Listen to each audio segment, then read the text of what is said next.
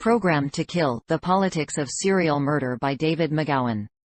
This audiobook is brought to you by t.me/theconspiracyhole. I will be reading citations and headlines. And I will be reading the main text. Contents. Introduction, Mind Control 101. Part 1, The Podocracy. Chapter 1, From Brussels. Chapter 2, To Washington. Chapter 3, Uncle Sam Wants Your Children. Chapter 4, McMolestation. Chapter 5, It Couldn't Happen Here. Chapter 6, Finders Keepers. Part 2, There's Something About Henry. Chapter 7, Sympathy for the Devil. Chapter 8, Henry, Portrait of an MKUltra Assassin. Chapter 9, Rancho Diablo. Chapter 10, The Myth of the Serial Killer. Chapter 11, Lone Nuts. Chapter 12, Satan's Family Tree. Chapter 13, The Spawning Ground. Chapter 14, Superstars. Chapter 15, The Next Generation.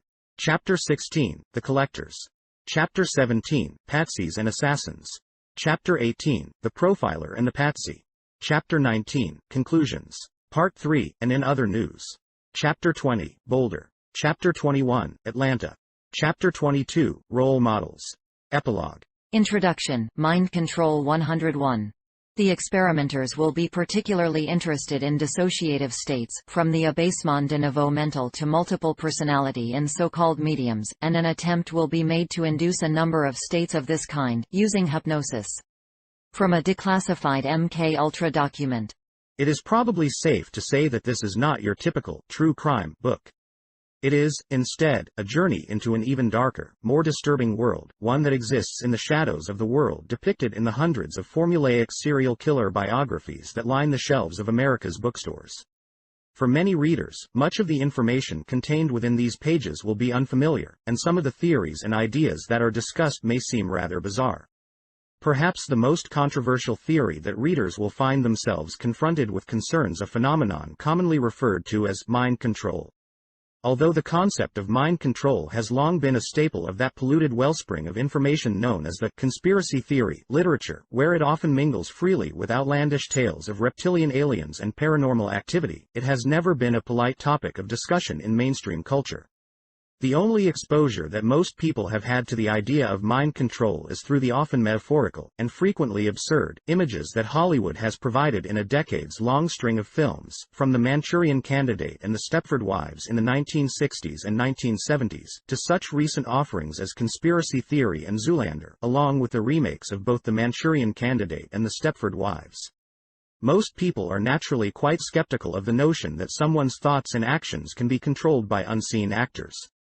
Particularly in Western culture, where the idea of free will is firmly indoctrinated, theories of mind control are inimical to the omnipresent mantra that we are all responsible for our own actions. It is quite likely then that scenarios involving mind-controlled killers, whether assassins like Lee Harvey Oswald or Sirhan Sirhan, or serial killers like Henry Lee Lucas or Charles Manson, will be summarily dismissed by many readers. Skeptics though should bear in mind that, contrary to perceptions, mind control is not a fictional creation of novelists and Hollywood screenwriters. To the contrary, there exists a substantial paper trail establishing that the U.S. intelligence community has devoted a vast amount of both human and financial resources, over a period of several decades, to the study of mind control. Along the way, luminaries of numerous social sciences have been recruited and co-opted. Detailing all the techniques and procedures that have received attention from the Central Intelligence Agency and its brethren is, unfortunately, well beyond the scope of this book. It is possible, however, to provide a rough sketch of what mind control really is, a sketch that will, it is hoped, help to demystify a phenomenon that is not, as it turns out, nearly so esoteric as it may at first appear to be.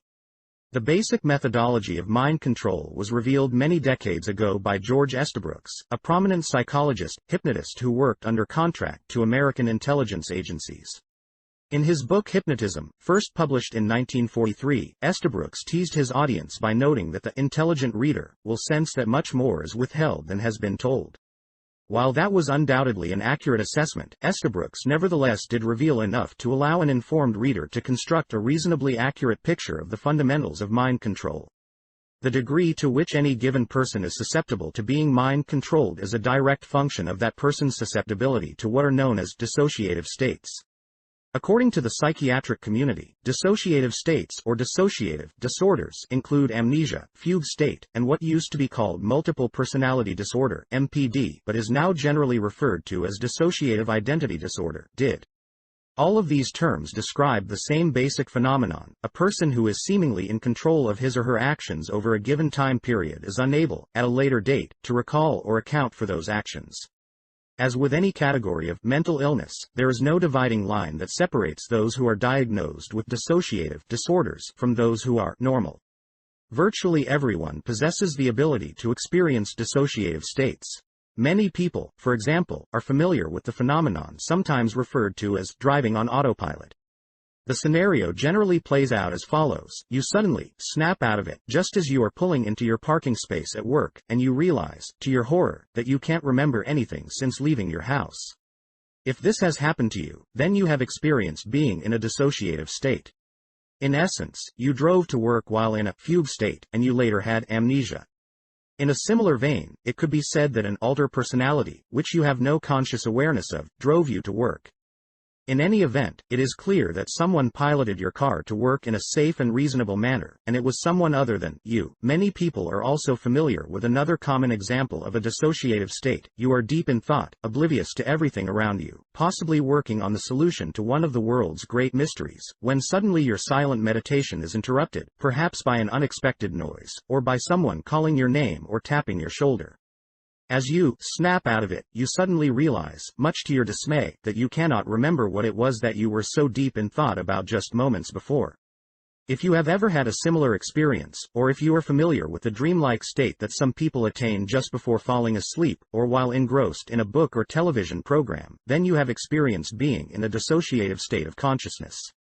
While the ability to dissociate is likely universal, or nearly so, some people are clearly more susceptible to dissociative states than are others. There is little question that someone's innate ability to dissociate can be greatly enhanced, although not necessarily by ethical means.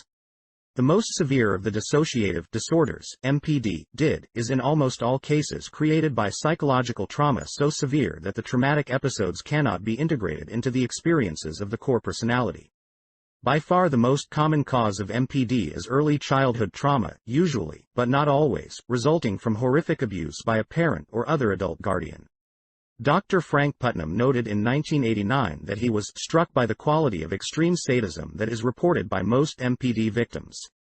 Many multiples have told me of being sexually abused by groups of people, of being forced into prostitution by family members, or of being offered as sexual enticement to their mother's boyfriends. After one has worked with a number of MPD patients, it becomes obvious that severe, sustained, and repetitive child abuse is a major element in the creation of MPD. Dr. Deirdre Barrett, writing in 2001 for Psychology Today, offered a similar observation: dissociators have the following traits in common. Many such subjects reported a history of child abuse. Although some remembered this directly, some had been told by others that they had been battered. Other dissociators who had not been abused had suffered childhood traumas such as prolonged, painful medical conditions and before the age of 10 experienced the deaths of their parents. As mental health professionals have long recognized, the normal human reaction to highly stressful situations is what is known as the fight or flight response. Children, however, typically lack the ability to either fight off or flee from their attackers and abusers. This is particularly true, of course, for very young children. The human brain, that wonderfully resilient organ, therefore reacts in the best way that it can under the circumstances. It allows the child to mentally flee from the situation. When the abuse is of an extreme and sustained nature, the brain's response is to build a virtual wall around the traumatic experiences by creating a separate and distinct alter personality to deal with current and future episodes of abuse.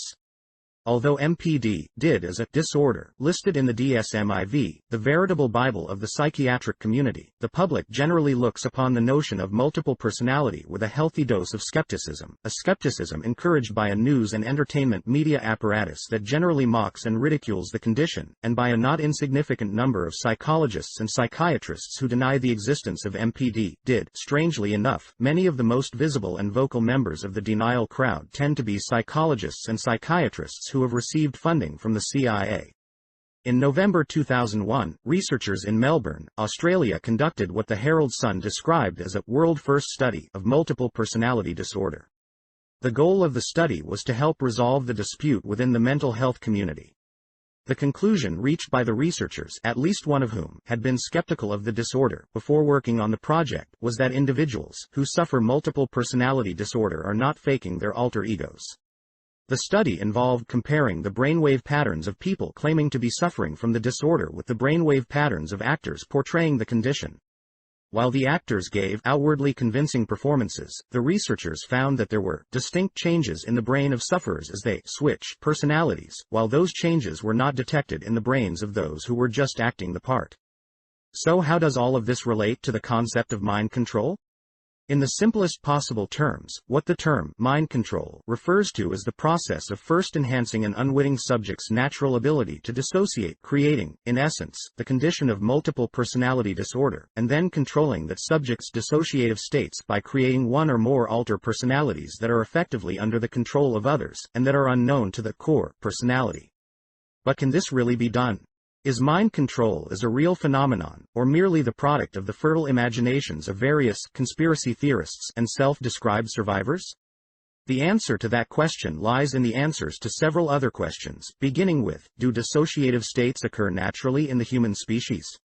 As anyone who has ever driven their car to work on autopilot, or been caught daydreaming, or spacing out, can testify, the answer is yes, although the vast majority of people would not normally use the term dissociative state to describe the experience. Can the naturally occurring ability to dissociate be enhanced? The answer here also appears to be yes, albeit with the caveat that enhancing that ability generally requires the infliction of severe trauma, preferably during the vulnerable childhood years. Would the CIA and other U.S. intelligence agencies be restrained morally or ethically from inflicting such trauma? How this question is answered depends largely upon the individual reader's political orientation and level of awareness of national and world events. Serious students of covert operations know that the CIA has a long and very sordid history of sponsoring countless assassinations, civilian massacres, violent coups, and barbaric torture, interrogation centers, and that is just a short list. This bloody, and very well documented, record suggests that there is little, if anything, that the CIA will not attempt to justify in the name of national security. Documents released through FOIA requests have revealed that, at the very least, the agency has not shied away from funding and sponsoring studies in which very young children have been dosed with LSD continuously for several weeks. If we accept that dissociation is a real and naturally occurring human ability, and that the tendency to dissociate can be enhanced, and that the intelligence community's hands are not tied by ethical concerns, then the final, and most critical, question becomes, can enhanced dissociative states, once created, be controlled? George Estabrooks was clearly convinced that that was indeed the case. He claimed that once a person's core personality had been split, it was then possible to control one or more of the alter personalities, without the conscious awareness of the primary personality. This process, according to Estabrooks, allowed the intelligence community to create super spies, unwitting agents, who were willing to follow any orders unquestioningly. Among other duties, these super spies made ideal couriers, since they could be fed sensitive information while in a controlled dissociative state and thereafter have no conscious awareness that they were transporting important data. Even under torture, the super spy would reveal nothing, for as far as he or she was aware, there was nothing to reveal. Someone at the receiving end who was familiar with the super spy's programming, however, could readily extract the information, after which the super spy would remain blissfully unaware that a mission had been successfully completed. As dubious as Estabrooks' scenario may at first appear to be, it is not so very different from the common phenomenon of driving on autopilot. Let us imagine that you have managed, once again, to find yourself at work with no idea how you got there. You can remember nothing beyond pulling out of your driveway. So you decide, out of curiosity, to pay a visit to a skilled hypnotist, who succeeds in putting you under, so to speak. While in the hypnotic trance, another term for a dissociative state, you would be able to relate to the hypnotist and anyone else in the room all the mundane details of your drive to work. Once brought back to a normal state of consciousness, however, you would still have no conscious memory of your drive to work unless instructed otherwise by the hypnotist. You would have served, in essence, as a super spy. All that is missing from the equation is the element of control. And how would that control be attained? Estabrooks shied away from the details, only alluding to the severe psychic torture that is required to split a person's core personality and then exert control over the alter personalities that are created. The trauma is often referred to euphemistically as a form of hypnotism. In one passage, for example, Estabrooks noted that multiple personalities are caused by a form of hypnotism in the first place. We will see that emotional shock produces exactly the same results as hypnotism. Later, he came a little closer to the truth: multiple personality can be both caused and cured by hypnotism. Remember that war is a grim business. Suppose we deliberately set up that condition of multiple personality to further the ends of military intelligence. Still later, he came even closer: everyone can be thrown into the deepest state of hypnotism by the use of what I termed the Russian method, no holds barred, deliberate disintegration of the personality by psychic torture. The subject might easily be left a mental wreck, but war is a grim business. War is indeed a grim business, as Estabrooks was apparently fond of stating, but that argument hardly justified the type of research the doctor endorsed, including using children, who are notoriously easy to hypnotize, as research subjects. Decades after the publication of Estabrooks' seminal work, another psychiatrist, hypnotist, by the name of Paul Verdier, wrote an obscure book entitled Brainwashing and the Cults, an exposé on capturing the human mind. Verdier's manuscript began on a promising note, with this acknowledgement: it must be accepted that brainwashing is now being used here, in the United States, by devious persons with personal gain in mind. Unfortunately, the author followed that bold proclamation with a woefully inaccurate accounting of who those devious persons might be. He did though provide a reasonably good description of the process of mind control, although Verdier, like Estabrooks, did not use the term mind control. By Verdier's account, the objective of the would-be brainwasher is to access those areas of the brain that are outside of the individual's conscious control. This is accomplished, the doctor explained, by circumventing the normal inhibiting response of the cerebral cortex, so that an individual's voluntary conscious self-control will be bypassed or short-circuited.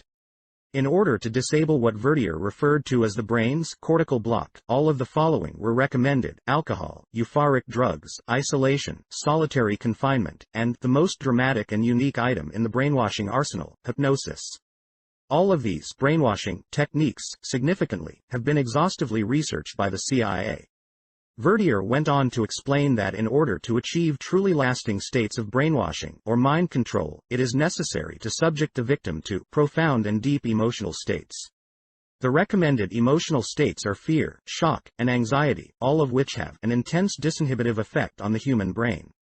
Even more effective is pain, because, according to the eminent neurologist, Dr. Wilder Penfield, sensations of pain from the muscular sensory system enter the subcortical brain regions directly.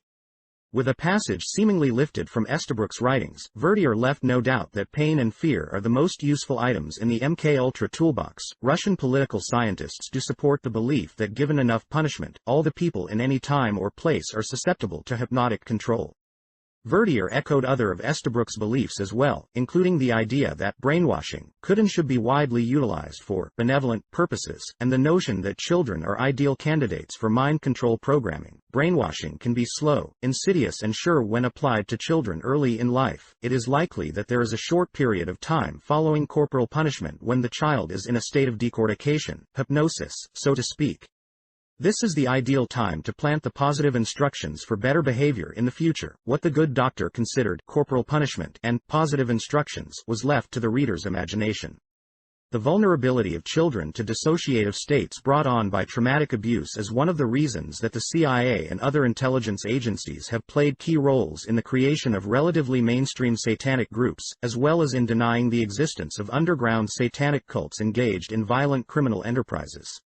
Some of the available evidence suggests that an array of satanic groups have served as intelligence agency fronts for mind control operations, which actually makes perfect sense, considering that if the goal is to severely traumatize children, then surely nothing compares to the seemingly outlandish stories told by those who have survived what has been dubbed satanic ritual abuse (SRA).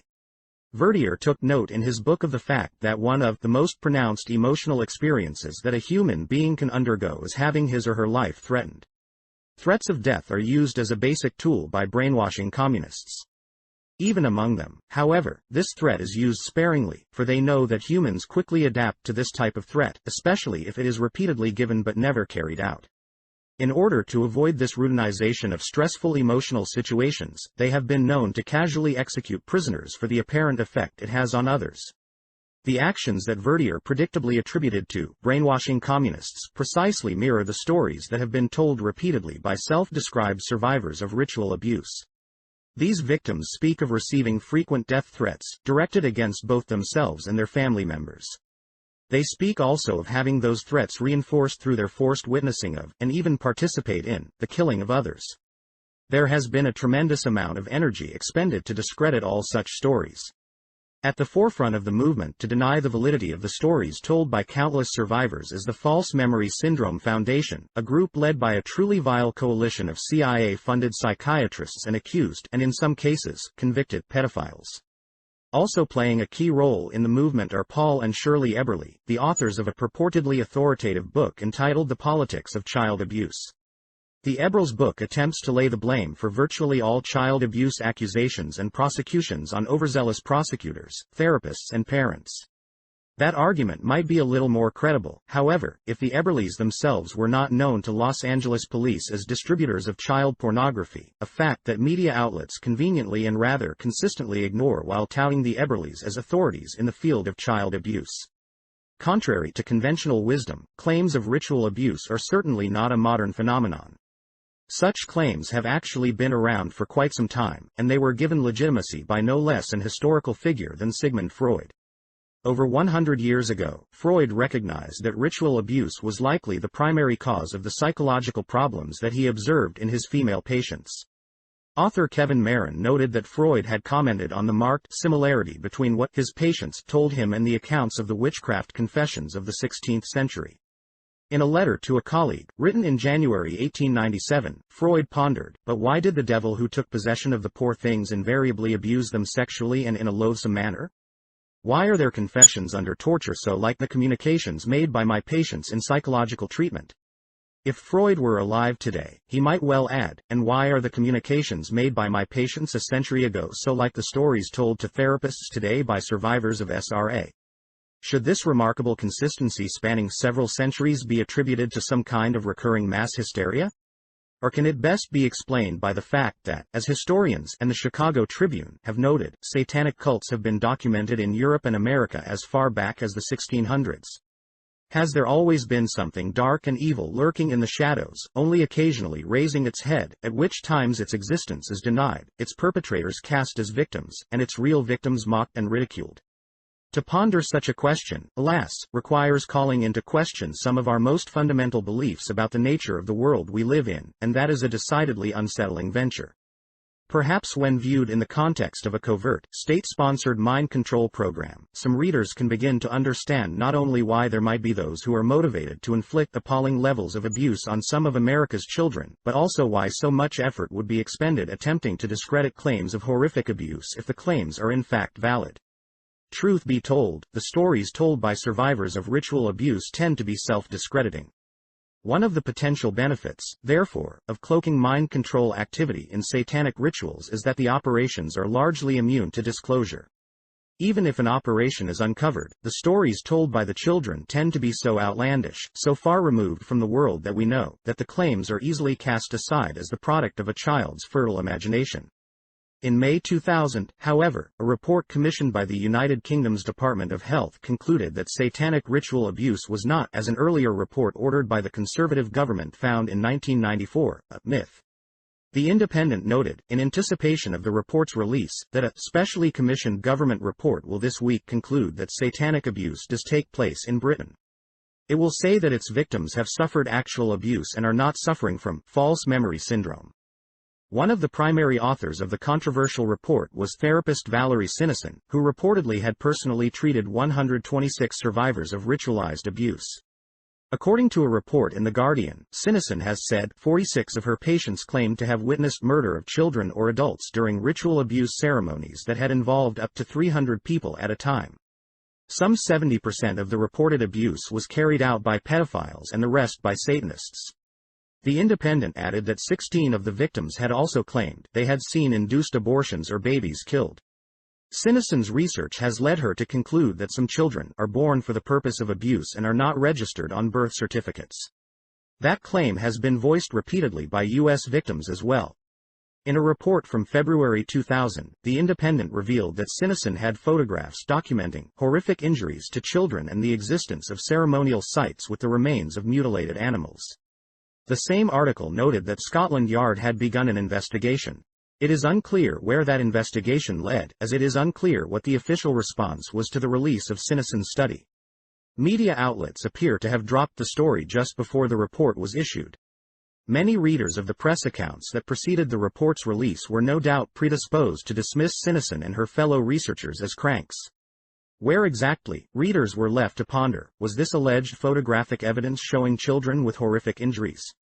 And where is the evidence of ritual murders being performed? As it turns out, shockingly enough, such evidence is not that difficult to find. As hard as it may be to believe, especially for readers conditioned to think that all such stories are nothing but urban myths, photographic evidence of exactly the sort described by Sinison is being peddled all over the internet. But even with such compelling evidence being widely circulated, many will still be tempted to discount the stories told by the survivors of such abuse. Skeptics are advised to keep in mind the words of Detective Robert Simandl of the Chicago Police Department. It's difficult for us to believe such crimes are occurring, but they are, all over the United States, indeed, all over the world, as we shall see in the next chapter. In the early 1950s, the CIA was looking for specially gifted subjects to study dissociative states, which could be induced and controlled to some extent with hypnosis and drugs. Arlene Tyner, writing in Probe magazine, July-August 2000. Part 1. The Podocracy. From our comfortable seat in life, we never could have imagined that thousands of well-off adults, integrated and even cultured, find pleasure in seeing children tortured and killed. From a front-page editorial in Italy's Corriere della Sera, reprinted in the Irish Times, September 29, 2000. Chapter 1, from Brussels.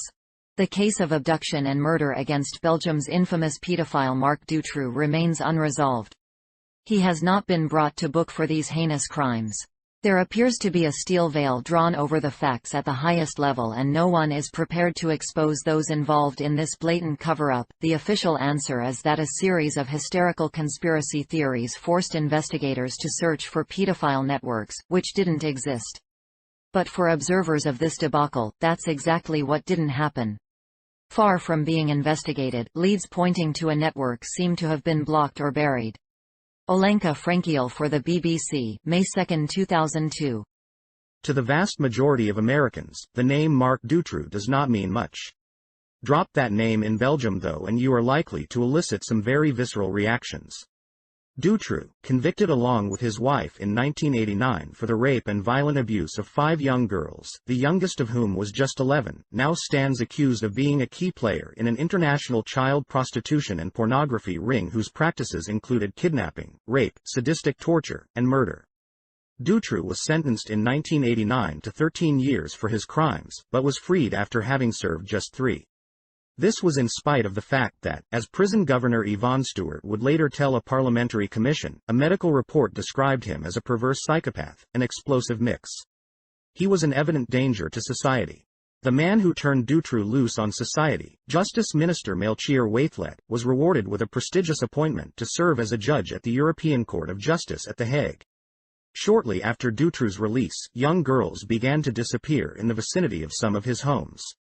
Though technically unemployed and drawing welfare from the state, he nevertheless owned at least 6 houses and lived quite lavishly. His rather lucrative income appears to have been derived from trading in child sex slaves, child prostitution, and child pornography. Many of his houses appeared to stand vacant, though at least some of them were in fact used as torture and imprisonment centers where kidnapped girls were taken and held in underground dungeons. Some of Dutroux's homes were used in this way for several years following his early release, with a growing body of evidence to indicate that fact to the police. Authorities nevertheless failed to act on the information, or acted on it in ways that implied either complete incompetence, according to most press reports, or police complicity in the operation, according to any sort of logic. Officials seemed to have routinely ignored tips that later proved accurate, including a report from Dutroux's own mother that her son was holding girls prisoner in one of his houses. In addition, key facts were withheld from investigators working on the disappearances, and lines of communication were unaccountably broken, inexcusably hindering the investigation. Police did search one of Dutroux's homes on no less than 3 separate occasions over the course of the investigation. On at least 2 of those occasions, 2 of the missing girls were being held in heinous conditions, imprisoned in a custom-built dungeon in the basement. Nevertheless, according to The Guardian, the police searches came up empty, even though the investigating officers reported hearing children's voices on one occasion. It was not until August 13, 1996, 4 years after the disappearances began, that authorities arrested Dutroux, along with his wife, an elementary school teacher, a lodger, a policeman, and a man The Guardian described as an associate with political connections, elsewhere identified as Jean-Michel Nihoul, a Brussels businessman and nightclub owner. One of those taken into custody, Michel Leliev, described in a May 2002 BBC report as a drug addict and petty thief, reportedly told his interrogators that at least some of the girls abducted by the ring were kidnapped to order for someone else. This was just one of many statements by suspects and witnesses that would later be dismissed by Belgian officials. 2 days after the arrests, police again searched Dutroux's home and discovered the soundproof dungeon torture center. As CNN reported, 3 years earlier, police ignored tips from an informant who said Dutroux was building secret cellars to hold girls before selling them abroad. In addition, in 1995, the same informant had told police that Dutroux had offered an unidentified third man, the equivalent of $3,000 to $5,000 to kidnap girls. Incredibly, it was later reported by The Guardian that police actually had in their possession a videotape of the dungeon being constructed. Belgian police could have saved the lives of 2 children who were allegedly murdered by the pedophile Marc Dutroux if they had watched a video seized from his home which showed him building their hidden cell. The tape had been seized in one of the earlier searches. At the time of the final search, 2 14-year-old girls were found imprisoned in the dungeon, chained and starving. They described to police how they had been used as child prostitutes and in the production of child pornography videos. More than 300 such videos were taken into custody by the police. On August 17, 1996, the story got grimmer as police dug up the bodies of 2 8-year-old girls at another of Dutroux's homes. It would later be learned that the girls had been kept in one of Dutroux's dungeons for 9 months after their abductions, during which time they were repeatedly tortured and sexually assaulted, all captured on videotape. The girls were then left to slowly starve to death. Alongside of their decimated corpses was the body of Bernard Weinstein, a former accomplice of Dutroux who had occupied one of the houses for several years. Weinstein had been buried alive. A few weeks later, 2 more girls were found buried under concrete at yet another of the Dutroux properties. Autopsy reports suggest they were drugged and then buried alive. By that time, 10 people connected to the case were reportedly in custody. As the body count mounted, the outrage of the Belgian people grew. They demanded to know why this man, dubbed the Belgian Beast, had been released after having served such an absurdly short sentence. And they demanded to know why, as evidence had continued to mount and girls had continued to disappear, the police had chosen to do nothing. How many girls, they wanted to know, had been killed due to this inaction? Adding further fuel to the fire, as a Los Angeles Times report revealed, were claims by a highly regarded children's activist, Marie-France Bott, that the Justice Ministry is sitting on a politically sensitive list of customers of pedophile videotapes. The same report noted, the affair has become further clouded by the discovery of a motorcycle that reportedly matches the description of one used in the 1991 assassination of prominent Belgian businessman and politician André Kuhls. Michel Berlet, the head prosecutor on the pedophile case, meanwhile, has publicly declared that the investigation can be thoroughly pursued only without political interference. Several years ago, Berlet was removed from the highly charged Kuhls case, which remains unsolved. A report in Time magazine alluded to murky links between the Dutroux operation and organized crime figures. Mark Verwilgen, the chief investigating magistrate on the case, stated the case more bluntly, "For me, the Dutroux affair is a question of organized crime." Also mentioned in the Time article was the use of secret underground tunnels, not unlike those described by children a decade earlier at the infamous McMartin preschool. Outrage continued to grow as more arrests were made and evidence of high-level government and police complicity continued to emerge. One of Dutroux's accomplices, businessman Jean-Michel Nihoul, confessed to organizing an orgy at a Belgian chateau that had been attended by government officials, a former European commissioner, and a number of law enforcement officers. A Belgian senator noted, quite accurately, that such parties were part of a system which operates to this day and is used to blackmail the highly placed people who take part. According to the BBC, Nihoul has brazenly claimed, "I am the monster of Belgium." He has all but dared the state to prosecute him, claiming that he is beyond the reach of the law because he has information that, if made public, would bring the government and the entire state down. In September 1996, 23 suspects, at least 9 of whom were police officers, were detained and questioned about their possible complicity in the crimes and/or their negligence in investigating the case. As the Los Angeles Times noted in a very brief, 2-sentence report, the detainments were the latest indication that police in the southern city of Charleroi may have helped cover up the alleged crimes of Marc Dutroux. The arrests followed raids on the police officers' homes and on the headquarters of the Charleroi police force and were based on information supplied by Police Inspector Georges Zicot, who had already been charged as an accomplice. 3 magistrates had also reportedly been interrogated by police investigators. Just days before the arrests, police had also arrested 5 suspects in the Kool's assassination, including a former regional government minister named Alain van der Biest. Strangely enough, the News Telegraph reported that police investigating the Kool's murder in 1991 have been given helpful leads by some of those arrested in the Dutroux case. The Telegraph also noted that Kool's had promised shocking revelations before his death. On October 14, 1996 came the straw that broke the camel's back. Jean-Marc Connerotte, who had been serving as the investigating judge on the Dutroux case, was dismissed by the Belgian Supreme Court. Connerotte was viewed by the people as something of a rarity, a public official, law enforcement officer who actually appeared to be pursuing a prosecution, rather than a cover-up. The News Telegraph described him as the only figure in the judiciary who enjoys the nation's confidence. As the New York Times reported, Connerotte became a national hero in August after saving 2 children from a secret dungeon kept by a convicted child rapist and ordering the inquiry that led to the discovery of the bodies of 4 girls kidnapped by a child pornography network. He had also arrested 3 men in 1994 as suspects in the Kool's assassination, just before the case was transferred to the jurisdiction of another magistrate. A May 2002 BBC report revealed that, after Connerotte's removal, a special team of police officers interviewing Regina Louf and the other ex-witnesses, as they were called, were the next to be sacked. The ex-witnesses were victims of the pedophile ring who had come forward to tell harrowing tales of their victimization. A woman named Regina Louf was the first of 11 such victims to be interviewed by police officials.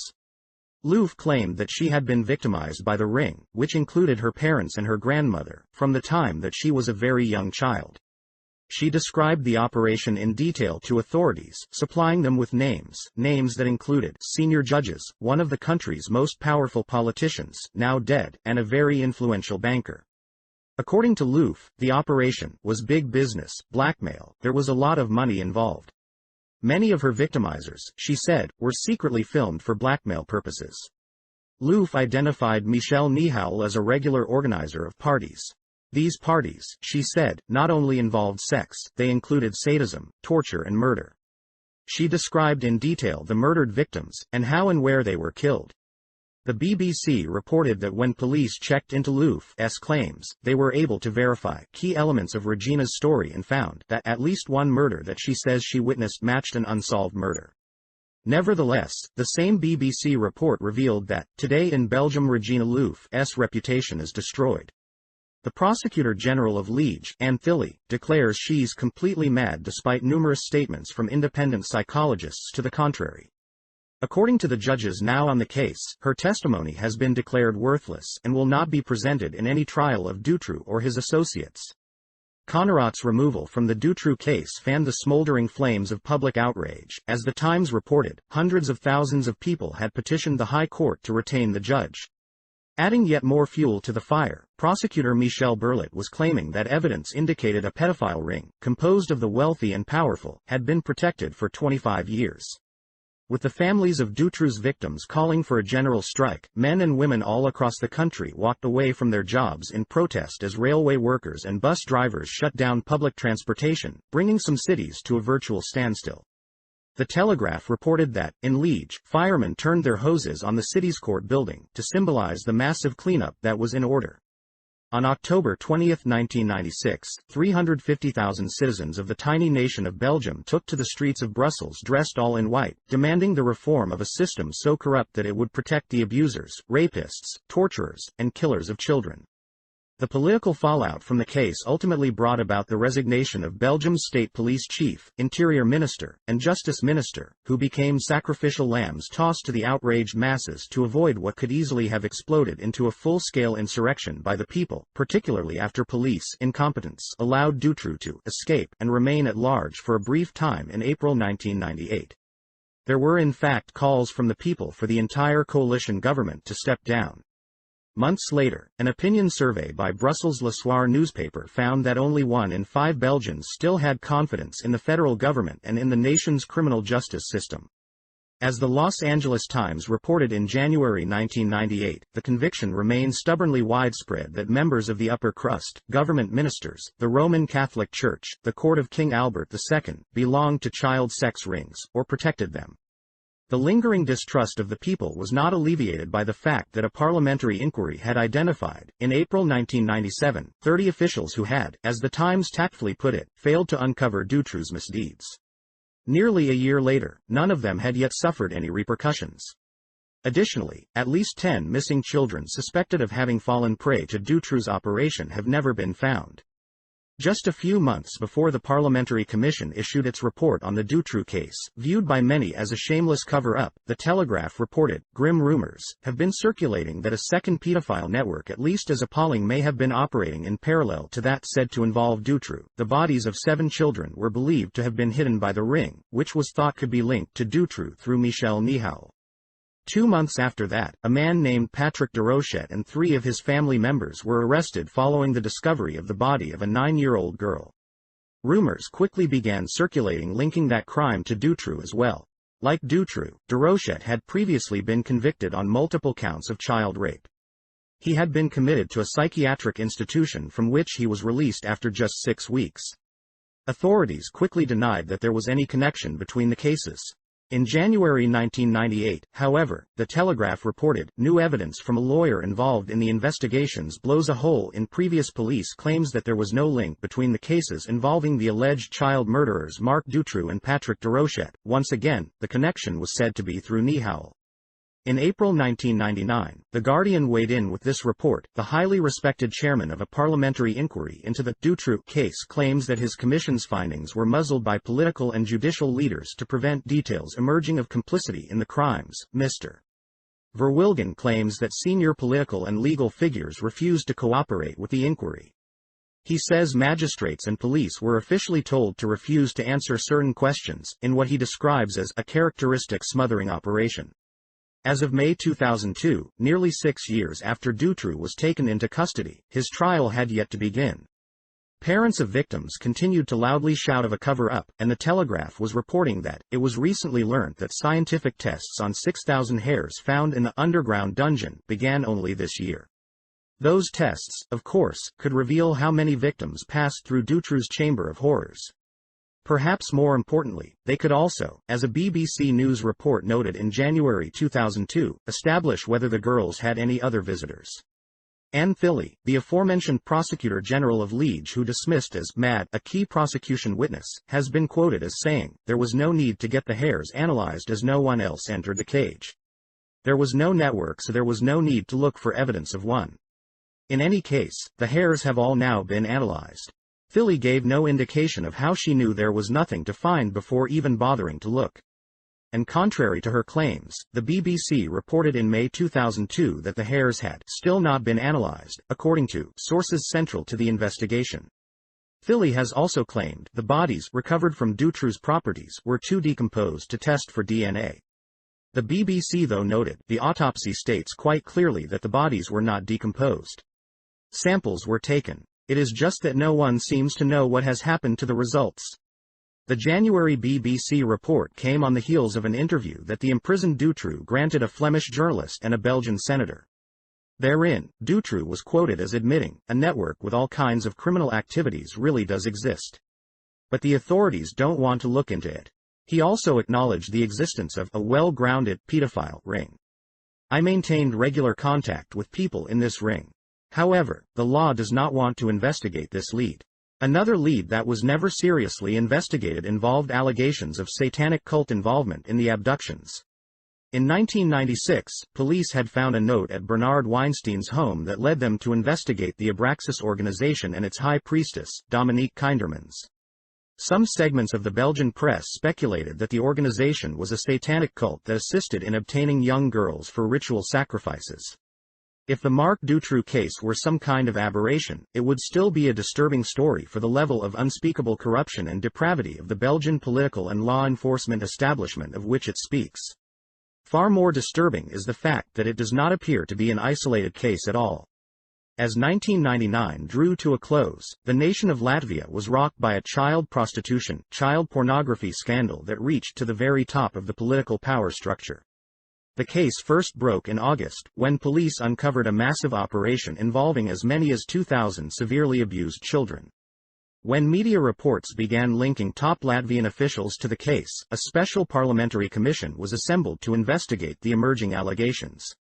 In February 2000, the chairman of the commission delivered a report to Parliament linking the country's Prime Minister and Justice Minister, the director of the State Revenue Service, and a number of army and law enforcement officers to the case.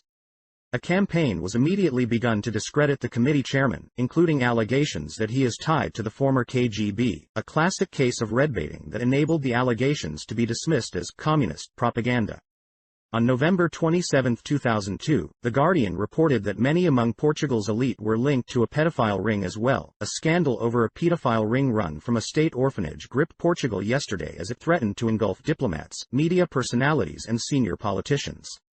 Photographs of unnamed senior government officials with young boys from Lisbon's Casa Pia orphanage were among the evidence reportedly available to police after they arrested a former orphanage employee called Carlos Silvino. One revelation in the case was that systematic sexual abuse of children at the home had allegedly been going on for more than 20 years and had been known to police and other authorities for most of that time. Teresa Costa Macedo, a former Secretary of State for Families, has said that she sent a dossier to police 20 years ago containing damning proof of the abuse, including photographs and eyewitness statements.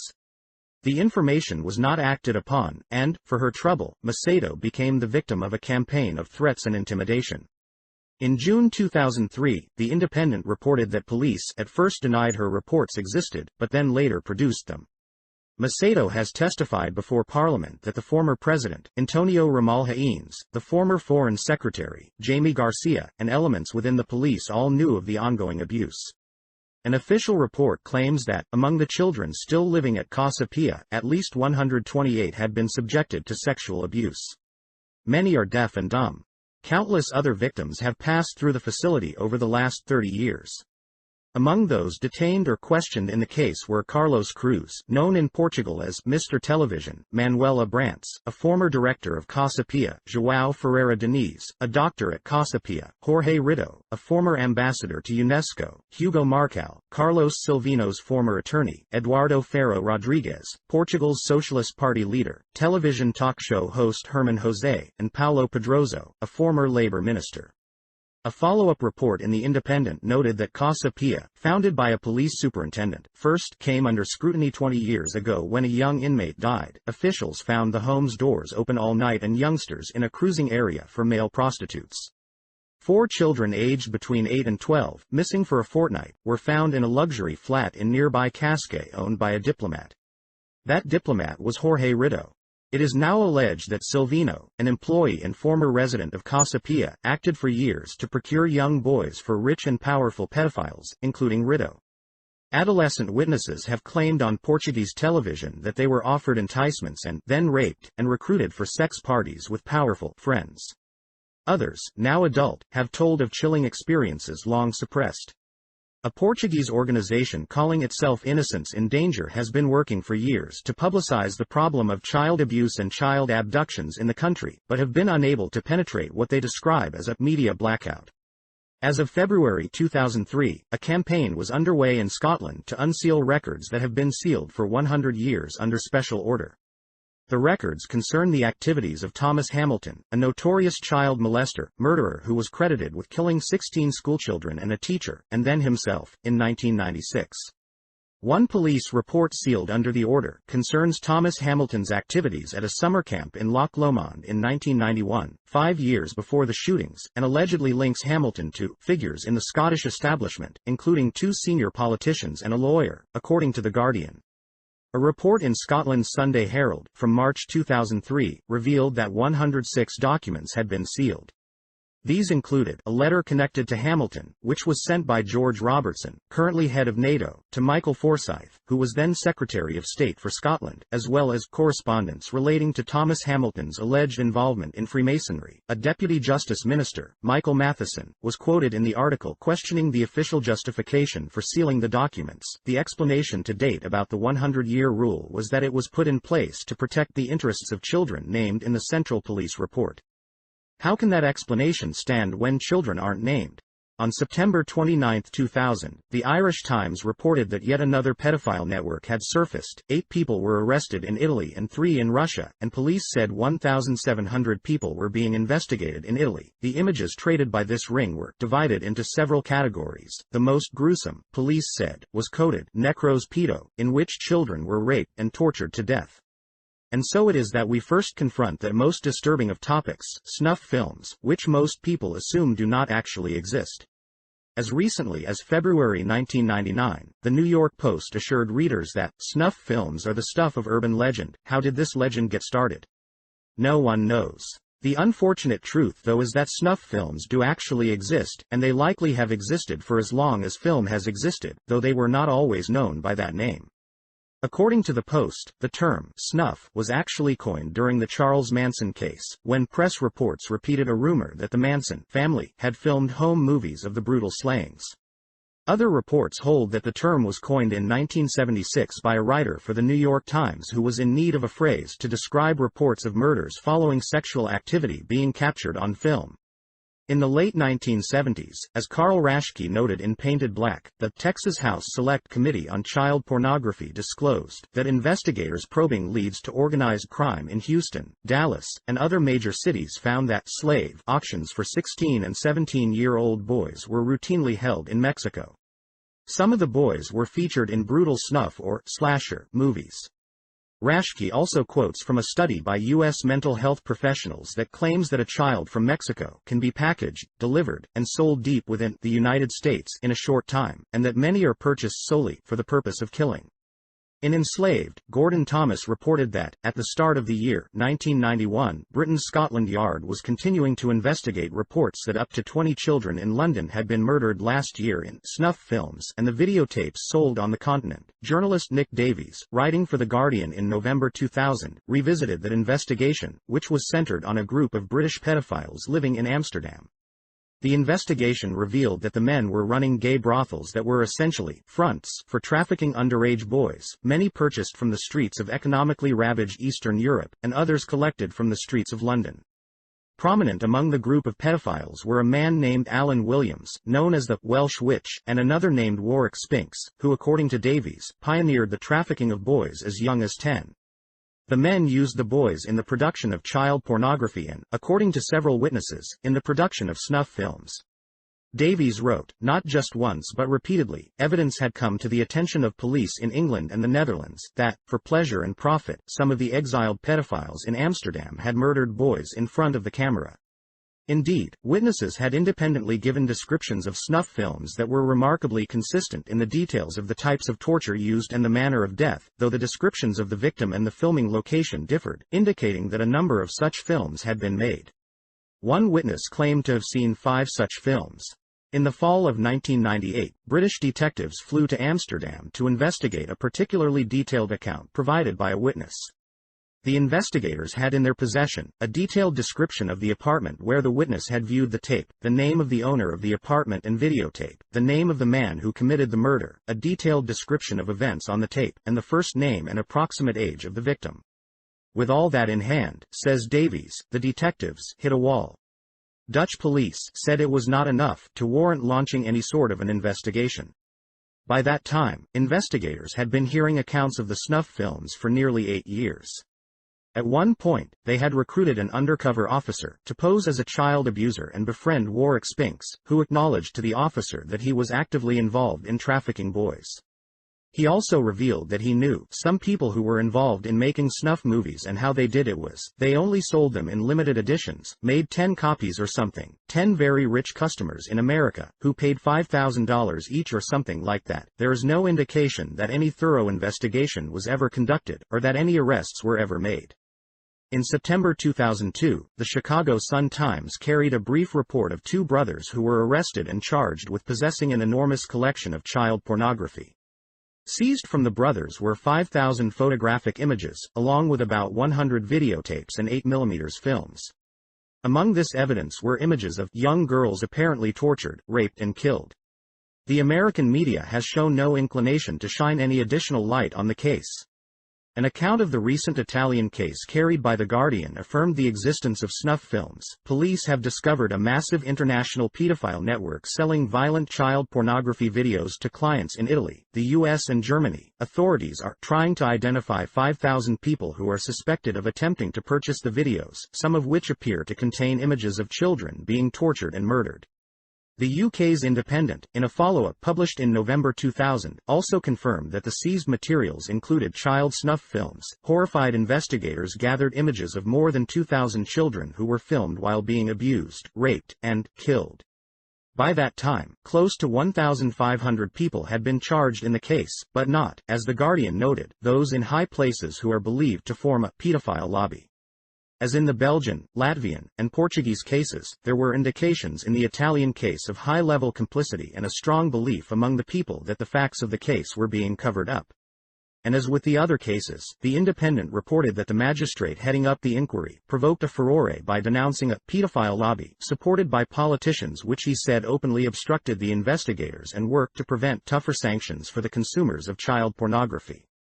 The New York Times reported in March 1997 that there is growing public indignation in France and elsewhere about the recurrent reports of kidnapping, rape or incest involving the very young. The same Times report revealed that French police had detained more than 250 people and confiscated some 5,000 videocassettes in conjunction with an investigation into a massive child pornography ring. Those detained by police were described as mainly married professionals. A dozen of them soon turned up dead, allegedly by their own hand. The BBC filed a brief report on a 1996 case that was otherwise almost completely ignored by the English-language press. Mexican police broke up an international child pornography ring based in the resort of Acapulco, which they said had at least 4,000 clients in the United States, emphasis added. A UN envoy investigating the case said that the child pornography sometimes involved babies of less than 1 month old. In June 1997, the News Telegraph spoke of over 800 French homes being raided and 204 suspects being taken into custody. Among those detained were more than 30 teachers, and a number of priests, as well as the deputy mayor of the town of Saint Mihiel.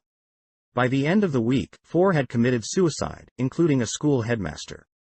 3 years later, the BBC filed a very brief report noting that a verdict was due in the trial of more than 60 people accused of possessing child pornography. One of the judges hearing the case said examining the video evidence made him feel physically sick. In a familiar refrain, it was reported that the French courts have been accused of attacking the easy targets, porn consumers, rather than producers and distributors. And one children's rights group has alleged that senior public figures were among those investigated, but their cases were dropped before coming to court. In 1998, another large-scale international ring was discovered operating out of the Netherlands and Berlin, Germany. The New York Times reported that investigators called the case nauseating, in that images of abuse of even babies and infants were peddled via the internet and other media.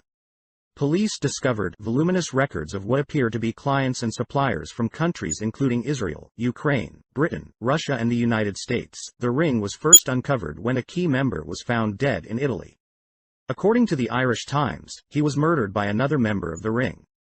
His apartment in the Dutch town of Zandvoort was found to contain thousands of digital images stored on computer disks, as well as hundreds of addresses of suspected suppliers and clients, according to the New York Times. The images shocked even veteran sex crimes investigators, one of whom stated that the seized evidence left him speechless. It looks like the perpetrators are not dealing with human beings but with objects. The BBC reported in June 1999 that 2 unnamed German men had gone on trial, accused of running a child pornography ring in Germany, Poland and the Czech Republic. The pair, along with at least 11 identified but unindicted accomplices, made video recordings of the gang sexually abusing children between the ages of 3 and 14 since 1993. A large but unspecified quantity of videos, photography, magazines and CD-ROMs containing child pornography were confiscated. Also noted was a possible connection to the Dutroux case. There have been cases of Slovak children being taken to Vienna to make pornographic films. The Belgian pedophile Marc Dutroux was a regular visitor to one Slovak town.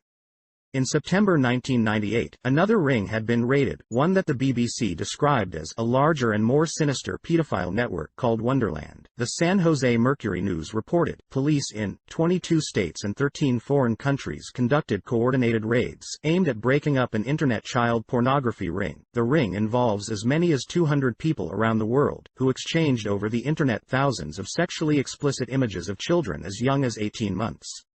The Independent later reported that the ring shared pictures of children being abused, in some cases live via webcam broadcasts over the internet.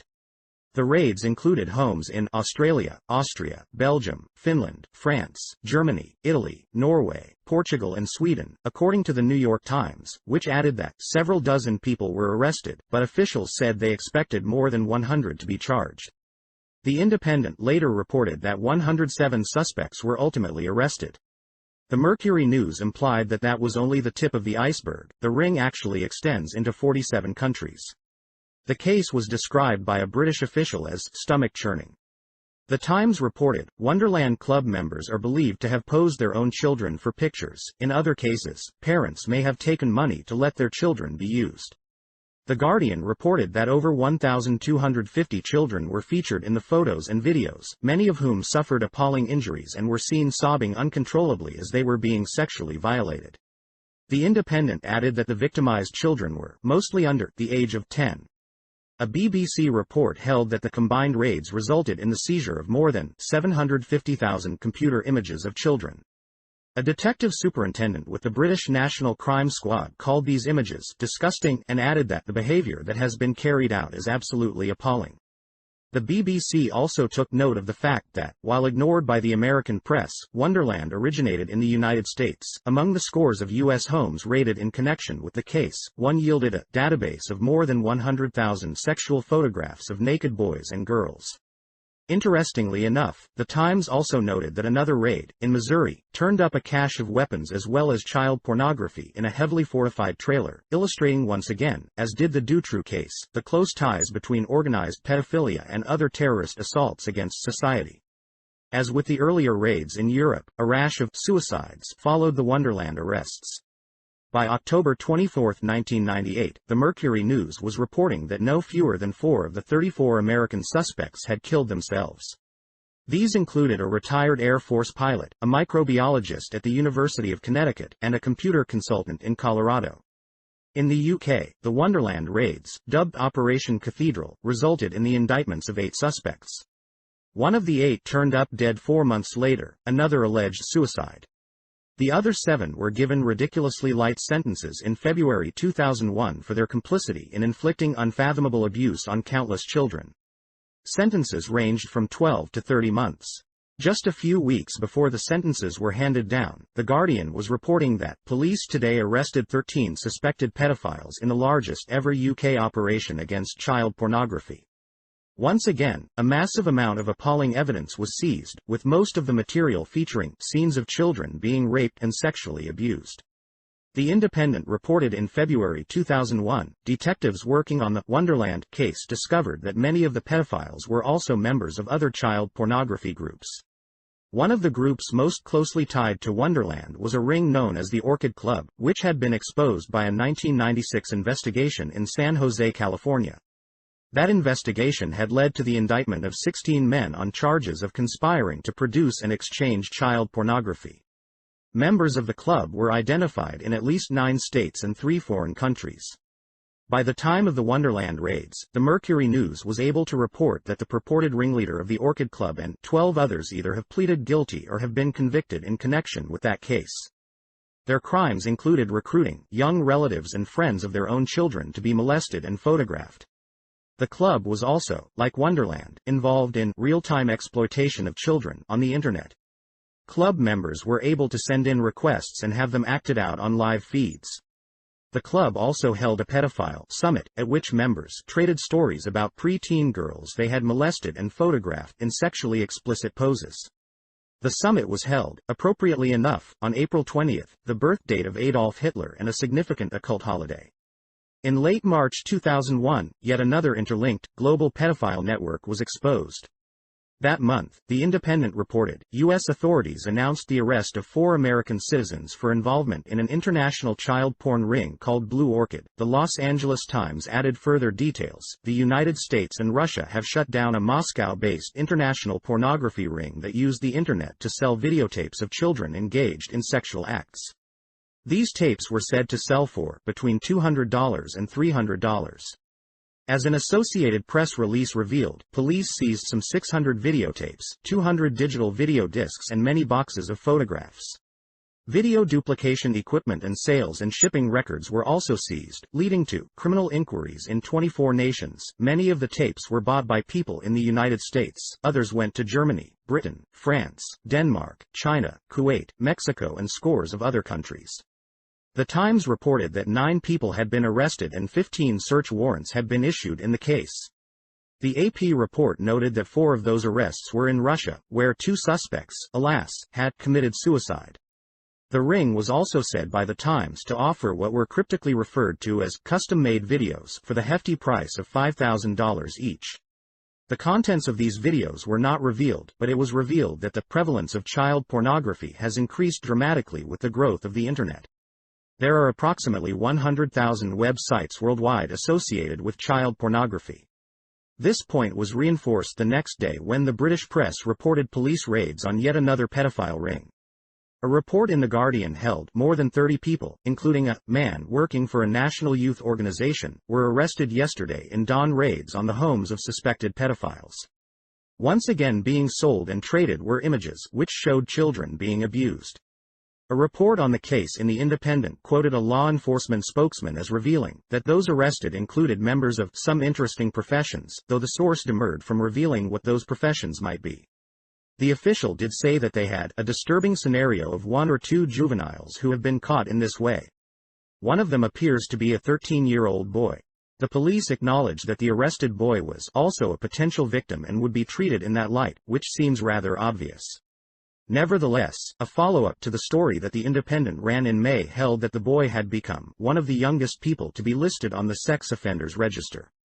The next month, The Guardian carried a report on Eric Franklin Rosser, accused child pornographer, one of the FBI's 10 most wanted criminals, and a former keyboardist for John Cougar Mellencamp's band.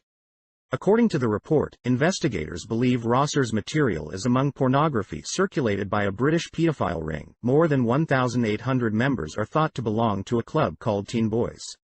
Its website features boys aged around 12. Teen Boys is considered bigger than the notorious Wonderland Club. In September 2001, the Scottish Daily Record reported that a Salvation Army couple working on a British Army base have been arrested in a massive pedophile crackdown. Seized from the couple's home were some 400 videotapes, computers, discs, photographs and other material. Images of children as young as 2 have been found. The same report claimed a massive Vice probe into kiddie porn in the USA would expose some of the biggest names in Hollywood as pedophiles. A federal investigation, codenamed Operation Avalanche, has already resulted in over 100 arrests, and the U.S. Department of Justice say there will be hundreds more, including celebrities. Lori Rabjohns, identified as a Justice Department spokeswoman, was quoted as saying, "These are people who appear upstanding members of society. We're talking doctors, lawyers, and celebrities." The investigation came about as a result of a raid on the Fort Worth, Texas home of Thomas and Janice Reedy, who had been operating a business called Landslide Productions, which offered child pornography for sale over the Internet. The Reeda's website, according to The Independent, functioned as a portal to more than 5,700 websites with names such as Child Rape and Cyber Lolita. The Reedys had made millions of dollars from their child porn business, which employed more than a dozen staff, including a customer service representative and a receptionist. This financial empire was built with money raised from the torture, rape and sexual abuse of children as young as 2. The raid on the Rita's home, conducted in September 1999, unexpectedly yielded a database of the names and addresses of a reported 75,000 subscribers around the world. According to a report carried in February 2002 by Tech TV, more than 35,000 of those individual subscribers were in the United States. Nevertheless, only 100 arrests had been made at that time of the report, a number that remained unchanged in the months after the initial arrests. By early 2003, the story had dropped out of sight with little indication that there would be any further arrests, despite Chief Postal Inspector Kenneth Weaver's earlier insistence that the initial arrests were just the tip of the iceberg. More than 7,000 subscribers to the site were British citizens. Their names, addresses and credit card information were provided by the FBI to British authorities, who launched an investigation paralleling Operation Avalanche that was dubbed Operation OR.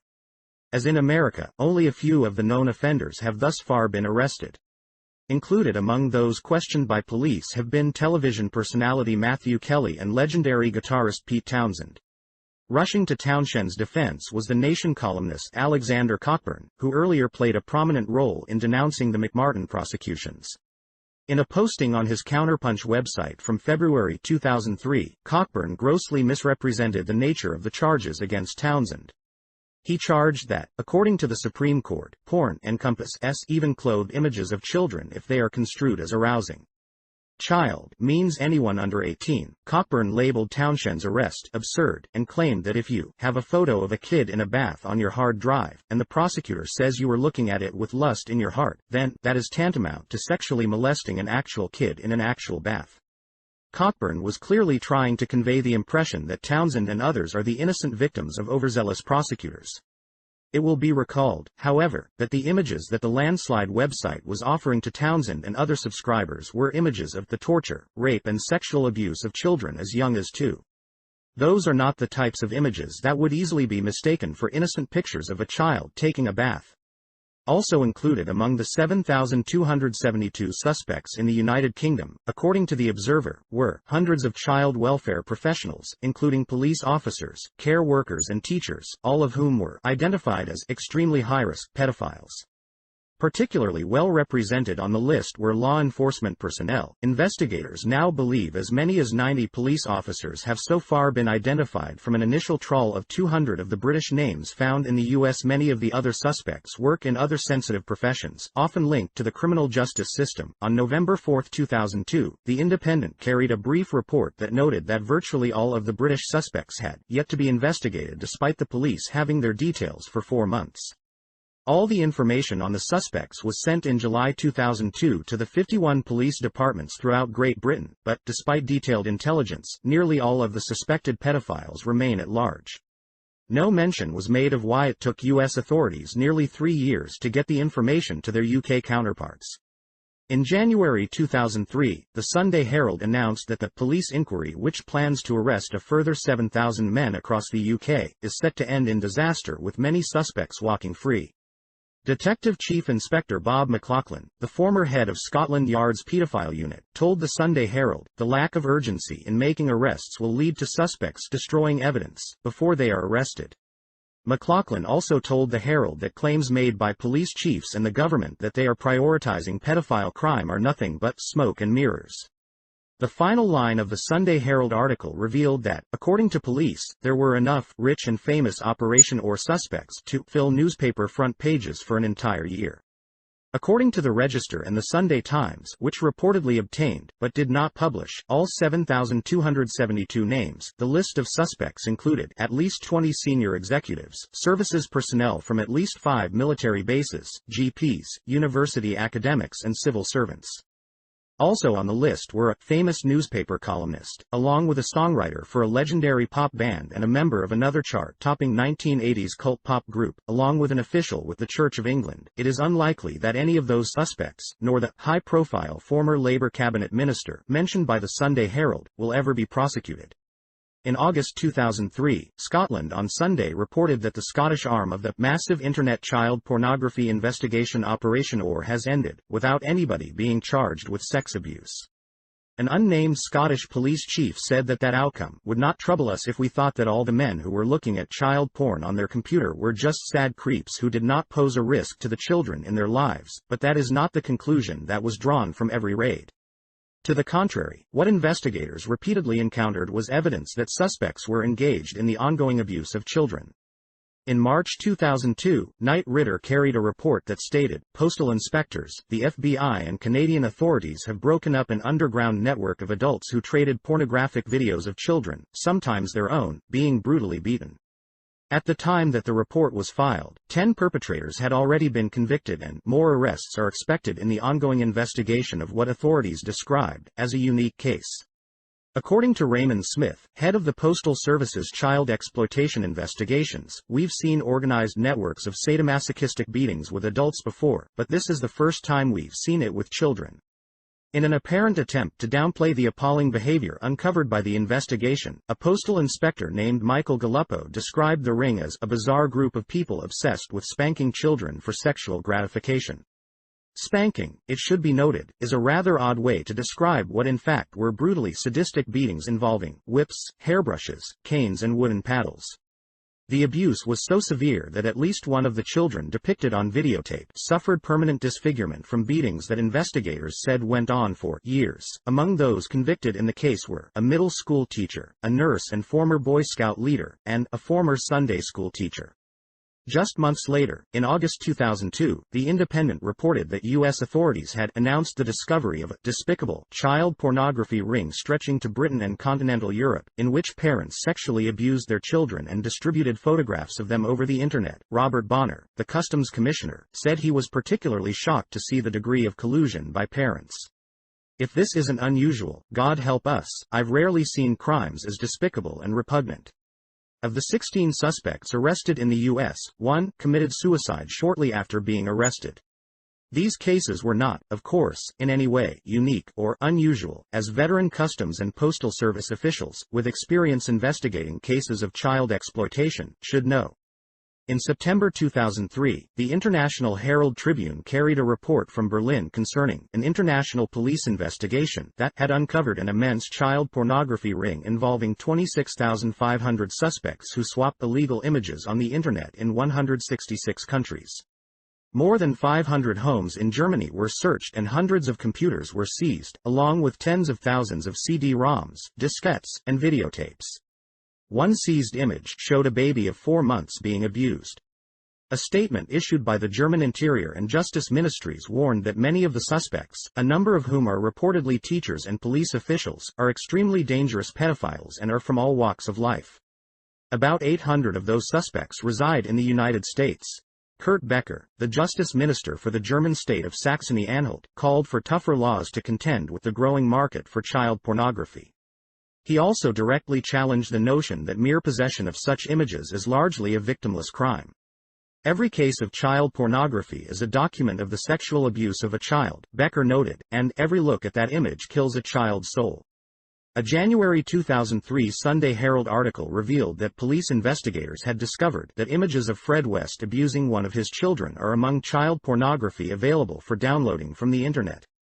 It is unclear whether the child was West's murdered daughter Heather. Fred West was one of the UK's most notorious, and most prolific, serial killers. Shortly after being charged with 12 counts of murder, he died while in police custody, allegedly by his own hand. Like Dutroux, West had constructed a torture chamber in his cellar where his victims were filmed being raped, tortured, murdered and mutilated. The remains of 9 of his victims, minus some missing parts, were discovered buried under his house and in his yard. While we are on the subject of serial killers, the Irish Times carried the following report in July 1998. Police suspect a series of gruesome gay hate killings in the Sydney region could be the work of a serial killer whose victims might be linked through a notorious paedophile ring. The latest mutilation murder was that of Australia's longest-serving mayor, Frank Arkell, aged 68, who was bludgeoned to death in his flat and who had previously faced 29 child sex charges.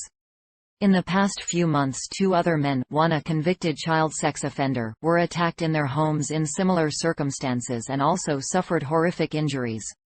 Arkell, the former Lord Mayor of Wollongong, 50 miles south of Sydney, was a key witness in a royal commission into police corruption which uncovered a network of pedophiles. Those serial killers sure come in handy sometimes. Bruno Tagliaferro, a Charleroi scrap metal merchant who knew Dutroux, claimed to know something about the car in which Julie and Melissa were kidnapped. But he was soon found dead, apparently of a heart attack. His wife Fabienne Joppart refused to accept the verdict and arranged for his body to be exhumed. Samples sent to the USA for analysis showed he'd been poisoned. Soon after, her teenage son found her dead at home in her bed, her mattress smoldering. Publicly it was declared suicide, or an accident. There have been 20 such unexplained deaths connected with Dutroux. Olenka Frankiel for the BBC, May 2, 2002. Chapter 2, To Washington. Several prosecutors, policemen and crucial eyewitnesses have committed suicide. Important evidence has also disappeared. So maybe Dutroux is being protected from on high. What other explanation can there be for such a disgraceful chain of events? Andrew Osborne in The Guardian, January 25, 2002. While the size and scope of pedophile rings have grown rapidly in recent years, America, as it turns out, has long been a nation whose laws were friendly to purveyors of child pornography. It was just 25 years ago, in 1978, that the very first federal statute on child pornography was passed into law. While forbidding production and sale, the statute placed no restrictions at all on the possession or trade of such materials. New laws enacted in 1984 forbid the trade of child pornography regardless of whether any money changed hands, though possession remained legal. In fact, as recently as 1990, private possession of child pornography was legal in 44 of the 50 states, despite the inescapable fact that all such materials were, by necessity, illegally produced and/or illegally obtained. Technology has for some time now played a key role in greatly expanding the availability of child pornography. The Polaroid camera, for example, eliminated the need for child pornographers to have access to complicit photo labs. Home video cameras did likewise for moving images. Personal computers, digital cameras, webcams, scanners, and, most notably, the Internet, have vastly expanded the reach of child pornography networks. In the age of the Internet, child pornography is a booming business. The Los Angeles Times noted in December 1999 that the number of investigations for Internet-related child pornography is soaring. The FBI launched 1,125 such inquiries this year, more than twice as many as last year. In the wake of this rising tide, the U.S. Ninth Circuit Court of Appeals issued a ruling on December 17, 1999 that struck a serious blow to the prosecution of child pornography cases. As the Times reported, the decision stipulated, the government cannot prohibit computer-generated sexual images that only appear to be pictures of children. A later report noted that appeals court judge Donald Malloy had stated that the First Amendment bars the government from criminalizing the generation of images of fictitious children engaged in imaginary but explicit sexual conduct. As a result of the court's decision, prosecutors were thereafter barred from bringing virtual child pornography cases in California and the 8 other western states within the jurisdiction of the U.S. Ninth Circuit Court of Appeals. As critics have noted, graphics technology now available to the general public is so sophisticated that it is virtually impossible to determine if an image has been digitally altered, and therefore if any actual children were involved in the generation of the image. U.S. Justice Department lawyers argued that very point, noting that the government may find it impossible in many cases to prove that a pornographic image is of a real child. Any good defense attorney, in other words, could raise reasonable doubt as to the authenticity of an image. It could in fact be argued that all such computer images only appear to be pictures of children. Computer images are not in fact photos, but are digital computer files that display as a facsimile of the original photo. A sound legal argument could be made that all digitally transferred and displayed child pornography is therefore legal, as it does not represent real children. That should come as great news to the international child pornography networks, given that the United States is their #1 market. According to investigative author Gordon Thomas, the majority of child pornography produced worldwide is targeted at the U.S., where by the early 1990s it was already a $3 billion a year business, and growing. Thomas claims that, according to law enforcement figures, over 22 million copies of child pornography videos were sold or rented in the U.S. In 1991. He also writes that much of that pornographic material is produced domestically, where it is part of the largest segment of movie making in the United States. Jan Hollingsworth concurs with Thomas's figures, describing child pornography as a $3 billion per year U.S. industry that grows twice that worldwide. It is bigger than Disney. Much bigger. Speaking of Disney, Thomas notes that child porn videos are frequently trafficked internationally by deceptively packaging them as Disney videos. Strangely enough, the first man to benefit from the Ninth Circuit Court decision was Patrick J. Naughton. You may remember him as the executive with the Walt Disney Co., who ran one of the company's kid-friendly websites. Naughton was arrested and later tried on child pornography charges. He was convicted on December 16, just one day before the decision was handed down in the case before the Circuit Court. Within hours of the appeals court ruling, Naughton was released by federal prosecutors on $100,000 bail. Despite the fact that he was, as the Times acknowledged, convicted of possessing pictures of actual children, a decision was made to release him until the impact of the court's ruling can be sorted out, illustrating the significant undermining of existing law that could result from the Circuit Court ruling. On January 22, 2001, the U.S. Supreme Court agreed to hear an appeal of the case. In April 2002, the High Court rendered its decision, upholding the ruling of the lower court. By doing so, the highest court in the land extended the ban on prosecutions of virtual child pornography to all 50 states. As the LA Times reported on April 17, 2002, the ruling creates an immunity for a new generation of virtual pornographers who rely entirely on computer images. The Times noted that it was an unexpected move for the conservative court, describing the decision as a surprisingly strong defense of the right to free speech. The decision was, alas, not all that surprising, given that the Supreme Court has demonstrated in the past, most notably during the 2000 election debacle, its willingness to toss aside its alleged principles when the need arises. Noted by the Times once again was the concern among prosecutors that they will have a hard time proving that children portrayed on an internet sex site, for example, are real children. The decision handed down by the Supreme Court, notably, does not answer that concern. Closely associated with child pornography is, of necessity, child abuse. It should be self-evident that all kids used in child pornography are abused children, their abuse recorded on film and tape for the depraved enjoyment of other child abusers. As Anne Houston, the director of the organization Childline Scotland, has said, every image of child abuse on the internet is a crime scene. Also closely associated with child pornography is the always controversial issue of missing children. There is considerable debate as to whether there is a problem in this country with missing children. Some claim that 200,000 or more children disappear without a trace every year.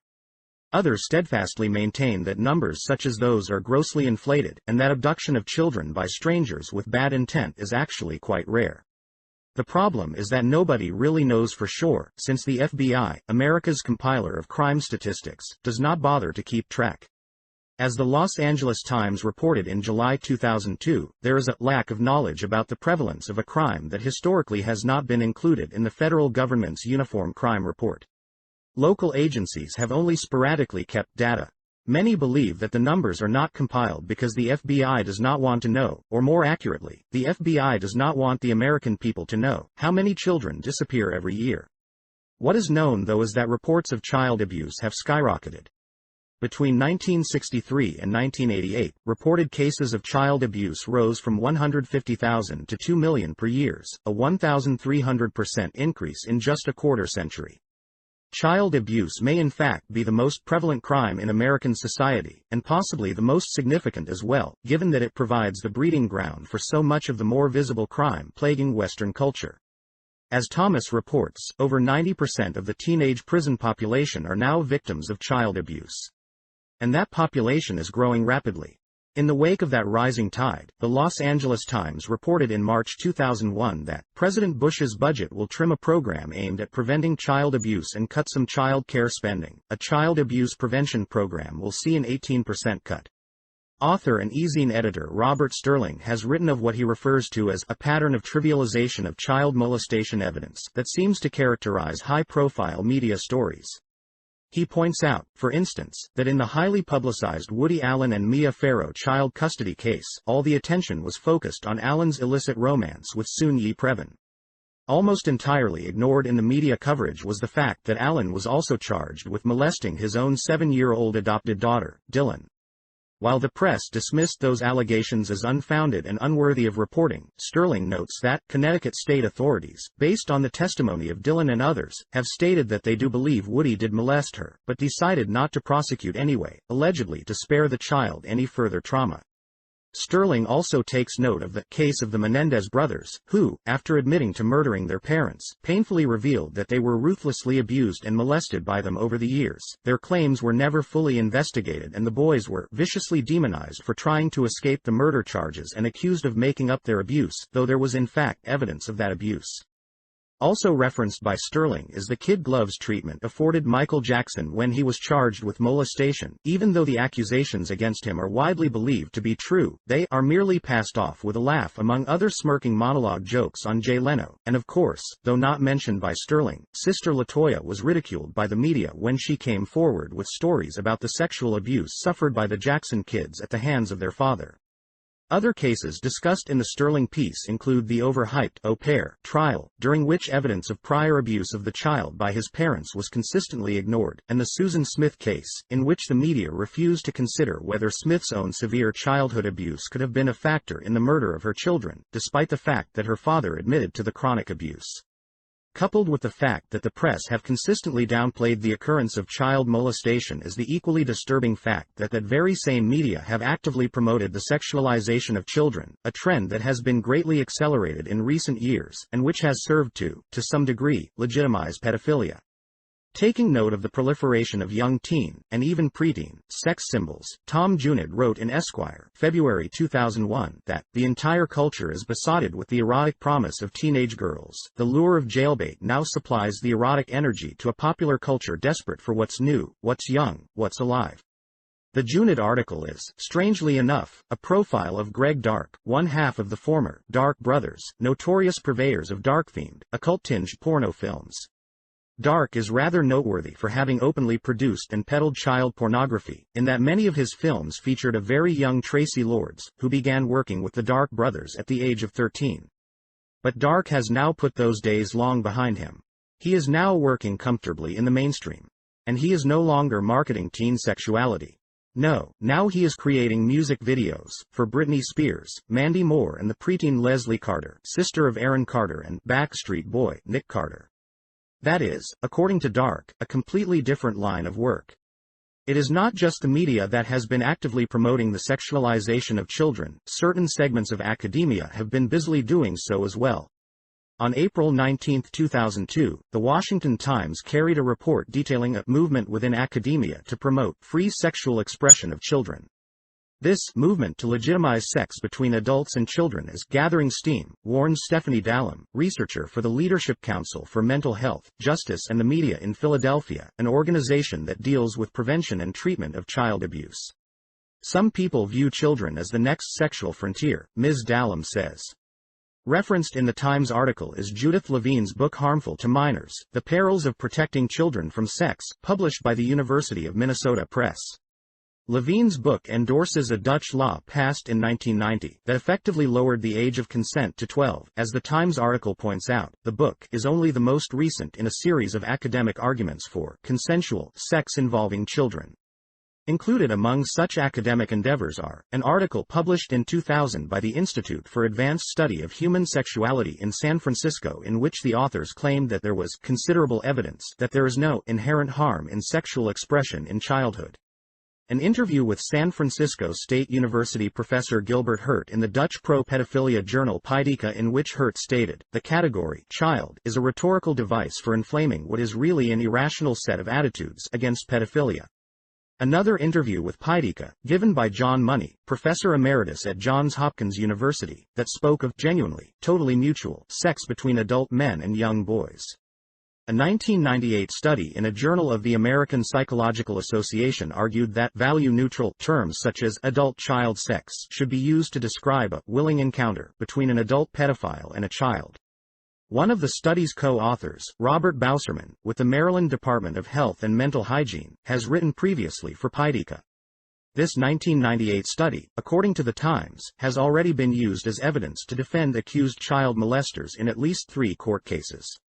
Many of these recent arguments in favor of the expression of child sexuality were influenced by the work of Indiana University professor Alfred Kinsey, who claimed in his notorious late 1940s, early 1950s reports on human sexuality that children are sexual from birth. The professor was, oddly enough, another devoted disciple of Aleister Crowley. Kinsey died shortly after paying a visit to Crowley's Thelema Abbey in Sicily with filmmaker and fellow occultist Kenneth Anger, who was the roommate and probable lover of Manson family member Bobby Beausoleil, but we will get to that later. Like child molestation and child abduction, child prostitution is also closely associated with child pornography. And make no mistake about it, child prostitution is a booming business. A&E's investigative reports has noted that law enforcement figures indicate that there are currently some 600,000 child prostitutes working in the United States and Canada, in an industry that generates $5 billion a year worldwide. A&E also reported that, throughout North America, there is growing use of children in the sex trade. Young boys make up 51% of that trade. The FBI, alas, has turned a blind eye. For the last quarter-century, federal prosecutions of major pimp operations have been virtually non-existent. As Dr. Lois Lee has noted, it's not a high priority with the FBI to go after kids that are being transported across state lines. It's really a disgrace. Dr. Lee is the founder of Children of the Night, an organization devoted to helping repair the shattered lives of child sex trade victims.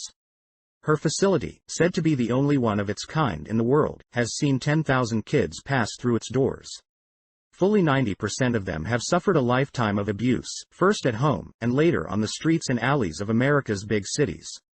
Most of them suffered their first abuse before the age of 3. Many of these victims are runaways recruited from small towns across the country, and then brought to prime child prostitution markets like Los Angeles and Las Vegas. Once there, they have an average lifespan of just 7 years. Many of them do not make it through their teenage years. For as long as they survive though, they reap enormous financial rewards for their pimps. The younger the child, the more popular they are with the Johns, and therefore the more profitable for their exploiters. A landmark study on the commercial sexual exploitation of children was concluded by the University of Pennsylvania's School of Social Work in 2001. The chilling report issued by the researchers was completely ignored by the U.S. media. That no doubt was due in part to the rather curious timing of the release of the report. It was issued on September 10, 2001, less than 24 hours before the World Trade Center towers came crashing down. Written by Richard J. Estes and Neil Allen Weiner, the study notes that the era of economic globalization, internationalization, and free trade has been accompanied by a dramatic rise worldwide in the incidence of child exploitation, child pornography, juvenile prostitution, and trafficking in children for sexual purposes have emerged as significant problems on the national, regional, and international stages. So, too, has child sex tourism. The ugly reality is that, in the global marketplace, everything has a price tag, including the sexual services of our children. The study also revealed, CSE, child sexual exploitation, and the CSEC, commercial sexual exploitation of children, appear to be related in complex ways with other forms of child exploitation, such as the use of children in labor, drug and warfare settings. Among the findings summarized in the report's executive summary are all of the following. About 20% of children we encountered in this study were being trafficked nationally by organized criminal units using well-established prostitution tracks. Children are trafficked into, and within, the U.S.by a variety of private and public means, e.g., cars, buses, vans, trucks, planes. Most trafficked children have available to them a variety of false identity papers for use in case of arrest. The majority of nationally trafficked children both use drugs and engage in drug sales. About 10% of the children we encountered are trafficked internationally. Most internationally trafficked children are the citizens of developing countries located in Asia, Africa, Central and South America, and Central and Eastern Europe. International trafficking in children is highly lucrative. A single trafficked child can earn a trafficker as much as $30,000 or more in trafficking fees. In many cases, trafficked children also are required to serve as mules in transporting illicit drugs either into or across the U.S., or both. Obvious in these findings is the fact that the trafficking of children, both nationally and internationally, is an immense, and immensely profitable, criminal enterprise requiring the involvement of a wide range of functionaries, including recruiters, trainers, purveyors of false documents, transporters, money collectors, enforcers, arrangers, investors, corrupt public officials, informers, guides and crew members, supporting personnel and specialists. The university's researchers also discovered approximately 10% of pimps in the U.S. are tied into international sex crime networks. These individuals participate actively in the international trafficking of children, including American children and children who are nationals of other countries. Typically, these pimps also are connected in some way to international drug networks. The close connections between the international trafficking of children and the international trafficking of drugs is significant in that, as a number of researchers have documented, America's Central Intelligence Agency plays a central role in the international drug trade. It would seem then to logically follow that that same organization would be deeply involved in the equally lucrative international trade in children. Just months before the release of the University of Pennsylvania's report, DePaul University's International Human Rights Law Institute released the results of a 3-year study of sexual slavery. Researchers concluded that some 2 million women and children are held in sexual servitude worldwide, and those numbers are growing. As with the other academic study, the report's authors concluded that the advent of globalization has exacerbated the problem by creating what some call market opportunities for traffickers in human beings and for their exploiters. Also, as with the other study, researchers found clear evidence of official complicity in the trafficking rings. The report's authors warned that trafficking victims have no one to turn to for help. Law enforcers are frequently in collusion with the traffickers and exploiters, and victims who seek to escape are returned to their captors by those from whom they sought protection.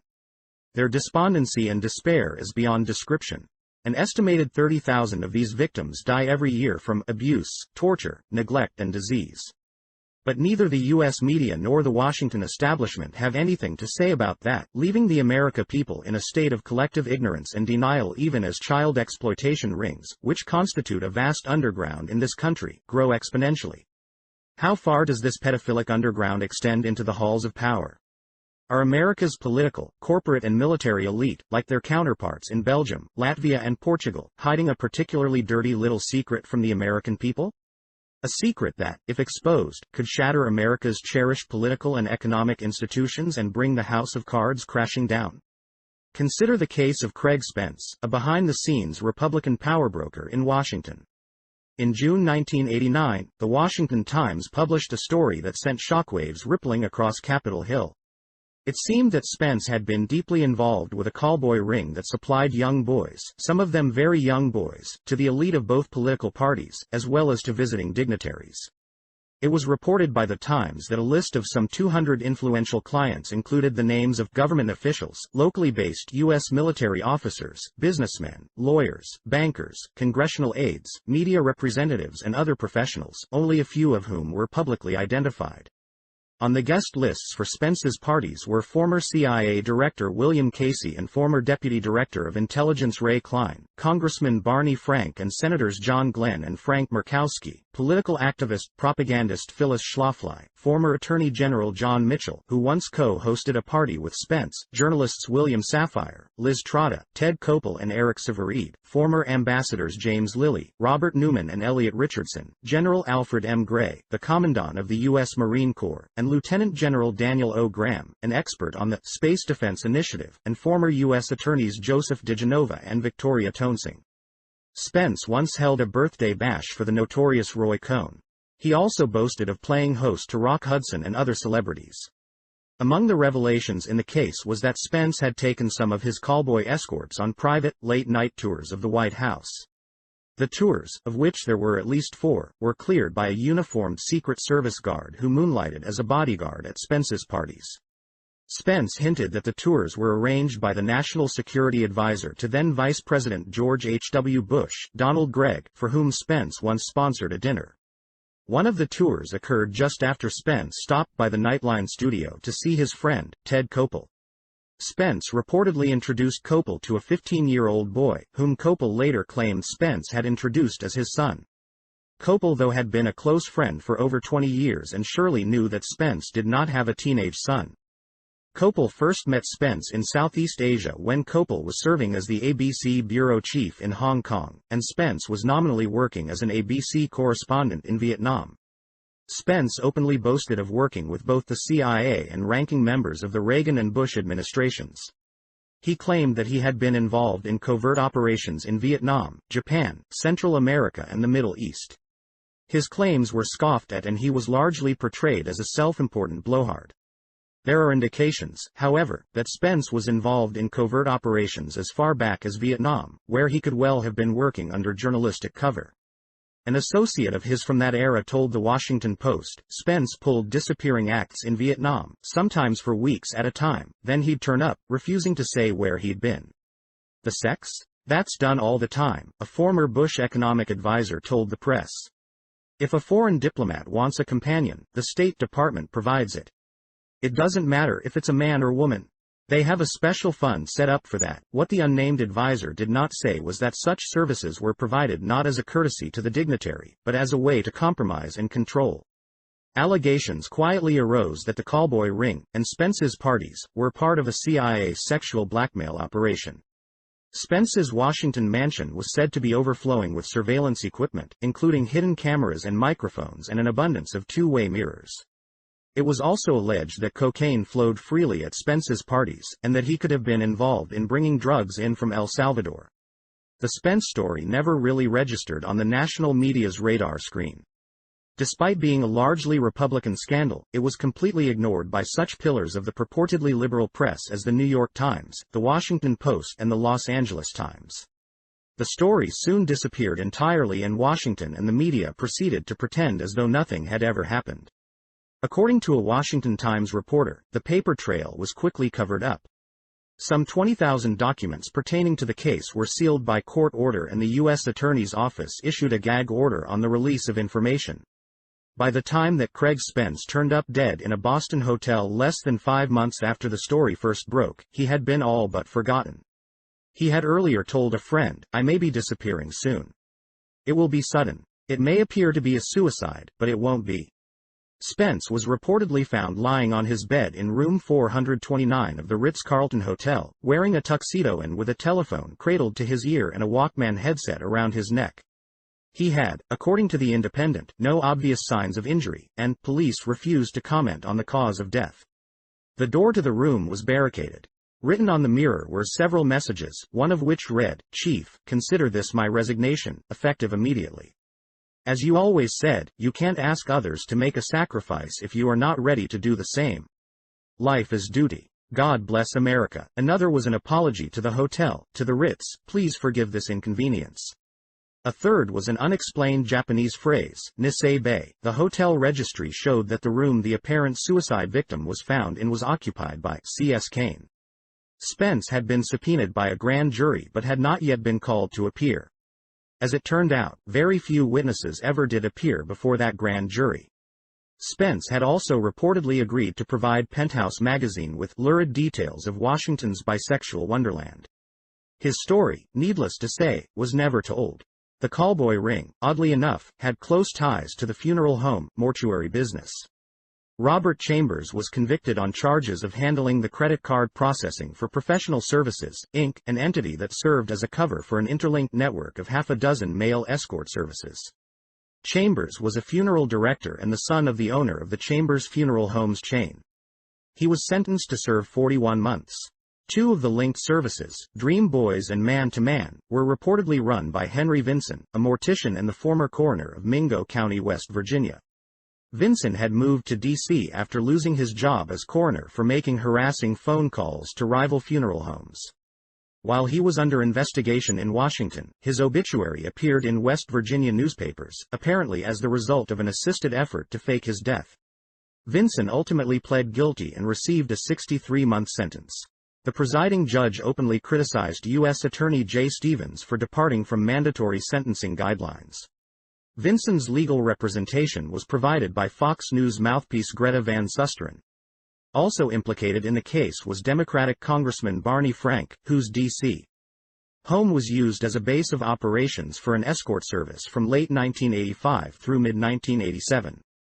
The service was run by Frank's lover, Stephen L. Goby, the son of a Marine Corps Master Sergeant and Pentagon budget analyst. Frank wrote a number of letters to probation officials on behalf of Goby, who had 4 felony convictions from 1982. Those letters provided the necessary cover for the ring, which Frank denied having knowledge of. Goby also regularly operated out of Chevy Chase Elementary School, in collusion with the Magnet School's principal, Gabriel A. Massaro, a former school counselor. The school was home to 350 students aged 9 to 12.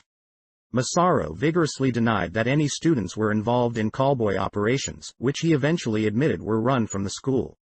In addition to Barney Frank and Gabriel Massaro, Stephen Goby had close ties to Craig Spence as well. Elsewhere in the country, a political operative named Larry King, hailed as the fastest rising black star in the Republican Party, was embroiled in another high-level pedophile ring. King, whose operation was based in Omaha, Nebraska, had connections to Craig Spence as well as to Ronald Reagan, George Bush, Oliver North, and various other major players in Washington.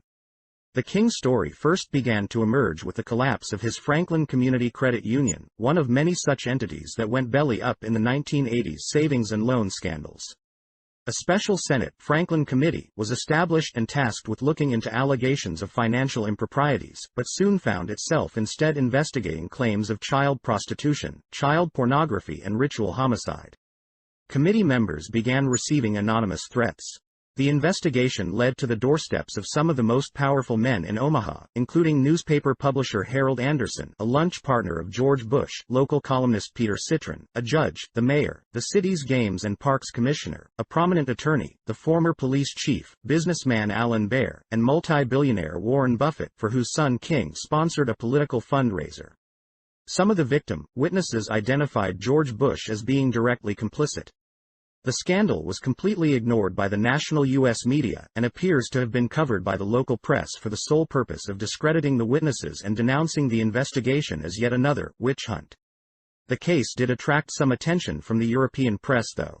Pronto, Spain's largest circulation weekly, reported that the scandal appears to directly implicate politicos of the state of Nebraska and Washington, D.C. who are very close to the White House and George Bush. The report also noted, there is reason to believe that the CIA is directly implicated, and the FBI refuses to help in the investigation and has sabotaged any efforts by others to do so. A documentary film crew from the UK's Yorkshire Television, working in conjunction with the Discovery Channel, worked for months investigating the case. The result of their efforts was a film entitled Conspiracy of Silence, which concluded that the child victims' witnesses were telling the truth. The documentary was scheduled to air on the Discovery Channel on May 3, 1994. Just days before the scheduled airing, the film was pulled without explanation and all copies were ordered destroyed. At least one production copy of the video survived the purge, however, and has been known to circulate among those derisively labeled as conspiracy theorists. For everyone else, the conspiracy of silence continues. The Omaha operation, described in the film as a large ring of rich and powerful pedophiles, appears to have been in business for several years, with the knowledge of, and for the perverse pleasure of, a variety of city, state and federal authorities.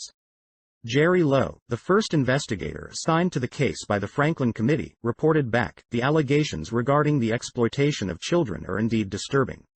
What appears to be documented cases of child abuse and sexual abuse dating back several years with no enforcement action being taken by the appropriate agencies is on its face, mind-boggling. The investigation revealed that many of the child victims had been recruited from one of America's most revered charitable organizations, Boys Town, with which King had maintained close ties since 1979. Senator and committee member Loran Schmidt has said that Boys Town was mentioned frequently during the investigation, but we found it difficult to get information about Boys Town, so too did the film crew from Yorkshire Television. Republican state senator and Franklin Committee member John DeCamp, in his book The Franklin Cover-Up, presents a compelling body of evidence to document the charges made by the child victims and various others associated with the operation. Equally disturbing is the evidence presented of the massive cover-up that was perpetrated by the FBI, local police, a grand jury assigned to the case, and of course the ever-compliant media. The cover-up involved, according to DeCamp, the untimely deaths of at least 15 key players in the scandal, including Franklin Committee investigator Gary Caradori, whose private plane was blown out of the sky on July 11, 1990 with Caradori and his 8-year-old son on board. Caradori had been threatened frequently, as had the witnesses from whom he was gathering information. His vehicle had also been repeatedly tampered with. His brother claimed that Gary had told him that he had recently come to possess a key piece of evidence, a book of addresses and phone numbers, that was so damaging, if they knew he had it, they'd kill him. The wreckage of Caradori's plane, as a reporter on the scene noted, was strewn over a 3/4 to 1 mile stretch. A National Transportation Safety Board investigator acknowledged that the fact that the wreckage is scattered over a large area certainly demonstrates that it did break up in flight. Family members claimed that there were items missing from the plane's wreckage, most significantly Caradori's briefcase. Within 24 hours of the crash, all of his records had been impounded by the FBI. Nevertheless, the NTSB ruled that the crash had been accidental, with no evidence of sabotage. The Franklin Committee, led by Senator Schmitt, who suspected sabotage, ordered a private investigation into the cause of the crash. Strangely enough, the man selected to conduct that inquiry was William Colby, a 50-year veteran of intelligence operations whose career began in the OSS during World War II. Colby's hiring was urged by his protégé, Senator DeCamp. In the 1950s, Colby served as the CIA station chief in Italy, overseeing the notorious Operation Gladio. In the 1960s, he ran the Phoenix program, a campaign of assassination, torture and terror that claimed, by Colby's own account, some 20,000 Vietnamese lives. The program was steeped in mind control operations, including the use of prisoners of war as unwilling participants in terminal experiments. One of Colby's top aides in Vietnam was none other than John DeCamp. After Vietnam, Colby served as the director of the CIA under President Nixon. Nixon's appointed successor, Gerald Ford, replaced him with George Bush. Considering his past history, Colby was certainly an odd choice to lead an inquiry aimed at ascertaining the truth. Colby's conclusion, according to the Omaha World Herald, was that although the crash had some strange aspects, there was no specific evidence of sabotage. Just as appalling as the trail of dead witnesses was the fact that the child victims, rather than the perpetrators, were arrested and thrown in prison. One of them, a young female victim, achieved the rather dubious honor of spending more time in solitary confinement than any other woman in the history of the Nebraska penal system. She was sentenced to 9 to 25 years in prison for allegedly committing perjury. Her sentence was 10 years longer than the one Larry King received for looting his financial institution of $40 million. DeCamp explained to the Conspiracy of Silence film crew that a message was being sent to every kid who was a potential witness. Senator Schmitt, who told the filmmakers that his pursuit of the investigation had cost him his career and his financial security, believed that a clear signal was being sent to Nebraska politicians as well, a signal to not pursue the investigation any further.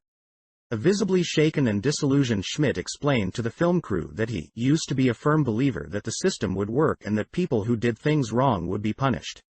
And we discovered victims who claimed to have been abused, and who the grand jury acknowledged had been abused, but they did not try to find out who had abused these individuals. Instead, they convicted Alicia Owen of perjury, indefensible from my point of view.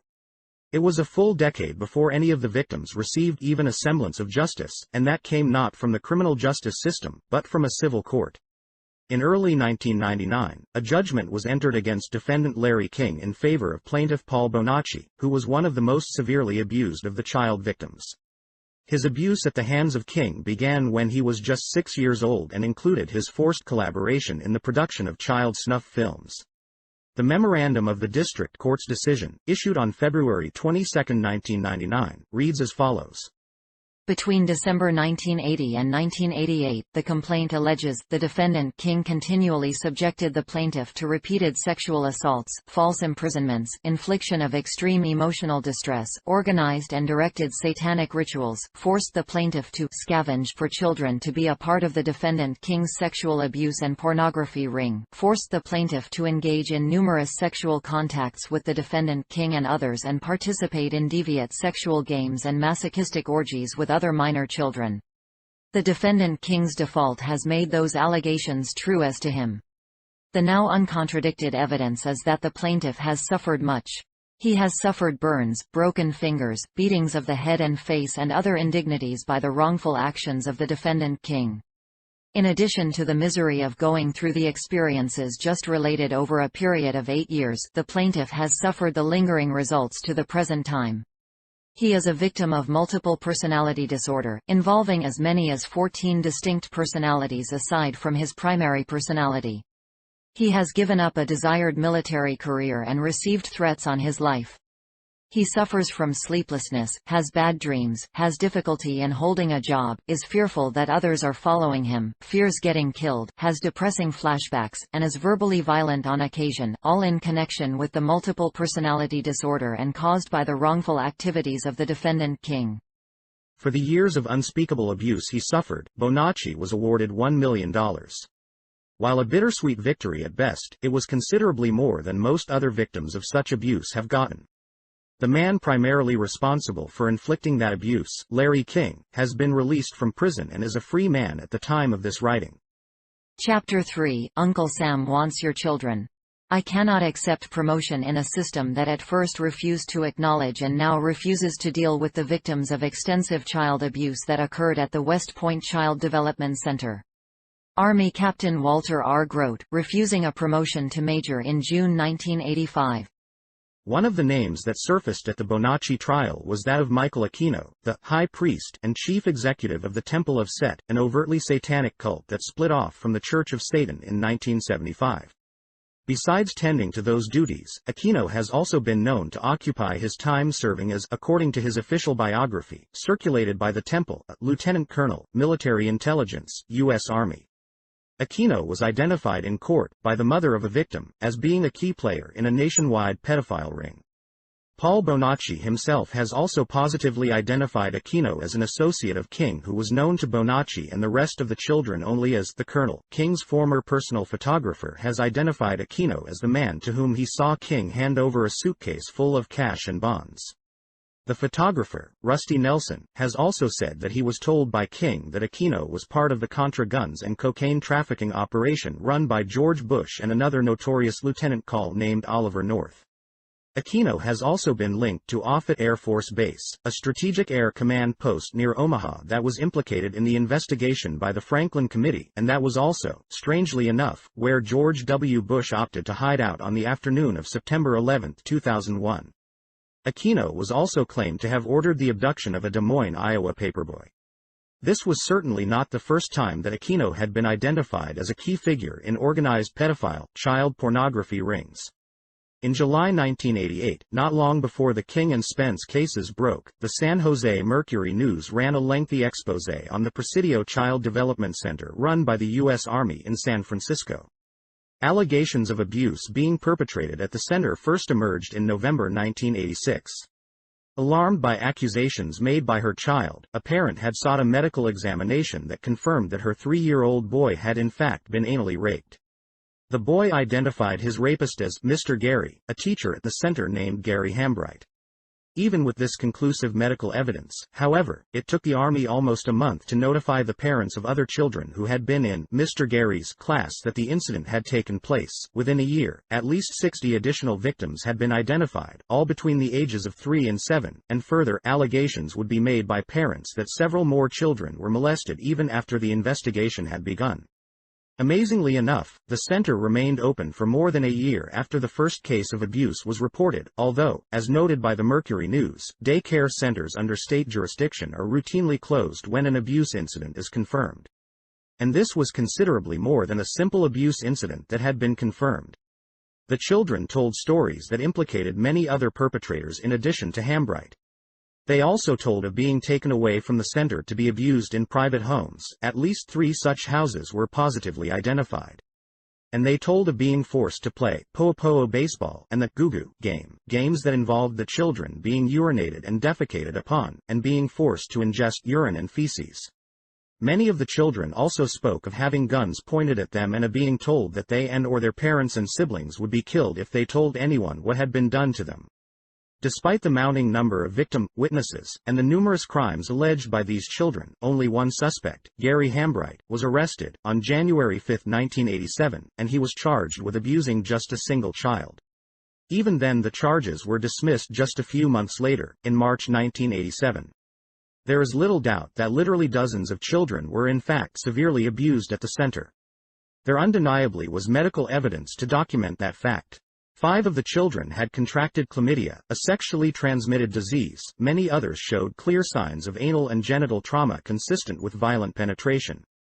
Authorities chose to ignore such evidence. One mother complained to the San Francisco Chronicle that the FBI never interviewed her or her son, even after doctors had confirmed the boy's abuse. In addition to the medical symptoms, there were psychological symptoms as well. As the American Journal of Orthopsychiatry noted in April 1992, the severity of the trauma for children at the Presidio was immediately manifest in clear-cut symptoms. Before the abuse was exposed, parents had already noticed the following changes in their children: vaginal discharge, genital soreness, rashes, fear of the dark, sleep disturbances, nightmares, sexually provocative language, and sexually inappropriate behavior. In addition, the children were exhibiting other radical changes in behavior, including temper outbursts, sudden mood shifts, and poor impulse control. All these behavioral symptoms are to be expected in preschool children who have been molested. The journal article, written by Diane Ehrensaft, Ph.D., also noted that the Presidio case has confronted both the public at large and the mental health community with an extraordinary and abhorrent situation of grave psychological proportions: the willful molestation of young boys and girls by representatives of the most patriarchal and supposedly protective arm of the American government, the U.S. Army. Ehrensaft observed that a nearly pathological hatred had manifested itself in the fathers of children abused in this way, particularly as they saw their children's cases stonewalled and swept under the rug. One father was quoted as saying, "When something about the Presidio comes on TV, I want to blow someone away." Another father echoed that sentiment: "I was ready to blow the army base away." One of those who the fathers would have liked to blow away was Michael Aquino. One child positively identified Aquino and his wife, Lilith, known to the kids as Mikey and Shambi, and was also able to identify the Aquino's private home and to describe with considerable accuracy the distinctively satanic interior decor of the house. The young witness claimed to have been photographed at the Aquino's home. On August 14, 1987, a search warrant was served on the house. Confiscated in the raid were numerous videotapes, photographs, photo albums, photographic negatives, cassette tapes, and name and address books. Also observed was what appeared to be a soundproof room.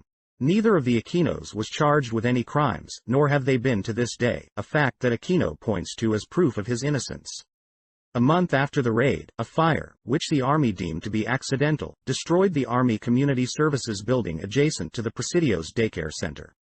Strangely enough, the fire occurred on the autumnal equinox, a major event on the Satanic calendar, as the Mercury News noted. The fire also destroyed some of the Child Development Center's records.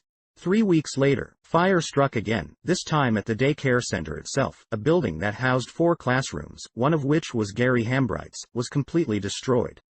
Investigators from the Bureau of Alcohol, Tobacco and Firearms determined both fires, contrary to the Army's finding, had been arson. In between the first and second fires, with evidence indicating that a third arson attempt had been made as well, Hambright was again indicted, this time charged with molesting 10 children. In February 1988, all but one of the new charges were dropped. Shortly thereafter, the remaining count was dropped as well. No further charges were brought against him. In January 1988, Aquino filed suit against the Army to have it cleared from his record that he had been investigated as a suspected pedophile. According to court records, he also had the gall to charge Captain Adams Thompson, the father of a victim, with conduct unbecoming an officer because the captain reported the allegations of child abuse to the San Francisco police. In denying Aquino's motion, the court concluded there was probable cause to title Aquino with offenses of indecent acts with a child, sodomy, conspiracy, kidnapping, and false swearing, despite the fact that the San Francisco Police Department (SFPD) closed its investigation and filed no charges against the plaintiff or anyone else. Aquino and some of his defenders have consistently claimed that no one was ever prosecuted in the case due to a lack of evidence. This is cited as proof that the entire affair was no more than a witch hunt. Of course, the failure to prosecute the federal charges could have been due to the fact that, at the time, the U.S. attorney in San Francisco handling the case was Joseph Russiniello. Russiniello would later be identified by reporter Gary Webb of the San Jose Mercury News as a player in the Contra cocaine smuggling operation led by Lieutenant Colonel Oliver North and Company, just as witnesses would later identify Lieutenant Colonel Michael Aquino as an operative in the very same sordid affair.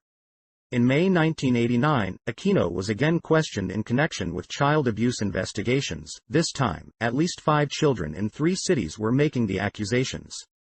The children had seen Aquino in newspaper and television coverage of the Presidio case and immediately recognized him as one of their abusers. 3 of the children lived in Ukiah, California, where Police Chief Fred Keplinger was overseeing the investigation of the allegations. The Mercury News quoted the chief as saying, "The children are believable. I have no doubt in my mind that something has occurred." Aquino was also identified by children in Santa Rosa and Fort Bragg, California. In the Fort Bragg case, allegations of ritual abuse erupted in 1985 when several children at the Jubilation Day Care Center said they were sexually abused by a number of people at the day care center and at several locations away from the center, including at least 2 churches. Aquino was identified as having been present at one of those churches. According to the Mercury News, there was clear evidence of satanic cult activity on the grounds of the Presidio base, including an abundance of satanic graffiti, a satanic altar, and numerous artifacts of satanic rituals. A former MP at the base told the News, "We've got a cult on the Presidio of San Francisco and nobody cares about it. We were told by the provost marshal to just forget about it." On April 19, 1988, the eve of Adolf Hitler's birthday, an open house was held on the grounds of the Presidio heralding the opening of a new daycare facility built to replace the fire-damaged Child Development Center. Meanwhile, a report in the Marin Independent Journal revealed that Aquino owned a building in Marin County, inherited from his mother, Betty Ford Aquino, that was jointly leased to the Marin County Child Abuse Council and Project Care for Children. The stated purpose of Project Care was, interestingly enough, to assist parents in locating daycare for their children. As disturbing as the Presidio case was, it was just one of many ritual abuse cases directly tied to one or more branches of the United States Armed Forces. As the Mercury News reported, by November 1987 the Army had received allegations of child abuse at 15 of its daycare centers and several elementary schools. There were also at least 2 cases in Air Force daycare centers, and another in a center run by the U.S. Navy.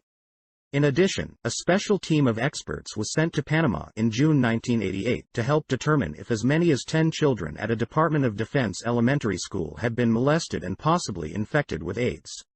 Yet another case emerged in a U.S.-run facility in West Germany.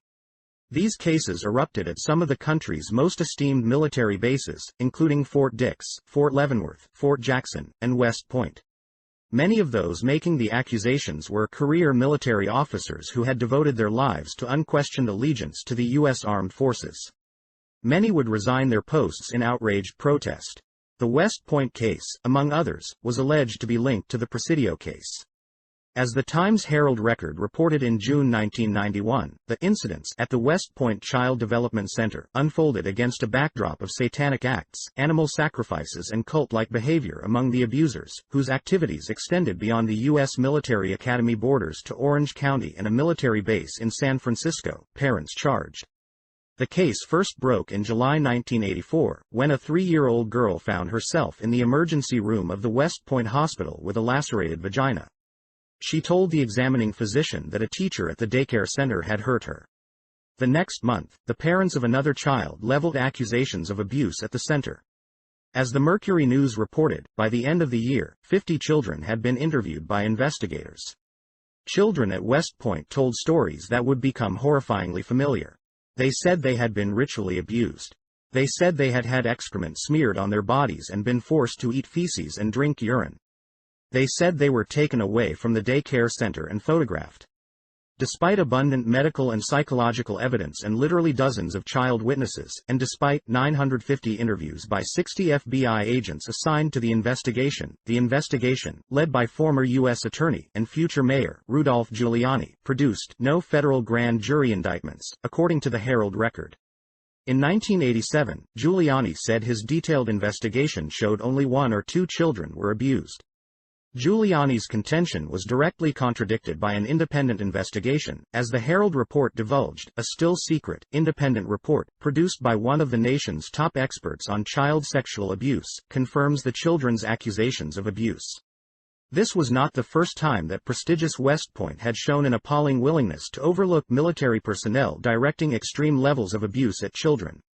A year before the abuse case broke, a 22-month-old child was murdered by an Army staff sergeant. The Mercury News reported that following a court-martial hearing, the sergeant was given an 18-month suspended sentence and dishonorable discharge. In other words, he was essentially given a free ride after murdering a child. With help from Giuliani, the FBI, the U.S. Army, and the grand jury, the abusers of dozens of children at the daycare center, which was, appropriately enough, building number 666 on the Academy grounds, were likewise given a free ride. As with the Franklin case, the children and their parents found justice only through the civil courts. The Herald record revealed that, in a suit brought by the parents, lawyers for both the government and the 11 child plaintiffs agreed that some children were sexually abused at the center 2 years ago.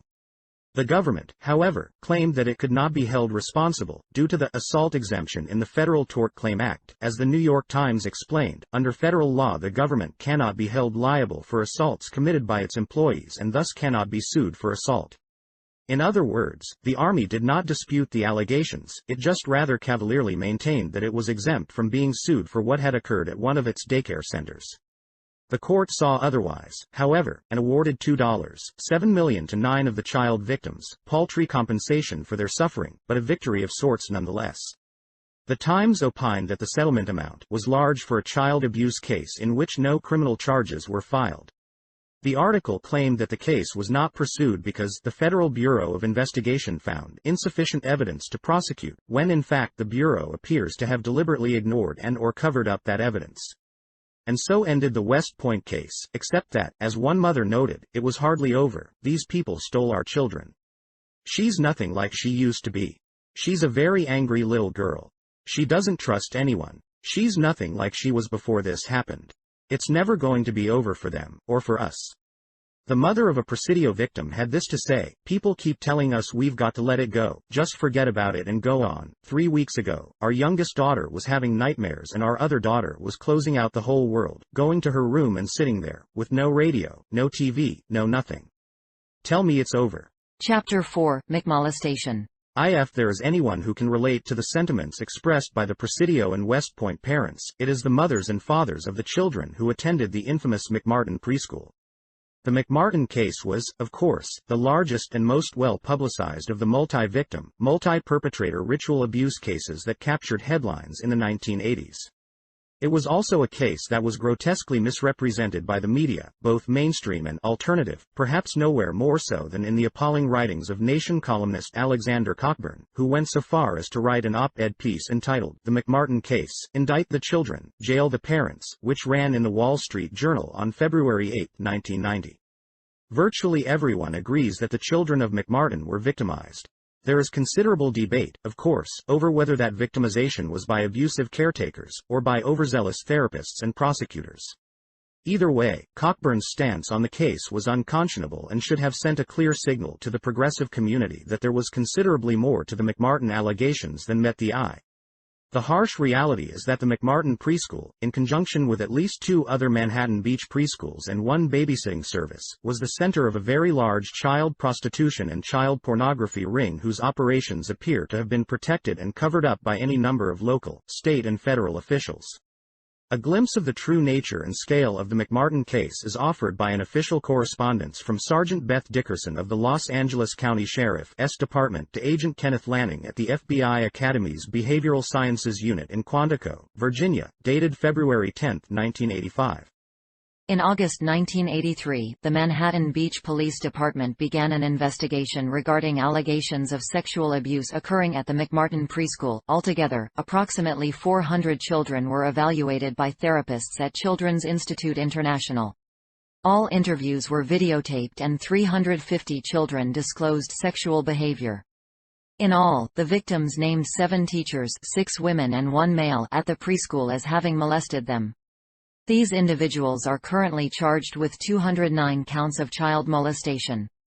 Also named are about 30 other individuals still uncharged, as well as numerous unidentified strangers.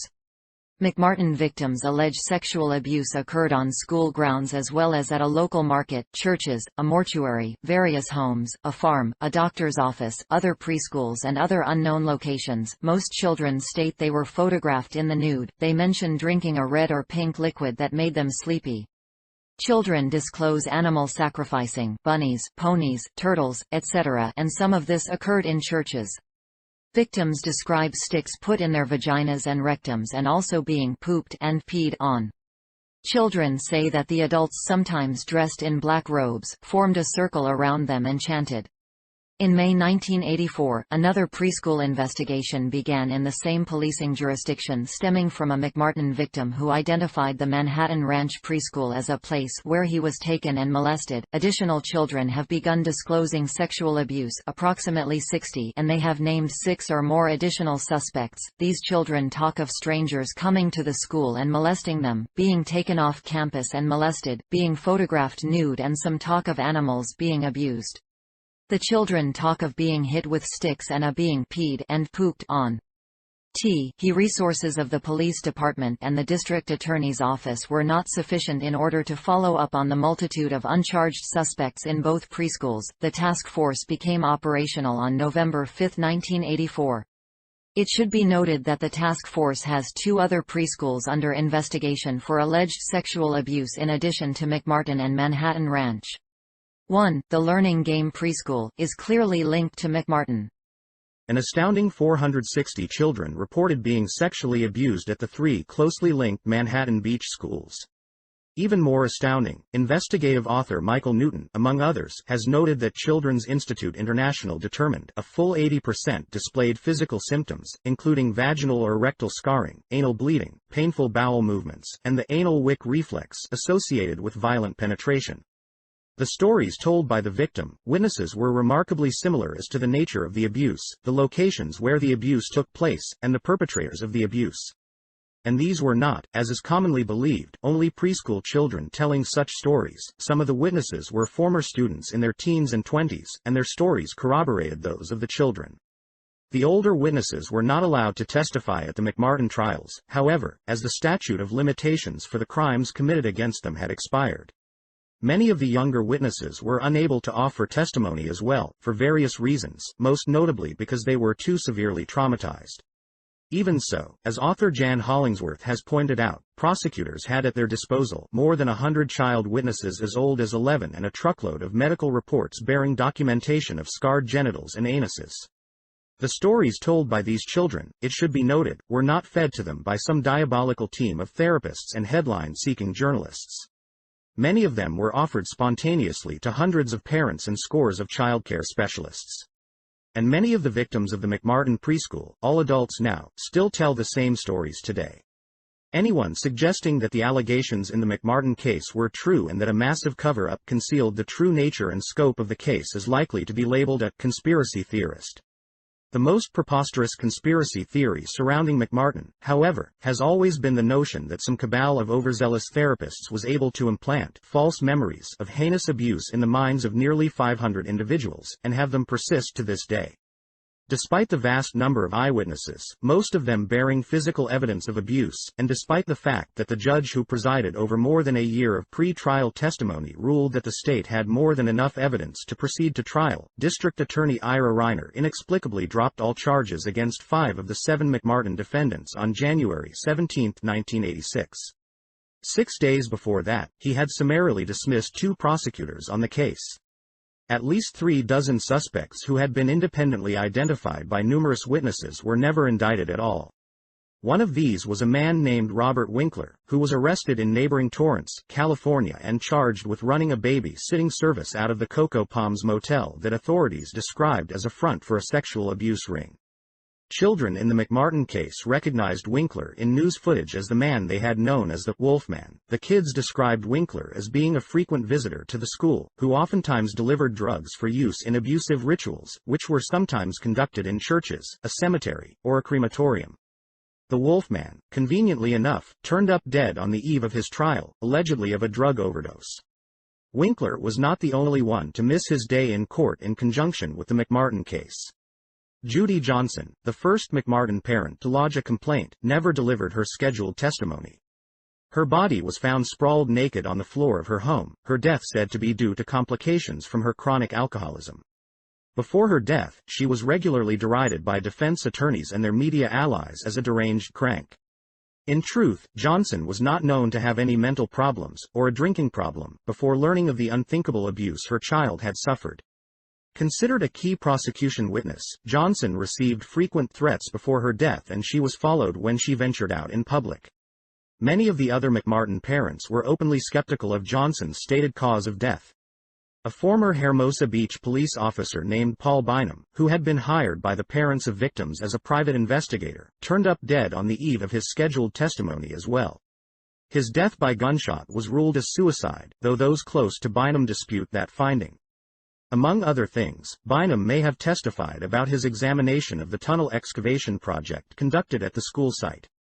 This was, of course, the object of much derision by the media. The fact that the children repeatedly told stories of tunnels under the property by which they could be secretly transported to and from the school, and in which they were subjected to horrific abuse in a secret room, was frequently cited as proof that the children's stories were fabrications. It was universally accepted that the tunnels did not actually exist, that being the consensus view of the media and law enforcement authorities. Nevertheless, while it is true that the investigation commissioned by the district attorney's office found no evidence of tunnels, another investigation, ignored by the media, certainly did. Many of the parents were not satisfied with the superficial examination by the DA's office and commissioned another investigation of the site when the property was sold in April 1990. To lead the project, they hired E. Gary Stickle, Ph.D., a highly regarded archaeologist recommended to them by the chair of the interdisciplinary program of the archaeology department at UCLA. Stickle's resume included serving as a consultant to George Lucas on the Indiana Jones movies. Also brought on board were several other technical specialists. As Stickle wrote in his report on the excavation, by engaging a highly recommended professional archaeological team, the parents hoped to bring scientific authority to whatever might be found or a definitive resolution for whatever was not to be found. And what the team found was precisely what the children, for the previous 7 years, had been telling them they would find. The project unearthed not one but 2 tunnel complexes as well as previously unrecognized structural features which defied logical explanation. Both tunnel complexes conformed to locations and functional descriptions established by children's reports. One had been described as providing undetected access to an adjacent building on the east. The other provided outside access under the west wall of the building and contained within it an enlarged, cavernous artifact corresponding to children's descriptions of a secret room. Both the contour signature of the walls and the nature of recovered artifacts indicated that the tunnels had been dug by hand under the concrete slab floor after the construction of the building. Not only did the discovered features fulfill the research prequalifications as tunnels designed for human traffic, there was also no alternative or natural explanation for the presence of such features. If the stories of the children were bogus fantasies, there is no excuse for the tunnels discovered under the school. If there really were tunnels, there is no excuse for the glib dismissal of any and all of the complaints of the children and their parents. This investigation was completed before the McMartin trials concluded, and yet this devastating evidence was never presented in court by the prosecution team. The existence of this detailed report, complete with photographs and maps of the tunnel complex, was known to the local and national press, but it was never reported. To this day, it is denied that any tunnels ever existed under the McMartin preschool. The denial of the tunnels is necessary to maintain the illusion that the children were not credible witnesses, that illusion being an essential component of the cover-up.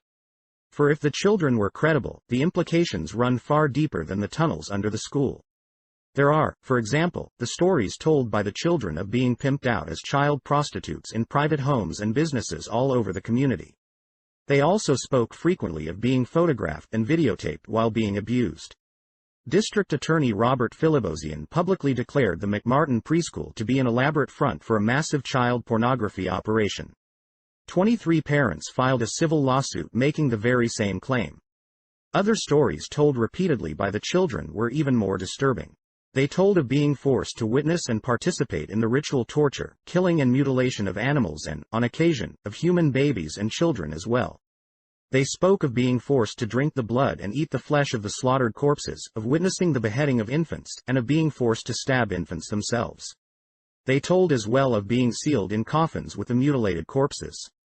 And they spoke of being subjected to every sort of depraved sexual activity imaginable, including necrophilia, coprophilia and bestiality. The abuse was of such stunning brutality that it is almost beyond human comprehension that anyone could inflict such physical and psychological torture on children. and yet these stories were soon being told by thousands of other kids across the country as preschool abuse cases spread like wildfire.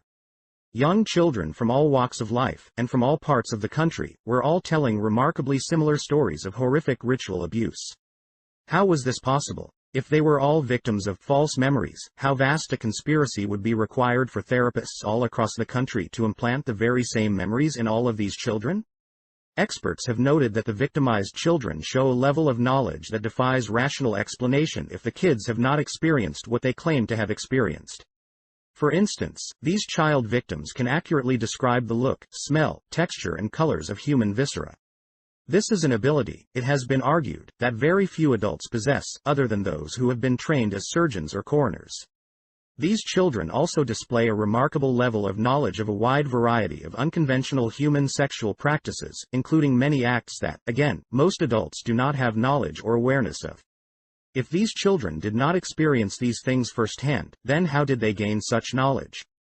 In February 1985, Officer Sandy Gallant of the San Francisco Police Department submitted a report to her superiors noting the similarities in numerous ritual abuse cases.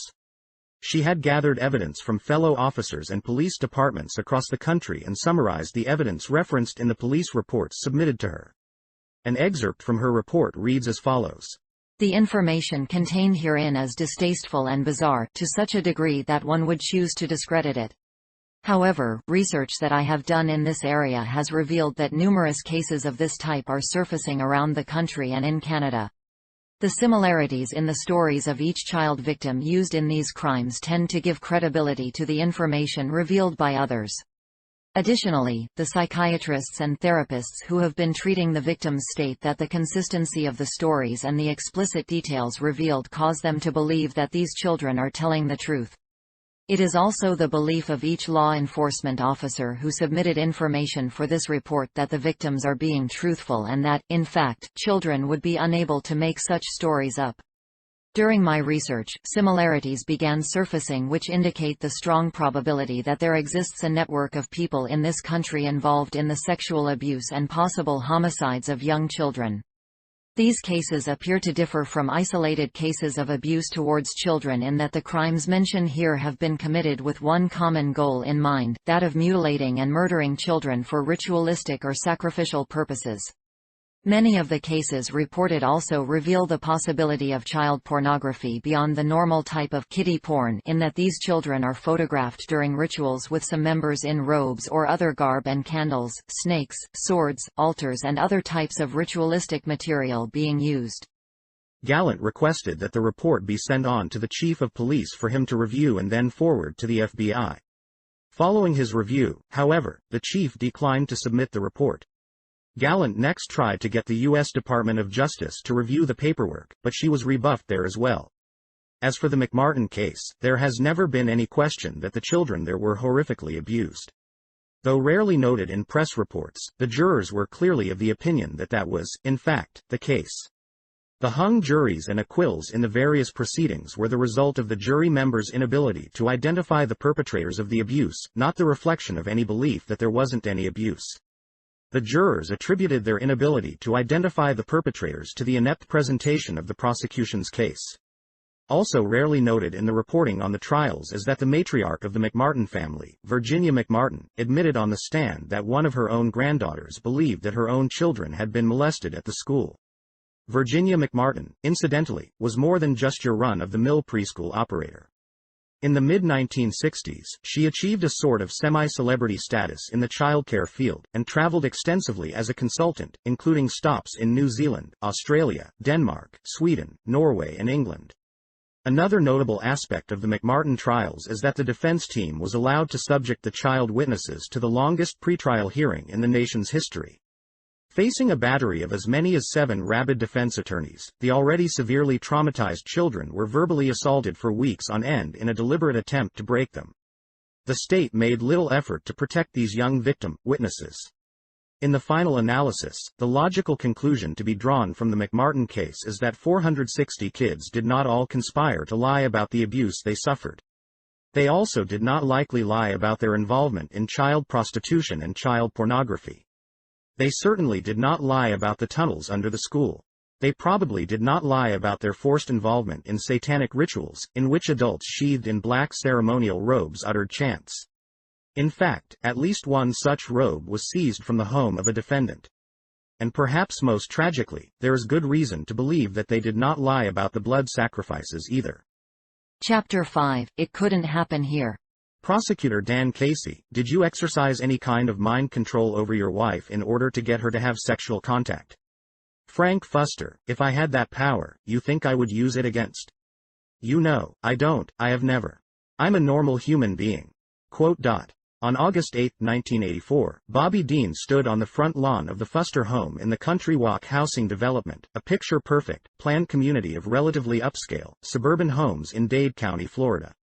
By all appearances, this was a small slice of paradise, an oasis untouched by the grim realities of American society. On this day, however, Dean had a loaded gun tucked in his waistband, and he fully intended to use it. He was there to finish the job that someone else had failed to complete on December 18, 1980, when an unidentified assailant had confronted Francisco Fuster Escalona, aka Frank Fuster, at his place of business and shot him once in the side of the head. Fuster survived that attack, which he explained to the police as a botched robbery, though the officers thought it looked more like an attempted execution. Dean did not get the chance to make another attempt. Police were on the scene in short order to arrest him. Fuster himself surrendered to police 2 days later in response to the issuance of an arrest warrant. He had been under investigation following accusations by neighborhood parents that Frank and his wife, Ileana, had been brutally abusing the children who were left in the trusted care of the Fuster's babysitting service, which was run out of their Country Walk home.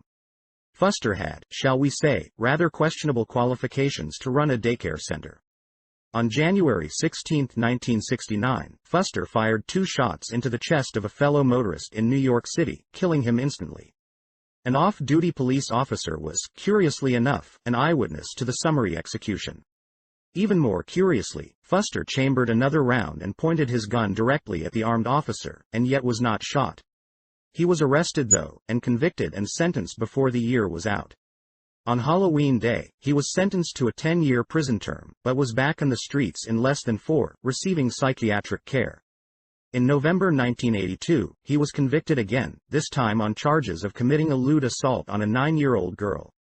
Despite that being his second felony conviction, Fuster was sentenced to just 2 years probation. It was while on probation for the child molestation conviction that Fuster and his underage wife started the babysitting service. Fuster's probation officer apparently had no problem with that business venture, even though it violated the terms of Frank's probation by bringing him into unsupervised contact with at least 50 kids, at least 30 of whom later reported being horrifically abused. Fuster's probation officer also managed to overlook the fact that Frank had self-terminated his court-ordered psychiatric treatment in August 1983.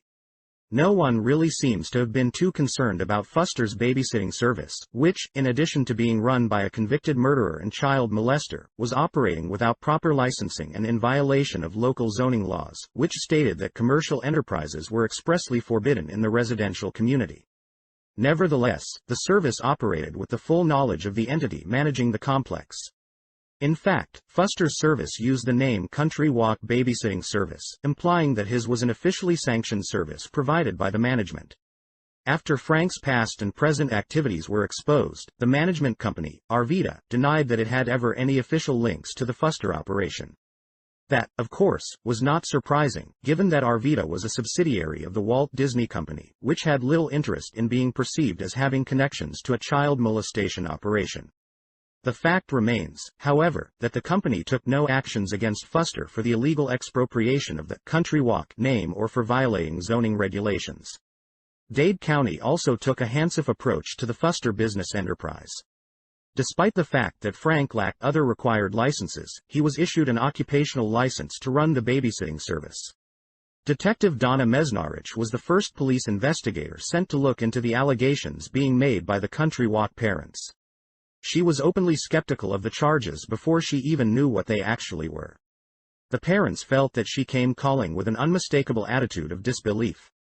Nevertheless, enough evidence was obtained to issue an arrest warrant for Frank Fuster for probation violations.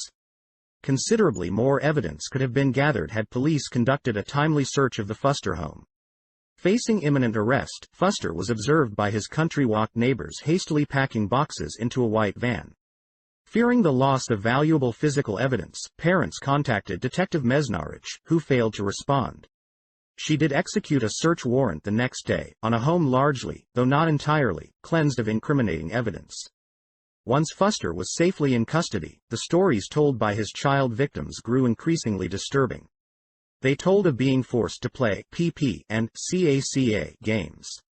A photo was later produced at trial showing Fuster's young son Jamie, one of the most severely abused of the victims, sitting in a bathroom smeared thickly with excrement. The children also told of being forced to drink magic punch, later revealed by Fuster's wife to be a mixture of Gatorade, urine, and various drugs. It was revealed at trial that a close friend of the Fuster family owned a pharmacy, which provided a reliable source for drugs. This friend was particularly close to Fuster's mother and uncle. The young victims also told of having their lives threatened repeatedly, and of having their parents' and siblings' lives threatened as well. They had been compelled to play a game, they said, called, Who's Gonna Lose Their Head? This game frequently ended with the ritual decapitation of an animal, typically a bird. Finally, perhaps inevitably, the children claimed that they were frequently photographed and videotaped, both while being sexually abused and during occult rituals. Fuster claimed to have never owned any video equipment, and none was found in the belated search of the Fuster home. Jamie Fuster though recalled seeing video equipment, as well as guns, being packed into the boxes that were loaded into the van just before Fuster's arrest. Some investigators have speculated that Fuster was in the business of producing and selling custom, made-to-order, child pornography videos. He certainly lived quite well for a self-employed mini-blind installer. He had no problem, for example, coming up with the down payment for his country walk home, and he maintained no fewer than 6 bank accounts. He was in the habit of making lump sum deposits of as much as $20,000 in cash. Fuster apparently liked to screen home videos for the kids, one of which was said to be a snuff film that the children described as depicting 2 men butchering a woman in a bathtub and then eating her. Some of the kids also, as a side note, spoke of being hypnotized by Ileana Fuster, who they said wore a hypnotizer on a chain around her neck. The trial of Frank Fuster had notable parallels to the McMartin prosecutions, although it differed in significant ways as well. The country walk parents who actively and vocally worked to see Fuster brought to justice were subjected to death threats by phone, obscene messages in the mail, and dead chickens left on their doorsteps, similar to the harassment suffered by their counterparts in Manhattan Beach. Also like McMartin, the primary defense strategy was to bring in a hired gun expert of questionable qualifications to attempt to discredit the children's testimony. The children had been brainwashed by the overzealous therapists, it was claimed, as the treacherous therapists were crucified as being the true guilty parties in what was cast as a witch hunt. The man originally slated to play the starring role for the defense was Ralph Underwager, at the time a prominent mouthpiece for a group calling itself Vocal for Victims of Child Abuse Laws. As the name implies, this group was largely composed of indicted and/or convicted pedophiles. Underwager had been present at the birth of the organization. The defense suffered a bit of a setback when it was revealed at a pretrial deposition that Underwager's credentials as an expert in the field of child development were non-existent. He was quietly dropped by the defense and replaced with Lee Stewart Coleman, who also had close ties to Vocal. Coleman had played a key role in the unsuccessful prosecution of the defendants in one of the McMartin-linked preschools.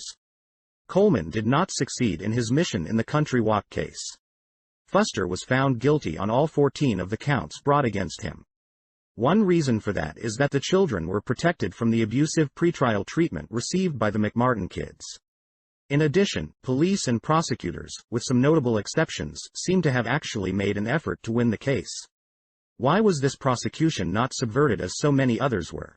That is difficult to say, although the answer may lie in the makeup of the parents seeking justice for their children. Among them were a police sergeant, a police lieutenant, 2 former state prosecutors, a former chief assistant state attorney, and a gun-toting vigilante named Bobby Dean.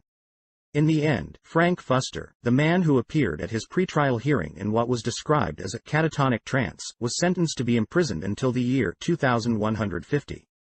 Not even the Santeria priest who attended the trial with Fuster's mother and uncle had the power to save him. And Arvida, which is to say, the Walt Disney Co., paid $6 million to 7 of his victims. Even so, justice was not necessarily served. According to the victims, at least 2 other adults were involved in the abuse. The state knew the identity of at least one of them, but he was never charged with any crimes. Had he been, there is no telling where the investigation might have led. His wife had once run her own babysitting service. With the heightened awareness of the issue of child abuse engendered by the high-profile Fuster case, a number of other cases surfaced in the Miami area. In the course of one investigation, police inadvertently stumbled upon a collection of hundreds of photographs of a convicted child pornographer engaged in sexual acts with young boys. The man was promptly arrested. 2 days after his release on bond, he was found in a Miami hotel room with a bullet hole in his head. His death was, naturally, ruled a suicide. His timely suicide preempted an investigation that could, it seems reasonable to conclude, have led to the elementary school that was directly across from his home studio. Another case that broke in the wake of Country Walk was that of Harold Grant Snowden, whose wife had also run a babysitting service. Dozens of kids had passed through her care over the course of a decade. It took 2 trials, but Snowden was ultimately convicted. In 1983, he had been named the South Miami Police Department's Officer of the Year. Stepping up to handle the appeal of his conviction was F. Lee Bailey, who in the late 1960s had represented a U.S. Air Force captain in South Carolina accused of molesting multiple child victims. Bailey will be revisited later in this book. Years later, in August 2002, Florida authorities issued a warrant for the arrest of a former minister and radio evangelist named Troy Cecil Snowden. A search of his Cape Coral home had yielded weapons, child pornography and other unspecified items. Chapter 6: Finders Keepers. People want to believe that I am at the center of everything. They are mistaken. I did things of which I was not the driving force. I was used as an instrument by others, who were themselves used as instruments by others. Mark Dutroux. Just a few years after the conviction of Frank Fuster, another child exploitation case surfaced briefly in the state of Florida. On February 7, 1987, not long before the Larry King and Craig Spence operations were exposed, The Washington Post ran an interesting story that, at the time, did not seem to have any particular national significance. The article concerned a case of possible kidnapping and child abuse, and read in part as follows.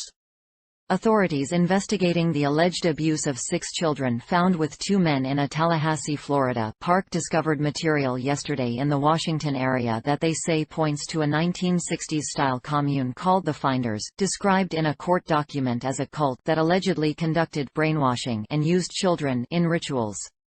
D.C. police, who searched a Northeast Washington warehouse linked to the group, removed large plastic bags filled with color slides, photographs and photographic contact sheets. Some photos visible through a bag carried from the warehouse at 1307 4th Street, Northeast were wallet-sized pictures of children, similar to school photos, and some were of naked children.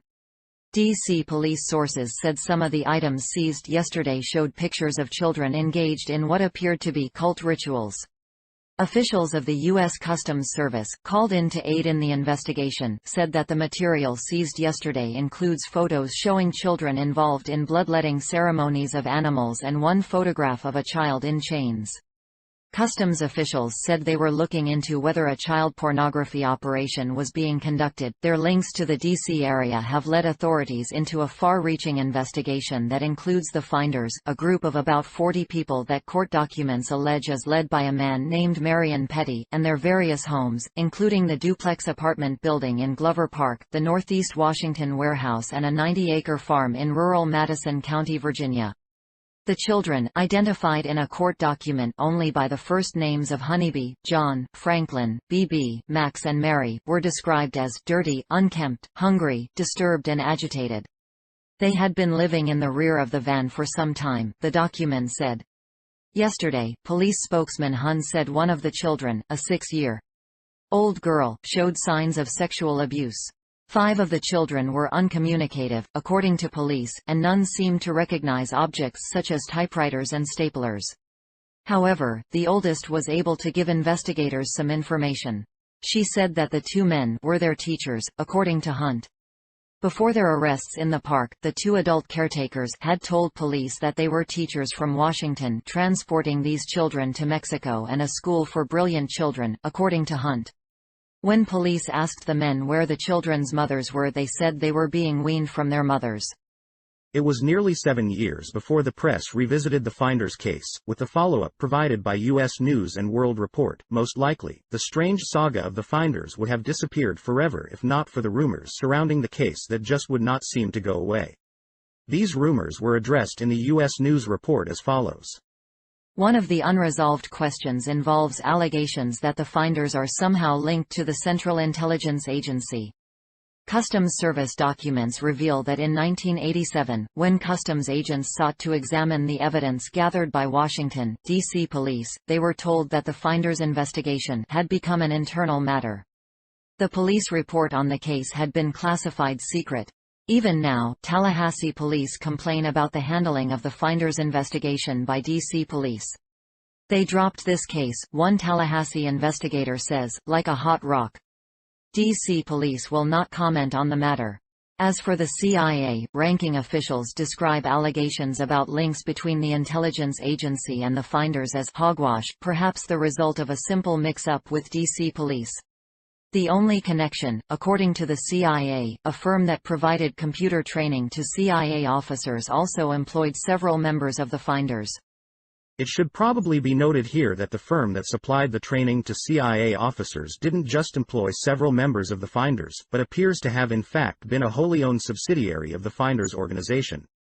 It should also be noted that the CIA does not, as a general rule of thumb, assign the training of its officers to outside contractors, unless, that is, the private firm utilized in such a capacity is a CIA front. In the last paragraph of the U.S. News report, more intriguing connections to Langley are revealed. The CIA's interest in the Finders may stem from the fact that group leader Marion Petty's late wife once worked for the agency and that his son worked for a CIA proprietary firm, Air America. Aside from acknowledging these by then widely known, in Washington, CIA connections, the U.S. News reporters did their very best to bury the Finders story once and for all. The case is almost 7 years old now, but matters surrounding a mysterious group known as the Finders keep growing curiouser and curiouser. In early February 1987, an anonymous tipster in Tallahassee, Florida, made a phone call to police. Two well-dressed men seemed to be supervising 6 disheveled and hungry children in a local park, the caller said. The cops went after the case like bloodhounds, at least at first. The 2 men were identified as members of the Finders. They were charged with child abuse in Florida. In Washington, D.C., police and U.S. Customs Service agents raided a duplex apartment building and a warehouse connected to the group. Among the evidence seized, detailed instructions on obtaining children for unknown purposes and several photographs of nude children. According to a Customs Service memorandum obtained by U.S. News, one photo appeared to accent the child's genitals. The more the police learned about the Finders, the more bizarre they seemed. There were suggestions of child abuse, Satanism, dealing in pornography and ritualistic animal slaughter. None of the allegations was ever proved, however. The child abuse charges against the 2 men in Tallahassee were dropped. All 6 of the children were eventually returned to their mothers, though in the case of 2, conditions were attached by a court. In Washington, D.C., police began backing away from the Finders investigation. The group's practices, the police said, were eccentric, not illegal. The article closed by complaining, some of the rumors can last an awfully long time. Indeed they can, though they have had to circulate outside of the media, which has never again mentioned the case. That does not mean, however, that there is no additional information available on the subject. As the U.S. News reporters noted in their report, there is a certain Customs Service memorandum that was written at the time of the original 1987 investigation. As that document was in the hands of the news reporters at the time the story was written, as they readily acknowledged, it should logically follow that any pertinent information contained therein would have been faithfully reported. And as we know, the news concluded, none of the allegations was ever proved. Still, it might be instructive to review the document to see what kind of eccentric, not illegal, practices it was that the group was involved in. The memo in question is actually a series of memos that were written by U.S. Customs Service Special Agent Ramon J. Martinez. In the officer's own words, this is what he observed while participating in the investigation. On Thursday, February 5, 1987, this office was contacted via telephone by Sergeant Joanne Van Meter of the Tallahassee Police Department, Juvenile Division. SGT, Van Meter requested assistance in identifying 2 adult males and 6 minor children ages 7 years to 2 years. The adult males were tentatively identified by TPD as Michael Houlihan and Douglas Ammerman, both of Washington, D.C., who were arrested the previous day on charges of child abuse. The police had received an anonymous telephone call relative to well-dressed white men wearing suits and ties in Myers Park, Tallahassee, apparently watching 6 dirty and unkempt children in the playground area. Houlihan and Ammerman were near a 1980 blue Dodge van bearing Virginia license number XHW 557, the inside of which was later described as foul-smelling, filled with maps, books, letters, with a mattress situated to the rear of the van which appeared as if it were used as a bed, and the overall appearance of the van gave the impression that all 8 persons were living in it. The children were covered with insect bites, were very dirty, most of the children were not wearing underwear and all of the children had not been bathed in many days. The men were arrested and charged with multiple counts of child abuse and lodged in the Leon County Jail. Once in custody, the men were somewhat evasive in their answers to the police regarding the children and stated only that they both were the children's teachers and that all were en route to Mexico to establish a school for brilliant children. U.S. Customs was contacted because the police officers involved suspected the adults of being involved in child pornography and knew the Customs Service to have a network of child pornography investigators, and of the existence of the Child Pornography and Protection Unit. S.S.A. Kretlow stated the 2 adults were well-dressed white males. They had custody of 6 white children, boys and girls, ages 3 to 6 years. The children were observed to be poorly dressed, bruised, dirty, and behaving like wild animals in a public park in Tallahassee. S.S.A. Kretlow was further advised the children were unaware of the function and purpose of telephones, televisions and toilets, and that the children had stated they were not allowed to live indoors and were only given food as a reward. Upon contacting Detective Bradley, I learned that he had initiated an investigation on the 2 addresses provided by the Tallahassee Police Department.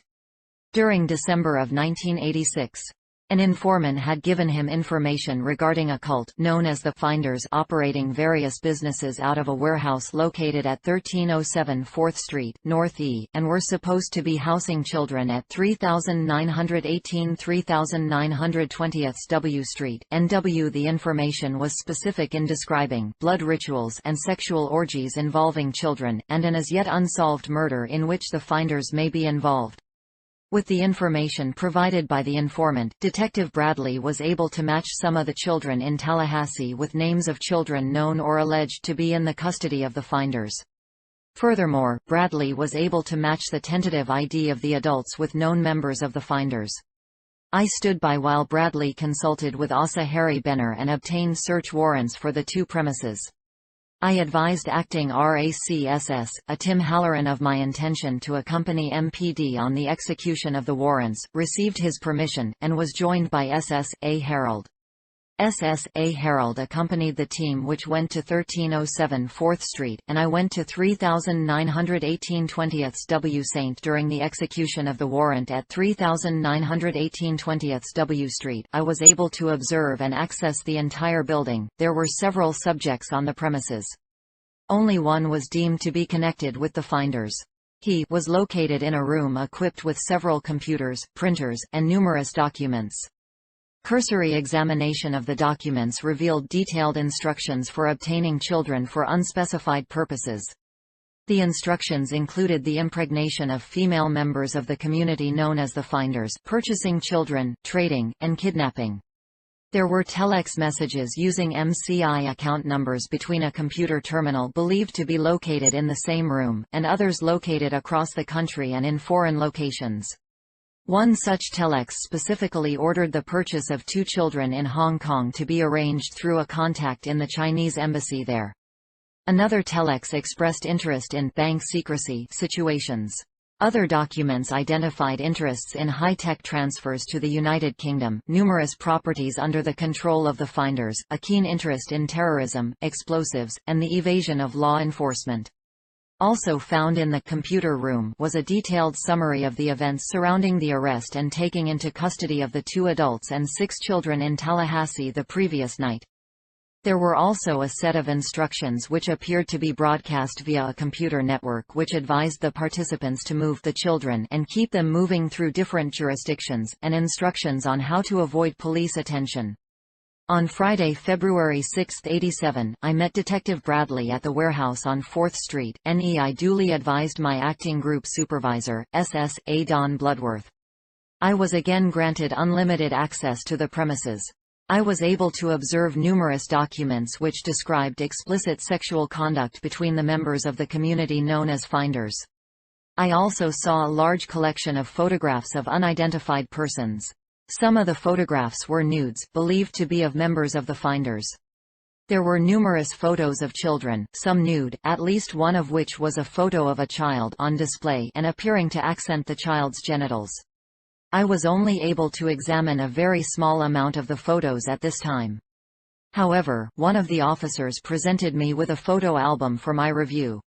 The album contained a series of photos of adults and children dressed in white sheets participating in a blood ritual. The ritual centered around the execution of at least 2 goats. The photos portrayed the execution, disembowelment, skinning and dismemberment of the goats at the hands of the children. This included the removal of the testes of a male goat, the discovery of a female goat's womb and the baby goats inside the womb, and the presentation of a goat's head to one of the children. Further inspection of the premises disclosed numerous files relating to activities of the organization in different parts of the world. Locations I observed are as follows: London, Germany, the Bahamas, Japan, Hong Kong, Malaysia, Africa, Costa Rica, and Europe. There was also a file identified as Palestinian. Other files were identified by member name or project name.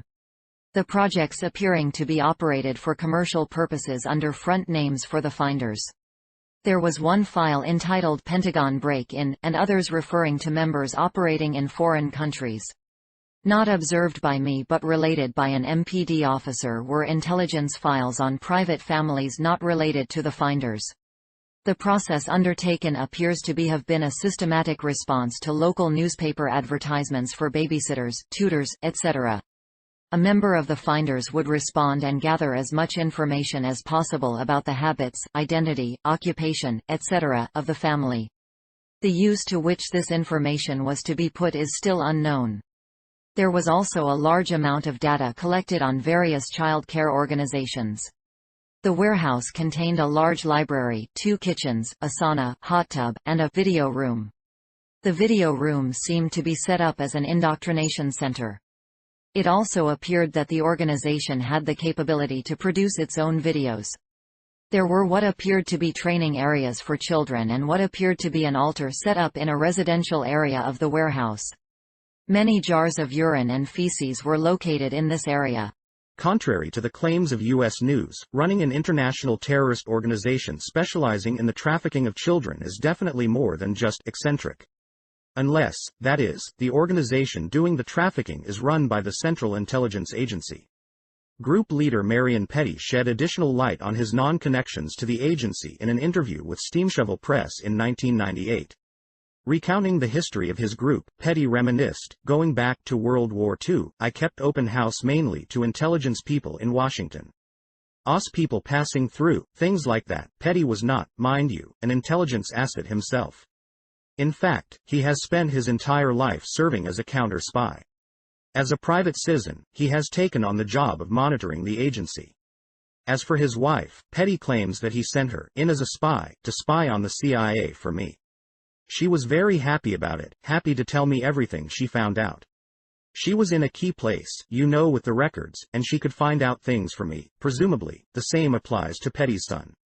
Petty sums up his relationship with CIA by acknowledging that there are some connections, but not to me personally.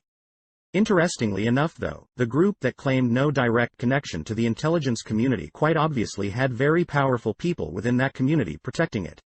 As the final Customs Service memo reveals. On Thursday, February 5, 1987, Senior Special Agent Harold and I assisted the Washington, D.C. Metropolitan Police Department (MPD) with 2 search warrants involving the possible sexual exploitation of children. During the course of the search warrants, numerous documents were discovered which appeared to be concerned with international trafficking in children, high-tech transfer to the United Kingdom, and international transfer of currency. On March 31, 1987, I contacted Detective Jim Bradley of the Washington, D.C. Metropolitan Police Department (MPD). I was to meet with Detective Bradley to review the documents seized pursuant to 2 search warrants executed in January 1987. The meeting was to take place on April 2 or 3, 1987.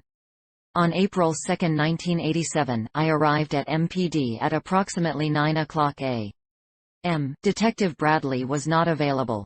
I spoke to a third party who was willing to discuss the case with me on a strictly off-the-record basis. I was advised that all the passport data had been turned over to the State Department for their investigation. The State Department, in turn, advised the MPD that all travel and use of the passports by the holders of the passports was within the law and no action would be taken. This included travel to Moscow, North Korea, and North Vietnam from the late 1950s to mid-1970s. The individual further advised me of circumstances which indicated that the investigation into the activity of the finders had become a CIA internal matter. The MPD report has been classified secret and was not available for review.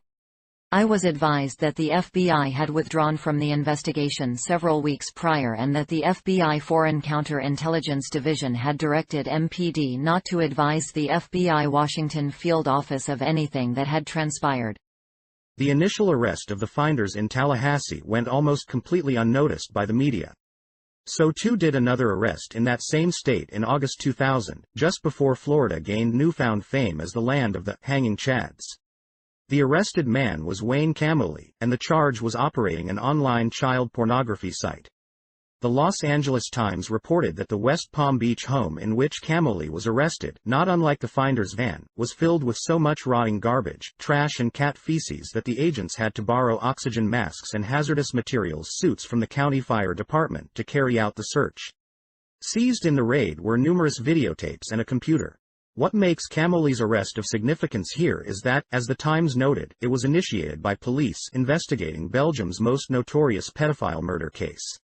It seems that Camoli had close connections to Felix de Koninck, a suspect in the kidnapping and molestation of a 14-year-old girl, and de Koninck in turn had links to Marc Dutroux, and so it is that we end up right back where we began, with the case of the Belgian Beast. The brief Times report closed with these words: U.S. officials couldn't elaborate on the connection between de Koninck and Dutroux, but said they were part of the same child pornography, molestation and murder investigation. It is unlikely that the press will ever revisit the case of Wayne Camoli.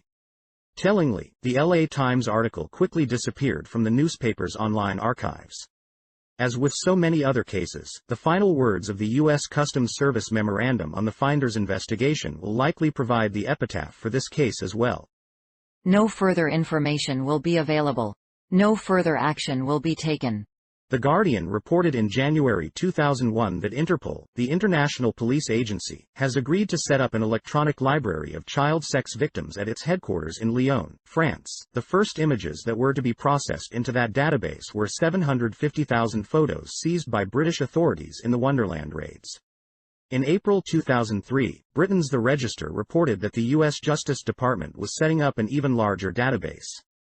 A huge database system designed to find sexually abused children is under development in the U.S. The U.S. Justice Department's Child Victim Identification Program will include a catalog of thousands of illicit pictures seized from suspects and collected from the web. This could make the Justice Department the owner of the world's largest collection of child pornography, AP reports. According to that AP report, child pornography investigators in several countries had already contributed images to the database, as had the FBI, Secret Service, Postal Inspection Service and exploited children groups.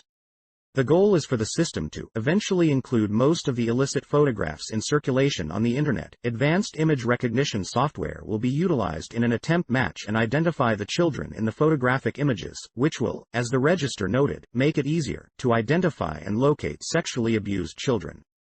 That is certainly an encouraging development, if, that is, it represents a sincere effort by law enforcement personnel to gather evidence against the child exploitation rings and aid the physically and emotionally ravaged victims.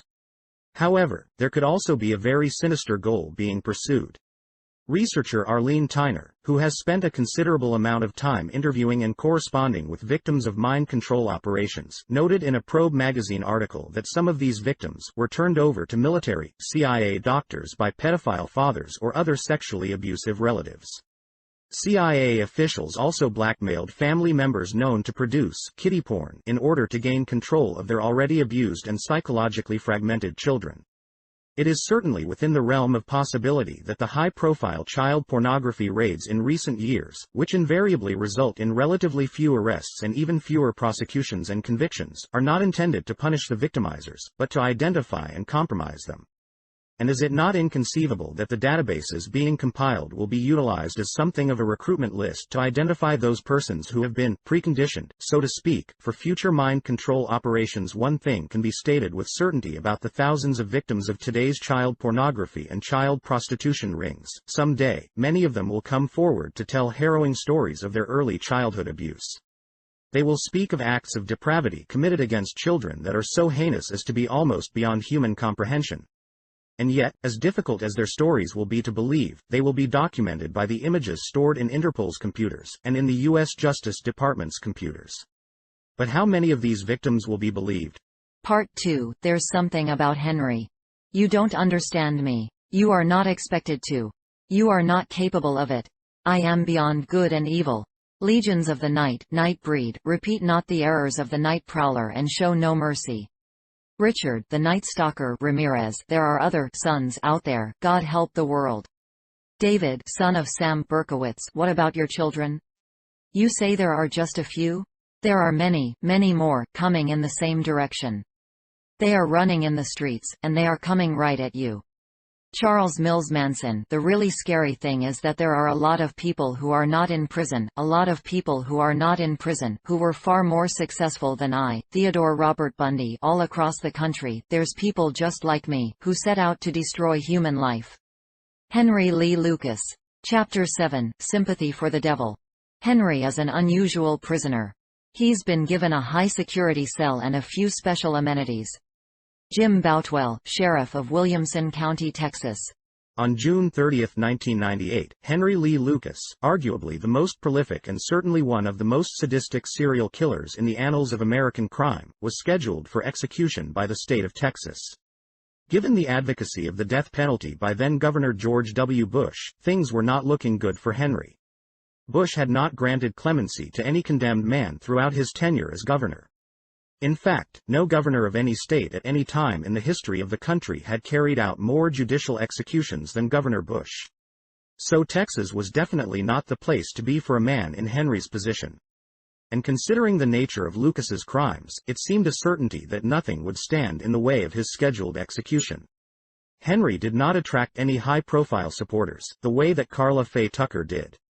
Then again, even personal appeals to Bush from the likes of Pat Robertson failed to dissuade the governor from proceeding on schedule with Miss Tucker's execution.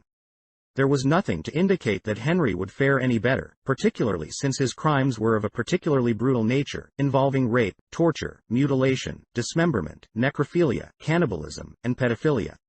His tally of victims ran as high as 300 to 600 by some accounts, including Henry's own, at times, though such figures are likely inflated. What seems certain is that Lucas, frequently working with erstwhile partner Otis Toole, a self-described arsonist and cannibal, savagely murdered dozens of victims of various ages, races, and genders. All indications were then that Henry's execution was a foregone conclusion. Then a most remarkable thing happened.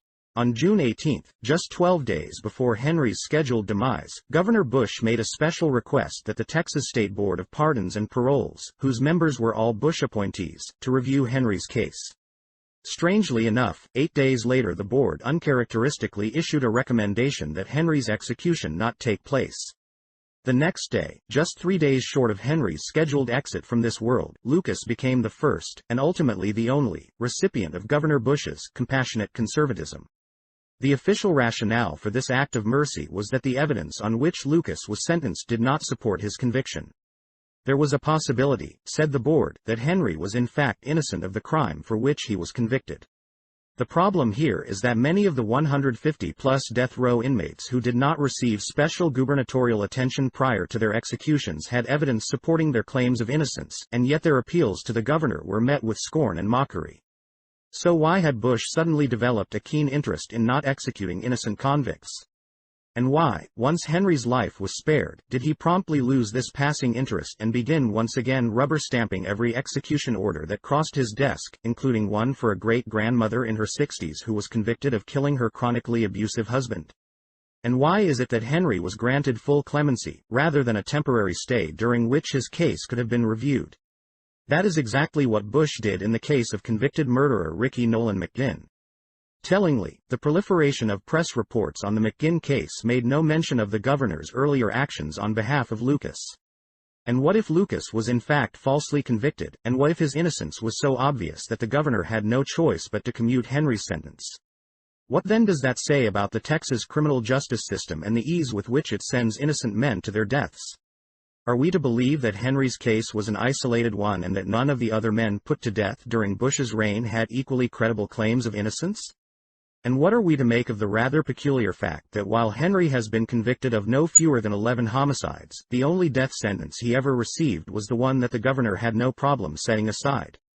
Maybe Henry just had uncannily good luck. He had at one time been scheduled to stand trial for 4 additional homicides, crimes for which his partner had already been convicted. The trial, however, was cancelled on economic grounds, said to be a waste of taxpayer money since Henry was already scheduled to die. Was Henry just extraordinarily lucky to have his only death sentence set aside by a governor who handed out but one commutation? Or was there something more at work in the Lucas case? Surely there had to be some reason why Bush would take uncharacteristic actions to spare the life of a man who had led a life of such brutality. And this was certainly not the first time the criminal justice system had shown such inexplicable leniency towards Lucas. The first big break for Henry came in June 1970, when he was released early from a sentence he was then serving following his first murder conviction. Sentenced to 20 to 40 years, Henry was released after serving 10, just after he appeared before the parole board and explained to them that he was not ready to return to society and would surely kill again if released. As Henry told it, the questioning went something like this: "Now, Mr. Lucas, I must ask you, if we grant your parole, will you kill again?" Henry: "Yes, sir. If you release me now, I will kill again." Nevertheless, the board decided that 10 years was an adequate amount of time to serve for the crime of killing his mother. Within a year of his release, Henry found himself back in prison after attempting to abduct a young girl. Despite his prior criminal record, which began long before the killing of his mother, Lucas served just 4 years before again being granted an early release, this time in August 1975. Beginning shortly thereafter, and continuing for nearly 8 years, Henry and his new friend, Otis, committed an untold number of lurid murders. Henry was finally arrested in October 1982 on suspicion of committing 2 murders, but he was promptly released. He was not arrested again, for the last time, until June 1983. After the final arrest, Henry was taken on tour, so to speak, by various law enforcement officials around the country, during which time he confessed to committing some 600 murders in 26 states. There were various charges made at the time that Henry was being used by his escorts to clear troublesome, unsolved murders in places he had never even been. That quite likely was the case. Henry seemed to have a very chummy relationship with his captors, particularly the Texas Rangers, and provided a valuable service to them by taking the rap for an amazing array of murders. That alone, however, does not explain the personal attention given to Henry's case by Governor Bush.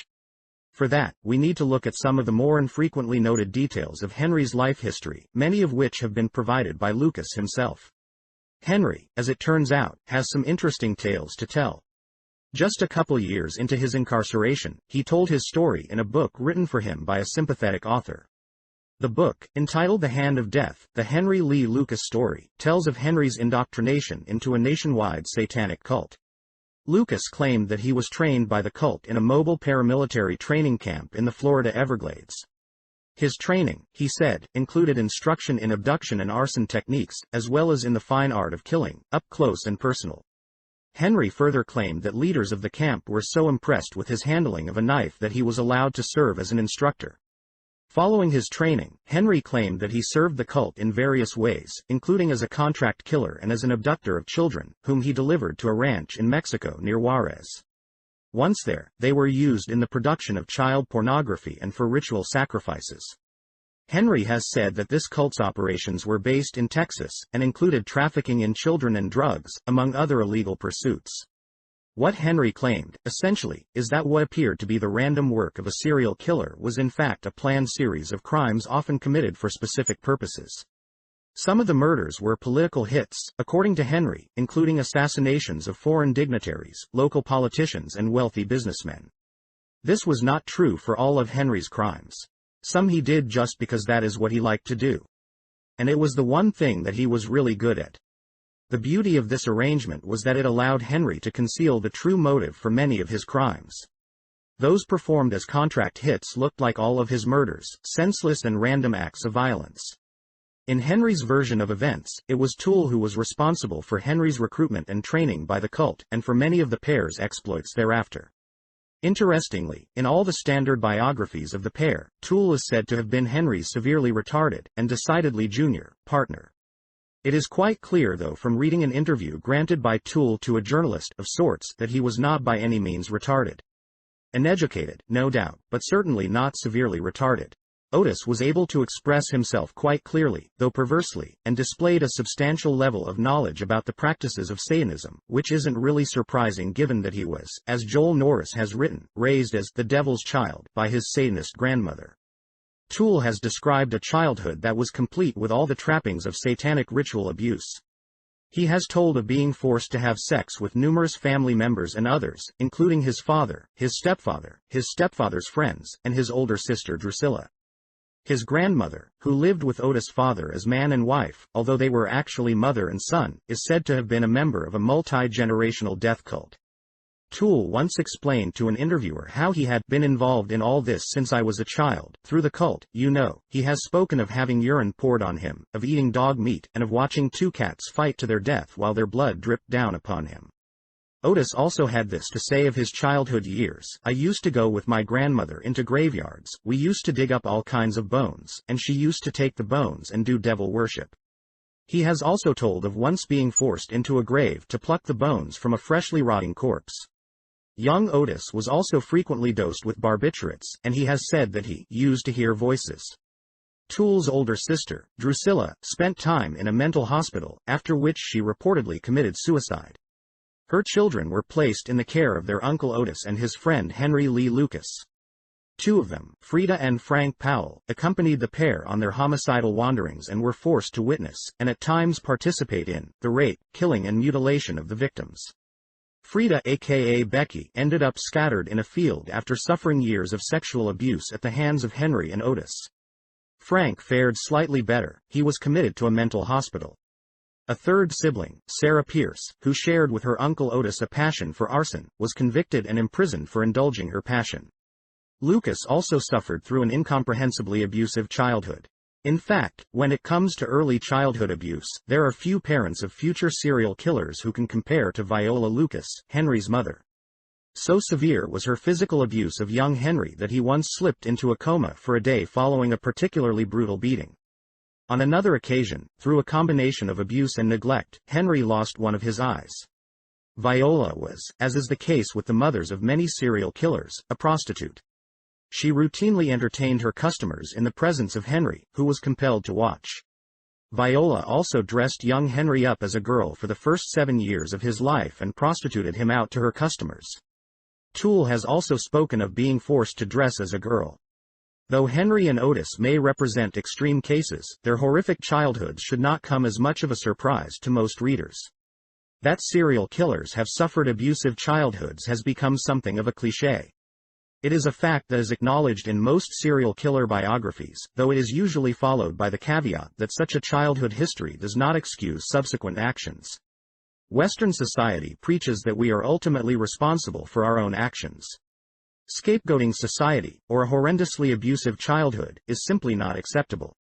Do we not all, after all, act of our own free will, regardless of our past? That is certainly what we have been conditioned to believe. But what if we do not all act of our own free will? What if a lifetime of being bombarded with propaganda has, to some extent, deprived us all of that ability? And what if some of us have been completely robbed of the ability to exercise free will? And what if suffering through a chronically abusive childhood lays the groundwork for that to occur? What if Viola Lucas was right when she told young Henry, "I'm going to teach you the beauty of pain and you're going to be my slave for the rest of your life"? And what if Henry could only break the bonds of that slavery by killing dear old Mom? And, finally, what if by killing her, Lucas only succeeded in acquiring a new slave master? What are we to make of Henry's bizarre tale of being a contract killer? And what of Henry's other stories, including the one about being a close friend of Jim Jones of the People's Temple? Henry claimed on numerous occasions that it was he who was taken on a chartered plane to Guyana to personally deliver the cyanide to Jones that was allegedly used in the now infamous Jonestown massacre. What are we to make of such stories? Could Henry have been telling the truth about being a contract killer? And if so, did the contracts he was receiving have some kind of government connection? Though Henry did not address the subject in his book, The Training Camp, as he described it, clearly had military connections. And Henry has explicitly stated that the cult included among its members various socially prominent individuals, including high-level politicians. Could that be the reason for the actions taken by Governor George W. Bush in June 1998? They think I'm stupid, but before all this is over everyone will know who's really stupid. And we'll see who the real criminals are. Henry Lee Lucas. Chapter 8, Henry Portrait of an MKUltra Assassin? It is being like a movie star, you're just playing the part. Henry Lee Lucas, describing what it is like to be a serial killer. A U.S. Navy psychologist, claims that the Office of Naval Intelligence had taken convicted murderers from military prisons, used behavior modification techniques on them, and then relocated them in American embassies throughout the world. The Navy psychologist was Lieutenant Commander Thomas Nerud of the U.S. Regional Medical Center in Naples, Italy. The information was divulged at an Oslo NATO conference of 120 psychologists from the 11-nation alliance. The Navy provided all the funding necessary, according to Nerud. Dr. Nerud, in a question-and-answer session with reporters from many nations, revealed how the Navy was secretly programming large numbers of assassins. He said that the men he had worked with for the Navy were being prepared for commando-type operations, as well as covert operations in U.S. embassies worldwide. He described the men who went through his program as hitmen and assassins who could kill on command. Careful screening of the subjects was accomplished by Navy psychologists through the military records, and many were convicted murderers serving military prison sentences. So said the Napa Sentinel, in a series of articles published in August-November, 1991. Anyone familiar with the intelligence community's long-standing obsession with the concept of mind control will immediately recognize what Dr. Nerud was describing as an MKUltra project. The existence of this particular manifestation of the project was first reported by British journalist Peter Watson of the Sunday Times, who attended the conference and interviewed Dr. Nerud, who told him that they looked for candidates who had shown a proclivity for violence. This was at a time when numerous pseudo-investigations of the intelligence community were being undertaken, including those by the Rockefeller, Pike, and Church committees. Nerud told Watson that he was revealing what was obviously highly classified information only because he assumed that it was about to surface anyway. As it turned out, Nerud seriously overestimated the interest of the various committees in practicing full disclosure. After making his unauthorized comments, Nerud promptly disappeared from public view.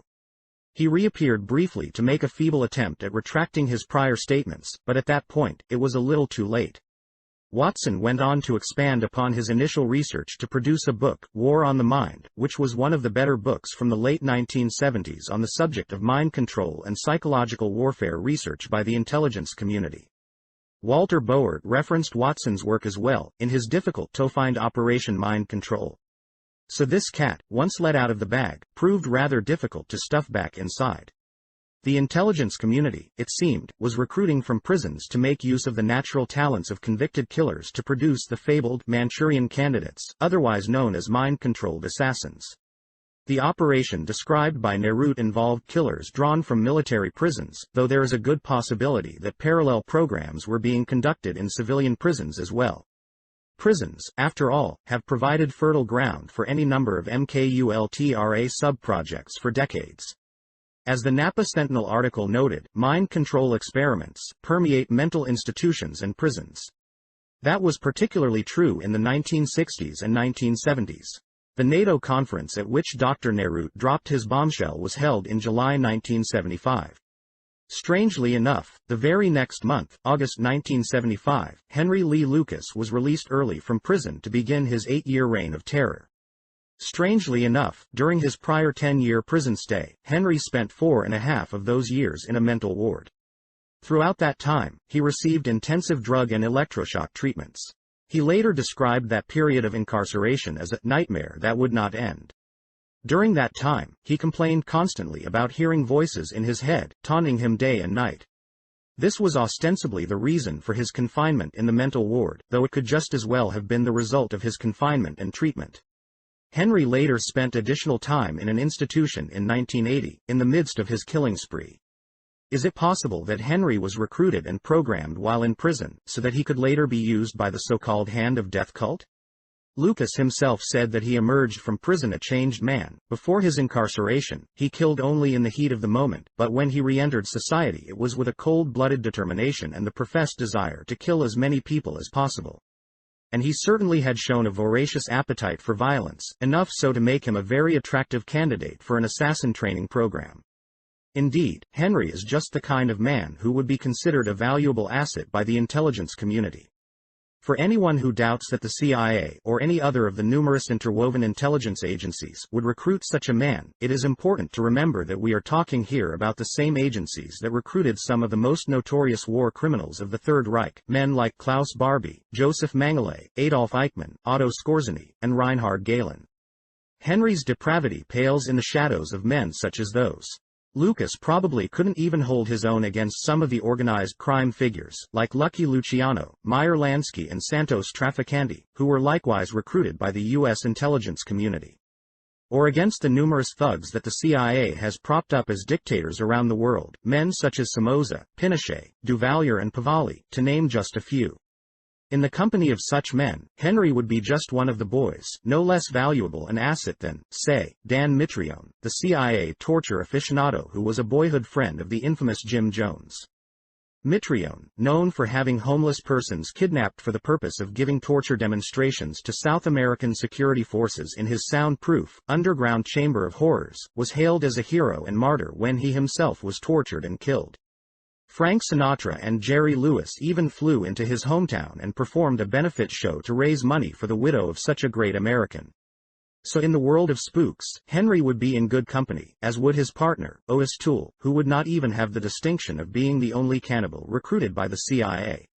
As Douglas Valentine revealed in the Phoenix program, the CIA's assassination, torture and terror program waged against the people of Vietnam, the Phoenix teams consisted of U.S. Navy SEALs working with CTs, described by one participant as a combination of ARVN deserters, VC turncoats, and bad motherfucker criminals the South Vietnamese couldn't deal with in prison, so they turned them over to us. The spooks were only too happy to employ the services of these men, who taught their SEAL comrades the secrets of the PSYWAR campaign. So depraved were the agency recruits that some of them would actually devour their enemies' vital organs. All in a day's work for America's premier intelligence agency. Also included in the CIA rogues gallery of distinguished alumni, according to a number of researchers, is Lucas's self-described close friend, the aforementioned Jim Jones. What then are we to make of Henry's professed connection to the tragic People's Temple? Several investigators have documented that the Jonestown massacre was not by any means a case of mass suicide, as was reported by the U.S. press. It was in fact a case of mass murder. The Guyanese coroner, Dr. C. Leslie Mutu, concluded that only a handful of the 913 victims at Jonestown died by means of suicide on that fateful day. All of the rest were summarily executed, some by lethal injection, some by strangulation, and some simply shot through the head. It is apparent then that if Lucas was in fact at Jonestown at the time of the mass murder, he was quite likely doing considerably more than just serving as a delivery boy. A man of Henry's talents would be an invaluable asset in a cleanup operation of that type. And what was being cleaned up was, of course, itself an MKUltra project, complete with vast stockpiles of drugs, sensory deprivation equipment, and a band of zombie-like assassins who gunned down Congressman Leo Ryan's entourage just before the massacre, thus necessitating the cleanup operation. It is strange then that Henry would claim a connection to a man whose operation was notable primarily for being a breeding ground for mind control, assassins, and mass murder. Several years after the publication of Henry's book, journalist Maury Terry told a story with chilling parallels to the one told by Henry and Otis. What Terry revealed, in The Ultimate Evil, is that the murders attributed to the son of Sam and the Manson family, as well as numerous other interconnected killings, including possibly the Zodiac murders, were not what they appeared to be. Rather than the random work of serial, mass murderers, many were actually contract hits carried out for specific purposes by an interlocking network of satanic cults. In other words, they were professional hits orchestrated and disguised to look like the work of yet another lone nut serial killer. That is, of course, exactly what Henry claimed his crimes to be, several years before Terry published his compellingly documented work. Terry's book has been unfairly maligned by much of the media. His contention is that David Berkowitz had nothing to do with the planning of the killings, he was just one of several gunmen. Berkowitz was essentially a patsy who took the fall to protect the rest of the cult, particularly those members who travel in the upper strata of society. That scenario has been roundly ridiculed. Many of Terry's critics have pointed to the fact that Ed Sanders' The Family, which in a sense laid the groundwork for Terry's later work, was recalled by its publisher and reissued sans two crucial chapters. That is purported to be proof that the allegations both authors make, particularly the allegations regarding the Process Church, are without substance. What such critics unerringly fail to mention is that it was only the U.S. publisher that bowed to pressure to recall the book. The book's publisher in the UK, on the other hand, stood behind the book and its author, a decision that withstood legal challenges. Terry's numerous critics also unerringly fail to mention that Queens District Attorney John Santucci reopened the Son of Sam case in 1979 after concluding that Berkowitz did not act alone. I believe David Berkowitz did not act alone, that in fact others did cooperate, aid and abet him in the commission of these crimes. Among other things, Santucci pointed out, the sketches of the individuals, the composites, were at wide divergence from Berkowitz, and indeed, they were. In fact, the sketches were at wide divergence from one another, as the New York Post noted. The identikit drawings of the NYPD, which some say are better than photographs, give 7 different looks to the killer.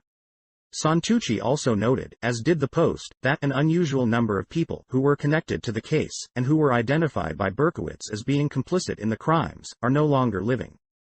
Berkowitz, by the way, had a number of interesting connections. Police found numerous telephone numbers scrawled on the walls of his apartment, including the unlisted, private home numbers of prominent doctors living on Long Island, the number for a large Scientology training center in Florida, and the number for the Montauk Golf and Racquet Club, an exclusive country club on Long Island that lies adjacent to a purportedly closed military base that has been tenuously linked by researchers to ongoing mind control operations. A more recent case, unreported in the American press, closely mirrors the scenario portrayed by Terry, complete with a patsy taking the fall for the crimes of the socially prominent and a trail of dead witnesses, accomplices. In 1994, a farmhand named Pietro Pacciani was convicted of 14 serial killings committed in Italy's Tuscan woods.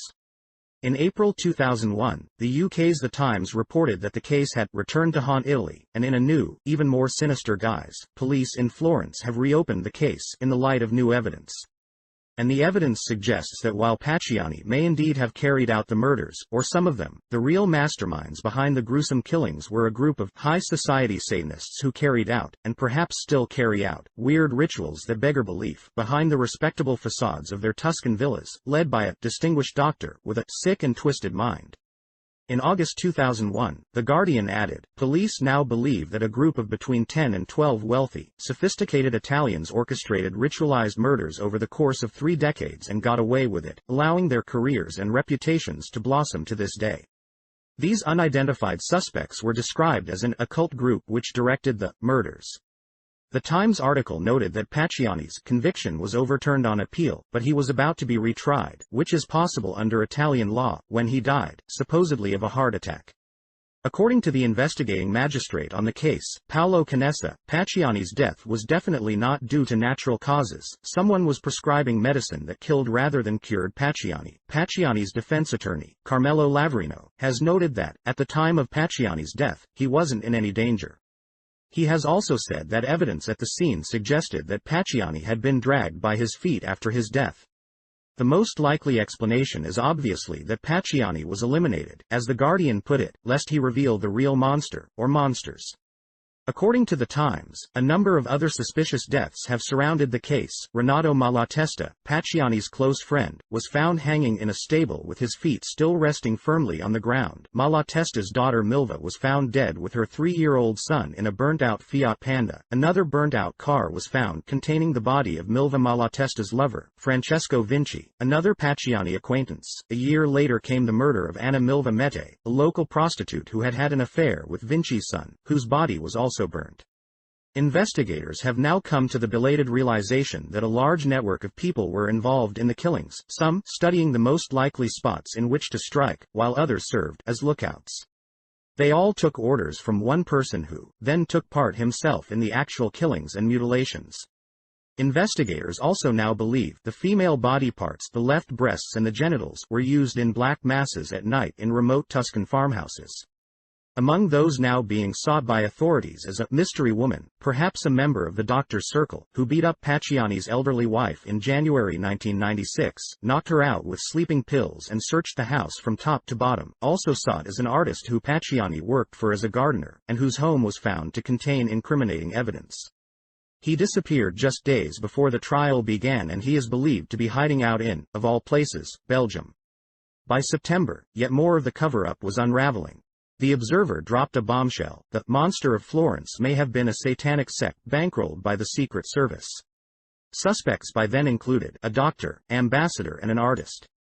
Pacciani's death was being treated as a murder, and questions were being raised about his unexplained wealth, which included 2 houses and more than $75,000 in cash.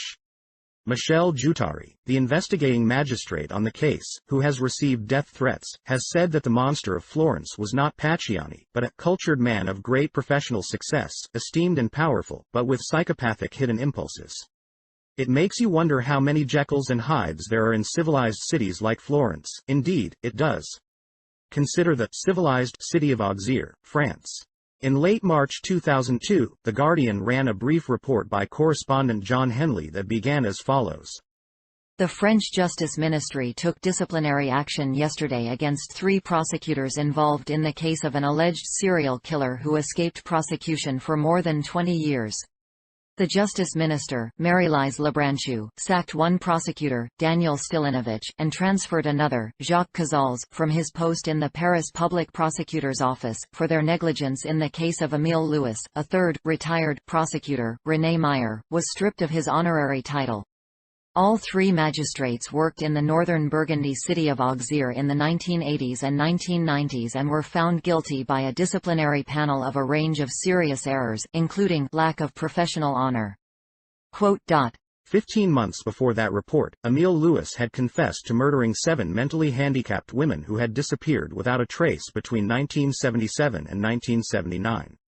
He had subsequently withdrawn his confession and asserted that the girls had been abused, abducted and finally killed by a ring of high-ranking local men. At the time of the women's disappearances, investigations had been hastily dropped and the missing women listed as runaways.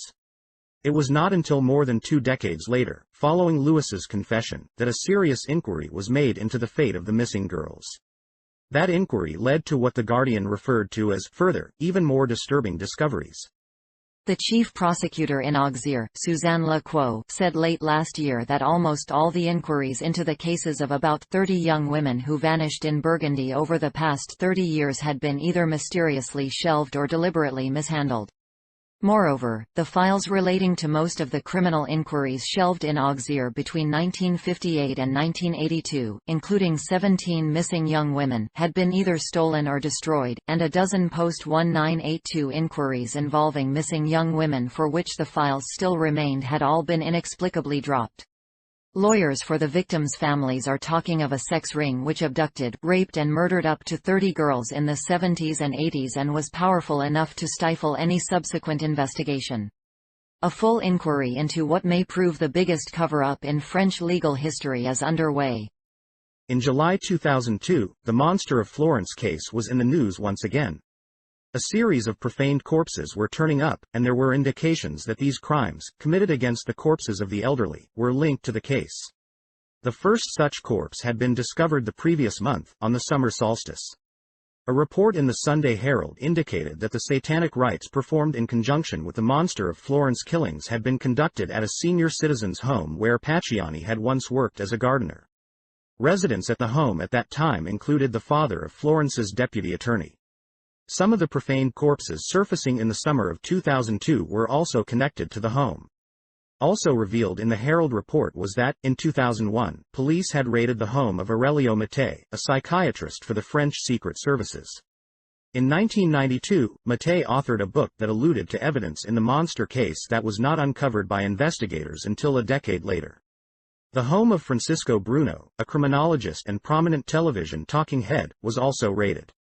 Bruno's name was on one of the drug prescriptions that killed Pacciani. Any additional information on the case may be difficult to obtain, since the Herald report also noted that police had issued a news blackout on the ongoing investigation. It seems quite likely, however, based on the evidence that has surfaced, that Pacciani was in fact a fall guy for a cult of powerful individuals. In May 2003, the UK's Guardian reported that convicted French serial killer Patrice Allegre was not the lone psychopath he was made out to be at his trial last year, according to the sworn statements of former prostitutes. He is alleged to have acted for most of the 1990s as the leader of a sadomasochistic sex ring, supplying women and drugs for debauched, and at times violent, evenings frequented by senior policemen, judges, businessmen, sports personalities and politicians. The claims surfaced during a police investigation into allegations that Patrice Allegre, a serial killer who is serving a life sentence for killing 5 women, was for years offered a legal protection by corrupt police and magistrates in the southwestern city of Toulouse. According to a BBC report, Allegre, a policeman's son and an employee of the police department's cafeteria, is also under investigation in connection with a criminal network in Toulouse said to have involved minors and cocaine. Other allegations, as recounted by The Observer, involved white slavery, sadomasochism, rapes, sex with minors, drug dealing and appalling brutality, all in the heart of the government of one of France's most historic and most civilized cities. It is alleged that these crimes were committed at Toulouse's Palais de Justice and at a chateau owned by Toulouse Council. Toulouse's Prosecutor General, Jean Wolf, was fired for covering up links between senior officials and the exploitation of vulnerable girls. 3 judges were scheduled for questioning about acts of torture and barbaric acts, pimping and rapes of underage girls. Allegre claimed that at least some of the murders he committed were ordered by some of Toulouse's most prominent citizens. The killings, he said, served to silence witnesses and eliminate blackmail threats arising from what The Guardian described as sadomasochistic orgies involving politicians, judges and police. 2 former prostitutes who had been recruited by Allegre for some of those parties corroborated his allegations. One judge admitted that there was some truth to the story told by the 2 women of an official cover-up of Allegre's crimes. Another judge has admitted to drinking with Allegre, who is known to have run Toulouse's prostitution business in the early 1990s. As the investigation progressed, Dominique Baudis, a former television host, found himself at the center of the scandal. He was perhaps the most prominent politician in Toulouse, having served as mayor from 1983 to 2001, preceded by his father from 1971 to 1983. Baudis was named as one of the 4 powerful figures that reportedly ordered the murders. The other 3 were not named, but one was said to be a high-ranking police officer, and another a senior magistrate. Baudis reportedly owned a lake house, equipped with hidden cameras, where sadomasochistic orgies were held.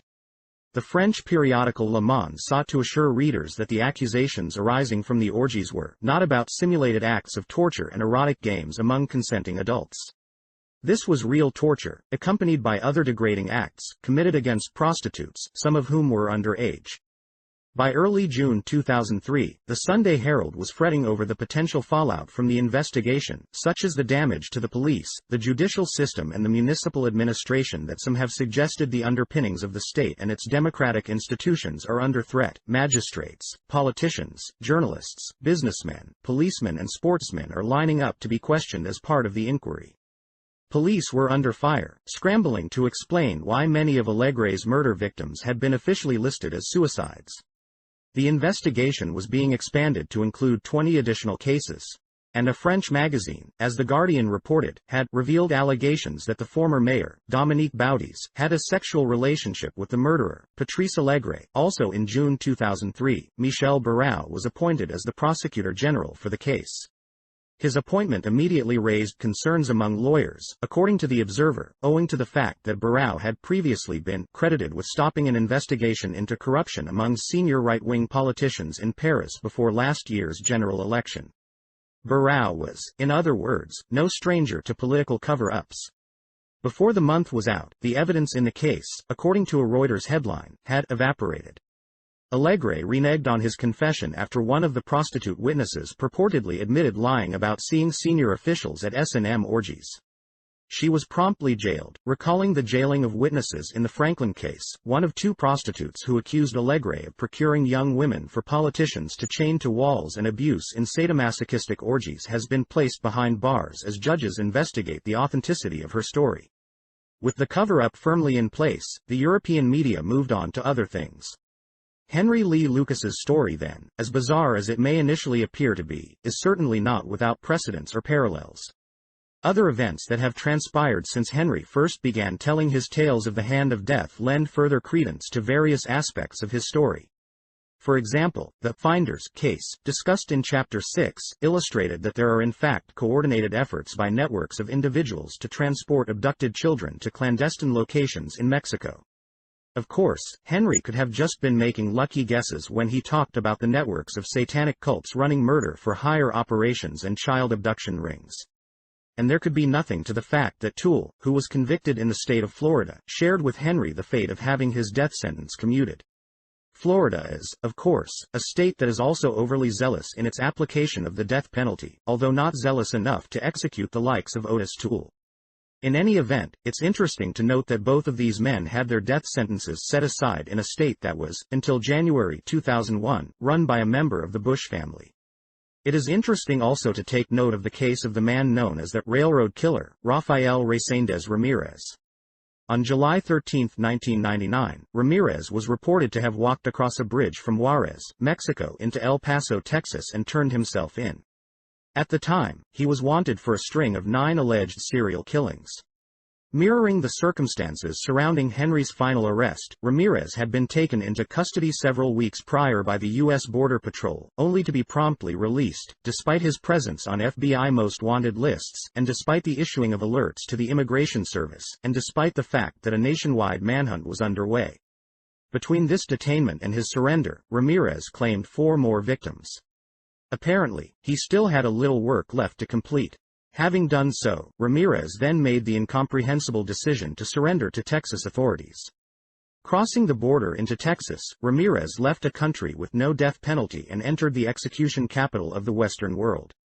The Los Angeles Times, in reporting on his surrender, noted he was adamant he wanted to surrender to a Texas Ranger, and he had not requested an attorney and was cooperating with detectives. In the same article, it is noted that authorities say Ramirez is strikingly intelligent. Strikingly intelligent? Not based on the actions he took on July 13, 1999. But then again, perhaps Ramirez knows something about the Texas criminal justice system that the rest of us do not. Interestingly enough, Lucas was reportedly fascinated by the Ramirez case. While the manhunt was underway, he told the Houston Post, "I follow his case on the TV, I'd like to meet him." They presumably would have much to talk about. Ramirez, by the way, was born in Matamoros, Mexico and, according to his mother, was raised there outside of the home by non-family members. At some time I have started to hear funny voices, like a person calling me, but no one call me. Rafael Reséndez Ramirez, in a letter to a reporter in Houston following his surrender to authorities. Can I tell you who really I am, with all the secrecy that's in the family? I only have one purpose in life, and that's to express some of my views and some of the views that I have been instructed. Anything that can put down Christianity, anything that can put down democracy, anything that can put down freedom. Rafael Reséndez Ramirez, delivering his closing argument to a jury in St. Louis, March 1989. Chapter 9, Rancho Diablo. No one wants to believe the cult story. The TV people cut it out. The writers don't write about it. Henry Lee Lucas. One of the more compelling aspects of Henry's story was his contention that he had ties to cult-run ranches just south of the U.S. border. In 1989, just such a ranch was excavated in Matamoros, Mexico, just south of Brownsville, Texas, yielding the remains of 15 ritual sacrifice victims. The Matamoros case so closely paralleled the stories told years earlier by Lucas that some law enforcement personnel in Texas chose to take a closer look at Henry's professed cult connections. In fact, Jim Boutwell, the sheriff of Williamson County, Texas, later told a reporter that investigators had verified that Lucas was indeed involved in cult activities. Following the discovery in Matamoros, Clemmy Schroeder, identified as Henry's spiritual advisor, sent to the state attorney general a map Lucas had drawn for her in 1985 that identified locations where murder, kidnapping and drug-running operations were conducted. She told a reporter for the Brownsville Herald, "Henry told me there were a lot of different cults in Mexico who were involved in satanic worship and everything. I found the map and realized he had marked this cult and drug ring near Brownsville. The Attorney General's office chose not to take any action." In an interview conducted following the exposure of the Matamoros cult, Otis Toole claimed that it was not the specific ranch with which he and Henry were associated, but he also emphasized that there were many such interconnected operations along the Texas-Mexico border. Though downplayed in most press reports, the Matamoros cult was largely an American entity. Its leader was Adolfo Constanzo, a Cuban-American born in Miami, Florida and raised in Miami and San Juan, Puerto Rico.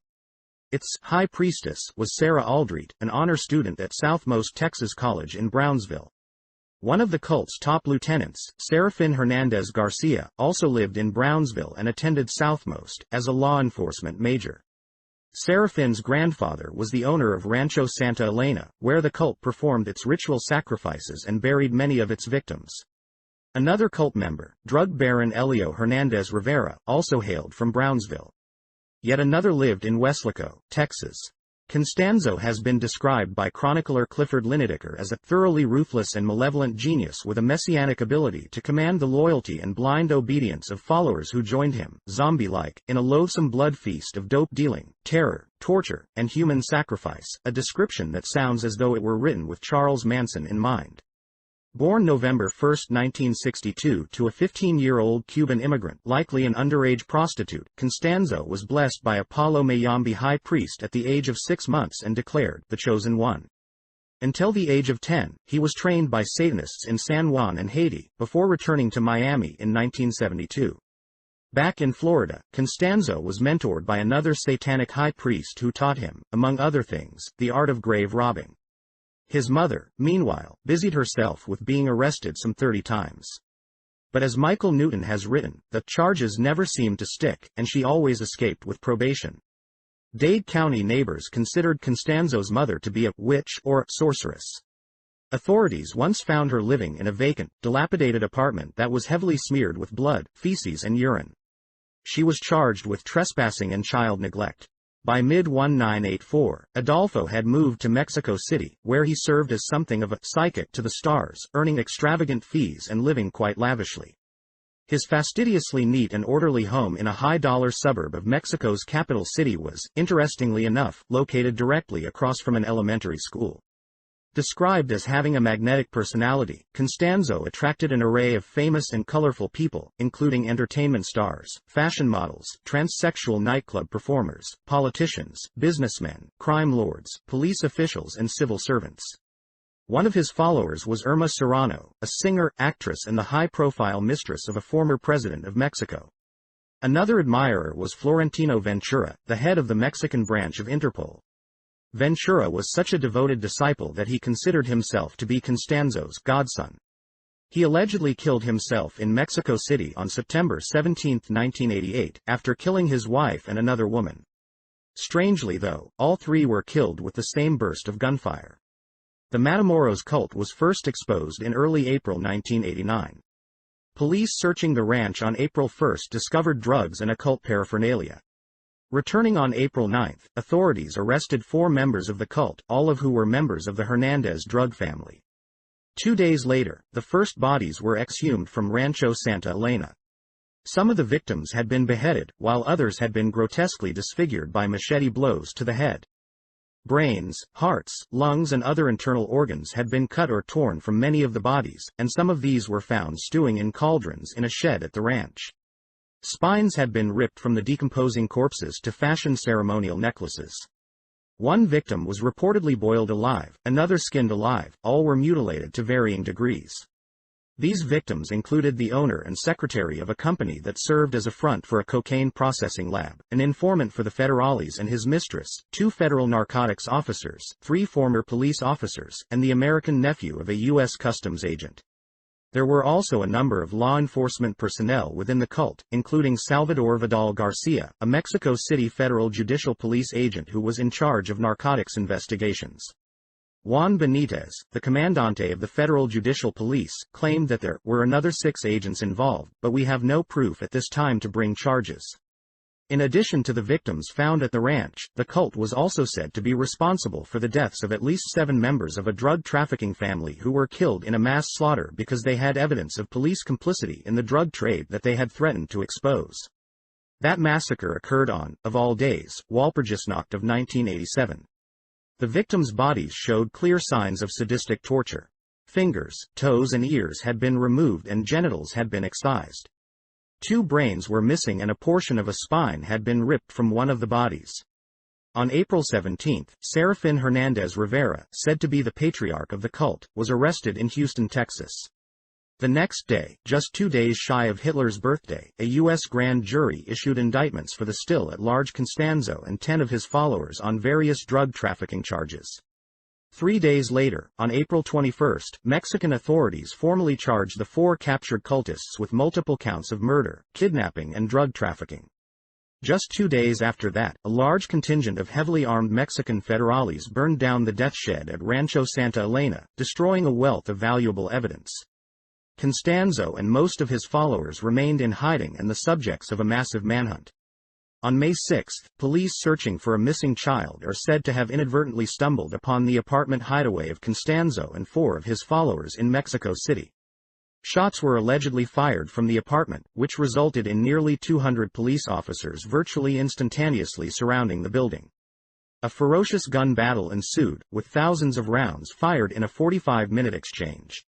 Amazingly though, none of the cultists were shot and only 1 officer was wounded, and that was in the initial gunfire that came from the apartment. Constanzo and his male lover were reportedly executed in a closet on the orders of the high priest himself. The 3 survivors were captured alive and charged with a multitude of crimes. Reports immediately surfaced claiming that Constanzo had faked his death by substituting the body of another cultist. The 2 bodies in the closet had been riddled with automatic weapon fire, making identification difficult. Mexico City newspapers carried reports of witnesses claiming that 2 men had been seen fleeing the scene of the shootout. The body identified as Constanzo's was claimed by U.S. consular officials, allegedly acting on behalf of Constanzo's mother, and flown to Miami to be promptly cremated. As the investigation proceeded, reports on the case grew more disturbing. Police reported finding blood-spattered altars in the homes of many of the suspected cultists, and Mexico City newspapers openly speculated that human infants had been ritually sacrificed by the group. Some reporters opined that babies might even have been bred specifically for that purpose. Michael Newton has reported that from 1897 to 1989, there were 74 unsolved ritual homicides in Mexico City, 14 of those victims were infants. Other reports noted that in custody, High Priestess Sarah Aldrete displayed what Linacre described as signs of a split personality. As the days wore on, 3 separate personas became evident. A U.S. Customs agent told the Houston Chronicle that she clearly had a dual personality. Like most of the other cultists, Aldrete, who had married on Halloween Day, 1983, had links to the Hernandez drug family. A particularly compelling report in the Brownsville Herald revealed that the drug trafficking Matamoros cult was part of a massive, hemisphere-wide, drug trafficking network. Federal agents have established a pattern of drug trafficking from the Hernandez family in Matamoros to top Chicago mob bosses. Interestingly enough, Constanzo was reportedly sighted in Chicago during the time that he was the focus of the manhunt, but those reports were scoffed at by authorities. In the wake of the Matamoros case, 2 members of the Texas state legislature, Senator J. E. Brown and Representative Sam Johnson, introduced a bill aimed at combating cult-related ritual crime, which they asserted was a burgeoning problem in Texas and elsewhere in the country. After a decade had passed, the problem had not abated, as became evident when yet another excavation was begun, at a ranch near Juarez, Mexico. That property was, strangely enough, located precisely where Henry Lee Lucas had claimed that the Hand of Death cult maintained a ranch. The first reports on the Juarez Ranch surfaced on December 1, 1999, less than 5 months after Reséndez Ramirez had surrendered to U.S. authorities at a location on the U.S. border very near the ranch. A Los Angeles Times report noted that the clandestine burial grounds were practically within sight of the U.S. border. Early reports indicated that authorities anticipated exhuming between 100 and 300 bodies from mass graves on the ranch, including 22 missing U.S. citizens and a number of former FBI and DEA informants. The investigation was quickly expanded to include at least 3 more possible burial grounds in the area. U.S. authorities, perhaps having learned a lesson from the well-publicized Matamoros case, immediately moved in to take charge of the investigation. The brazen violation of Mexico's sovereignty was roundly condemned by the Mexican press. A group of irate Mexican senators grilled the country's foreign minister on the FBI's aggressive role in the investigation and loudly denounced the fact that exhumed bodies were being transferred to the U.S. for forensic examination. By mid-December, with the U.S. firmly in control of the case and with all evidence being clandestinely transferred onto U.S. soil, Mexico's Attorney General was claiming that the early reports had been wildly off the mark. The new reports claimed that only 9 bodies had been found at the 3 separate burial sites and no more were expected to be uncovered. Press coverage of the case almost immediately ceased, after the media had assured everyone that "there's nothing to see here, folks." The final report carried by the Los Angeles Times maintained that some victims had reportedly disappeared after being detained by men in Mexican police uniforms, raising questions about the extent of police corruption in Mexican law enforcement. Peter Smith, the director of Latin American Studies at UC San Diego, echoed that sentiment. The clandestinity raises the issue of potential complicity on the part of local or state authorities. Not surprisingly, reports made no mention of the extent of police corruption in American law enforcement. Officials were quick to claim that there was no connection between the bodies exhumed at the ranch and the unsolved murders of hundreds of young women in the Juarez area. There is no consensus on the number of women that have been brutally raped, tortured and murdered since the killings began in 1993, but estimates run as high as 500, with hundreds more reportedly missing and possibly dead. As the website Americas.org recalled, free trade supporters once claimed the North American Free Trade Agreement (NAFTA) would turn Ciudad Juarez into the city of the future, and perhaps that is exactly what the city has become, a city where NAFTA's free trade rules ensure that a company's right to profit trumps the rights of government and the protection of citizens. In the 1960s, the Mexican government offered Western corporations a sweetheart deal: build factories on the Mexican side of the border to manufacture and/or assemble goods, operate with wanton disregard for environmental and labor laws, and, to top it off, pay no local taxes. So-called maquiladoras, which had previously been known as sweatshops, soon began to dot the U.S.-Mexico border. Before long, they numbered in the hundreds. The highest concentration of those maquiladoras is in Juarez, which currently is home to about 500 factories employing 200,000 workers. About 80% of the factories in Juarez are American-owned. As the labor-intensive maquiladoras proliferated, the populations of border cities like Juarez quickly swelled. But as the population grew, there was no corresponding investment in the cities. As the Observer noted, there has been no attempt to create infrastructure, no roads or housing. Taxation is voluntary for companies, and most pay none. According to official estimates, the population of Ciudad Juarez has tripled to 1,200,000. Unofficial estimates run as high as 2 million. Many of the new arrivals are young women, since the workforce employed by the maquiladoras is 70% female.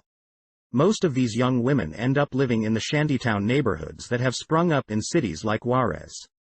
These neighborhoods have no real roads, no street names, no addresses, no utilities, and no public services. Violence is endemic. Drug lords rule the streets. According to La Prensa, life in Juarez is punctuated by narco-related executions and kidnappings in broad daylight committed by death squads working for the lords of the lucrative trade. The Guardian described Juarez as a city associated with grinding poverty and home to one of Mexico's foremost drug trafficking organizations. It is against this backdrop that the murders have been committed. Most of the victims have been maquiladora workers. Some of them have disappeared while traveling alone late at night, after having their work shifts changed at the last minute, after being locked out for arriving at work late. Recent reports reveal that eerily similar murders are now occurring in other Maquiladora towns along the U.S.-Mexico border, including Chihuahua City, Nuevo Laredo and Matamoros. Many of the Juarez victims have had modeling photographs taken of them while they were at work in the factories. Some circumstantial evidence suggests a disturbing scenario. The photographs, taken by recruiters working within the Maquiladoras, are arranged in albums that are then used as catalogs from which victims are selected. The first Juarez victim's body, by most accounts, was found on January 23, 1993.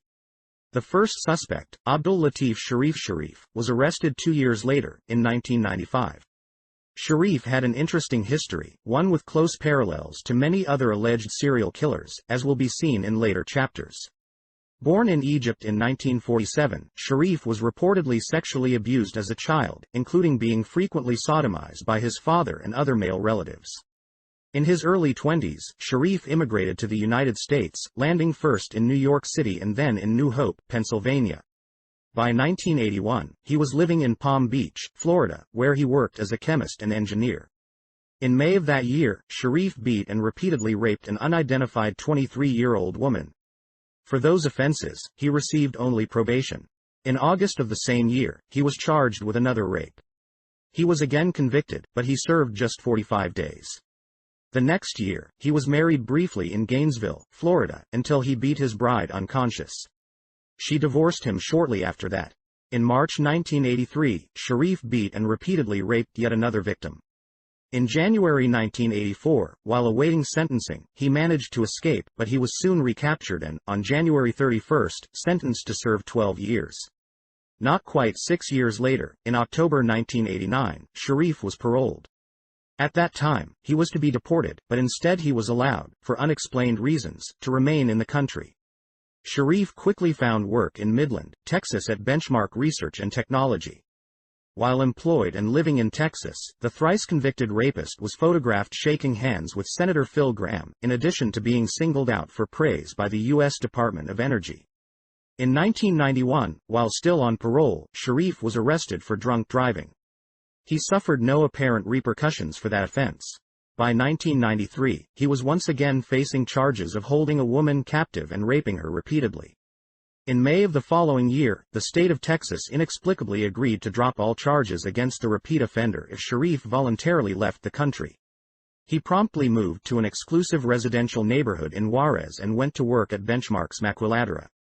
In October 1995, Sharif was arrested by Mexican authorities and charged with rape. He was convicted and given a 30-year sentence, but the bodies of young women continued to pile up in and around Juarez. Next to be arrested were a gang of nightclub workers known as the Rebels, who were allegedly being paid by Sharif to continue the killings. The gang was led by Armendariz Diaz, also known as El Diablo. All members of the gang later claimed that they had been tortured by police to coerce their confessions.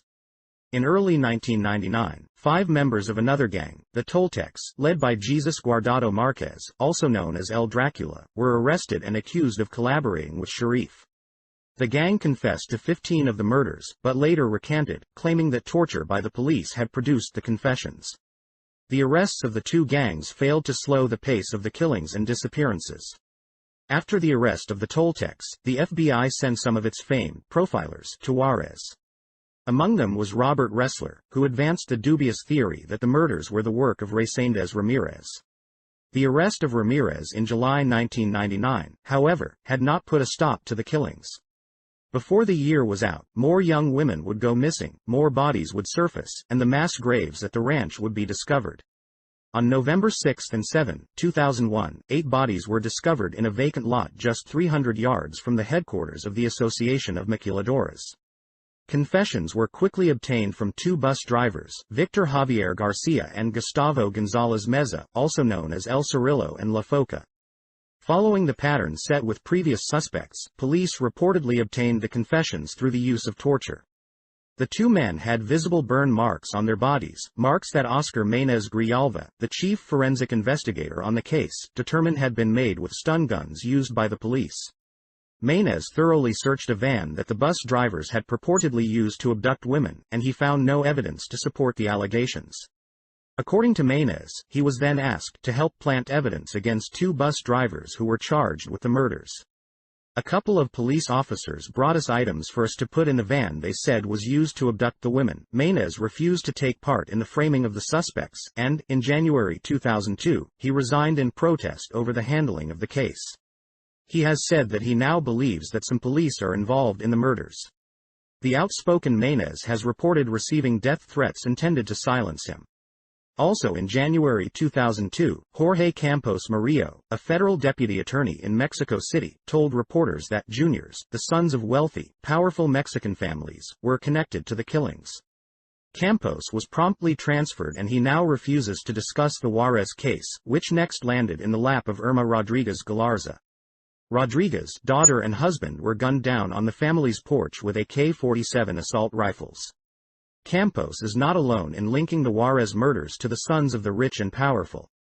The UK's Observer has reported that those involved in the killings come from prominent families that include landowners, major drug dealers, construction barons, energy suppliers, and officials in both government and the police. A spokeswoman for a victims group noted that the killers take no trouble to cover up evidence, like most murders. With these, the evidence is brazen, right there, every time. The killers, in other words, have no fear of the police. The El Paso Times alleged that the guilty parties are prominent men who cross the border regularly, are involved in major businesses, are associates of drug cartels and have ties to politicians in President Vicente Fox's administration. According to some Mexican officials, 6 people from the Juarez El Paso area are having the women abducted for orgies, after which or perhaps during which they are killed. On February 5, 2002, Mario Escobedo Jr., the attorney representing Gonzalez, one of the 2 truck drivers, was killed by police. Escobedo was reportedly pursued at night by police in unmarked vehicles, until the attorney lost control of his car and crashed. He was then cut down in a hail of police gunfire. Escobedo's partner, Dante Almarez, reported that he was advised to drop the case, or we'll kill you the same way we did Escobedo. In August 2002, PBS aired the documentary film Señorita Extraviada, produced by Lourdes Portillo. The film revealed that some of the victims were missing for long periods before their deaths. Some of their bodies display evidence of ritual sacrifice. In many cases, the only remains that are ever found are clothes and bones, and the bones are often mismatched. Frequently these bones are found in far less time than it would take a corpse to be reduced to a skeleton. Sometimes these skeletal remains show up in areas that have just recently been searched. Juarez police have refused to investigate a number of viable leads, and they have deliberately destroyed evidence, including more than 1,000 pounds of victims' clothing that was burned. One female witness, who was arrested and then raped in prison, told the filmmakers that her captors had showed her photos of a woman being gang raped and beaten, and then doused in gasoline and burned alive. Some of the victims have indeed been burned alive. Others have been strangled, stabbed, bludgeoned and/or shot. According to Americas.org, when they're not skeletal remains, most of the women's bodies are found in the nearby desert with evidence of torture and gang rape. Forensics evidence shows many are kept alive during this for days or longer. The bodies are usually mutilated, laid out in cross formation, and branded with signature carvings on various parts of their bodies. Some reports hold that many of the recovered bodies exhibit similar slashing wounds to the breasts. A March 2002 report in The Guardian claimed there are patterns of mutilation that have not been publicly released that could indicate narco-satanic rituals. In October 2002, the bodies of 2 more victims surfaced. 3 months later, in January 2003, 3 more were discovered. Not long after that, on February 8, almost a year to the day after his attorney had been gunned down, Gustavo Gonzalez Meza died in custody following a relatively routine hernia operation. Both Gonzalez and his wife had reported receiving death threats. Just over a week after his death, 4 more bodies were discovered. Police refused to acknowledge one of the bodies, despite the fact that reporters and other witnesses viewed it. In May 2003, the Juarez murders, which had been almost entirely ignored by the Western media for a full decade, were suddenly in the news. A flurry of reports pitched the theory that the killings were the work of an organ trafficking ring, possibly with cult connections. New Zealand's One News reported that as many as 90 women may have been killed by the ring. Some of their organs, it was claimed, were brought to the States by an unidentified American. The Atlanta Journal-Constitution told of federal investigators looking into claims that some of the dozens of women slain in the border city of Ciudad Juarez over the last decade may have been killed for their internal organs. A Reuters report listed the following as possible motives for the murders: satanic rituals, organ trafficking, and snuff movies where women are kidnapped, sexually assaulted, and then murdered on camera. The Guardian spoke of evidence indicating the women may have been victims of an international organ trafficking ring. Police also were investigating the possibility that certain mutilations, breasts were cut off on a few of the victims, and some had scars cut in designs, might indicate the involvement of a religious cult. Skepticism of those theories, however, was expressed by Oscar Maynez, the former head of the Ciudad Juarez Forensics Office and one of the very few voices of conscience in this story. According to the Journal-Constitution report, Maynez said he never saw any evidence of missing organs in the bodies he examined when he worked on the case. Whether accurate or not, the official proclamations and the accompanying news reports served to federalize the investigation of the Juarez murders for the first time. Before that, federal officials had steadfastly maintained that the killings were a state matter. It is unclear whether the federalization of the investigation represents a sincere effort to stop the killings, bring the responsible parties to justice, and root out local corruption, or whether it is just a continuation of the cover-up. The latter seems far more likely. As of this writing, in April 2004, women continue to disappear and incongruous piles of bones continue to surface, while residents continue to discover evidence at crime scenes after police have declared that thorough searches have been conducted. Though there have been numerous arrests over the years, no one has been formally charged with any of the hundreds of unsolved homicides. Meanwhile, in February 2004, Mexican federal police arrested 2 drug cartel members who they said might have been involved in the mass murder of 12 people in a home in Juarez. Also detained were 13 state police officers suspected of complicity. In the city of the future, life is cheap and justice is for sale to the highest bidder. On the U.S. side of the border, in 1985, a ranch of a slightly different variety was uncovered in Kerrville, Texas, not far from Johnson City, Texas, the birthplace and childhood home of President Lyndon Baines Johnson. The ranch, run by a family of German immigrants, was found to be holding 75 human slaves, many of them acquired when they were young teenagers. The property was patrolled by armed guards who kept the slaves chained together and routinely tortured them by applying electric cattle prods to their tongues and genitals. Whenever one of the slaves was killed, the body was burned to dispose of the evidence. The Texas Rangers, who maintain a museum in Johnson City, eventually raided the property, after routinely ignoring steady reports of strange happenings at the ranch. It took the state of Texas almost 2 full years to bring the case to trial. When it was all over with, the rancher and one of his sons received extraordinarily light sentences for their crimes, 15 years for one, and 14 for the other. Another indicted son was acquitted and walked away a free man. A media disinformation campaign portrayed the entire sordid affair as a trumped-up case, but investigative journalist Gordon Thomas noted that the trial transcript indicated that it was nothing of the sort. Thomas has also written of another ranch, in Southern California, that evidence collected from a variety of sources indicates caters to powerful pedophiles. The ranch is located immediately adjacent to one of the numerous U.S. military bases that pepper the southern half of the state. The property has a rather ominous history, having previously served as a concentration camp for Japanese Americans during World War II, and later as a deprogramming center for returning Korean War veterans who it was said had been brainwashed.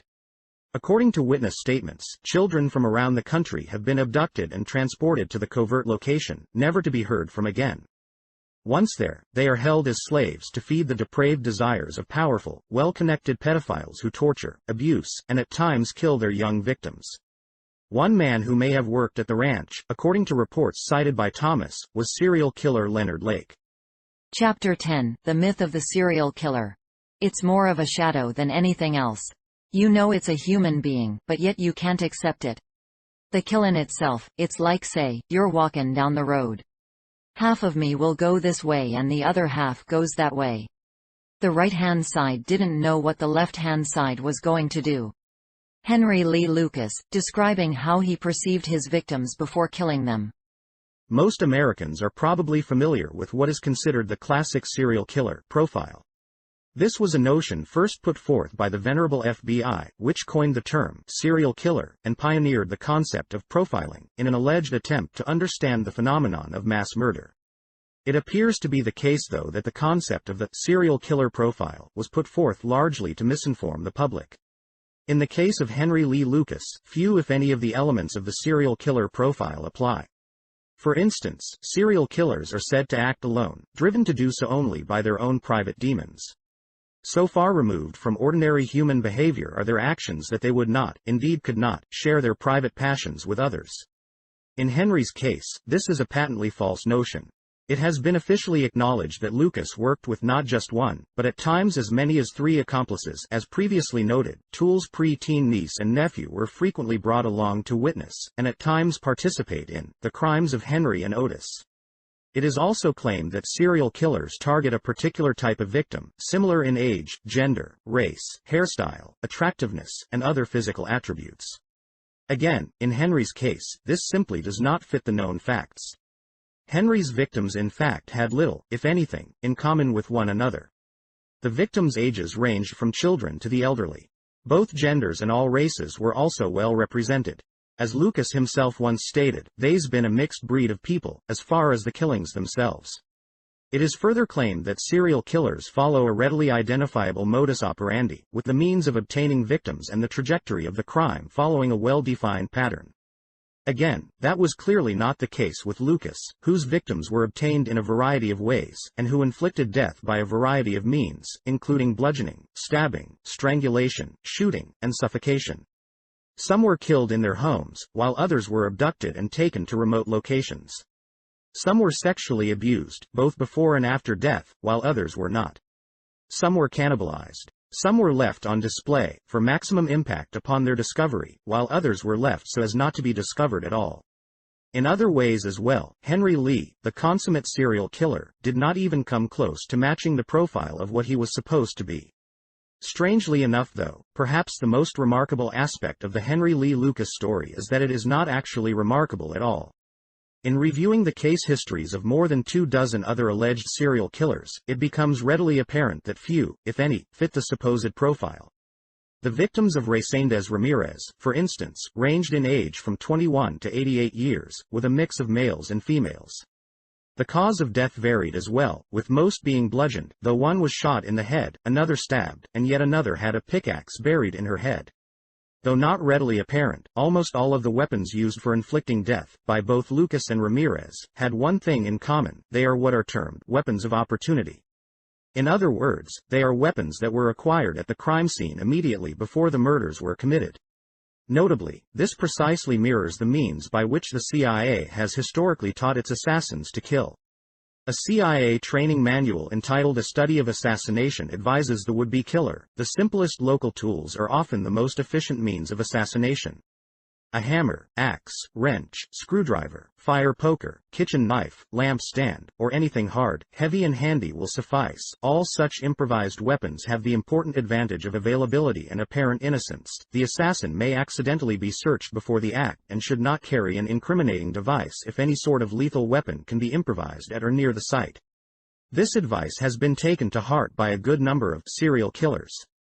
The Mafia assassination service known as Murder, Inc., the brainchild of the Lansky-Luciano syndicate, which had extensive connections to U.S. intelligence agencies, had a remarkably similar philosophy.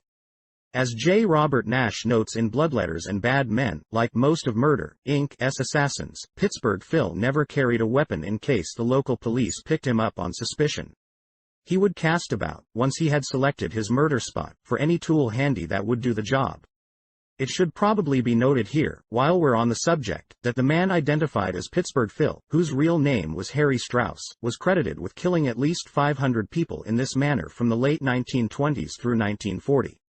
This feat should put him at or near the top of any self-respecting serial killer list. Henry Lee recounts in The Hand of Death that his training by the Hand of Death cult followed the same time-honored tradition. Of course, the FBI assures us that satanic cults and satanic crime do not exist in modern-day America. To put this assertion in its proper context, however, it is important to remember that this is the very same FBI that, during the reign of Murder, Inc., and for several decades thereafter, refused to acknowledge the existence of organized crime in America. It is also the same FBI that for years ignored and denied the resurgence of the Ku Klux Klan in the early part of the 20th century. The FBI, in other words, has a long history of denying the existence of indigenous groups devoted to terrorizing American society. Other than utilizing weapons of opportunity, the most common means by which professional assassins carry out their contracts is with a small caliber bullet fired at point-blank range to the head, typically with either a .22 or .25 caliber handgun. Inflicting such a wound is quick, efficient, relatively quiet, reasonably clean and, most importantly, highly lethal. Contrary to conventional wisdom, a small caliber round to the head is more often fatal than a larger caliber bullet, because the smaller projectile has enough velocity to make the initial penetration into the dense skull bones, but not enough to make an exit wound. Once inside the brain cavity then, the slug will tend to ricochet around the curved inner bone surfaces, causing considerable damage to the brain in the process. A larger caliber round, on the other hand, is much more likely to penetrate clean through the skull, making much more of a mess, though doing less damage to the brain. The smaller weapon then, when fired from very close range, is a much more efficient killing device. Such weapons are also very easy to conceal and are the easiest weapons to silence. And even without a silencer, the report from a .22 automatic is relatively quiet. Especially to a generation raised on a steady diet of sensationalized and highly stylized violence in the media, where every gun sounds like a cannon, a small caliber gun report can easily be mistaken for any of a number of everyday big city sounds. There is another reason that these are often the weapons of choice for contract hits. Small caliber slugs, particularly those from a .22 caliber weapon, are virtually impossible to trace or to match up to any particular gun. Literally millions of .22 caliber weapons are in homes all across the country, and it is far and away the most popular, mass-produced ammunition on the market. And a .22 caliber bullet that has punched through the skull and careened around the skull cavity is virtually guaranteed to be deformed to such an extent that a ballistics match will be impossible. Matching a flattened slug dug out of some victim's head to any particular gun then is something akin to finding the proverbial needle in the haystack. For this reason, and for those previously cited, a small caliber contact wound to the head, usually to the side of the head, has long been the mark of a professional assassin. It is a most remarkable fact then that the vast majority of the victims of the serial killers profiled herein were killed either by means of a weapon of opportunity, or they were shot in the head with a small caliber weapon, execution style. And far more often than not, there is no specific type of victim that is targeted, nor is there a pattern as to how the killings are carried out.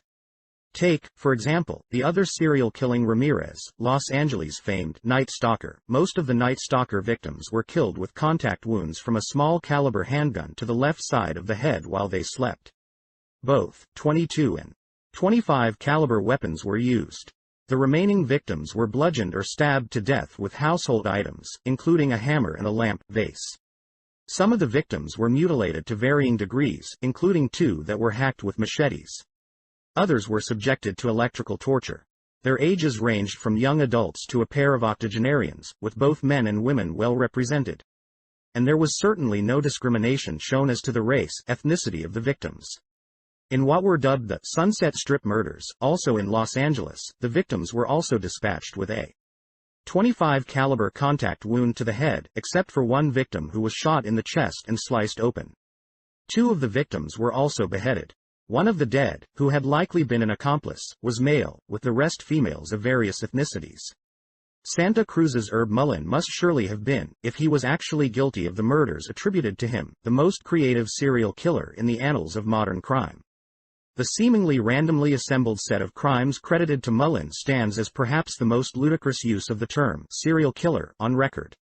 The first victim was a homeless man beaten to death with a baseball bat, for no apparent reason, on a lonely stretch of road.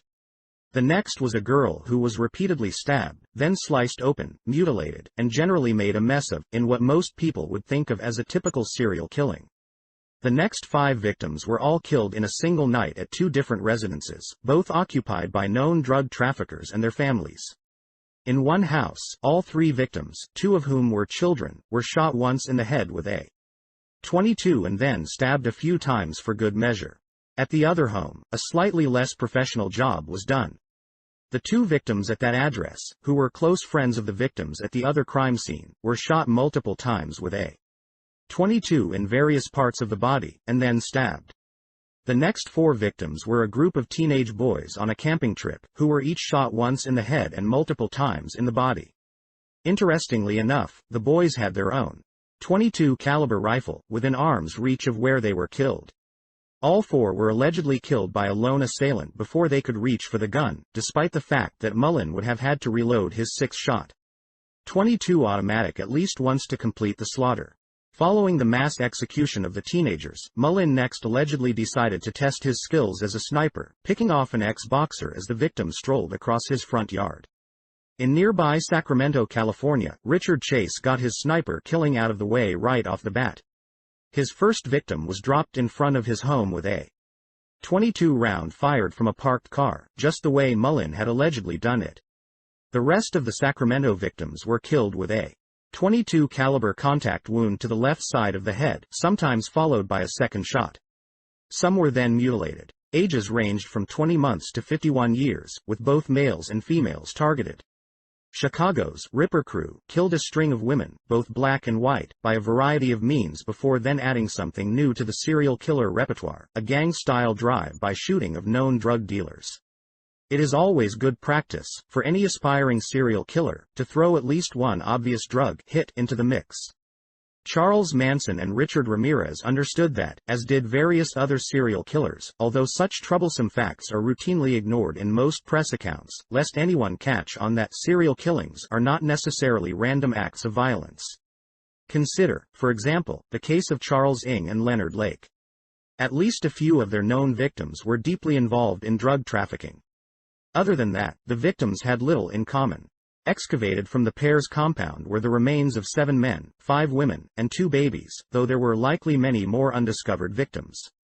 How the pair's victims were killed was impossible to determine, as was largely true of the cases of other killers who fall into the collectors category, including Jeffrey Dahmer, John Wayne Gacy, Bob Berdella, Gary Heidnik, and Herb Baumeister.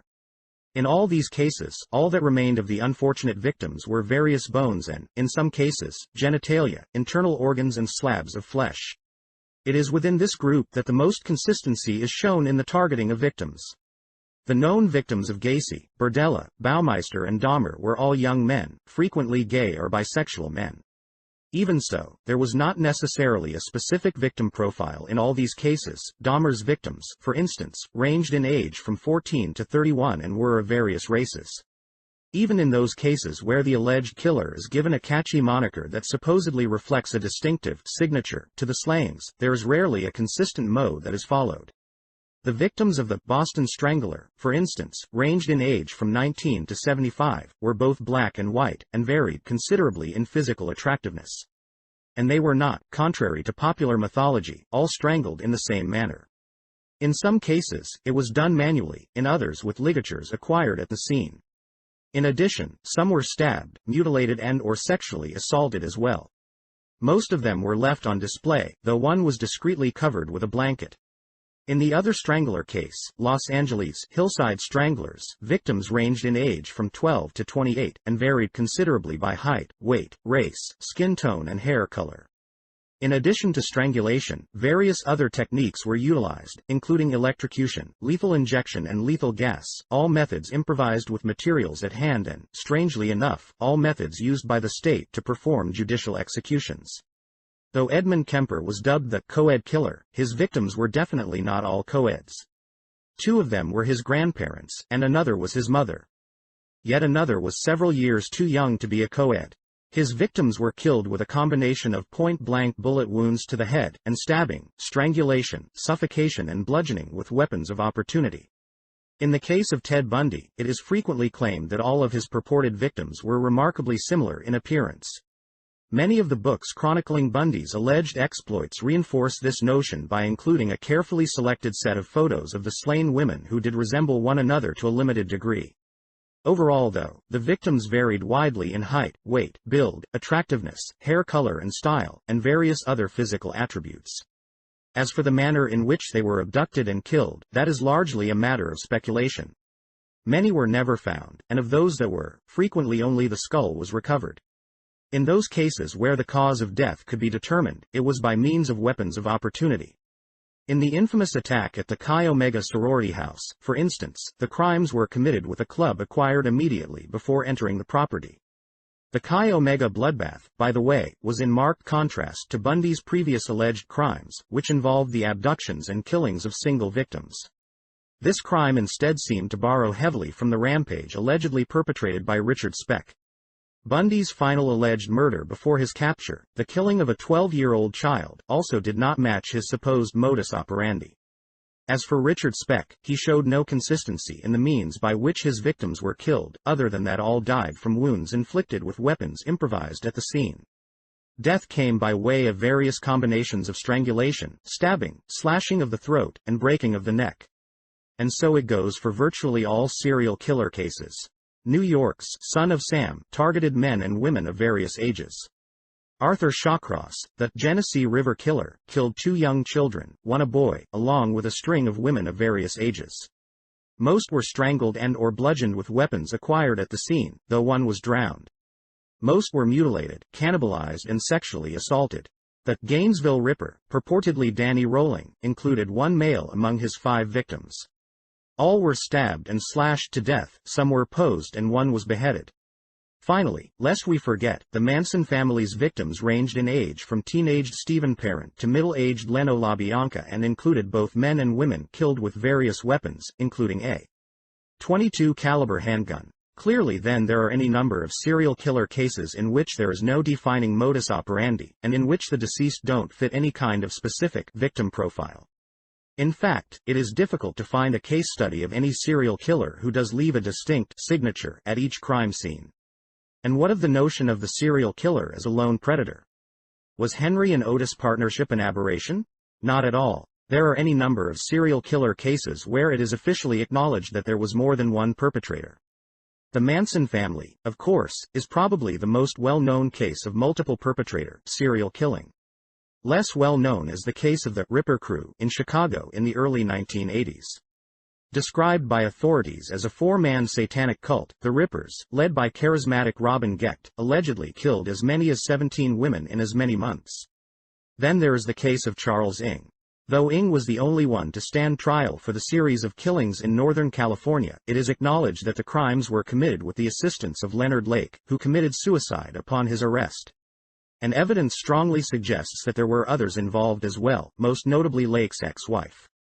Many other serial killers have worked in pairs, including the Hillside Strangler team of Kenneth Bianchi and Angelo Buono. Working the same Los Angeles area turf just 1 year after the Stranglers were stopped was the team of Roy Norris and Lawrence Pliers Bittaker. And a few years after they were caught, the team of Douglas Clark and Carol Bundy was working the very same LA streets committing a series of killings dubbed the Sunset Strip Murders. The year after they were caught, another serial killer took over the LA market, the notorious Night Stalker. Media coverage to the contrary, evidence in that case clearly pointed to multiple perpetrators. It also strongly suggested that some of the killings were contract hits. As implied earlier in this chapter, much the same can be said of the evidence in the Herb Mullin case. As will be seen as we take a more in-depth look at our illustrious roster of serial killers, evidence almost always indicates multiple assailants. With very few exceptions, that evidence is routinely ignored or rather improbably explained away by law enforcement authorities and those who chronicle the exploits of high-profile criminals. Maury Terry, as previously mentioned, has done an excellent job of arguing the case that the Son of Sam killings were carried out by multiple cult members, despite the media portrait of David Berkowitz as the proverbial lone killer.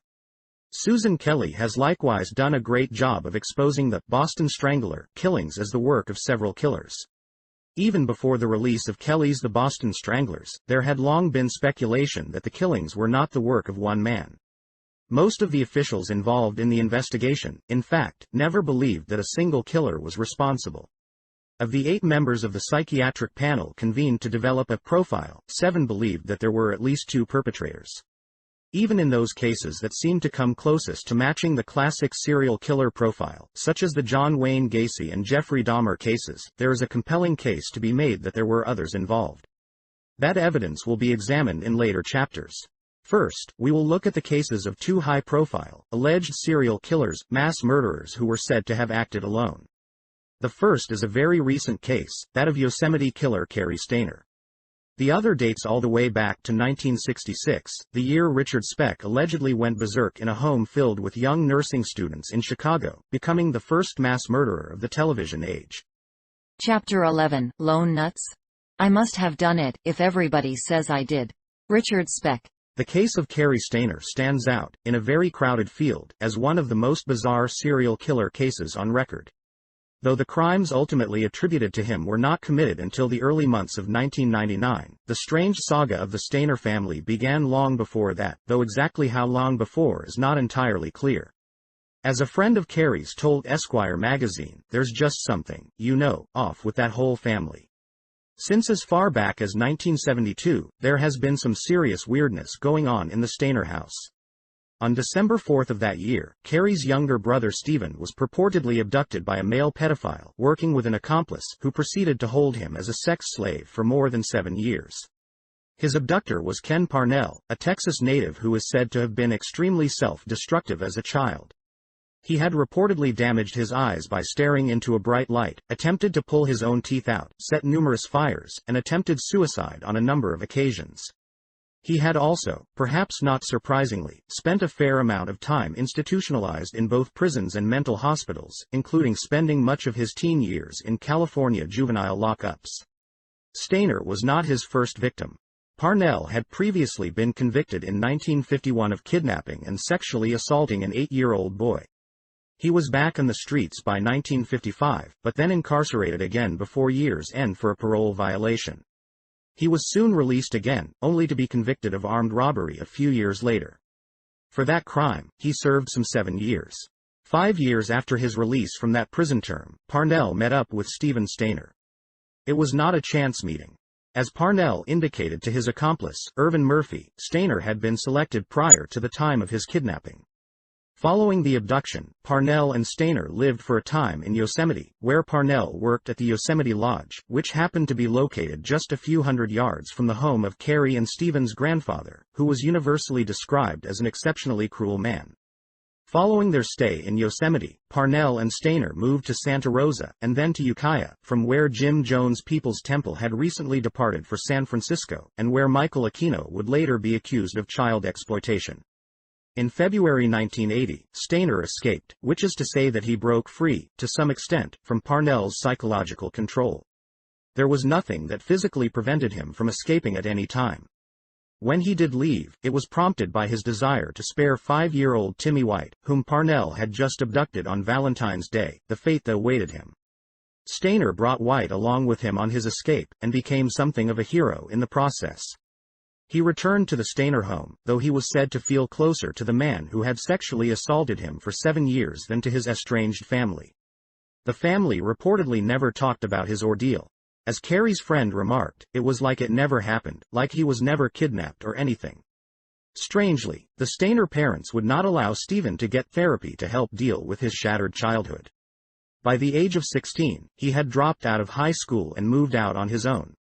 As for Parnell, described as an accomplished manipulator, he was charged with the kidnapping and false imprisonment of both Stayner and White, as well as with sexual molestation of Stephen.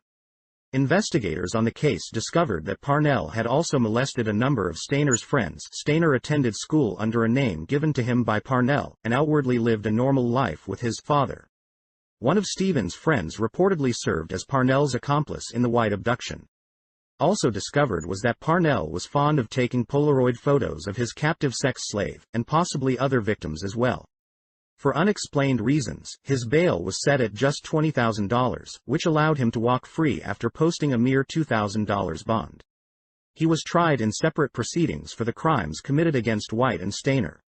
Parnell was convicted in both proceedings, but he received remarkably lenient sentences for his crimes. For the multitude of offenses he committed against Stephen Stayner, he received just a 20-month sentence.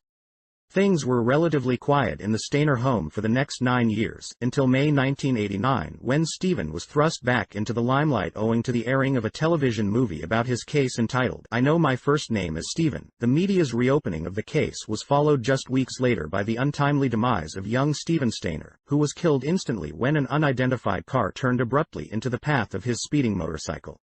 The car and its driver promptly disappeared. Stephen left behind a wife and 2 young kids. Parnell was by that time already out of prison and a free man once again, after serving just 5 years for his crimes, less time than Stephen Stainer had spent as his prisoner.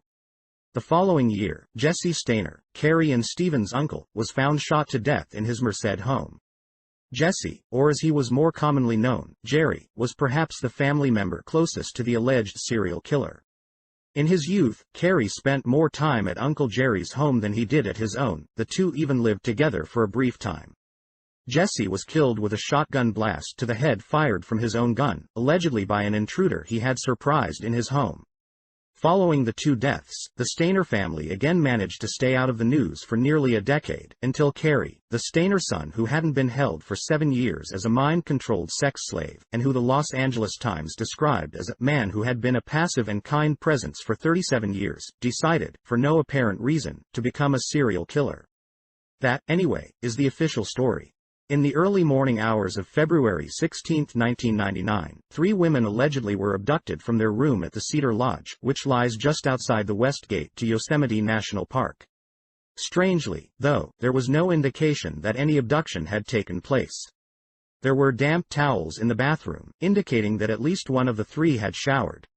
Other than that, the room was neat and orderly, with the beds made and the key left out. There was no blood and certainly no sign of a struggle.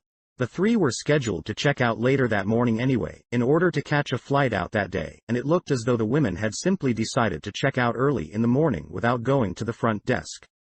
Jens Sund, father of Julie Sund and husband of Carol Sund, 2 of the 3 missing women, did not bother to report his wife and daughter missing when they failed to depart from their scheduled flight and also failed to contact him with an explanation for the scheduling change. In fact, Jens Sund did not bother to report his wife and daughter missing until the next day, and only then after he had played a round of golf. All 3 of the missing women came from extremely wealthy families. The Sunds are a branch of the dynastic Carrington family, and the 3rd woman, Julie Sund's friend, Silvina Peloso, was from a wealthy, well-connected family in Argentina. Perhaps that is why the FBI was immediately called in to assist in what was, in the beginning, a simple missing persons case. Just 10 days after the reported disappearances, the FBI announced that it was bringing in 2 profilers, despite the fact that there was not yet any hard evidence that the women had met with foul play. It was another 3 weeks before the women's car was found, yielding the unrecognizable remains of Carol Sund and Silvina Peloso. Only then did it become a homicide case. The vehicle, which was over 100 miles from the alleged abduction site, was thoroughly and, by all appearances, quite professionally burned, obliterating all forensics evidence. So badly were the bodies burned that it was difficult to even determine their gender. They were found in the trunk of the car, which the FBI did not bother to open until the day after the car was found and identified, a rather odd fact considering that the back seat was burned away, leaving the remains visible to the hunter who discovered the vehicle.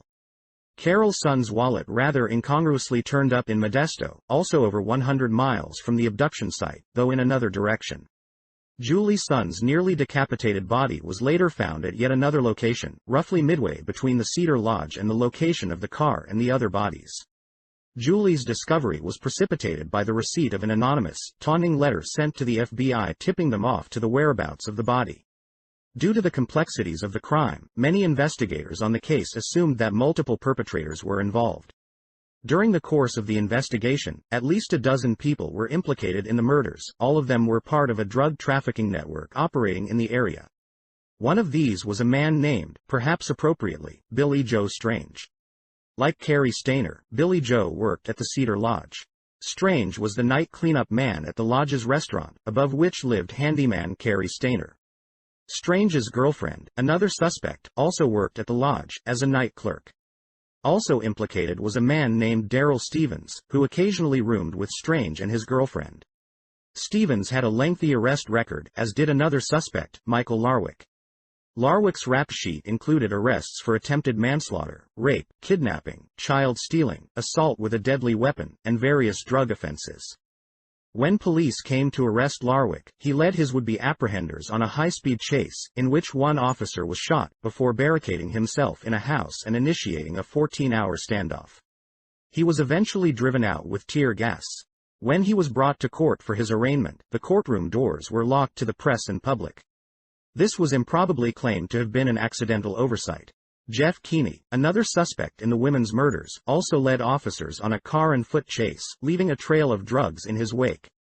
His home was found to contain 3 portable methamphetamine labs.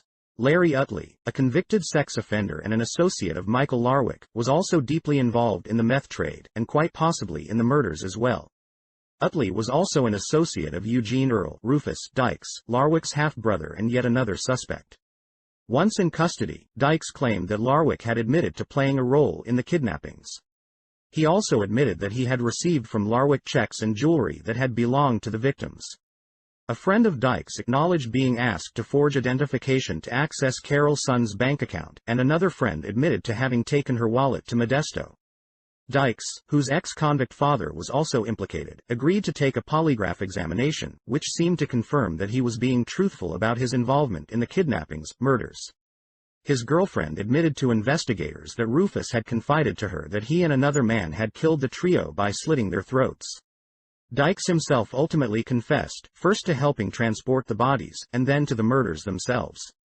That he had transported at least one of the bodies was apparent from the fact that pink fibers found on Julie's corpse, probably from a blanket her body was wrapped in, matched fibers recovered from a Jeep used by Dykes. These same fibers were also found on Dykes' jacket, in a truck owned by a friend of his, and in Michael Larwick's Corvette. Other fibers, which appeared to come from Sun's clothing, were also found in the suspects' vehicles. Though fiber evidence is inherently problematic, it should probably be noted here that several alleged serial killers have been convicted, and even condemned to die, on less substantial fiber evidence cases than the one assembled against this group of individuals. And the incriminating fibers certainly were not the only evidence that investigators had. Rachel Lou Campbell, an associate of both Dykes and Larwick, was discovered to have in her possession Carol Sun's checking account and ATM numbers. Investigators believed that she was likely the unidentified female who had twice called the bank in the week after the disappearances to inquire about the status of the account.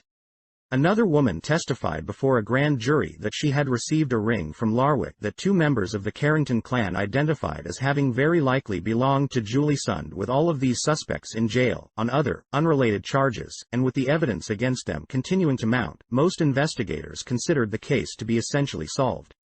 It was widely anticipated that indictments would be handed down soon. Media coverage of the case dropped off appreciably and police began directing their attention elsewhere. But then a most amazing thing happened. On July 21, 1999, Joie Armstrong, a naturalist living in Yosemite Park, was beheaded in a brutal murder case that brought the earlier triple slaying roaring back into the headlines. Other than geographic proximity, there was nothing linking the 2 cases. This time, there was only one victim, and she was not abducted. Her body was quickly and easily found. And there was, allegedly at least, a clear evidence trail leading to a sole assailant, happy-go-lucky handyman Cary Stayner. Armstrong's murder was immediately declared to be connected to the previous case, although it is anyone's guess how investigators came to that conclusion. On July 23, Stayner was questioned and then released. Almost immediately after his release, a warrant was issued for his arrest and a manhunt reportedly ensued. Stayner appears to have made little effort to flee or to conceal his identity, and he was arrested the next day, at the Laguna del Sol nudist colony, by 3 FBI agents and 2 sheriff's deputies. Waiving both his right to an attorney and to remain silent, he is said to have promptly launched into a full confession, reportedly in a detached, emotionless voice. Within a couple of days, Stayner had also given his confession to a television reporter. He took sole credit for all 4 murders. The reporter, Ted Rowlands, promptly made the rounds of national news shows with his scoop, and all the evidence implicating the drug trafficking ring was quickly forgotten. Apart from his confession, however, there was no evidence to support Stayner's claims. According to his version of events, Stayner single-handedly got the jump on the 3 women in their room and was able to bind them all with duct tape. He allegedly used a gun, although no gun has ever been produced and none of the victims were shot. Two of the women were purportedly killed in the room. All three were then carried out, one at a time, and loaded into their car. One was still very much alive and most likely resisting the efforts of her abductor. No one at the lodge saw or heard any of this activity. Stainer then allegedly cleaned up the hotel room in which the first two murders occurred, successfully removing all traces of a struggle. Stainer then drove for miles before stopping to kill the third victim, Julie Sund, and dump her body. He then supposedly drove many more miles to another remote location, which happened to be very near Michael Larwick's childhood home, and abandoned the car with the other two bodies still in the trunk. He then took a taxi back to Yosemite Valley, incurring a fare of $125.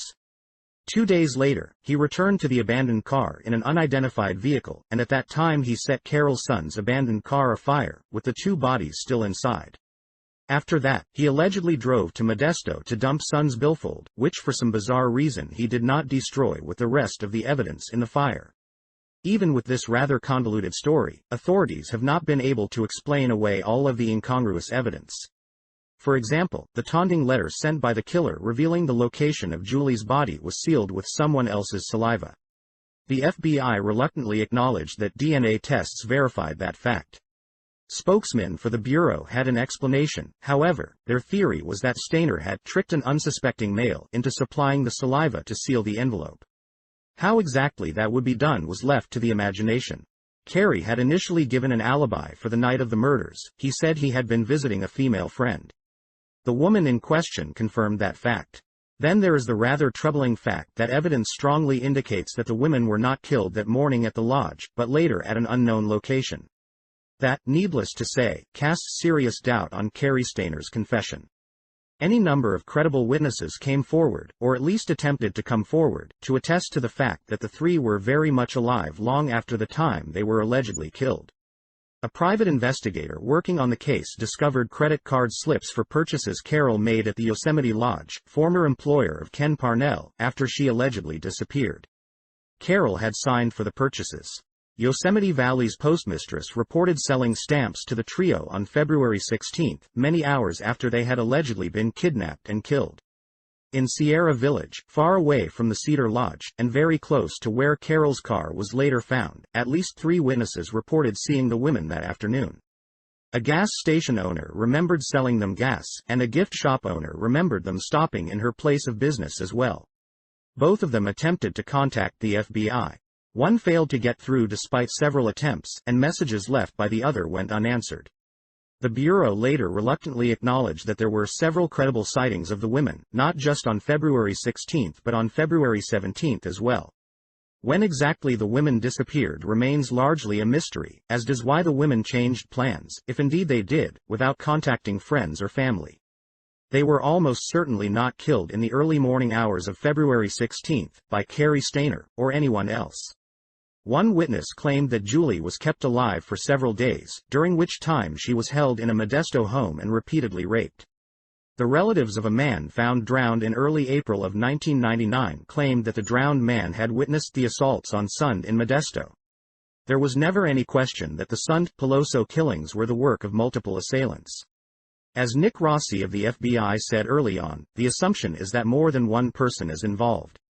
James Maddock, the FBI's lead investigator on the case, added that they were operating under the assumption this was a very difficult crime for one person to commit. Nevertheless, on September 6, 2000, Stainer and his defense attorney accepted the terms of a federal plea bargain agreement that had the unmistakable stench of a cover-up.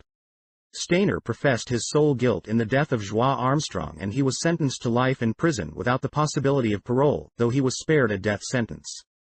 The guilty plea eliminated the need for a highly publicized trial, and the agreement contained a very unusual provision. After the entry of judgment in this case until his death, he, Stainer, will not speak to anyone, write to anyone, or communicate to anyone about the death of Joie Ruth Armstrong. No one, in other words, will hear Stainer's side of the story. Ever. The federal courts were done with Stainer, but the state of California still had the option of prosecuting the triple murder. 2 years later, it decided to exercise that option. The state case was presided over by Judge Thomas Hastings, who had earlier reigned over the Richard Allen Davis Polyclos case. Stainer was represented by Marsha Morrissey and Michael Burt, a San Francisco-based attorney whose clientele has included Richard Ramirez and Charles Ng. As the Los Angeles Times reported, this defense team conceded from the beginning that Stayner had killed the 3 tourists. That is not generally a very effective defense strategy, but it is one that is employed in a number of serial killer cases. The Times also noted that, while the case had at one time received massive press coverage, the criminal court fight has trundled on in front of scant spectators and only a handful of newspaper reporters. The trial consisted primarily of mental health professionals detailing for the jury Cary Stayner's troubled childhood. These witnesses described a family tree littered with relatives who suffered from mental illnesses, including depression and pedophilia. They spoke of a family that considered displays of emotion to be taboo. They talked of Cary, in his youth, being molested by his uncle. They discussed Cary's fondness for child pornography, which he bartered with his FBI interrogators for in exchange for a full confession. They said that he had suffered from obsessive-compulsive disorder his whole life, and had taken psychiatric drugs in the 1980s. And they said that Cary Stayner suffered from uncontrollable violent impulses. If so, then only the 4 victims had ever seen that side of him. To everyone else, he seemed to be a gentle soul. A local nudist naturalist, calling herself Sunshine, told ABC's 2020 that she had known Cary Stayner for years as a fellow free spirit. She spoke of frequently being alone with Stayner, skinny dipping in secluded spots along the Merced River. She could not recall him ever acting inappropriately, and never observed any hint that Stayner might be hiding a dark side. On August 26, 2002, the jury returned guilty verdicts on 9 separate counts, including 3 of first-degree murder and 1 of kidnapping. They had deliberated less than 6 hours. On October 9, 2002, following the penalty phase of the trial, the jury returned with the recommendation that Cary Stayner be put to death. They had again deliberated for less than 6 hours. 3 months after the verdict was rendered, Ken Parnell was arrested in Berkeley, California after allegedly attempting to purchase a child. If the available evidence in the Stayner case leaves doubts about the sole guilt of the accused, that is all the more true in the case of the infamous Richard Speck. If veteran criminal investigators are puzzled as to how Stayner was able to subdue and control 3 women, then it truly boggles the mind how one man was able to single-handedly subdue 9 women, bind them all, and then systematically kill all but one of them. According to the sole survivor, Cora Ammirau, she answered the door in the early morning hours of July 14, 1966, allowing Speck entry into the house. She claimed he was brandishing a gun, though none of the victims were shot that night and no evidence was ever found indicating that a gun was used at the crime scene. Authorities claimed that Speck stole the gun from a rape victim on the very day of the slaughter, and then used it to quickly corral Ammirau and 5 other women in the house into a room. He then proceeded to tear a sheet into strips, which he then used to tie the women up, one by one. How he was able to accomplish this while keeping all the rest at bay, and allegedly while keeping a knife in his hand at all times, is anyone's guess. 3 more women arrived home after Speck's alleged entry into the house. All 3 were quickly bound and forced into the room with the others.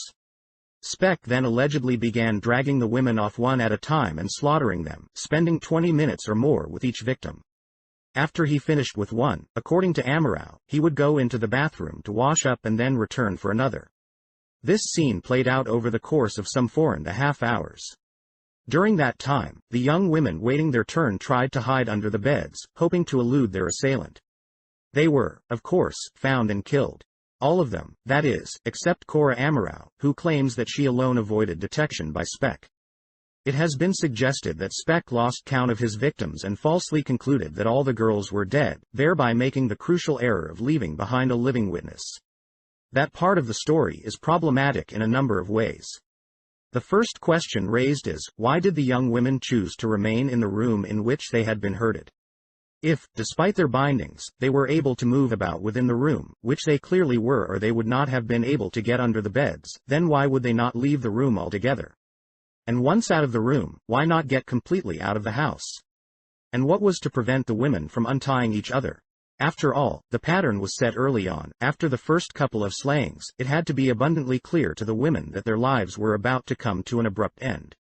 For despite the claims that Speck cleaned himself up after each killing, it is ridiculous to suggest that Speck could have concealed the fresh blood that would have covered his clothes, assuming that he didn't bring 8 changes of clothing with him.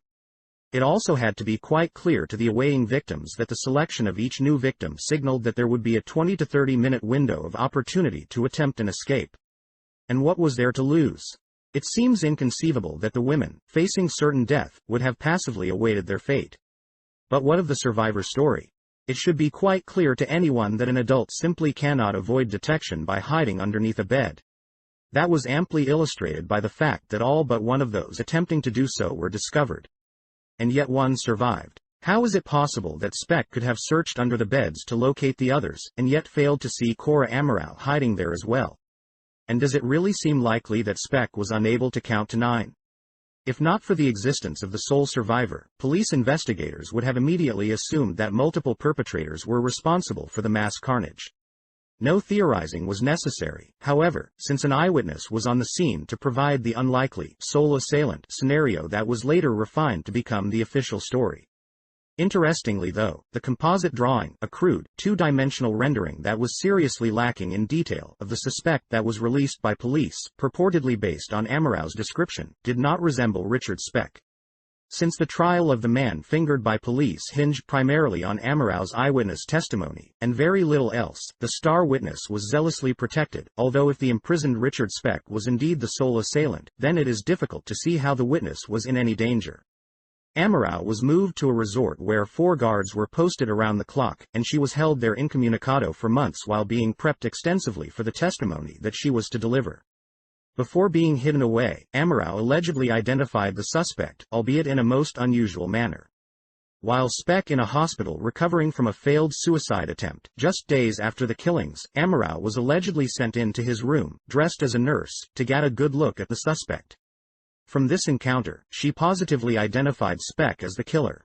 Leaving aside the obvious fact that this was a brazenly illegitimate means of identifying a suspect, one which would have invalidated any subsequent attempts by Ms. Amorau to pick Speck out of a police lineup, the real question here is, what caliber of police official would send a severely traumatized crime victim, who just days before had witnessed the slaughter of 8 of her friends and experienced the sheer terror of knowing that she could well be next, into a room, unprotected, to face the man who had put her through such torture? And what victim would be able to handle such an encounter, with the memories so fresh? And what guarantee was there that Speck would not recognize his accuser, given that hers was the first face he had seen as he entered the house that night? Amorau's dramatic identification of Speck was just a warm-up exercise for what was to come. When the time came for her to deliver her critical testimony to a packed courtroom, she delivered a bravura performance. Amorau recited an endlessly rehearsed version of the events of July 14, and then, when the time came to identify the suspect in court, she played her trump card. Rising from her seat, allegedly without any prompting or rehearsal, she calmly stepped out of the witness box, walked casually over to where Speck sat at the defense table, stood directly in front of him while looking him in the eye, and told the court, "This is the man." That was the clincher. Speck was found guilty after just 49 minutes of jury deliberations and sentenced to death. There are indications though that this was hardly a foregone conclusion. Prosecutors clearly had doubts about their visibly shaky case, and they appear to have made every effort to stack the deck in the state's favor. One indication of that is the fact that the jury selection process was, as defense attorney James Graminos has noted, illegal and unfair. Graminos objected strenuously to the blatant violation of his client's due process rights, but was overruled. Another indication was the remarkable fact that, even though the case was moved some 3 hours outside of Chicago, the first time any trial had ever been moved out of Cook County due to pre-trial publicity, the judge opted to stay on in the new venue. That same judge slapped a gag order on the press, guaranteeing that no news would get back to Chicago, or to anywhere else in the country. Coupled with the blocking of any interviews with Amorau, this gag order shut the public out from learning the weakness of the case against Speck. City officials and the press had already assured everyone that he was guilty. Chicago's police commissioner had gone so far as to publicly declare Speck the killer even as he was releasing his photo to the media. Before even being arrested or formally charged with any crimes, Speck was already being presented to the public as a convicted mass murderer. And the public was hungry for a culprit to hang this heinous crime on. Never mind that the motive claimed by the state, robbery, was as ridiculous as it had been when claimed as the motive for the slaughter of the Clutter family in Kansas. Never mind that there are much easier ways to acquire $23,000 than by savagely murdering 8 women with one's bare hands. Someone had to pay for this assault on society, regardless of why the crime was really perpetrated. Speck would do just fine. Many of the more thoughtful citizens of Chicago, however, are still waiting to learn what really happened in that house on that fateful night. The most likely explanation? The survivor and star witness was not actually a survivor at all. She was quite possibly an accomplice to a cult of individuals who perpetrated this slaughter. She could well have been the inside man, so to speak. And it was not likely an accident that she was left alive. It was essential that she remain alive to sell the single assailant scenario and thereby derail an investigation before it ever began. After all, authorities noted from the beginning that the house was not highly visible and immediately assumed that the killer was familiar with the surroundings. Speck did not have that familiarity, but Ammirau certainly did. And it is a rather odd fact that Ammirau admitted to being the one to let the killer or killers into the house. And what of Speck? He was likely little more than a patsy or fall guy who may have been involved to some extent in the killings, but he certainly was not the sole assailant. And he might not have been in the house at all that night. He had no memory of ever leaving the bar that he had been drinking in earlier that evening, but he did remember receiving an injection from a man he did not know. There is no question that Speck was drinking in a bar that night. A number of witnesses placed him there, though most were unsure of when Speck had left. Two of the witnesses, though, a husband and wife, placed him at the bar during at least a portion of the time frame when the killings occurred. These witnesses were neither friends nor acquaintances of the accused, and they had no known reason to provide Speck with a false alibi. It is possible that Richard Speck, like David Berkowitz and Pietro Pacciani, took the fall to protect others. That would certainly help explain the preposterously lax treatment of Speck during his confinement, as evidenced by that home videotape, produced circa 1988, that depicted Speck snorting huge piles of cocaine and flashing rolls of money, not to mention sporting a rather large and quite unattractive pair of breasts.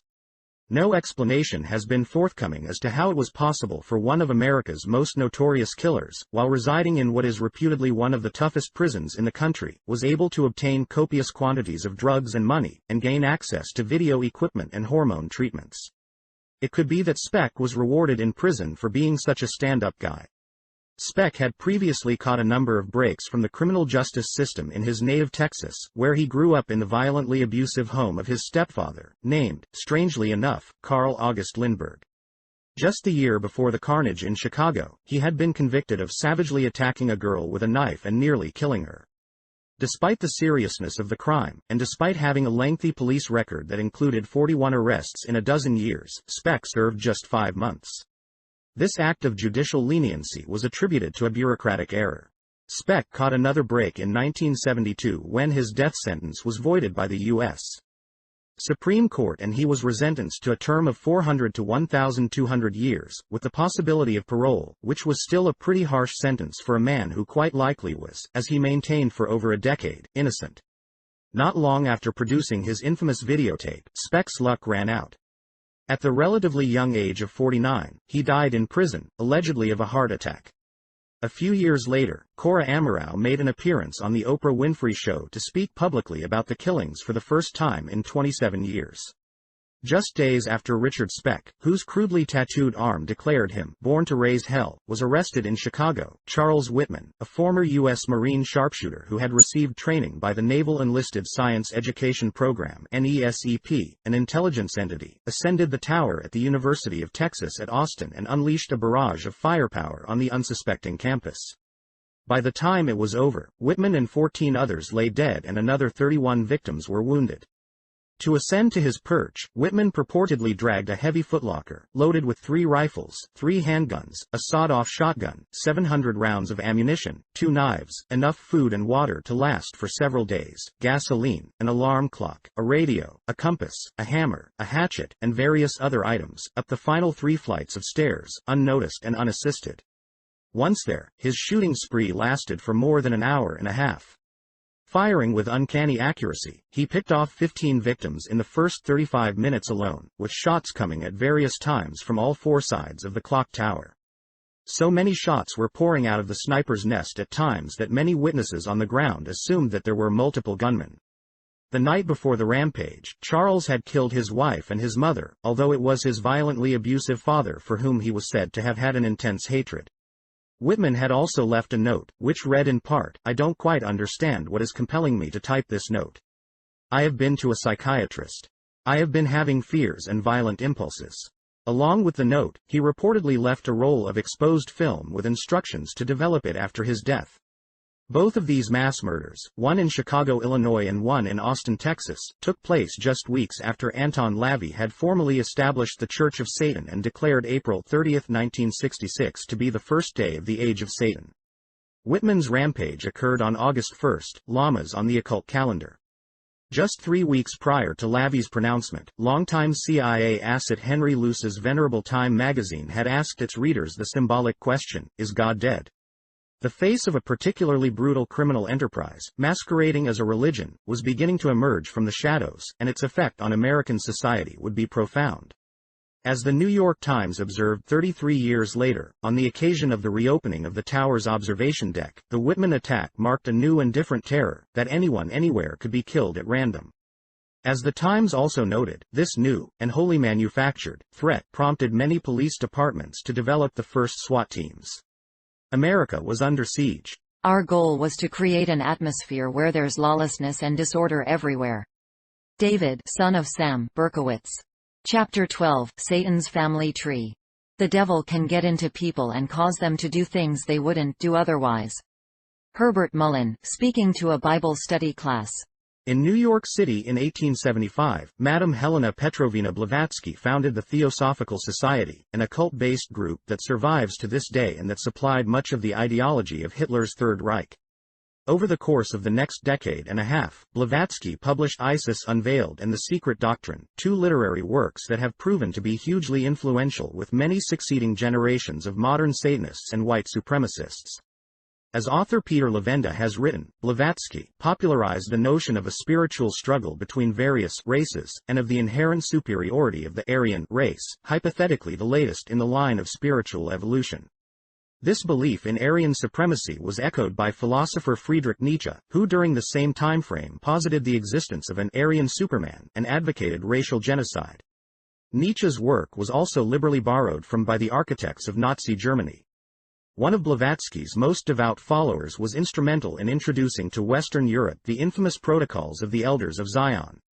This notorious document, which more or less accurately identified the existence of an ultra-secret cabal bent on global domination and the subjugation of the world's people, identified this game plan as a grand Jewish conspiracy, thereby fueling the rabid antisemitism that served to stabilize the fascist states of Europe. Blavatsky also wrote of the importance of ancient alphabets, particularly what are referred to as runes. Many of these runes would later show up prominently in the symbolism of the Nazi Party, including the SS lightning bolts and the swastika, which had been identified by Blavatsky as having supreme occult significance. With the founding of the Theosophical Society in 1875, Blavatsky was essentially being passed the torch by Abbé Alphonse Louis Constant, who died that same year. Better known in occult circles as Eliphas Levi, Constant was a French magician, author, and former priest who wrote a series of highly influential books from 1855 to 1865, Dogma and Ritual of High Magic, The History of Magic, and The Key of the Great Mysteries. One of Levi's disciples was General Albert Pike, Chief of Intelligence for the Confederate Army and the highest-ranking Freemason in North America. In 1867, Pike incorporated Levi's ideas into the Constitution that he drafted for an overtly racist, occult-based secret society that he and an alliance of Confederate generals and intelligence operatives created following the American Civil War, the Ku Klux Klan. Levi's ideas would later find favor with the occult practitioners who engineered the rise of Nazi Germany. 1875 was also the year that a certain Edward Alexander Crowley was born. Edward, better known as Alistair, or by the grandiose label that he chose for himself, the Great Beast 666, was without question the most influential occultist of the 20th century. He was also an asset of British military intelligence, just as Albert Pike was an American intelligence operative, and just as Karl Kellner, Franz Hartmann and Theodore Roos had close ties to German intelligence entities. Hartmann, Roos and Kellner were the primary architects of the Ordo Templi Orientis (OTO), a secret society formed in Germany around 1895 that claims to be in a direct line of descent from the Knights Templar, which some researchers believe to be the granddaddy of all the occult-based, secret Masonic societies. Whether or not there is any factual basis for that belief remains an open question, and one that is far beyond the scope of this book. What is known is that the OTO was directly linked to Blavatsky through Hartmann, a theosophist and close associate of the Madame. The Hermetic Order of the Golden Dawn (OGD), founded by Theosophist William Westcott in 1888, was closely allied with Blavatsky's group as well. It was in the OGD, which he joined in 1898, that Aleister Crowley first attained occult celebrity status.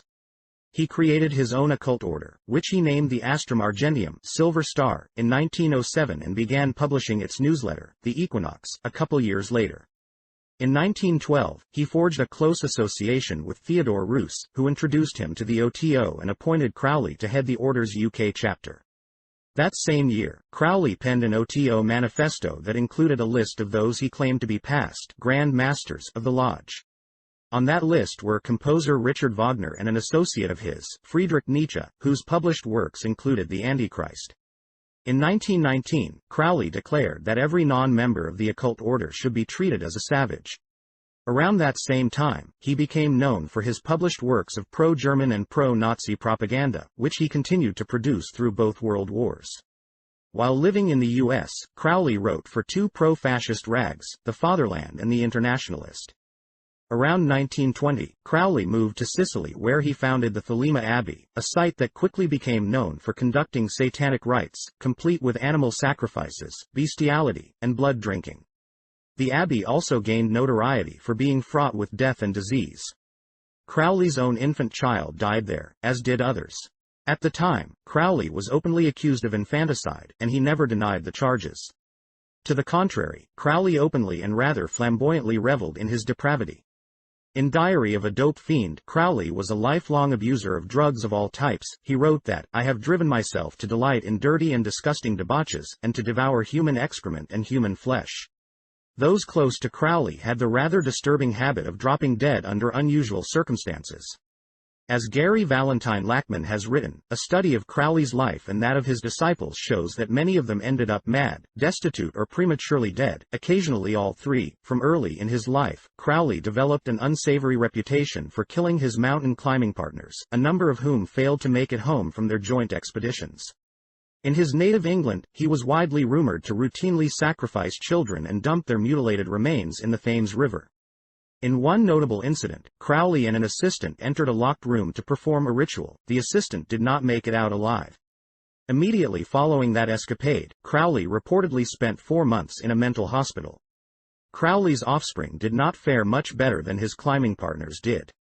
In addition to the child that died at Thelema Abbey, a young daughter of his died in 1906, and some reports claim that a son died as well, in a separate incident. The Great Beast himself died on December 1, 1947. He was at the time the worldwide head of the Ordo Templi Orientis, having been named by Roos as his successor in 1923 and confirmed in 1924, though some reports hold that Crowley appointed himself to the leadership position as early as 1922.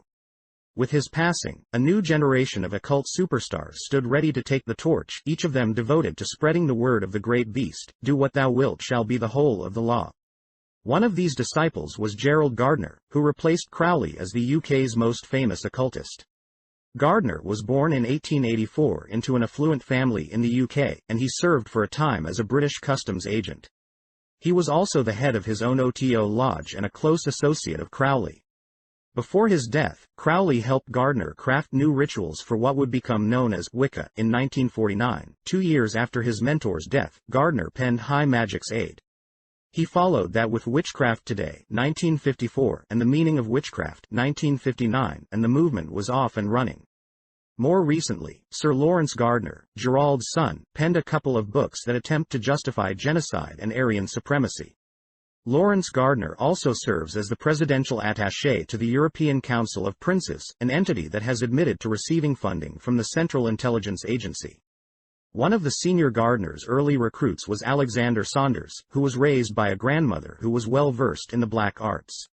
As a child, Saunders was shipped off for a time to live with, and be trained by, Crowley himself. By the late 1960s, Saunders was a national celebrity in his native UK, having anointed himself the King of the Witches. During the filming of Eye of the Devil in 1967, Saunders claimed to have initiated the film's star, Manson victim Sharon Tate, into witchcraft. His followers are said to practice Alexandrian witchcraft, while followers of Gardner practice Gardnerian witchcraft. Both owe much to the teachings of Aleister Crowley. Saunders' counterpart in America was the equally flamboyant Anton Zunder Lavie, who achieved minor celebrity status in the 1960s and 1970s as the Clown Prince of Satanism. Lavie's profile was first raised by San Francisco Chronicle columnist Herb Caen, who frequently provided free publicity. Cosmopolitan, Life, Look, McCall's, and the Phil Donahue and Johnny Carson shows also helped to steer recruits Lavie's way. Lavie claimed to have a lengthy and very colorful resume. He had worked, he said, as a lion tamer with the Clyde Beatty Circus and as a fortune teller and astrologer in a carnival. He had worked with an uncle in Las Vegas who was a close associate of Bugsy Siegel and Meyer Lansky, both of whom he had met. He had studied criminology and worked as a crime scene photographer for the San Francisco Police Department, who consulted with him on nut cases. He had been a professional hypnotist, organist and ghostbuster. He had been a paramour and Svengali of a young and then unknown Marilyn Monroe. It is unclear how much of this resume is accurate. Following Lavie's death, his daughter claimed that his entire life story was a fabrication, which would hardly be surprising if Lavie was, as he appears to have been, an intelligence operative. Together with Crowley-inspired filmmaker Kenneth Anger, Lavie organized the Magic Circle in San Francisco in the mid-1960s. By 1966, the group had evolved into the Church of Satan. From its inception, Lavie's group included an inordinate number of police, military and intelligence personnel. One of these was Lieutenant Colonel Michael Aquino, who left Lavie's circle in 1975 to found his own overtly satanic order, the Temple of Set. Before his departure, Aquino had been the highest-ranking member of the Church of Satan other than Lavie. He had joined the Church of Satan upon his return from Vietnam, where he served as a psychological warfare specialist, which very likely means that he served as part of the Phoenix program. Aquino returned from Vietnam with a Bronze Star, an Air Medal and an Army Commendation Medal. The colonel, who reportedly began reporting directly to the Joint Chiefs of Staff in 1981, is not the only intelligence asset in the Temple of Set. According to a police intelligence report cited by Carl Raschke in 1990, at least two of Aquino's top lieutenants at that time were intelligence operatives as well. Although Aquino denies it, his group embraces an unabashedly fascistic ideology. The reading list that he provides to his followers includes a number of pro-Nazi books, including Adolf Hitler's Mein Kampf. Aquino advises members to look therein for the discussions concerning the selection of leaders, control of the masses, and the justification for human social organization. Aquino's admiration for the Third Reich was also illustrated by his visit to Wewelsburg Castle to perform a satanic working. During the reign of the Nazi Party, Wewelsburg had been lavishly restored by Heinrich Himmler to serve as the headquarters of the Black Order of the SS. As such, it is considered sacred ground by some modern Satanists. Aquino has been known to claim that he is the son of an SS officer, although at other times he has claimed that he is a homunculus magically created by the Babylon working, performed by Jack Parsons and L. Ron Hubbard. After the temple was incorporated in the state of California as a non-profit church, Aquino's group quickly received both state and federal recognition, as well as tax-exempt status. The temple's members like to boast of being the only satanic church to hold such credentials. There have been claims made that, like Aquino, Lavie also had a fondness for the Third Reich. Some reports hold that Lavie secretly forged an alliance with the National Renaissance Party, an overtly racist, neo-Nazi organization. Such claims are not difficult to believe, given that Lavie's writings reveal an ideology that can best be characterized as fascism cloaked in quasi-religious dogma. His best-known work, The Satanic Bible, contains a dedication to Karl Haushofer, one of the occult architects of the Third Reich. According to some reports, Haushofer dictated virtually verbatim an entire chapter of Mein Kampf, although legend holds that the tome was dictated to Rudolf Hess by an imprisoned Adolf Hitler. Hess was, it should probably be noted, a member of the Thule Gesellschaft, a powerful occult society behind the rise of fascism, and had been a student and protege of Haushofer at the University of Munich. Lavie's prolific writings are filled with pro-police and pro-authoritarian propaganda, unabashed elitism, and calls for the destruction of the weak by the strong, calls that echo Crowley's writings in Book of the Law, "We have nothing with the outcast and unfit, let them die in their misery. For they feel not. Compassion is the vice of kings, stamp down the wretched and the weak, this is the law of the strong." The Church of Satan's promotional literature has proudly proclaimed the Church of Satan to be an eclectic body that traces its origins to many sources, including the ritual magic of Aleister Crowley and the Black Order of Germany in the 1920s and 1930s. Readers are reminded that the Black Order was the elite branch of the Schutzstaffel SS that was primarily responsible for engineering countless crimes against humanity during the reign of the Reich. In The Black Flame, an official publication of the Church of Satan, LaVey once wrote, "If a neo-fascist look, or outlook, makes for men who look like men and women who look like women, I am all for it." He also offered the following observation: "There is nothing inherently wrong with fascism, given the nature and needs of the average citizen. Now it's not so much a case of avoiding fascism, but of replacing a screwed-up, disjointed, fragmented and stupefying kind of fascism with one that is more sensible and truly progressive." Peter Gilmore, a ranking member of the Church of Satan, has described modern Satanism as practiced by LaVey's group as a brutal religion of elitism and social Darwinism that seeks to re-establish the reign of the able over the idiotic, of swift justice over injustice, and for a wholesale rejection of egalitarianism as a myth that has crippled the advancement of the human species for the last 2,000 years. Gilmore has also advocated the institution of an American Schutzstaffel. The Temple of Set is only one of several groups that have been spawned from LaVey's inner circle. Another is the Werewolf Order, co-founded by LaVey's daughter Zena and Manson admirer Nicholas Schreck. That particular spin-off was patterned directly after the so-called Werewolf Corps, Nazi terrorist cells created in post-war Germany to thwart attempts at denazification. Zena LaVey and Nicholas Schreck are also notable for hosting, along with publisher Adam Parfrey, a public gathering on August 8, 1988 that was organized to celebrate the anniversary of the slaughter of Sharon Tate by the Manson family. Another disciple of Crowley, and an occult superstar in his own right, was rocket fuel scientist Jack Parsons. In 1939, Parsons joined the Agape Lodge of the OTO in Pasadena, California, where he also helped found the prestigious Jet Propulsion Laboratory. The Agape was the only OTO lodge in the States at that time, though there was an active lodge in Vancouver started by Charles Stansfield Jones. In 1942, Parsons took the magical name of Freighter 210 and assumed leadership of the Pasadena Lodge, with the blessings of Crowley. Parsons led the branch of the German-based, pro-Nazi order throughout the war years, while at the same time working on highly classified military projects purportedly aimed at defeating the European fascist powers. One of his early recruits, and most avid disciples, had just served with the U.S. Navy in the Pacific and was the son of a naval commander.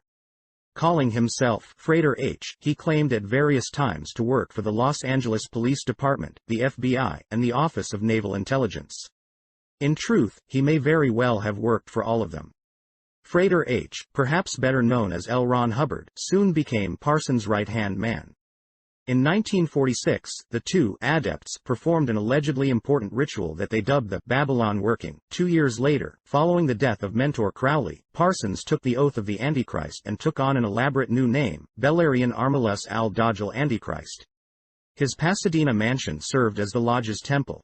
Leadership of the OTO had, for the time being, been passed by Crowley into the hands of Karl Germer, a former Nazi spy. Hubbard, meanwhile, parted ways with Parsons and by 1950 had launched the Hubbard Dianetics Research Foundation in New Jersey. In May 1950, Astounding Science Fiction, a pulp magazine, introduced Dianetics as a purportedly new science. Within weeks, Hubbard's book had hit the bestseller lists. In 1952, he moved his operation to Phoenix and renamed it the Hubbard Association of Scientologists. In June of that same year, just 2 days short of the summer solstice, Parsons allegedly blew himself up while at work in his private home lab. When informed of her son's death, his mother promptly committed suicide. Rumors surrounding Parsons' death named L. Ron Hubbard, Howard Hughes and Randolph Hearst as possible suspects. In 1953, the Church of Scientology was formally incorporated in Los Angeles. The group grew quickly over the succeeding years, particularly in the late 1960s, when membership quadrupled with the addition of such members as Charles Manson. By 1967, Hubbard's empire included command of a fleet of ships. Though the Church of Scientology has worked hard to gloss over its occult roots, its founder's own son, L. Ron Hubbard Jr., has been quoted as saying, "Hitler was involved in the same black magic and the same occult practices that my father was." The identical ones. My father thought of himself as the Beast 666 incarnate. When Crowley died in 1947, my father then decided that he should wear the cloak of the Beast. There seems to have been a lot of that going around. Ron Jr. has also said that the one super secret sentence that Scientology is built on is, "Do as thou wilt."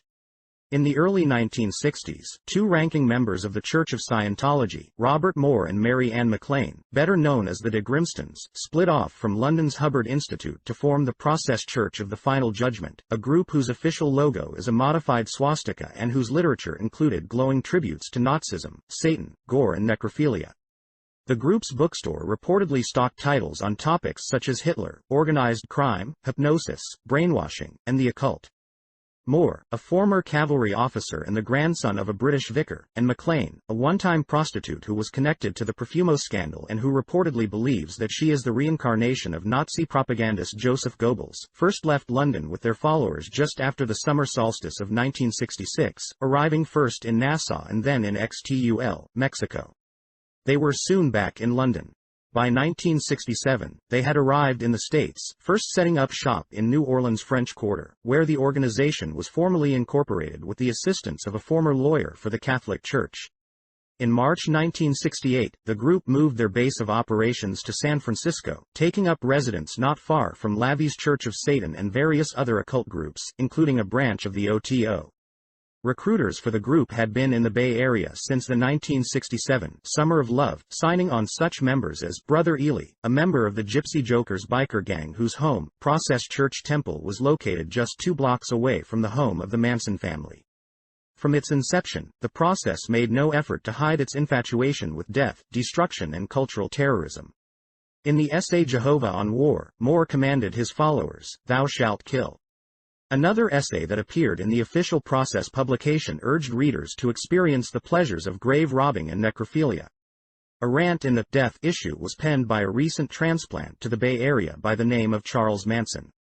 Also by 1967, the Process had already spawned at least one spin-off, probably from the group's inner circle, reportedly known as the Omega. The spin-off has been variously referred to as the 4P movement, the 4Pi cult, or the Ching'an cult. The group's logo is a stylized swastika composed of 4 Ps.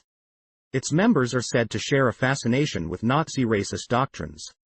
Author Michael Newton has written, if law enforcement spokesmen are correct, the cult is also deeply involved in white slavery, child pornography, and the international narcotics trade.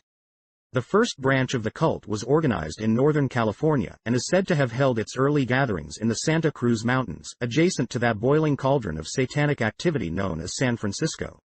From this primordial stew would arise, in the late 60s, the Manson family. Much of Manson's ideology was taken directly from the teachings of the Process Church, with whom Charlie was closely connected, as alluded to by Bugliosi in Helter Skelter and greatly elaborated on by Ed Sanders in The Family and Maury Terry in The Ultimate Evil. Manson was exposed to the Process as early as the spring of 1967 at San Francisco's infamous Devil House, and he later claimed to have met the leaders of the Process at the Polanski home, which he is known to have visited before the killings. Manson was also linked to the Church of Satan, the Solar Lodge of the OTO, which operated from a ranch near Blythe and a cult-owned house near the University of Southern California campus. The Church of Scientology. Charlie declared himself to be a theta clear after 150 hours of auditing while in prison, a particularly bizarre group known as the Kirke Order of the Dog Blood, and a number of occult-oriented biker gangs, including the Straight Satans, who once attended a Ku Klux Klan rally in the San Fernando Valley, the Satan Slaves, the Gypsy Jokers, the Jokers out of Hell, and the Coffin Makers. Terry's evidence indicates that the family was itself a satanic cult, specifically a faction of the Process spawned 4Pi cult and a sister group to both the New York chapter said to be responsible for the Son of Sam slayings and the Santa Cruz, San Francisco faction that may have been responsible for the Zodiac murders.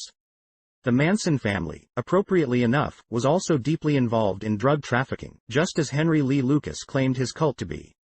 It is not likely a coincidence that Henry's partner, Otis Toole, was known to have paid visits to the New Orleans headquarters of the Process Church.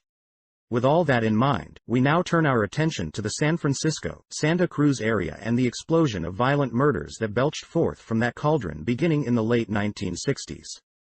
Satan is a Fascist, title of an April 1972 article by Donald Nugent in The Month that referred to the unholy trinity of Adolf Hitler, Charles Manson, and Anton LaVey. Inasmuch as fascism stands for an embracing of the natural order and a rejection of anything goes attitudes that have hindered our society, particularly since the 1960s, then fascists we are.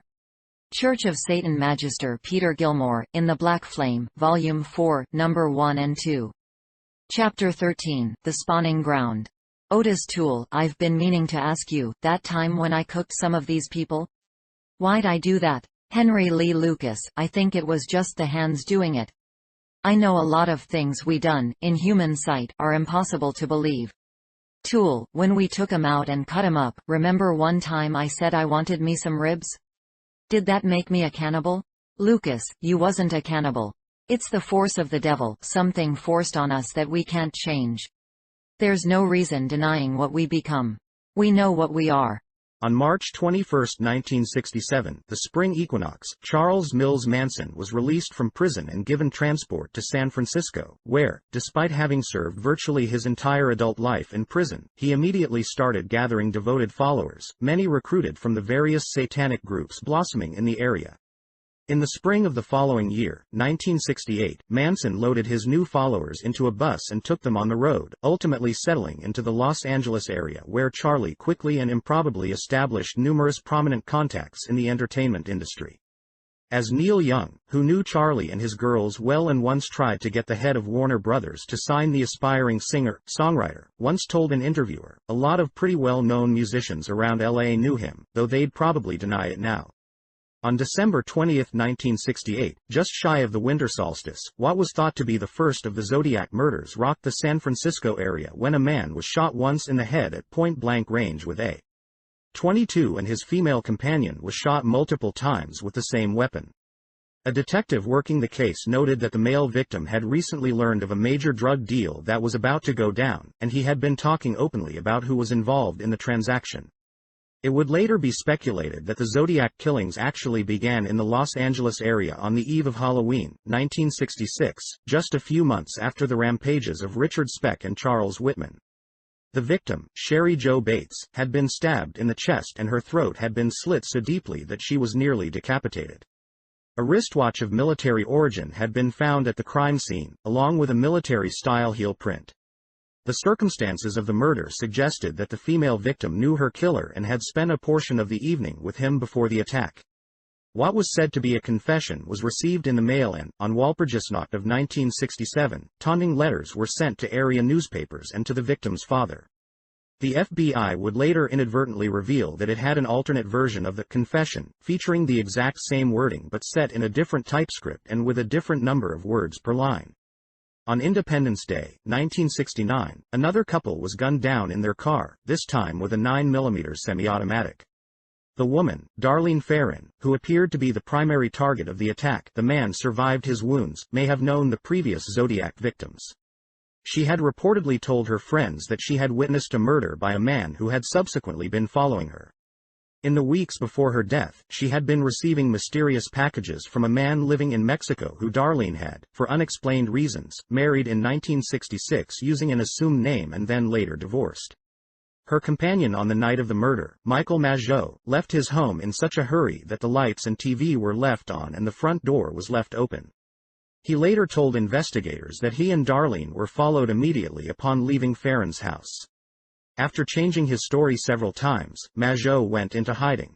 Shortly after the shootings, police received a call from a man claiming credit for Ferrin's murder. The call was placed from a payphone just outside the sheriff's station. At the end of July, the first of what proved to be a long series of letters arrived at area newspaper offices, with a request that the letter be published on August 1, the occult holiday known as Lammas. The series of letters were laced with codes that suggested that the writer had a background in naval intelligence, bringing the ONI Office of Naval Intelligence onto the case. Other agencies that investigated the Zodiac killings included the FBI, the U.S. Postal Service, the California Department of Justice, and 4 local police agencies. On August 4, 1969, the killer supplied his moniker in a letter that began, "This is the Zodiac speaking." Just days later, on the nights of August 8 and 9, the Manson family committed two of the most notorious multiple murders in the nation's history, the Tate LaBianca slayings. The Manson killings were part of a weekend orgy of violence in Los Angeles that saw the city record 29 known homicides in just 4 days. Before the search for the perpetrators of the high-profile murders was over, it would involve the FBI, the Mossad, the California Beverage Control Board, the U.S. Treasury Department, the L.A. County District Attorney's Office, the LAPD, the L.A. Sheriff's Office, and Colonel Paul Tate, a U.S. Army intelligence asset, Vietnam veteran, and the father of victim Sharon Tate.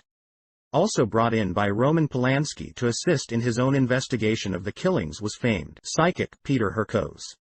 Hurkos had earlier made a high-profile appearance alongside of F. Lee Bailey in the Boston Strangler case, which will be covered in a later chapter. At the time of the Manson murders, Hurkos was involved in organizing a black arts festival scheduled for Halloween Day, 1969. The event's other organizers were Timothy Leary and Anton LaVey, who were scheduled to host the festival before it was cancelled. The month after the Tate LaBianca killings, and just after the autumnal equinox, a man and woman were stabbed multiple times in a San Francisco area park.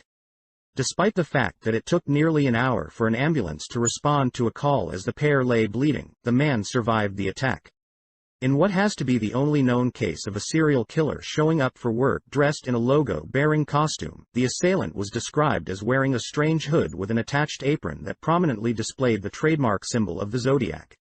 The attacker reportedly had a gun, but chose instead to use a knife, breaking from the previous pattern and likely contributing to the survival of the male victim. Prints from a military-issue boot distributed primarily to U.S. naval bases on the West Coast were found at the scene. The professed killer again called police, again from a payphone near the local police station. He reportedly left a clear palm print on the phone, but a nervous technician reportedly destroyed it. On October 11, 1969, one day shy of the birthday of Aleister Crowley, a taxi driver was shot once in the head with a 9mm handgun, although it was a different 9mm than had been used previously by the Zodiac. At 4 San Francisco area crime scenes, the Zodiac had now used a different weapon at each. The latest victim had picked up his fare on Mason Street and had then driven him to an address in the Presidio Heights area of the city, where he was promptly shot. Some local kids witnessed the murder and immediately called the police with a description of the assailant. For unexplained reasons, however, the police dispatcher broadcast a description of a black perpetrator, allowing the real shooter to evade a massive police response. 2 days later, a new letter from the Zodiac claimed credit for the killing and threatened a future attack on a school bus.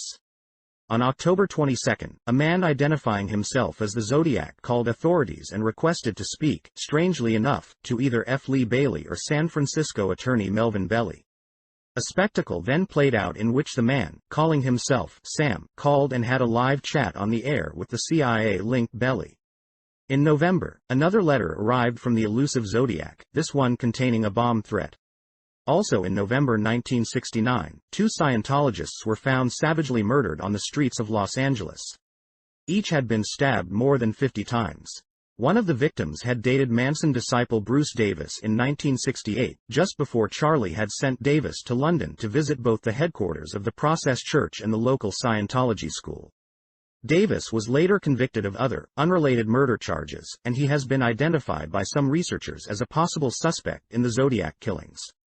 Another Zodiac letter, addressed to Belli, was sent on December 20, just shy of the winter solstice. On April 20, 1970, yet another letter was sent. It was followed by a dragon card on April 28. The next day, on the eve of Walpurgisnacht, the Zodiac's bomb threat was revealed to the public, ratcheting up the already high level of fear in the Bay Area. Interestingly, one of the Zodiac's numerous letters contained a coded reference to the locations of the killings.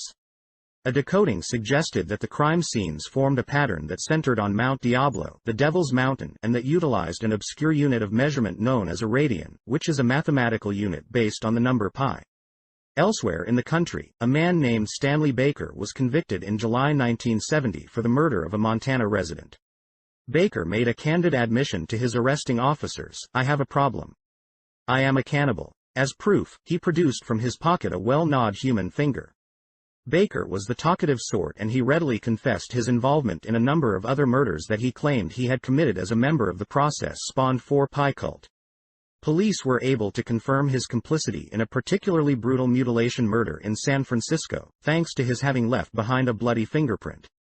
California courts nevertheless declined to prosecute Baker for the homicide with the remarkable claim that he had been denied a speedy trial. Despite his confessed involvement in a number of murders, and despite the fact that the murder for which he was convicted involved him ripping out the man's heart and eating it, Baker was released from prison after just 14 years, and according to recent reports, he remains at large today. This in spite of the fact that he distinguished himself as something less than a model prisoner during his incarceration by starting his own satanic cult and having no fewer than 11 weapons confiscated by guards. Just as Stanley Baker and Charlie Manson had migrated away from San Francisco, so too did many other disenchanted hippies and flower children move on in the late 1960s and early 1970s. Many of them found refuge in the hundreds of square miles of sparsely settled wilderness offered by the Santa Cruz Mountains, where the abundance of rich soil and clear, running water provided ideal conditions for communal living and marijuana cultivation. By 1972, some 17,000 men, women and children had taken up residence in the fertile glens and along the rich creek beds of Santa Cruz. As Margaret Cheney described the scene, every enterprising commune or solo druid grew a patch of cannabis, but it did not end there. More enterprising men began to operate small, portable pill factories in the remoter parts of the forest, turning out LSD and amphetamines for the city market, free of police harassment.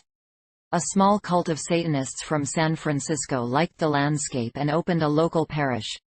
After them came pretenders, exploiters and hangers-on. The more sensational news media promoted the black mass aura. Small sacrificial animals were occasionally found beheaded.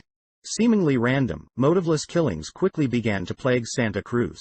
On October 19, 1970, in a case closely mirroring the slaughter of the residents of the Tate House the year before, John Lindley Frazier, allegedly acting alone, killed all the occupants of a home in Santa Cruz, including a prominent doctor, his wife, secretary, and 2 children.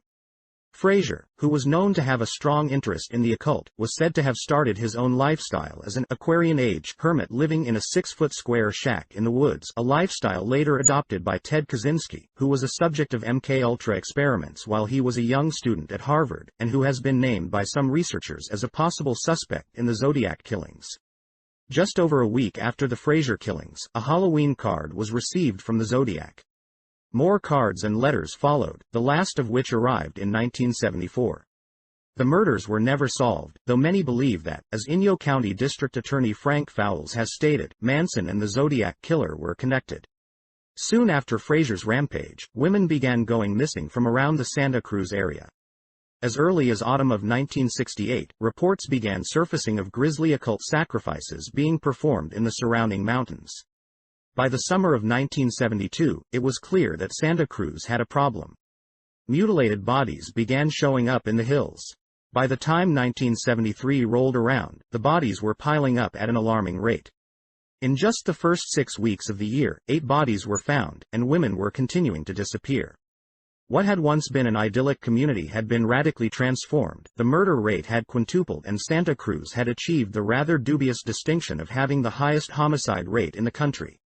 Many of the area's killings were credited to 2 alleged serial killers, Edmund Kemper and Herb Mullin, who were said to be operating at the same time in the same city, though acting independently of each other. Kemper's bloody odyssey reportedly included 8 victims brutally butchered between May 1972 and April 1973, most of them co-eds whose corpses were cannibalized and sexually violated. Mullin was credited with dispatching 13 victims in just 4 months, from October 13, 1972 through February 13, 1973.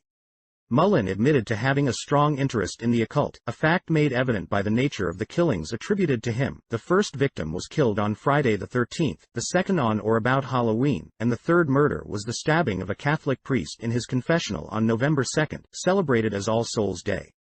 To briefly recap, no fewer than 6 serial killers, mass murderers, Charles Manson, Stanley Baker, Edmund Kemper, Herbert Mullin, John Lindley Frazier, and the Zodiac, were all spawned from the Santa Cruz, San Francisco metropolitan area in a span of just over 4 years, at a time when serial killers were a rare enough phenomenon that they hadn't yet acquired a name. And another serial killer was said to be at work not far away during the same timeframe. As Bundy chronicler Richard Larson recounts, the bodies of at least 14 young women and girls were found, nude and with their belongings missing, in Northern California between December 1969 and December 1973. In the immediate vicinity of each of the bodies was found an elaborate witchcraft symbol of twigs and rocks. Remarkably enough, the crimes collectively attributed to these men did not even account for all the ritualized homicides that occurred in the Bay Area during that time. For example, the murder of Fred Bennett, the captain of the Oakland chapter of the Black Panthers whose mutilated remains were found scattered in the Santa Cruz Hills, was never solved. And many of the young students who were reported missing from local campuses were never found, either dead or alive, and were therefore never listed as homicide victims. On October 12, 1974, the birthday of Aleister Crowley, student Arliss Perry was brutally murdered and left on display in the Stanford Memorial Church on the campus of Stanford University, nestled in the shadows of the Santa Cruz Mountains. Perry was left lying on her back, with her head toward the altar and her legs spread wide. She was nude from the waist down and an altar candle protruded from her vagina. Another altar candle was wedged between her exposed breasts. Her jeans had been neatly arranged in an inverted V shape and placed across her splayed legs, forming the Masonic symbol of the compass and the square. 5 years earlier, the very same symbol had been left carved into the stomach of Manson victim Leno LaBianca, as the W in the word war. The prime suspect in the still unsolved murder of Perry is a man named Bill Menser, who knew Charles Manson and at least one of his victims, Abigail Folger. In fact, Menser reportedly had lunch with Folger just a few days before her death. He later was connected to David, son of Sam, Berkowitz as well, and still later was convicted of the Cotton Club murder of aspiring film producer Roy Radin. A few years after Perry's murder, a new rash of serial killings began in nearby Sacramento, California. These were ultimately attributed to a man named Richard Chase, also known as the Vampire of Sacramento, and the Dracula Killer. These killers, Chase, Manson, Kemper, Mullen, the Zodiac, Frazier and Baker, heralded the dawn of a new era that soon had established serial killers as an ever-present part of the American landscape. Before 1960, fewer than 2 serial killers a year were reported nationwide. By 1970, the number had climbed to 6 per year, by 1980, to nearly 20 per year. By 1990, nearly 36 serial killers a year were being reported across the country. The years covered by the occult bloodbath in Northern California, 1967 through 1973, correspond precisely to the years that the Phoenix program in Vietnam was in full operation, although similar programs, under different names, existed prior to 1967. In September 1973, the head of the Phoenix operation, William Colby, was appointed as the new director of the Central Intelligence Agency. Phoenix had officially come home. Charles Mills Manson was born, no name, Maddox, the son of an alcoholic teenage prostitute. His mother was imprisoned for armed robbery when Charles was just a toddler, so the boy was sent to live with his grandparents. Following that, he lived for a time with an aunt and uncle in Virginia, who sent him off to his first day of school dressed as a girl, just as Henry Lee's mother had done. By age 8, Charles was back with his mother, who occasionally sent him off to stay with a moonshiner uncle. At age 9, he was sent to stay at the Jabalt Home for Boys, a reform school in Terre Haute, Indiana. 3 years later, the preteen boy was living alone in a single room at a boarding house, until he was discovered by authorities. How he came to be living alone remains something of a mystery. From that point on, Manson spent the vast majority of his life institutionalized. Charles next found himself housed at Boys Town, identified in the Franklin cover-up as a cesspool of pedophilic operations. By the age of 15, Charles was no longer a ward of the state, he had graduated to being a full-fledged convict.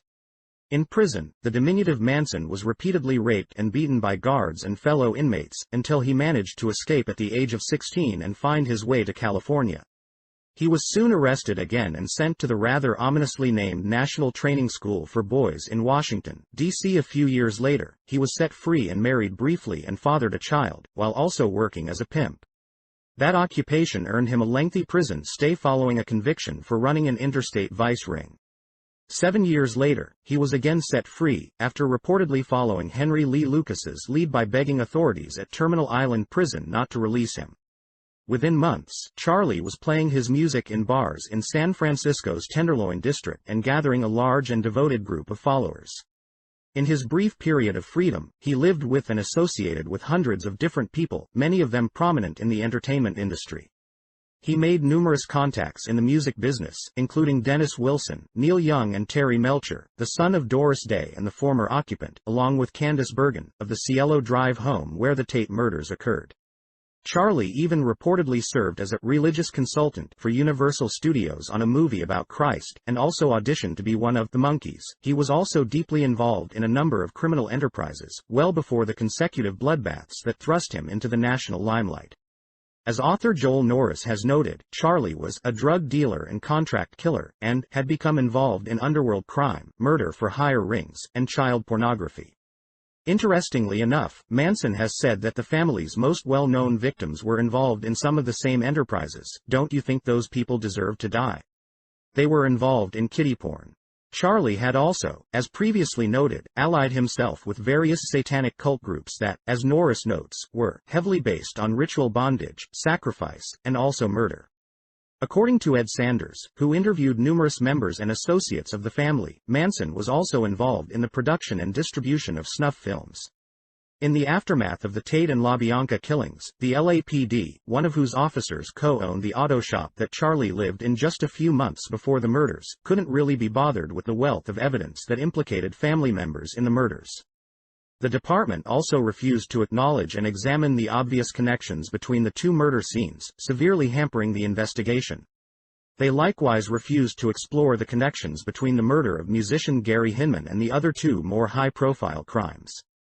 The LA Sheriff's Department had already solved the Hinman case, no thanks to the LAPD, and had taken Bobby Beausoleil into custody just a few days before the Tate murders.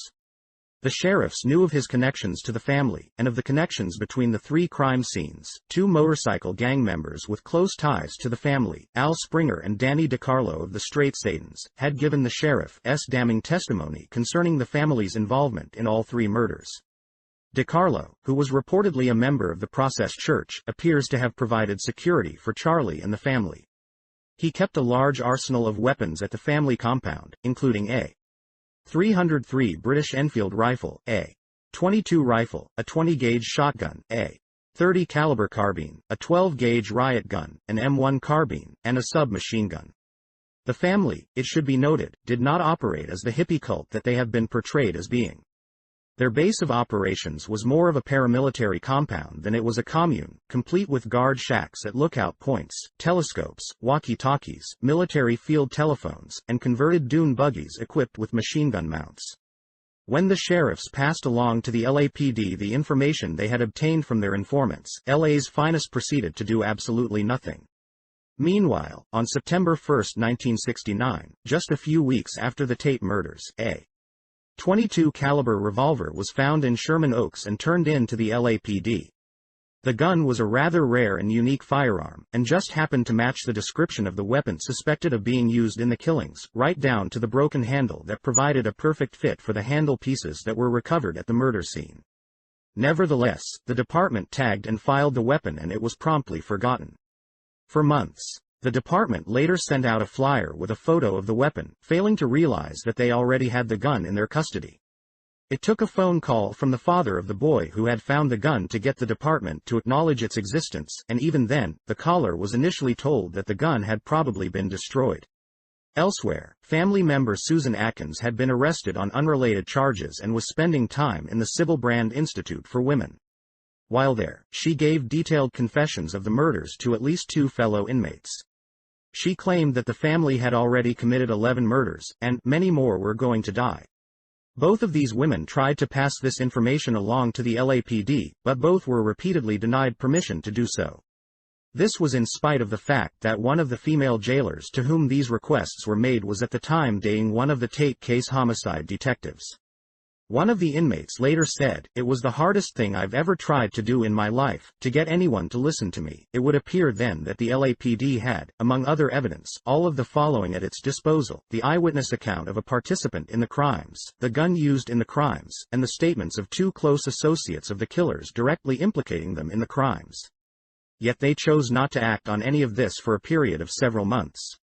Though no serial killer, mass murderer in history has likely achieved the level of notoriety, or generated the volume of media coverage, that Charles Manson has, many of the most compelling facts of the Manson case remain largely unknown to the public. Of particular significance, perhaps, are the myriad levels on which the killers and the victims were connected. One of those connections was provided by none other than Anton LaVey. At least one of Charlie's girls, known locally as the Witches of Mendocino, was recruited from LaVey's Church of Satan. Susan "Sexy Sadie" Atkins was one of many dancers in LaVey's stable, collectively known as the Topless Witches Revue. Atkins later credited LaVey with starting her down the road to murder. Family member Bobby Beausoleil, who was a roommate and, by some accounts, a lover of child star turned underground filmmaker Kenneth Anger, was also recruited from the Church of Satan. Interestingly enough, LaVey had connections to the victims as well. He had formed a close association with Roman Polanski shortly before the murders when he served as the technical consultant for Polanski on the film Rosemary's Baby, in which he also made a cameo appearance as, who else, Satan. On the set of an earlier film, Tate herself had reportedly been initiated into witchcraft by Alexander Saunders. Sammy Davis Jr., who was introduced to the Church of Satan by Manson victim Jay Sebring, has said of the victims who were killed at Tate's Cielo Drive residence, everyone there had at one time or another been into Satanism. Some newspaper reports at the time of the slayings, denounced as sensationalism, were rife with reports that the Polanskis were Satanists who hosted drug and sex orgies. Indeed, just days before the murders a drug dealer was reportedly filmed being whipped at the house in an S&M ritual. Various celebrities were said to have been attendants. Actor Dennis Hopper spoke in interviews of sadistic movies filmed at the house that featured some of Hollywood's biggest names. Another connection was provided by the Esalen Institute, a New Age retreat in Monterey with ties to Crowley enthusiast Timothy Leary's like-minded Himalayan Academy. Manson had ties to both. He had in fact visited Esalen, where Robert de Grimston of the Process Church reportedly lectured occasionally, just a few days before the Tate killings. On the very day of the murders, someone from within the Polanski home placed a call to the Institute for reasons unknown. One of the victims, Abigail Folger, may have visited the retreat just a few days before Manson's visit. Author Robert Heinlein was also reportedly invited to lecture at Esalen. Heinlein, who, like Hubbard, first gained notice penning pieces for astounding science fiction, is probably best known as the author of the 1961 novel Stranger in a Strange Land. The book provided Manson with a Crowley-inspired script to follow, and it was one of the few books that Charlie allowed his disciples to read. Heinlein was a right-winger with strong authoritarian leanings who to this day, nevertheless, continues to be promoted by various voices in the progressive community. Another link between the principals in the case was provided by singer, Mama, Cass Elliot. Victims Wojtek Frykowski and Jay Sebring, who had a history of sadism, were both part of Cass's clique, as were Manson and some of his followers. Victim Abigail Folger may have been as well. Folger had also been friends for a time with Charles Manson himself, as well as with convicted Cotton Club killer Bill Menser. 4 of the LAPD's top initial suspects in the Tate murder case were members of Cass Elliott's inner circle. They remained prime suspects for the first month of the investigation. One member of that circle was Pick Dawson, the flamboyant son of a U.S. State Department official and an on-and-off boyfriend of Cass. Dawson had lived in the home of victims Frykowski and Folger in the summer before the killings while the ill-fated pair house sat for the Polanskis at the future crime scene, 10,050 Cielo Drive, later renumbered, appropriately enough, 10,066 Cielo Drive. Another connection between killers and victims was provided by their shared interest in drug trafficking. Several of the victims, including Wojtek Frykowski, Abigail Folger, and Sharon Tate herself, were linked to the trafficking of hallucinogens. Rosemary LaBianca was a known trafficker of methamphetamine, and likely other drugs as well. Frykowski had reportedly secured a deal just before the murders that would have made him the exclusive distributor of MDA in the LA area, his operations financed with coffee heiress Folger's considerable financial resources. Jay Sebring, who before the murders had once appeared in an underground movie that also featured Mansonite Bobby Beausoleil, appears to have been involved in the drug trade as well. A man named Joel Rostow is known to have delivered drugs to Sebring at the Cielo house just hours before the murders. Rostow was found murdered the next year in New York City. Another Sebring associate showed up dead just a month later in Florida. Immediately following the killings on Cielo Drive, Sebring's house was thoroughly cleaned by friends before police arrived to conduct a search. The Manson family was also heavily involved in drug dealing, including trafficking in LSD, hashish, marijuana and cocaine. Just a couple of days after the killings, Manson was seen driving a black Mercedes-Benz possibly owned by an underling of a man named Ronald Stark. Around that same time, Stark assumed the role of banker for the Brotherhood of Eternal Love, a tax-exempt church that was formed by a motorcycle gang with close ties to Timothy Leary. The Brotherhood was led by a man named Farmer John Griggs. At the same time as the Tate murders, Griggs allegedly overdosed on PCP at the group's ranch in Idlewild, California. A month earlier, a teenage friend of Leary's daughter had been found drowned at the ranch. The death of Griggs resulted in a massive shake-up at the organization that resulted in the shadowy Stark becoming the Brotherhood's sole banker and money manager. Under Stark's guiding hand, the Brotherhood became the largest known producer and distributor of LSD in the world, producing some 50 million doses. Stark was also closely linked to a parallel acid-producing operation in the UK dubbed the Microdot Gang, which likewise produced millions of hits of LSD in the early 1970s. While running his empire, Stark was known to have extensive contacts with American embassy personnel and to have frequent visitors from both the British and the American consulates. Were the Manson killings in reality part of what might be dubbed the Great Acid Coup of 1969? Were they the result of an operation aimed at, among other things, killing off some competitors, intimidating others, and consolidating control of the hallucinogenic drug market? The possibility clearly exists. Police originally were drawn to the theory that the killings were drug-related. Other early theories were that the killings were occult-inspired, or that the true motive could be found in what was dubbed fame porn. Films and videos found at the Polanski home suggested an elite Hollywood wife-swapping operation. The Folger-Frykowski home also yielded a box of erotic photos of Hollywood's elite. There were also indications of the involvement of organized crime in the killings. Leno LaBianca had known underworld connections to whom he reportedly owed nearly $250,000 in gambling debts. At the time of the murders, the LaBianca home, which I must add, perhaps gratuitously, was once owned by Walt Disney, was known to have its phone lines tapped. I could also add here, perhaps rather gratuitously as well, that Walt Disney was a direct descendant, on his mother's side, of George Burroughs, reportedly the Grand Wizard of the witches executed in Salem in 1692. One mistaken impression that many people have about the Manson case is that the homes where the attacks took place were largely chosen at random. That was hardly the case. Manson was very familiar with the Polanski-Tate home, which he had visited in the past. Manson knew both the owner of the Cielo Drive home, Rudy Altobelli, and the previous tenant, Terry Melcher, who along with Charlie was involved with the Process Church, as was John Phillips, Cass Elliott's bandmate and another associate of Manson.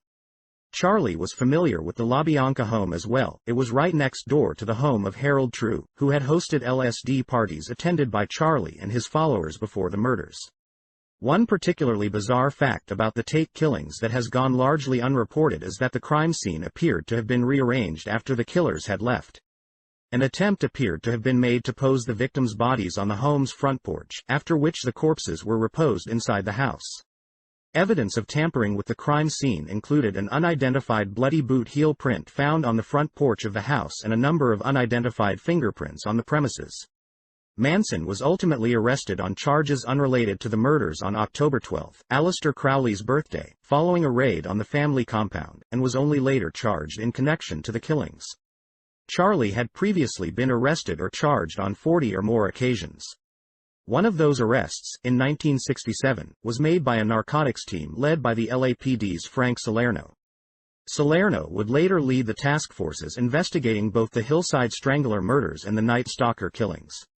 When the Manson case came to trial, there were the usual strange occurrences that seem to plague serial killer trials. The lead defense attorney, Ronald Hughes, had just passed the bar and had yet to try a single case. He was, needless to say, a rather odd choice to spearhead the defense of one of the most vigorously prosecuted and high-profile murder cases of all time. Hughes soon went missing, and later turned up dead on the very day that death sentences were returned by the jury. Family member John Philip Zero Hot, not charged with playing a role in the murders, also turned up dead, allegedly after playing a game of Russian roulette. Another member of the family was whisked away to Patton State Hospital, which was reportedly deeply immersed in overt behavior modification experiments in the 1970s. Perhaps the most troubling aspect of the trial was that the defense team rested their case without bothering to actually present one. Courtroom viewers were stunned when not a single witness was called to rebut the prosecution's case, thereby virtually guaranteeing a win for Bugliosi and the state. Also of note is that then-President Richard Nixon declared Manson guilty on national television, nearly causing a mistrial, but ultimately greatly aiding the prosecution's efforts. When it was all over, Judge Oder pronounced death sentences for Charlie, Patricia Krenwinkel, Susan Atkins, and Leslie Van Houten. The sentences were delivered on, of all days, April 19, 1971. The year before, Bobby Beausoleil had become the first family member to receive a death sentence when the jury trying him returned the sentence in the Gary Hinman murder trial. The date was April 21, 1970. Perhaps in no other serial killer case has the subject of mind control played a more central role. That Charlie had a remarkable ability to control his followers is a well-established and widely acknowledged fact. Even more remarkable is that Manson has maintained much of that control from inside a prison cell for over 30 years now. In fact, the control that he had over his disciples was the primary basis for Manson's murder convictions. While it was Charlie's face that came to symbolize the killings, he did not personally participate in the Tate LaBianca murders. According to the official version of events, he was not even present at the crime scenes when the murders took place. He merely suggested to his followers what they should do, and they obligingly followed his commands. In order to convict Manson then, it was necessary for the prosecution to convince the jury that the actual killers were virtually powerless to disobey their leader. For this reason, the Manson trial had no real precedent in American legal history. What the Manson case demonstrated was that it could be proven in a court of law that a person could be compelled to essentially act against his/her will. That had already been established in a Danish court in a landmark case recalled by Estabrooks in Hypnotism. An amateur hypnotist named Nielsen had induced an hypnotic subject named Hardrup to commit a murder. Nielsen, the hypnotist, got a life sentence, the maximum penalty in Denmark, whereas Hardrup, the actual murderer, received a 2-year sentence on the basis of temporary insanity. The Manson case had a slightly different outcome. Manson, the hypnotist, received the death penalty, the maximum sentence in the state of California, and so too did the actual murderers. Legally and logically, that verdict made little sense. For if Manson's control was so complete that the killers were powerless to resist his commands, then they should not have been held legally accountable for their actions. And if Charlie did not wield such power, then he should not have been held responsible for the actions of others. Prosecutor Vincent Bugliosi did not address that inherent contradiction in his prosecution strategy in his widely read book, Helter Skelter. He did ponder, albeit briefly, how Manson gained such control over his subjects. He concluded that that remains the most puzzling question of all. Indeed, after spending just a few pages briefly summarizing some of the techniques Manson employed on his followers, Bugliosi surmised, I tend to think that there is something more, some missing link that enabled him to so rape and bastardize the minds of his followers that they would go against the most ingrained of all commandments, thou shalt not kill, and willingly, even eagerly, murder at his command. Charlie himself once gave an indication of how he controlled his flock. If you want to get to people and unlock their minds, the basic way you get to them is through fear. That was a concept that borrowed from the teachings of the Process Church. In a summer 1969 interview, Beach Boy Dennis Wilson spoke of getting the fear. In the same interview, he referred to Charlie as the Wizard. While pondering the question of how Manson was able to exert such control, Bugliosi largely ignores a perhaps even more important question: where did Charlie learn the techniques that he was obviously so skilled at? Bugliosi notes only that it may be something that he learned from others, which, of course, is only stating the obvious. The question not asked, either in the book or at trial, is, who were these others? One possible answer can be found among the personnel at the Haight-Ashbury Free Clinic in the late 1960s. Two employees of the clinic, Dr. Roger Smith, a research criminologist who had started the clinic's drug treatment program, and Dr. David Smith, who founded the clinic itself, were both involved in government-sponsored research on human behavior. Both had connections to Manson and his followers. In fact, Roger Smith was Charlie's parole officer. Another question never addressed by Bugliosi is how it was possible that a man of limited education, who had spent the majority of his life behind bars, somehow acquired those skills while U.S. intelligence agencies, after investing countless millions of dollars in decades of research aimed at attaining that very same goal, have allegedly met with nothing but failure. It defies explanation that men such as Manson, or Jim Jones, David Koresh, et al., have stumbled upon a secret that the CIA has yet to discover. It is a patently absurd notion, and yet that is exactly what we are supposed to believe. We are also supposed to believe that Charlie, while controlling the actions of others, was himself acting on his own free will. That is highly unlikely. If Charlie was in fact controlling the family, the logical question to be asked at trial was, who was controlling Manson? Was Manson himself a puppet, as well as a puppeteer? That question, naturally, was never raised and so remains largely unanswered to this day.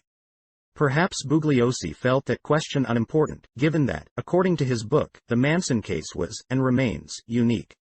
Dr. Roger Smith saw things a little differently. In December 1969, he told Life magazine, "There are a lot of Charlies running around, believe me. The story of Charles Manson is an endlessly fascinating one. It is also a story that is difficult to tell in a linear fashion, because Charlie and his victims were connected to so many people on so many different levels." For a nonlinear look at the Manson story, see http://www. Dave's Web. CNC host. Com. WTC13.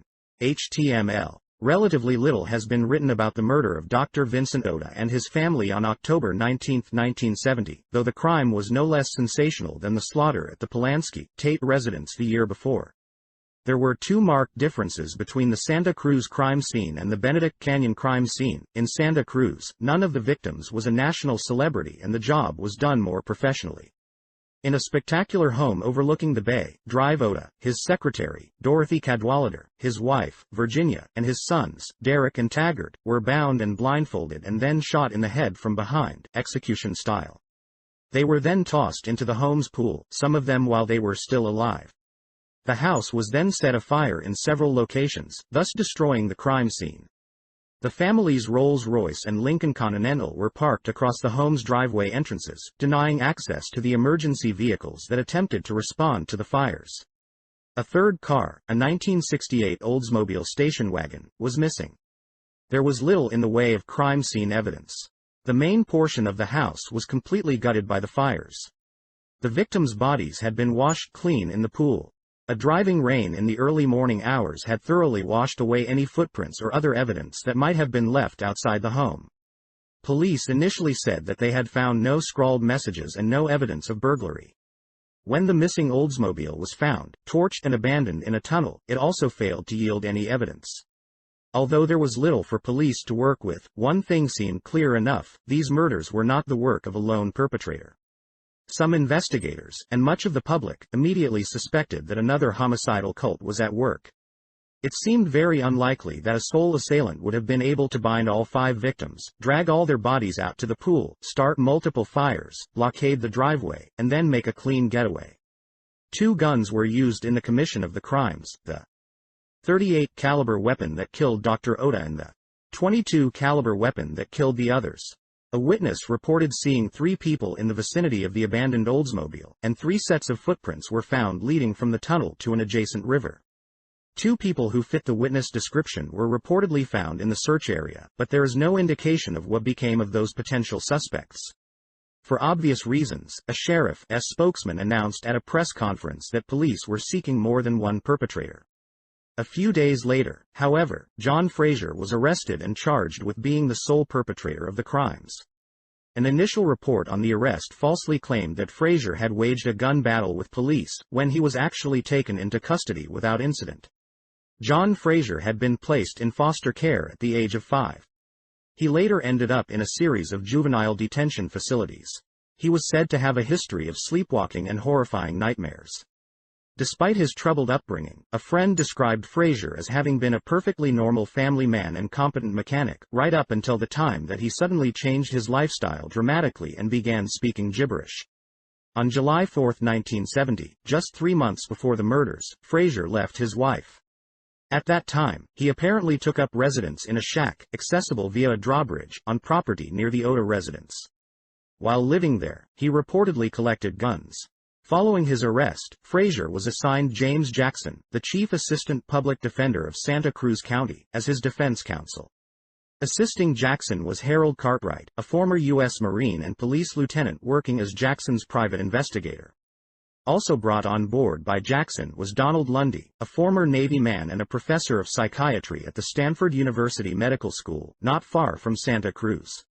This team remained together to handle the Kemper and Mullen cases as well.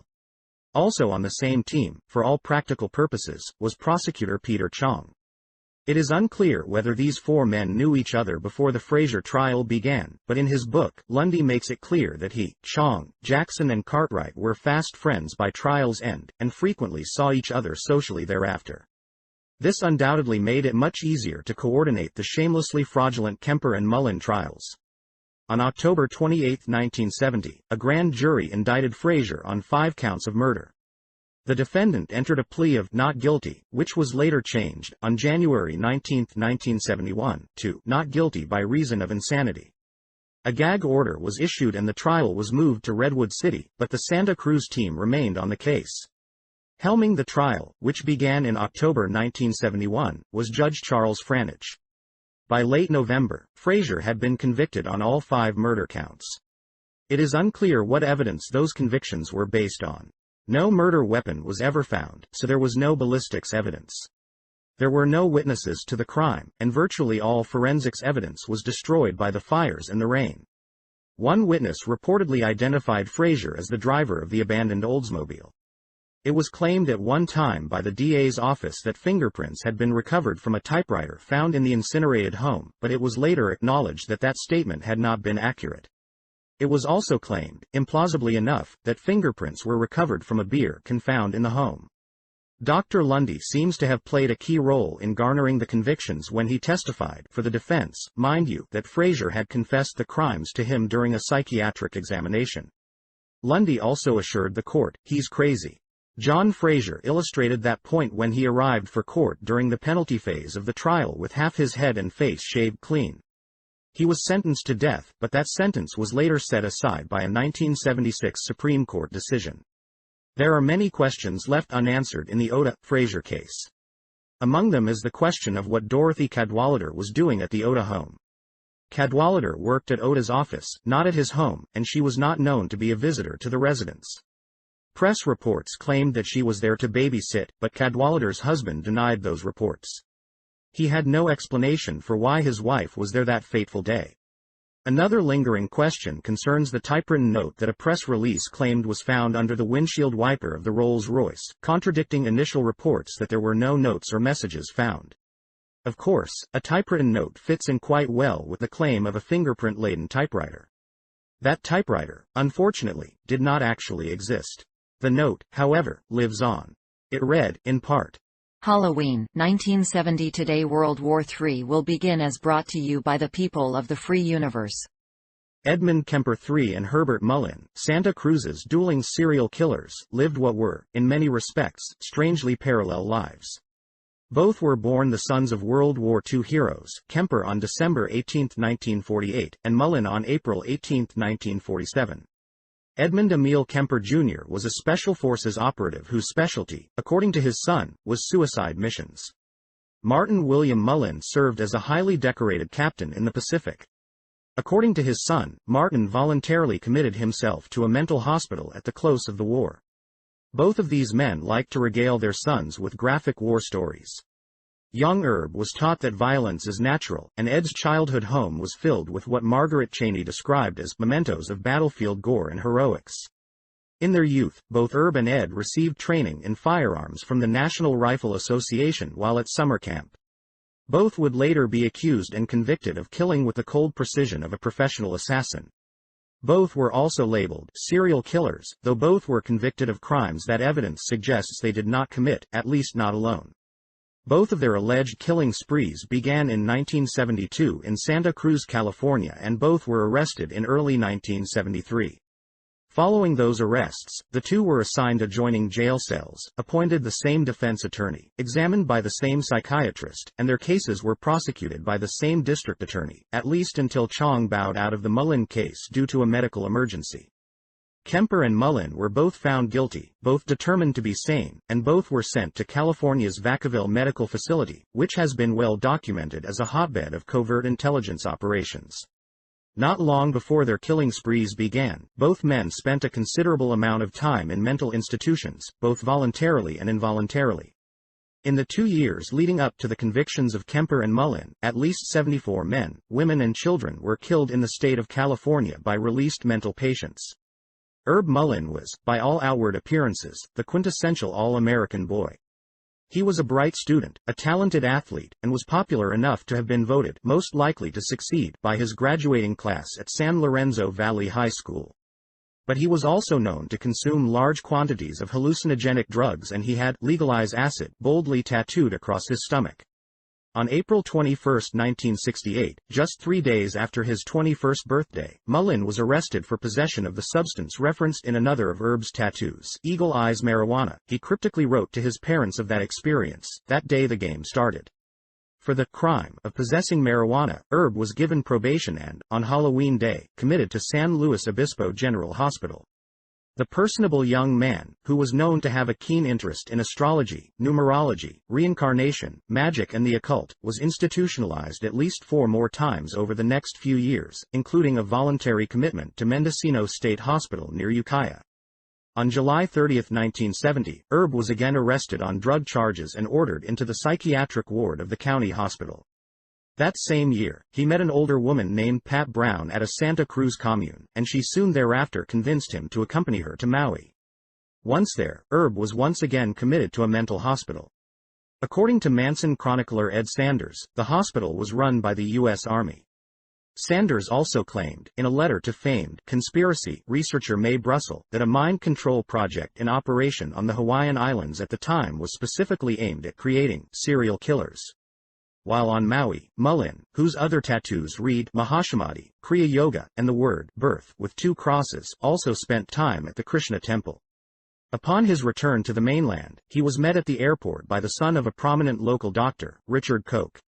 Mullen reportedly revealed to him that he had received electroshock treatments while on Maui. On March 28, 1971, Mullen was again arrested, this time for being drunk in public and resisting an officer. He served 10 days in jail and then, in May, moved to San Francisco, where he remained for the next 16 months, although later he had only vague memories of that lengthy period. For the most part, he could not account for that entire 1.5-year slice of his life. He lived in the city's Tenderloin district, where Charlie Manson had taken up residence just a few years earlier. Herb stayed in the company of young male hustlers in a series of seedy hotel rooms and, at times, in his car. Friends and acquaintances from that period of his life universally described him as sweet, tender, sensitive, and completely incapable of killing anyone. Strangely though, he also appears to have been a Golden Gloves boxer during that time. Throughout his adult life, Herb complained frequently of voices in his head, haunting his thoughts. He regularly told those around him that he was receiving messages, including commands to kill, that were delivered in his father's voice. Herb would later state, "I feel that I was under my father's control, like a robot." Mullen was also known to tell people that his father, a Mason, was a mass murderer responsible for countless unsolved killings up and down the California coast. During the largely blacked-out period that he spent in San Francisco, Herb engaged in what is known as backward writing, a hypnotically conditioned skill that is frequently indicative of mind control programming. Mullen was ultimately diagnosed as suffering from MPD. His alters were said to include a Mexican laborer, an Eastern philosopher, and, bizarrely enough, local columnist and unofficial Anton LaVey publicist Herb Caen. Herb returned from San Francisco to his parents' Santa Cruz home in September 1972, and allegedly began his killing spree just a few weeks later. He allegedly purchased a 6-shot .22 revolver from a gun shop on December 22, the winter solstice. Around that same time, the former conscientious objector inexplicably decided to enlist in the U.S. Marines. On January 15, he passed both the physical and mental entrance examinations, a rather remarkable feat considering that at the time he was just a few weeks away from being arrested and charged as a serial killer. He also had a criminal record, which his recruiter opted to waive. Herb's arrest preempted his military plans. Once in custody, he was interrogated by police, throughout which he robotically chanted the single word, silence, to virtually all questions posed to him, as if repeating an instruction that had been programmed into his brain.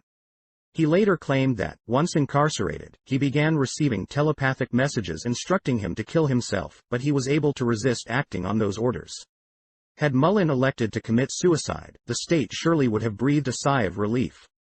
After all, they would have been spared the burden of staging a blatantly fraudulent trial. From the moment of Erb's arrest, there were clear indications that he was being railroaded, by the very same team, as noted previously, that sent John Fraser to death row. There were also clear signs from early on that Mullen may not have been responsible for many of the crimes for which he was charged, most of which looked for all the world like contract hits. The killing of Father Tomei, for example, was very likely a professional hit. Tomei, who was raised in an orphanage during World War I, was internationally known both as a hero of the French resistance during World War II, and for having organized a chorus for troubled youth made up primarily of boys from abusive homes. This chorus toured internationally, which, though it is merely speculation, would have provided an ideal front for an underage male prostitution racket. An eyewitness to the slaying of Tomei described his assailant as young, white, 6 feet tall, and wearing a black leather jacket. Erb was only 5 feet 7 inches tall and never owned a black leather jacket. Although he certainly could have borrowed the jacket, the 5-inch height discrepancy is a little harder to explain. Mullen did have a connection to Tomei. Erb's second cousin, Monsignor Edwin Kennedy, was a close friend of the slain priest. Mullen may or may not have been responsible for the nearly simultaneous mass murders at the homes of Jim Gianera and Bob Francis. One witness described the possible assailant as being short and of medium build, which accurately described Erb. But the witness also stated that he thought the man was Mexican, which Mullen definitely was not, although, as previously mentioned, one of his alter egos was. One thing that is known for sure is that Erb knew the victims quite well, which illustrates yet another flaw in the public's perception of the nature of serial crime. In fact, a number of the killers profiled herein knew at least some of their victims, and sometimes knew them quite well. Another thing that is quite clear is that the Gianera and Francis families were not randomly selected victims. Rather, they were almost certainly the targets of professional hits. Both Francis and Gianera were known drug dealers, as were Gianera's 2 brothers. And word on the street at the time of the killings was that Jim and Bob were snitches. It is, therefore, extremely unlikely that the simultaneous assaults on their 2 homes were random acts of violence. Bob Francis was not at home at the time of the killings, but his wife and 2 young sons were summarily and quite professionally executed with a .22 round to the head. One of those sons, Erb's youngest alleged victim at just 4 years old, was named Demon, which is a nice name to give to your kid, if your name happens to be, say, Lucifer. At the Gianera home, both Jim and his wife Joan were killed with multiple gunshot and stab wounds. Strangely, both Jim and Joan's families arrived at the crime scene before the police were notified. The house looked as though it had been thoroughly searched, though whether by the killers or by the victims' families is unclear. Police later found 22 casings in Bob Francis's car, though that is obviously far from being conclusive evidence of guilt. Another mass murder attributed to Mullen, the slaughter of 4 teenage campers, appeared to have been the work of multiple perpetrators, unless, that is, one chooses to believe that one man wielding a 6-shot revolver can overpower 4 healthy young men armed with a rifle. This crime also looked very much like a professional job. All 4 victims were coldly and methodically dispatched with a single small-caliber shot to the head from point-blank range. Evidence at the scene suggested that there had definitely been a struggle, yet the boy's loaded and unfired rifle was found still lying within easy reach of where the teens' bodies lay dead.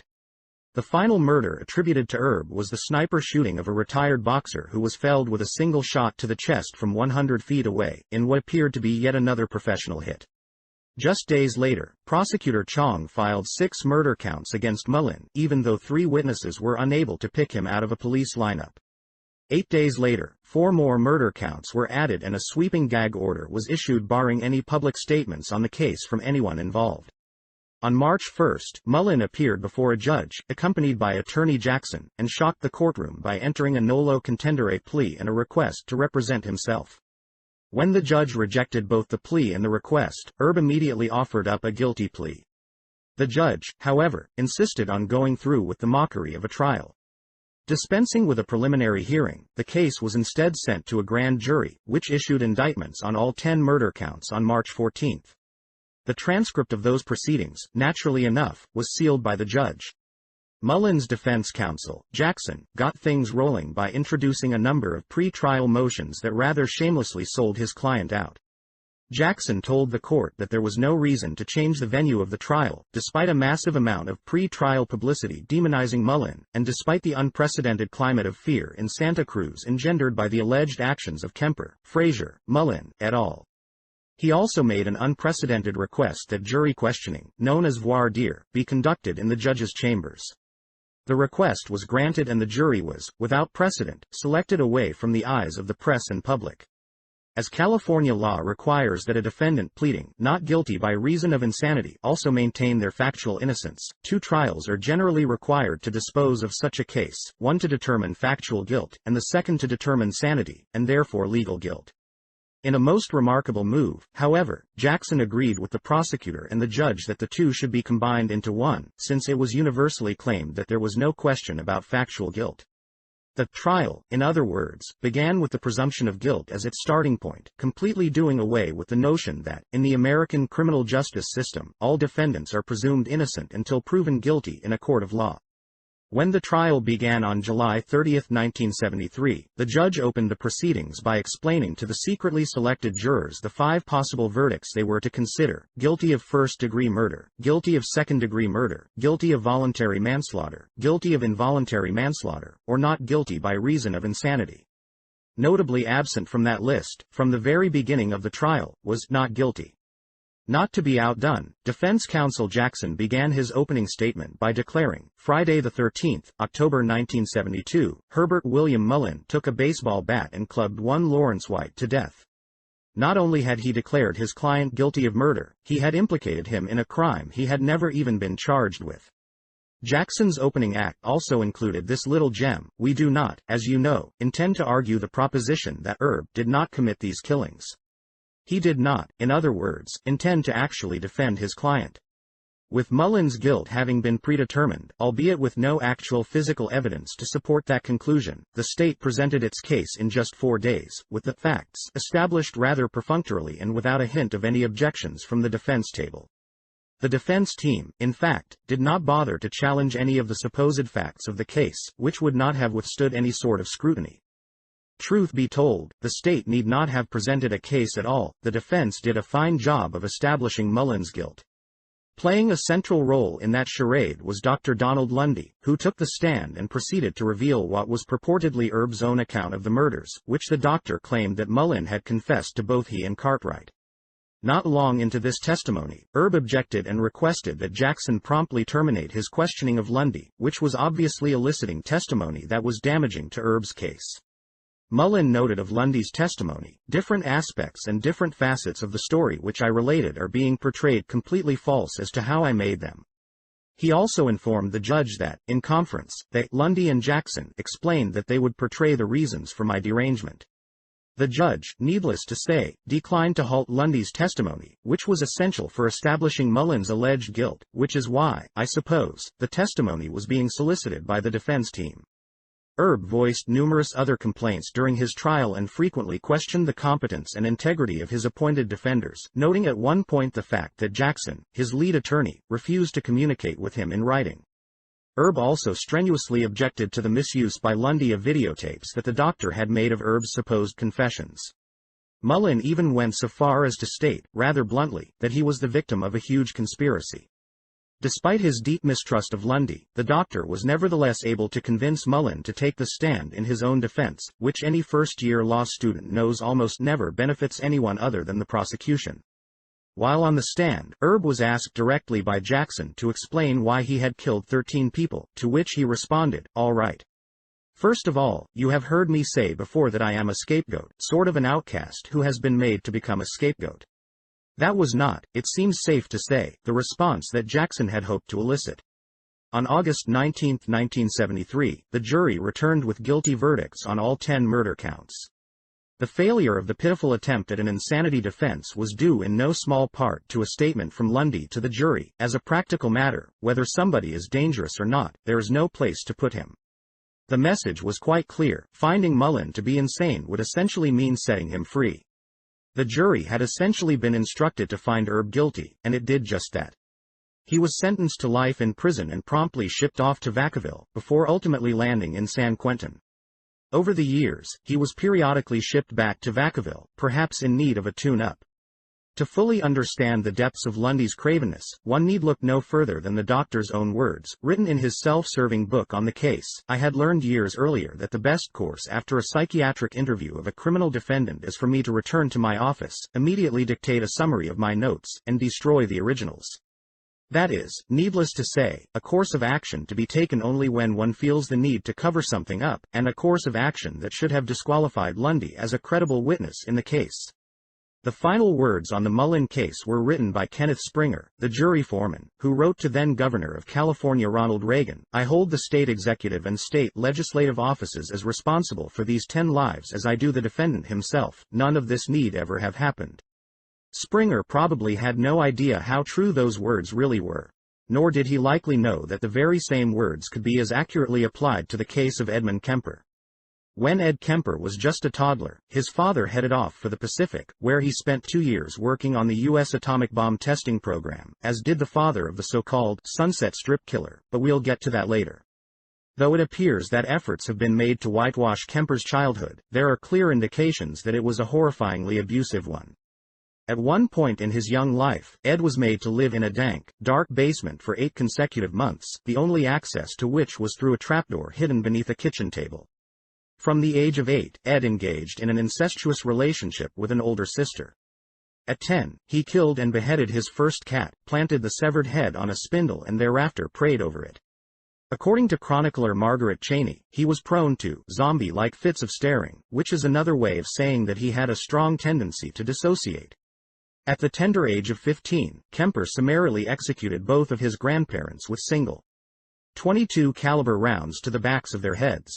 He was judged insane and, on December 6, 1964, was remanded by the California Youth Authority to Atascadero State Hospital, an enormous facility filled with convicted rapists, child molesters and other violent sex offenders. Kemper remained at Atascadero for 5 years. On staff there, near the end of his confinement, was none other than Dr. Donald Lundy. It is indeed a small world. Remanded back to the CYA as cured, Kemper was paroled 3 months later to his mother's care. Not long after, Ed began work on a particularly brutal string of murders, while at the very same time he successfully petitioned to have his juvenile record sealed.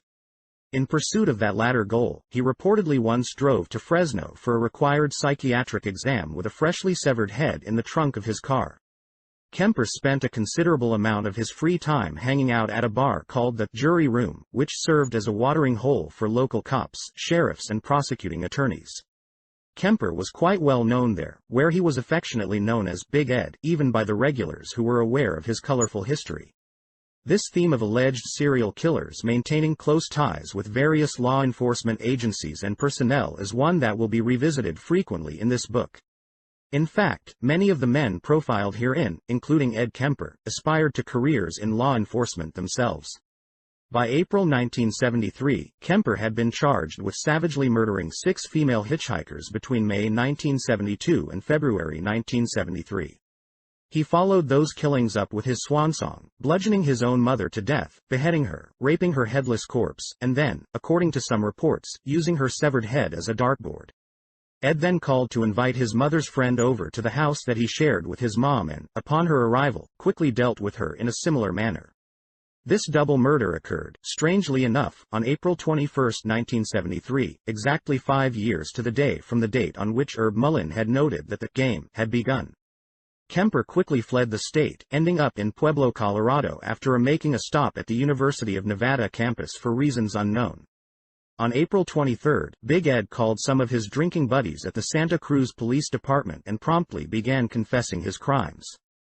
Pueblo police arrested him as he stood at a public payphone talking to the Santa Cruz officers. In his nearby car were 3 guns and 200 rounds of ammunition. He had apparently left some of his arsenal at home. His sister claimed that Ed owned at least 6 guns, including a .22 Ruger pistol, which is the one that he allegedly used to inflict the fatal head wounds that killed many of his victims. Why Ed chose to turn himself in and give up without a fight, after making his roundabout escape equipped with a mini arsenal, remains a mystery. Though there is no question that Kemper was involved in the killings, he did, after all, document his handiwork with Polaroids. There is evidence to suggest that others may have been involved as well. An eyewitness to the abduction of one victim, for instance, described a fairly tall male Caucasian driving a cream or tan-colored sedan. Kemper's car was bright yellow, and he was hardly what would be considered fairly tall. Kemper, in fact, was known as Big Ed for good reason. He was a giant of a man, standing 6 feet 9 inches tall and weighing in at 280 pounds. It would have been nearly impossible for any potential eyewitnesses not to notice his imposing stature. One particularly bizarre aspect of the crimes attributed to Ed Kemper and Herb Mullin is that the body of one of Ed's alleged victims and the body of one of Herb's alleged victims were found buried in virtually the same isolated, remote location. As Kemper himself noted, the body of his victim was discovered amazingly close to where the girl from Cabrillo was found up there, stabbed. Kemper's trial was a largely pointless affair that featured the very same cast of characters that had starred in the Frazier and Mullin trials. No one in the courtroom ever questioned whether Ed was factually guilty of the crimes, or whether he had acted alone. After all, he had given what Cheney described as one of the most detailed, articulate, and chilling confessions of sadism, murder, mutilation, cannibalism, and necrophilia in the annals of crime. He had also taken the time to document his barbarity with a large collection of snuff photos. What the confessions and photos revealed was a series of unbelievably sadistic crimes that were laced with occult symbolism. This had led some avenues of the media to theorize, prior to Ed's arrest, that the yet-to-be-identified killer was a member of a devil-worshipping cult. Just as Mullin had unwisely chosen to take the stand in his own defense, so too did Kemper. He testified that the killings arose from fantasies that began to build in his head during his confinement at Atascadero. Attorney Jackson elaborated, adding that Ed had told California Youth Authority officials of evil forces within him which tried to control his behavior. Incidentally, John Frazier, like Kemper, had spent time with the CYA. He also claimed, like Mullin, to hear voices in his head. The phenomenon of hearing voices, though considered by psychiatrists to be auditory hallucinations indicative of delusional thought processes, is actually a quite logical manifestation of both multiple personality disorder and mind control programming, the two frequently going hand in hand. Many researchers have put forth the idea that the hearing of such voices, and particularly the receiving of specific commands, is a result of various high-tech forms of electromagnetic mind control, such as intercerebral implants. However, while such technology no doubt exists, it really is not necessary to explain the phenomenon of hearing voices, a phenomenon that long predates the development of any technological means to produce it.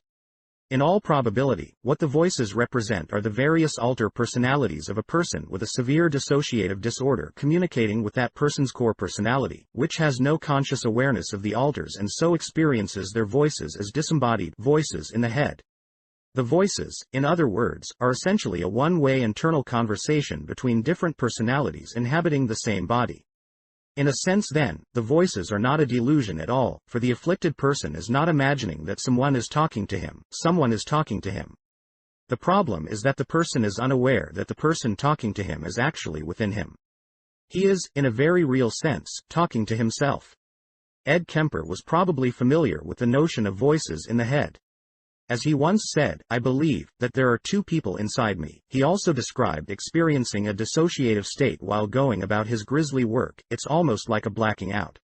You know what you're doing but you don't notice anything else around. Ed was judged sane and guilty of 8 counts of first-degree murder, giving him a career total of 10 homicide convictions, just like Herb Mullin. He was sentenced to life in prison and sent to Vacaville, then later transferred to Folsom. It seems somehow redundant to review the case of the so-called vampire of Sacramento, Richard Chase, given that his story closely parallels that of Herb Mullin. Nevertheless, a brief review is in order. Chase was born into a household where interfamilial violence was the order of the day. His parents reportedly fought constantly, and his father was euphemistically described as a strict disciplinarian. By the age of 18, Richard was receiving regular psychiatric care.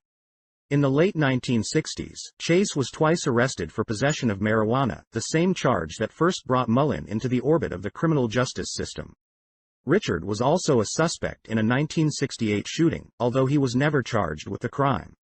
In 1973, he was arrested for carrying a concealed weapon and, on December 1, he was admitted into the American River Hospital by order of the court, but was discharged not long after into the care of his mother. As Herb had done with his father, Richard took to accusing his mother of controlling his mind.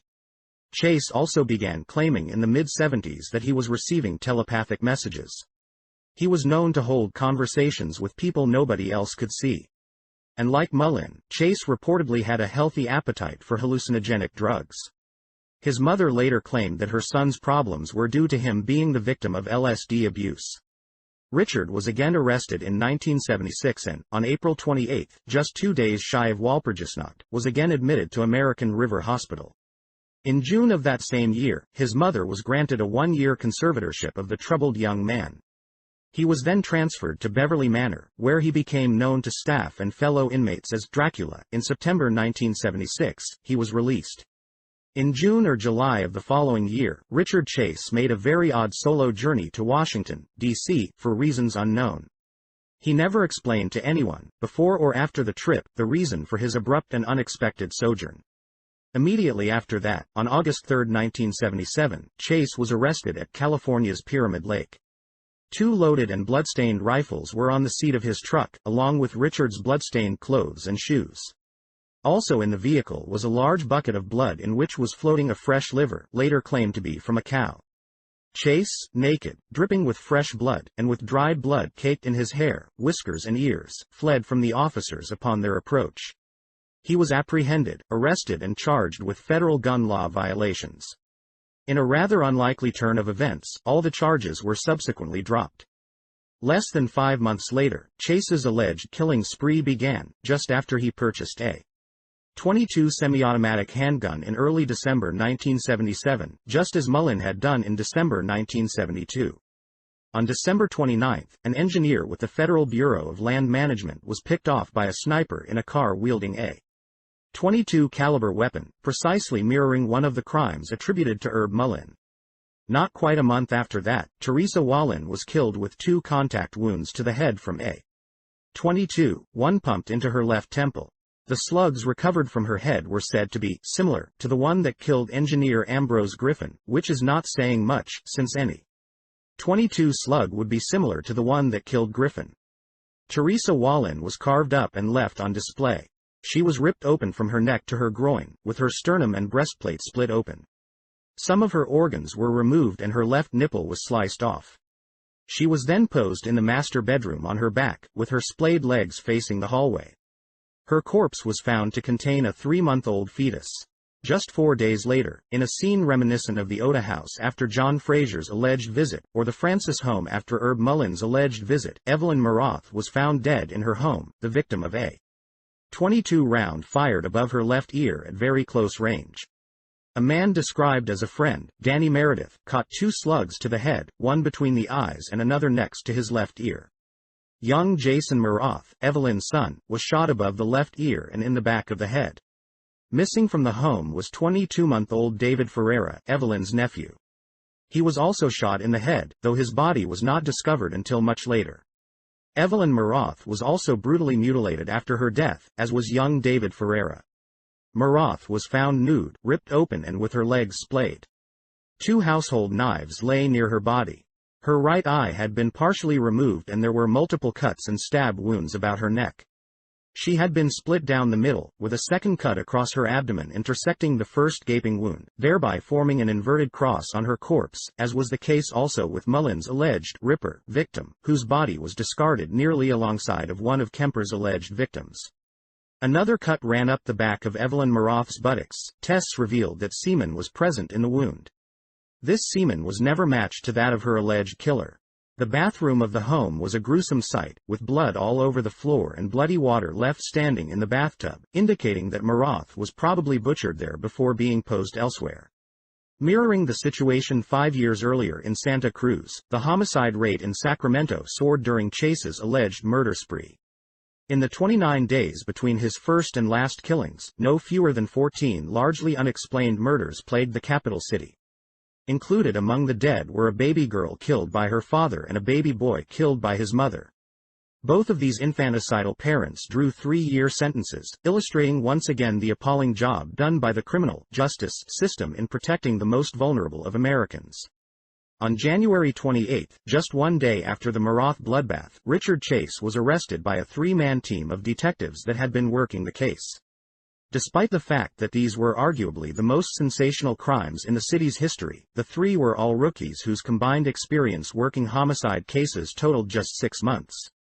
It seemed almost as though the police, rather than turn the case over to its most seasoned homicide detectives, had opted to bring in a team of newcomers to handle the investigation. At the time of his arrest, Chase believed that he was under investigation not for murder, but for killing dogs, which he apparently was in the habit of doing. The detectives quickly made clear that Richard was being charged with multiple counts of murder, which he repeatedly denied knowing anything about. He readily admitted though to killing the dogs, whose blood covered virtually everything in his apartment, including his handwritten notebook that reportedly featured drawings of swastikas. Chase was grilled relentlessly by detectives, who showed him photographs and filled him in on the details of the crimes they claimed he was guilty of committing. Steadfastly though, Chase maintained his innocence, at one point saying, I don't know. I don't understand how it could be me." Eventually 2 other detectives took over the questioning of Chase, showing him yet more graphic crime scene photos and hurling yet more accusations at him. Nevertheless, Richard continued to steadfastly deny any involvement in the murders, and the detectives ultimately gave up and sent him to a cell. Once there, amazingly enough, Chase promptly confessed the murders to a trustee inmate. That is, at any rate, the way the official story reads. To say that the case against Chase was weak would be a serious understatement. No forensics evidence placed him at, or even anywhere near any of the crime scenes, not one drop of blood, not one strand of hair, not a single fingerprint.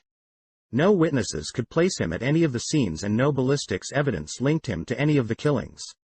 The only evidence recovered at the Wallen crime scene consisted of latex glove prints and fresh shoe prints on the kitchen floor.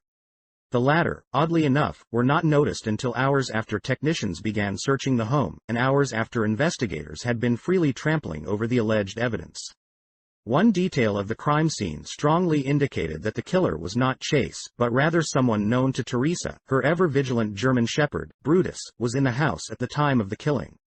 2 sisters of David Wallen, Teresa's husband, who discovered the body, suspected one of David's former significant others, who claimed to possess psychic powers and who had bragged to the 2 women that she was in a devil cult.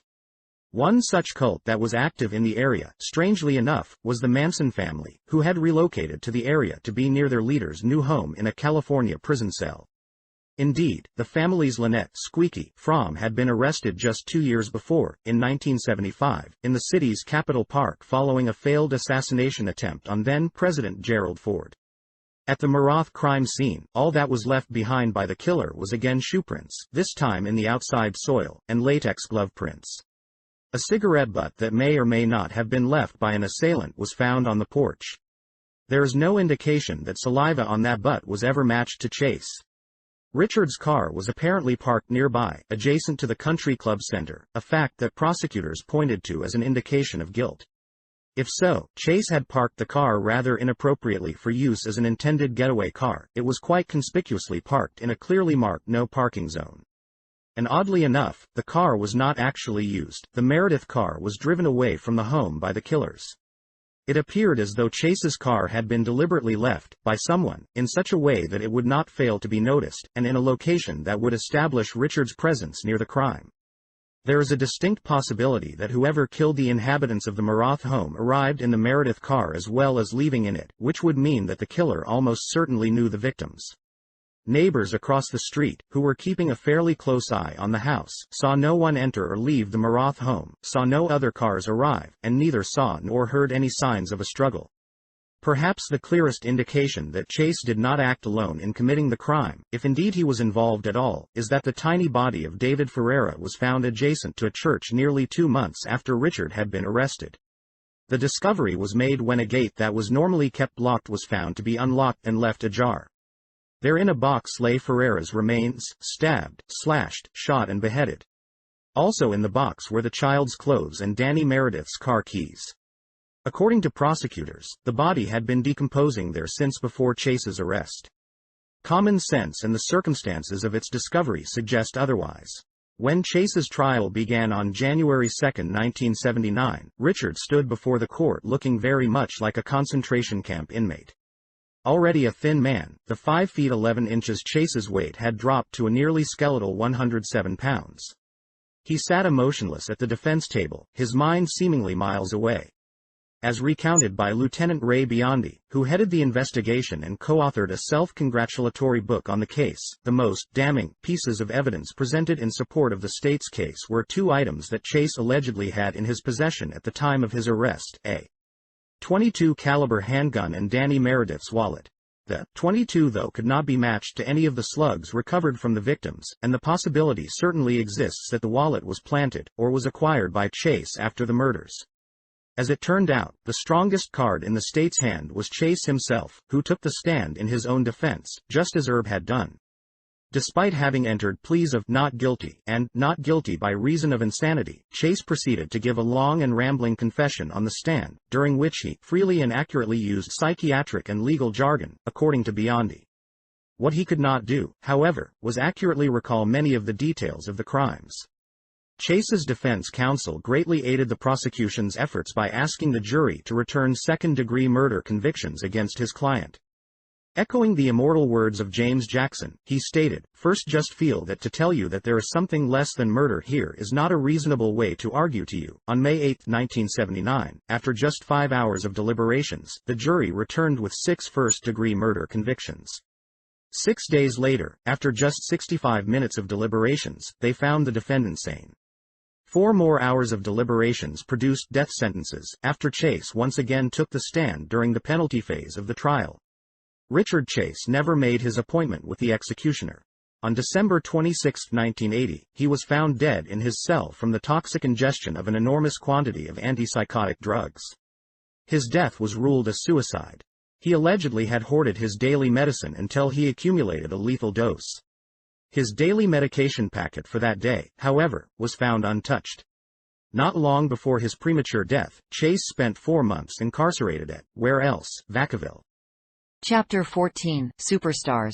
We locate a number of good hypnotic subjects among the criminal class. We then isolate and train these subjects. If allowed a free hand, the authorities could proceed to plan such prepared subjects from the criminal class where it would do the most good. George Estabrooks in Hypnotism. As the mid-1970s rolled around, the FBI's Behavioral Sciences Unit came of age. The science of criminal profiling was thrust upon the American people. The term serial killer entered the national lexicon, and the marauding mass murderer suddenly became the new American anti-hero.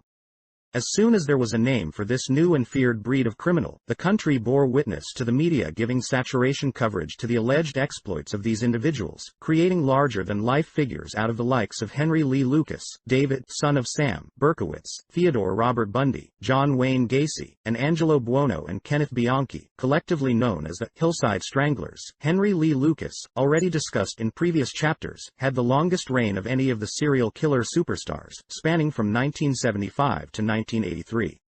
The alleged son of Sam had a much shorter though quite spectacular reign, just a year into Henry's killing spree. That string of execution-style shootings has been far more thoroughly examined in Maury Terry's The Ultimate Evil than would be possible here. Interested readers are advised to pick up a copy of Terry's book, a thorough reading of which will facilitate a better understanding of this book. The 12 victims attributed to the Hillside Stranglers were killed between October 17, 1977 and February 17, 1978, closely mirroring the alleged murder spree of Erb Mullin, whose 13 alleged victims were killed during almost the exact same span of time just 5 years earlier, October 13, 1972 to February 13, 1973. The last killing attributed to Ted Bundy occurred just 8 days before the last Hillside Strangling, on February 9, 1978. Bundy had been killing for 4 years or more, according to varying accounts. John Gacy's reign also ended in 1978, and he too had been killing for about 4 years, longer by some accounts. There were a number of parallels between the cases of these high-profile killers. Kenneth Bianchi, like Charles Manson, was born the son of an alcoholic, teenage prostitute. His alleged partner, Sicilian-bred Angelo Buono, was also born the son of a prostitute. Like Lucas, Buono spoke of being taken along by his mother while she serviced her tricks. According to some accounts, Ted Bundy's mother was an abusive young prostitute as well, who also plied her trade in the presence of her young son. Bianchi, Bundy and Gacy all had an intense interest in law enforcement work. Bianchi, for example, studied police science in college, went on ride-alongs with the LAPD, joined the sheriff's reserves, and was known to carry a California Highway Patrol badge. Gacy was described by his wife as a police freak, a description that was applied to him by others as well. From an early age, Ted Bundy also expressed a strong interest in pursuing a law enforcement career, and at various times worked for the Seattle Crime Prevention Advisory Committee, the King County Law and Justice Planning Office, the Seattle Crime Commission, and as a self-employed law enforcement consultant, billing himself as TRB Associates. Another common thread that ties the cases of these men together is an early experience in the workforce that exposed them to the depravities that one human can inflict upon another. Kenneth Bianchi, for example, worked for a time as an ambulance attendant. So did John Wayne Gacy, who also was employed at a mortuary. Such an experience is what the intelligence community refers to as a blooding. In a similar vein, the entire country is being blooded, though on a lesser level, through near constant exposure to a television and video game diet increasingly dominated by scenes of graphic violence. The effect of this is to radically desensitize individuals, or an entire society, to appalling levels of bloodshed and carnage. Another commonality among some of the more high-profile serial killers profiled in this chapter and others are seemingly improbable connections to very high-ranking members of their respective political parties. Gacy, for example, was a fixture in Chicago Democratic Party circles. Despite his colorful and at times criminal past, he had a high enough security clearance to have once had a face-to-face meeting with then First Lady Rosalind Carter. Ted Bundy was equally well connected to various Republican Party officials. As a final note here, before taking a closer look at the stories of these men, it should be noted that the era in which their crimes were committed was a time when reported cases of multiple personality disorder skyrocketed.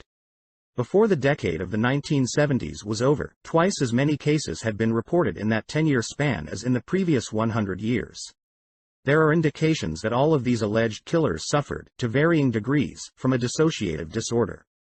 Bianchi was diagnosed as such by a number of therapists, though this diagnosis was disputed by others, including the CIA's own Martin Orne and Margaret Singer. Though never formally diagnosed, Ted Bundy displayed unmistakable signs of a dissociative disorder as well. Not only could Bundy's personality change at a moment's notice, but his physical appearance could as well. Bundy had a chameleon-like ability to alter his appearance, an ability that is clearly displayed in the numerous photos of him that grace the pages of the various books he has inspired. A neighbor of his in Florida once offered this observation: "He always looked different, I don't know, sometimes he just didn't even look like the same person at all." Diana Smith, a therapist and Bundy family friend, wondered how Ted could be so many different things to so many different people. An investigator on the Bundy case, Joe Alloy, claimed that he once observed Bundy react to a particularly stressful situation by spontaneously, and quite radically, altering his physical appearance. Ted's body and muscle tone changed markedly, and he suddenly became sweaty and began emitting a noticeable odor. The judge who presided over Ted's Colorado trial referred to him as a changeling, noting the unsettling way in which his appearance could change dramatically with his mood. The judge drew a comparison to Vincent Bugliosi's description of Charles Manson's similar ability. Bugliosi was not the only one to make that observation about Manson. Disciple Susan Atkins once said, "Charlie changes from second to second. He can be anybody he wants to be. He can put on any face he wants to put on at any given moment." Although John Wayne Gacy did not have the ability to alter his physical appearance, as Detective David Hackmeister of the Des Plaines Police observed, his personality could change in a split second. Gacy was viewed by many as a pillar of the community, a man who was politically active and well-connected, who gave of his time freely to entertain children, who was a valued neighbor who regularly hosted parties with hundreds of guests, and who was a successful businessman and a loving father. On the other hand, he also had the unique distinction of being convicted of 33 counts of first-degree murder. How are we to reconcile these two sides of John Gacy? Men such as he are usually said to be sociopaths. They are said to be lacking a conscience. The persona that is presented to the public is said to be nothing more than an elaborate ruse, an emotionless facade disguising the monster within. But is it not just as likely, if not more so, that the public self is, in fact, a legitimate personality, separate and distinct from the one that does the killing? And when the monster emerges, does this represent the facade slipping away, or an alter personality emerging? Or is there any difference? Is the sociopath label not, in the final analysis, just another way of describing multiple personality disorder? Kenneth Bianchi is, like many other serial killers, of unknown parentage. He was born the son of an alcoholic teenage prostitute on May 22, 1951 in Rochester, New York, and then privately adopted by the Bianchis. His adoptive parents were repeatedly reported to the Rochester Society for the Prevention of Cruelty to Children for their treatment of their son. Ken was taken frequently to doctors and administered unspecified tests at the urging of his mother, who also frequently kept him home from school for prolonged absences, including nearly his entire kindergarten year. As a child, Bianchi frequently lapsed into trance-like states, during which time his eyes would roll back in his head. He later recalled enduring such punishments as having his hand held over a stove flame. He also is said to have once killed a cat and left it on his neighbor's porch on Halloween. Following high school, Bianchi sought psychiatric care and married briefly, although the union lasted just 8 months. He also attended junior college, studying psychology and police science, and reportedly making frequent use of the school's medical facilities. He found work both as a bouncer and as an ambulance attendant, and apparently considered an Air Force career, for which he took a qualifying test. Sometime during his early adult years, Bianchi also joined a biker gang, which ostensibly was the inspiration for the rather remarkable tattoo that he sported on his arm, Satan's Own MC. Perhaps not surprisingly, Ken had gaps in his memory, and would sometimes find himself walking down a street with no memory of how he got there or what he had been doing immediately prior. Such episodes are clear signs of a dissociative disorder, a category that includes fugue states and amnesia, as well as MPD/DID. At the age of 26, Ken arrived in Hollywood and moved in with his cousin, Angelo Buono, and Angelo's son, also named Angelo Buono. Bianchi readily established access to a steady supply of drugs, which he both sold and used. He also, rather improbably, set up shop as a therapist, sharing office space with a legitimate therapist in North Hollywood. During this time in California, Ken claimed to be getting outpatient treatments for cancer, and he regularly visited a hospital to receive those treatments. He generally preferred to go alone to these appointments, although sometimes his girlfriend, Kelly, drove him there and then waited in the car for him to return. Bianchi, of course, never actually had cancer. There is no question though that he was indeed making regular visits to a medical facility, and he was receiving some kind of treatments, although at least one of his chroniclers has claimed that Ken would, on a regular basis, enter the hospital, randomly kill time by reading and hanging out, and then return to the car. What possible purpose would be served by his doing so is left unexplained, as is how Bianchi was able to bring home legitimate receipts and medical forms following these treatments. Ken's cousin and reputed partner, Angelo Buono, reportedly had a strong bond with his mother, whom he frequently accused of being a whore. He never lived more than a couple of miles from her throughout his entire adult life. Angelo quit high school at the age of 16 and he was shortly thereafter remanded to the custody of the California Youth Authority. By the age of 20, he was known for his flamboyance, exemplified by his habit of driving new Cadillacs. It is unclear how he suddenly acquired such wealth. Buono apparently had a lifelong penchant for underage girls. During his life, he married at least 2 of them. He fathered at least 8 kids by his numerous wives. He reportedly regularly sodomized all of them. He also beat and sodomized his wives, often in front of the children. Angelo's sons and only daughter were frequent visitors to the house that their dad shared for a time with Ken Bianchi. Many young girls were frequent visitors as well, and some even lived there for varying periods of time. Angelo has been described as a magnet for women, and he had a constant stream of mostly teenage girls passing through his home. Many of them were working for him. His auto upholstery shop also served as a front for a teenage prostitution racket. Some of his girls, including 16-year-old Sabra Hannon and Rebecca Gay Spears, a 15-year-old biker's daughter, were kept virtually enslaved with regular beatings, rapes, and threats of death and dismemberment. Angelo supplied the services of these young girls to the city's business and political elite, including a city councilman, a police chief, and a chief aide to a member of the LA County Board of Supervisors. Such favors had earned sidekick Bianchi the right to display an LA County seal on the windshield of his Cadillac.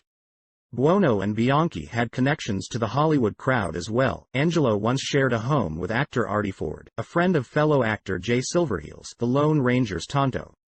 He also repaired cars for Frank Sinatra and for reputed mafioso Joe Bonanno. Buono's daughter claimed that her father once drove her to Sinatra's Palm Springs home, where Angelo dropped off a package. Several of the suspects identified during the course of the investigation were Hollywood names as well. The first suspect booked was actor Ned York, who gave a long and rambling confession to the crimes. Another man questioned in connection to the stranglings was identified as a minor actor who had a film studio set up in his home. An aspiring actress told of going to this home for an audition and being forced to participate in the production of hardcore S&M films. Yet another suspect was a man identified only as a famous Hollywood producer who was said to enjoy the company of young girls. He was stopped by police while driving the car of a convicted rapist, accompanied by a young girl, and he was discovered to be in possession of a phony police ID. Buono was known to have two avid interests that are common to many alleged serial killers: guns and Polaroid photography. Angelo reportedly owned 5 rifles, 2 .45 caliber handguns, and a Thompson submachine gun. He also owned a Polaroid camera, with which he was said to have photographed some of the pair's victims, although such photographs were never produced at trial. Buono and Bianchi's first purported victim was a black prostitute and drug dealer named Yolanda Washington, whose nude body was found along Forest Lawn Drive. She had been strangled with intense force after having sexual contact with at least 2 men. Not long before her death, she and a group of fellow prostitutes had sold Buono a trick list. The month before Washington's body was found, a girl named Laura Collins was found similarly strangled and dumped not far from Forest Lawn Drive, but her death, oddly enough, was never attributed to the so-called Hillside Stranglers. The next victim, Judith Ann Miller, also a prostitute, was found sprawled nude on Halloween Day, 1977. She had been carefully placed by 2 or more individuals, and had marks on her face, wrists and ankles that suggested that she had been gagged and bound, but her bindings had been subsequently removed. There were said to be 2 witnesses to the abduction, both of whom, like the killers and the victims, reeked of mind control operations. One was a woman who had worked as a subject for a professional stage hypnotist. He had hypnotized her on literally hundreds of occasions.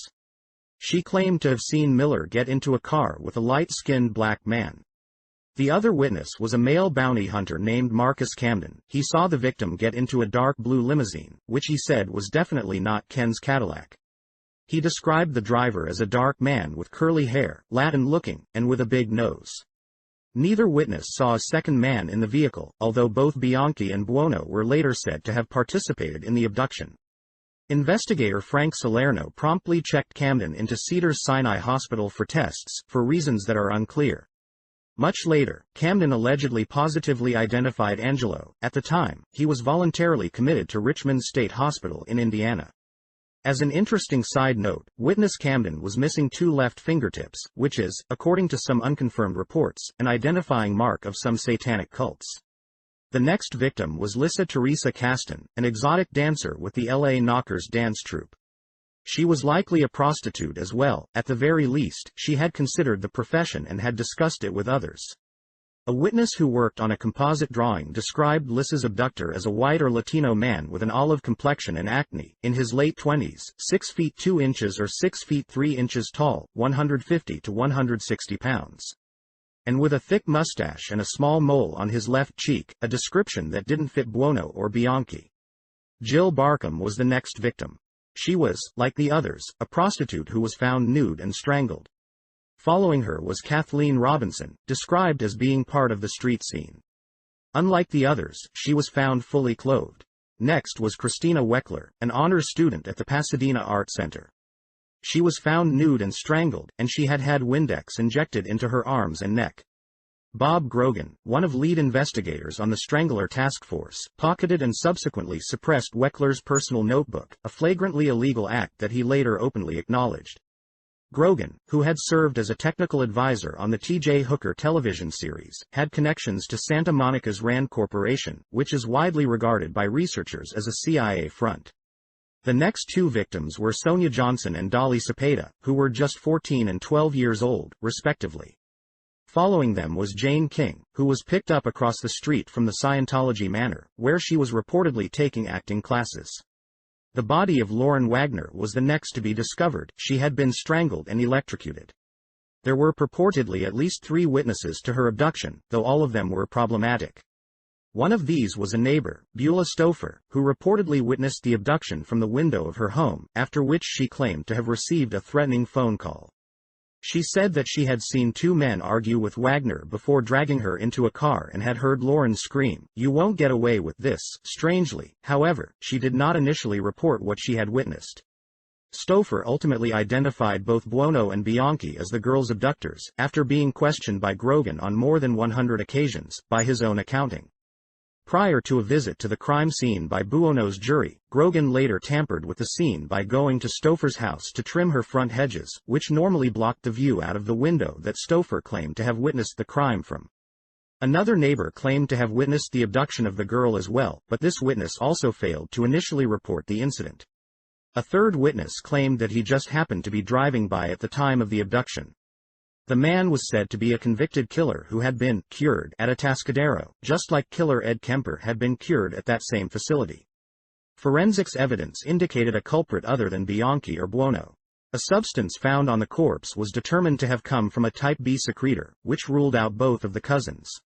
At trial, the state argued that the substance was nothing more than ant residue. The media, which had been focusing their bright lights on the trial, decided, for no apparent reason, not to provide coverage of this rather dubious testimony. The next victim, Kimberly Diane Martin, was found in a vacant apartment, bound, gagged, strangled, and with a fractured skull and blood dripping from her ear. She was an underage outcall prostitute who had been dispatched to meet a trick. The request had reportedly been phoned in by Ken Bianchi. Just 3 days after her death, Bianchi went on a ride along with the LAPD. The last victim attributed to the Hillside Stranglers was Cindy Lee Hudspeth, who was strangled and stuffed nude into the trunk of a car, which was then pushed over an incline. Bianchi would later claim, in a purported confession, that the car was pushed over front end first. Evidence indicated otherwise. This was just one of many details that his confessions would get wrong. Soon after the killings began, a task force was established that included elements of the LAPD, the LA Sheriff's Department, and the Glendale Police Department. It eventually grew to include 162 officers. The task force's headquarters was in room 832 of the Justice Building, which had been converted from its original use as a courtroom, the very same courtroom where Charles Manson had been tried and convicted. The team was led by Frank Salerno, who had earlier headed a narcotics team that had arrested the very same Charles Manson on drug charges. Also on board the task force was the aforementioned evidence tamperer, Bob Grogan. Weekly press conferences were held by then-Chief Darrell F. Gates, who had little progress to report as the killings continued, with some of the bodies showing up carefully posed in the hills near the LA Police Academy. All of the victims had been raped, and yet semen tests that were conducted reportedly yielded nothing. Ken Bianchi was questioned on multiple occasions during the investigation, by at least 2 LAPD officers and 1 Glendale cop, but he was cleared each time. One expert consulted by the press was none other than Dr. Louis Jolyon West, a prominent member of the False Memory Syndrome Foundation who was connected to numerous covert CIA operations throughout his career. West told the LA Times, "It would be most unlikely to find this done by more than one person. This type is almost always the work of a single person." This was an obvious bit of disinformation that flew in the face of the known facts of the case. Not long after the Hillside Stranglings, West was one of the first prominent mouthpieces to promote the mass suicide story to explain what happened at Jonestown. This was another rather obvious bit of disinformation. 3 months after the last killing, Bianchi left the Los Angeles area for Bellingham, Washington, where he wasted no time in joining the Whatcom County Sheriff's reserves. Strangely enough, the chief of the police department of Bianchi's new city of residence was both a former Los Angeles cop and a friend of 14-year-old victim Sonia Johnson's father, the bookkeeper for an LA area Catholic parish school. Chief Terry Mangan had an unusual history that sounded as though it could have been written by a Hollywood screenwriter. While working as an ordained priest, and as a high school teacher and dean of students in Monterey, California, he began serving as a counselor to the police. He was soon regularly hanging out at the police academy and riding on patrol every night, becoming some kind of mythical priest cop. He ultimately left the priesthood altogether and became a full-fledged cop. In 1976, the year before the Stranglings began, he was named the new chief of the Bellingham Force. On January 12, 1979, two Western Washington University co-eds were found bound and strangled. Footprints and a loose pubic hair were reportedly recovered at the scene. New Bellingham resident Ken Bianchi was arrested shortly after the discovery of the bodies, and he promptly confessed. He was appointed Dean Brett as his defense counsel, and a psychiatric social worker named John Johnson was assigned to the case as well. Bianchi was held in isolation and allowed only limited visitation with family and friends. Before long, he was examined by a stream of psychiatrists, psychologists, some of whom had known and long-standing connections to the CIA. The first to examine Bianchi, on the spring equinox, was Dr. John Watkins, who questioned the accused in the presence of Brett, Johnson, Frank Salerno and Salerno's partner, both of whom had flown up from Los Angeles. Next was Dr. Ron Markman of Los Angeles, a man with the dubious distinction of being both a psychiatrist and an attorney. He had previously been involved in both the Manson and the SLA, Patty Hearst cases. The stench surrounding the Strangler case reached a new level with the arrival of the next examiner, none other than Dr. Donald Lundy, last seen playing a pivotal role in the Frazier, Kemper and Mullen cases. Conveniently enough, Lundy just happened to have family in Bellingham that he purportedly just happened to be visiting at the time, so he just sort of dropped in for off-the-record examination of the famed Hillside Strangler. Next up was Dr. Ralph Allison, brought in from, of all places, Santa Cruz, California. He finished up with Bianchi on April 19, and Watkins returned the next day to administer a Rorschach test. The following day, April 21, Angelo Buono's house was searched for the very first time. The home was found to be immaculately neat and, amazingly enough, it reportedly contained not a single fingerprint, which would tend to indicate that Buono had been tipped off prior to the search. In May, Vienna-born Martin Orne, sent in by the state, took a turn at examining Bianchi. Orne was another False Memory Syndrome Foundation luminary who received extensive CIA funding and who, probably not coincidentally, had testified at the SLA trial. In June, Dr. Saul Fairstein of Beverly Hills took his turn with Bianchi, and in July, Dr. Lundy returned for an on-the-record examination. Lundy's role was to build the prosecution's case to try Bianchi in Los Angeles as the Hillside Strangler. As such, Lundy's examination concentrated almost exclusively on discussion of the LA killings. Like Orne and Fairstein, Lundy largely dismissed the notion that Ken was suffering from MPD. Others have claimed that Bianchi displayed at least 4 distinct personalities, who were named Ken, Steve, Billy and Friend. Salerno and Grogan, as well as most of Bianchi's chroniclers, have claimed that the symptoms displayed by the suspect were an obvious ruse. Dr. John Watkins to this day sticks by his initial diagnosis of MPD. On October 2, 1980, Veronica Lynn Compton, a playwright and actress and the daughter of an LA area editorial cartoonist, was arrested for attempted murder in Bellingham. The attack was said to be an attempt to commit a copycat killing that would have cast doubts on the incarcerated Bianchi's guilt in the earlier killings. Strangely, Compton's victim did not bother to report the incident until several days after the alleged attempt was made on her life. Compton had been sexually active from an early age, as evidenced by the fact that she was only 23 and yet she had an 8-year-old son. She had reportedly slept with numerous Hollywood figures, including a lawyer, agent who was later killed in an unsolved murder case. She confided to Bianchi that she herself had killed before, and that she shared with him an interest in necrophilia. On October 19, Bianchi appeared before a judge and entered a guilty plea based on a deal that had been worked out with the Los Angeles County District Attorney's Office. The deal allowed the state of Washington to avoid a trial that would have revealed the state's case to be rather dubious. That case was built primarily on hair and fiber evidence, which is inherently problematic, and which is also, it should be noted, by far the easiest type of evidence to plant. The official version of events was filled with discrepancies and such odd events as evidence strangely turning up at the crime scene the day after it was combed over by investigators following the discovery of the bodies. Nevertheless, Ken entered a guilty plea and agreed to testify against Buono in exchange for a life sentence to be served in California, even though the possibility existed that he would still receive death sentences for the charges pending in California. In other words, Bianchi gained absolutely nothing from the plea deal offered to him and guaranteed himself a life sentence at a minimum. Ken had worked with his attorney until late into the night before his court appearance. He was instructed to stare at his hands while repeating the words, "These hands have killed," before entering the courtroom, to ensure that he did not back away from the agreement to enter the guilty plea.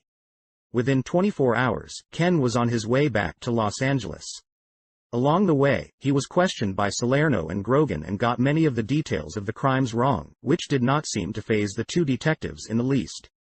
Within days of his arrival in L.A., he had received additional life terms.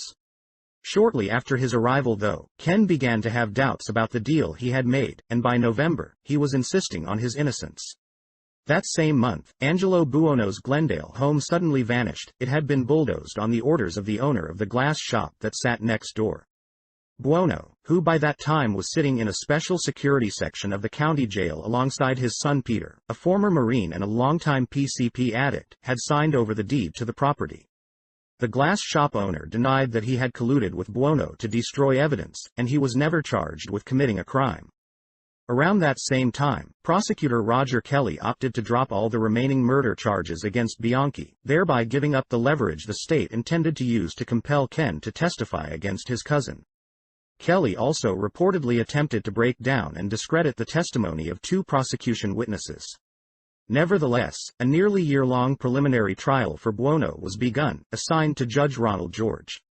George had attended Beverly Hills schools and then the prestigious École Internationale de Genève, which functions as something of an intelligence prep school.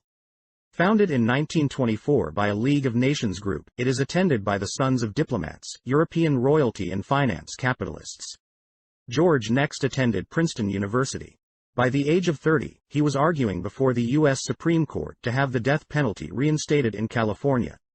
In 1972, he was appointed to the bench by nominal conservative Ronald Reagan, and in 1977, he was elevated to the Superior Court by nominal liberal Jerry Brown.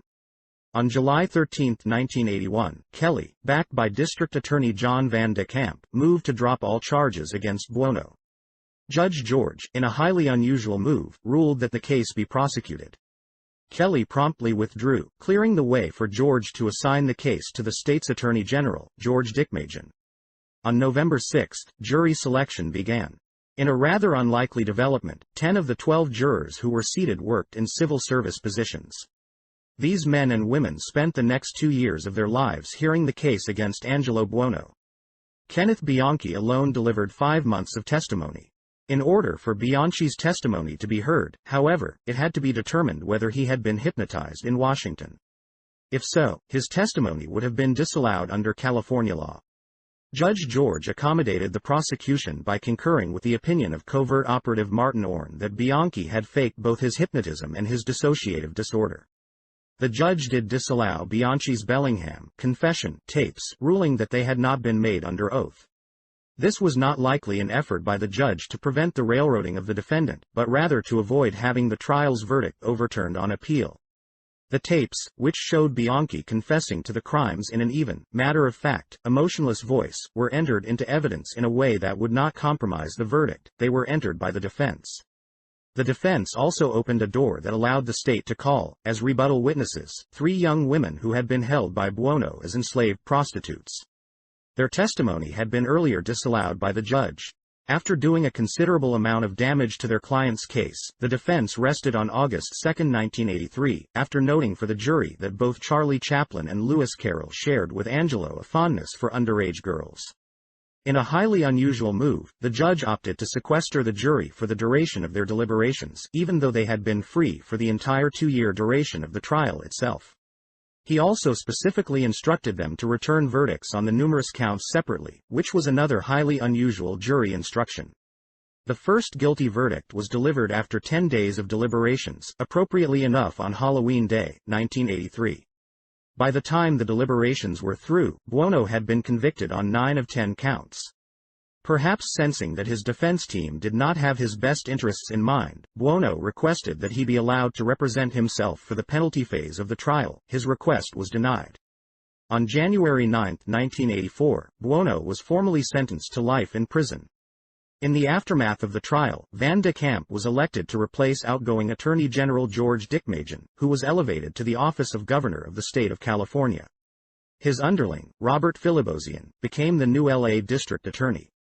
Prosecutors Roger Boren and Michael Nash were both appointed to the bench by Governor Dick Majan, after Nash prosecuted the death penalty appeal of Douglas Clark, whose case will be examined in the next chapter. Judge Ronald George was elevated to the California Supreme Court, and ultimately was named its Chief Justice. Defense counsel Gerald Chalif now serves as the senior advisor to the city attorney's office. While there is a very strong probability that the two cousins were involved in the killings, it is just as likely that others were involved as well. Many believe that a police officer was directly involved. Several were questioned during the course of the investigation, and a few who were conclusively linked to the times and places of the disappearances and/or the body drop sites could not account for their time. Another suspect was a man named George Shamshak, who escaped from a Massachusetts prison around the time that the killings began, and who was recaptured around the time that they ended. Shamshak confessed to the murders, and even offered the press what he said were audiotapes of some of the killings. He also claimed that a Beverly Hills resident named Peter Mark Jones was involved. Jones was arrested and released, and then he promptly left the city and was quickly forgotten. As for the Washington murders, Bianchi maintained that an accomplice performed the killings. The man, identified only as Greg, was known to the police. He was killed in a freak motorcycle accident near the body drop site, shortly after Kenneth Bianchi's arrest. In September 2002, Angelo Buono died in prison. Kenneth Bianchi continues to serve his time. John Wayne Gacy was born the son of an abusive, alcoholic father, as his sister and mother both attested to in court. Little else has been written about John's early years, although it is known that the senior Gacy constantly belittled his son and once shot the boy's dog. He was also known to beat John's mother. As a teenager, Gacy worked in Las Vegas both at a mortuary and as an ambulance attendant. At the mortuary, it was said that he had a habit of sleeping in the embalming room, amongst the corpses. He was fired after some of those corpses were found to have been partially undressed. In the 1960s, John lived in Waterloo, Iowa, where he owned several businesses, including 4 restaurants, a clothing design firm and a motel. During that period of his life, he joined the Jaycees and quickly forged a bond with the man who soon became the local chapter president. This particular Jaycee chapter was known at the time to be involved in prostitution, pornography, and various other crimes of vice.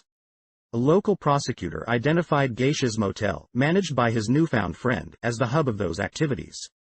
According to the prosecutor, the motel was a front for a gay and straight prostitution ring. Gacy was in the habit of hiring many young people of both sexes to work at his businesses. He also reportedly set up what was described as a social club in his basement recreation room, which he kept well stocked with drugs and alcohol to supply to his numerous underage guests. He was also said by those who knew him at the time to control his wife and to openly offer her sexual services to friends and colleagues. One former employee also said that Gacy always carried a gun. On March 11, 1968, Donald Voorhees Jr., the son of a Jaycee and former Iowa state representative, gave a statement to police alleging that Gacy had assaulted and sodomized him. In early May, Gacy was indicted by a grand jury, though no further action was taken for several months. On September 12, John made a court appearance at which he was ordered to submit to a psychiatric examination at the ominously named Psychopathic Hospital of the State University of Iowa. While in custody there, he spoke freely to investigators of wholesale corruption among the city's elite. He talked of gambling, prostitution, pornography, wife swapping, and the corruption and complicity of local police. He supplied the names of numerous Jaycees, police personnel, and various other prominent individuals who were involved in criminal enterprises. When brought before a judge, Gacy threw himself at the mercy of the court and entered a guilty plea. On December 3, 1968, he was sentenced to a 10-year term. He served less than 2 of those years, earning parole on June 18, 1970. While in prison, he somehow managed to always have money, cigars, and civilian shirts, all difficult commodities to attain for most prisoners. According to some reports, Gacy received electroshock and aversion therapy while incarcerated, allegedly to cure him of his homosexuality. Just 8 months after his release, he was again arrested, this time for disorderly conduct. Despite the violation, just 8 months after that he was released from parole. Another 8 months after that, on the summer solstice of 1972, he was again arrested and charged with aggravated battery and reckless conduct. Gacy had allegedly offered a young man a ride on June 7, identified himself as a police officer, and then attempted to handcuff the boy. Failing in that endeavor, Gacy had then clubbed him on the back of his neck, kicked him, and then pursued him with his car and struck him down. Curiously, the charges were dismissed against Gacy, whose fingerprint card on file with local police carried the alias Colonel Gacy. In July 1975, the first known victim whose death would be attributed to John Gacy disappeared. The young man, John Butkovich, was an employee of Gacy's construction company, which specialized in drugstore remodels. Gacy's home was later found to be fully stocked with an array of pharmaceuticals. Just one night before his disappearance, Butkovich had been involved in a disturbance at a friend's house. He was rumored to have gone to Puerto Rico to traffic drugs, and his family received a collect call from a woman in San Juan who claimed that John was alive and well. Someone apparently made an effort to thwart a missing persons investigation. Boys and young men continued to disappear for the next several years, though no one really paid much attention. The missing boys were routinely considered runaways by the police, despite pleas from many of the parents to investigate their sons' disappearances as missing persons cases. On January 6, 1978, Gacy was arrested for deviant sexual contact, but the assistant state's attorney rejected the filing of felony charges. 6 months later, Gacy was charged with battery. A 27-year-old man had been picked up and then knocked out with a rag placed over his mouth. He awoke in a park with burns on his face and a bleeding rectum. The man had been picked up from the city's gay district, where Gacy was very well known and widely believed to be a cop. The victim gave police the license number of Gacy's car, and he was soon taken into custody. Several court dates were allowed to pass with no action taken on the charges. John Wayne Gacy was, after all, a very well-connected guy. He served as a lighting commissioner and as a Democratic Party precinct captain.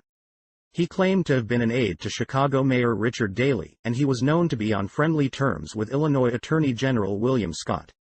He also claimed that local columnist Mike Royko and local TV anchorman Walter Jacobson were good friends of his. He once had his photo taken with First Lady Rosalind Carter. The image is signed, "To John Gacy. Best wishes. Rosalind Carter." In the photo, Gacy is wearing a Secret Service lapel pin, indicating that he had been given a high-level security clearance.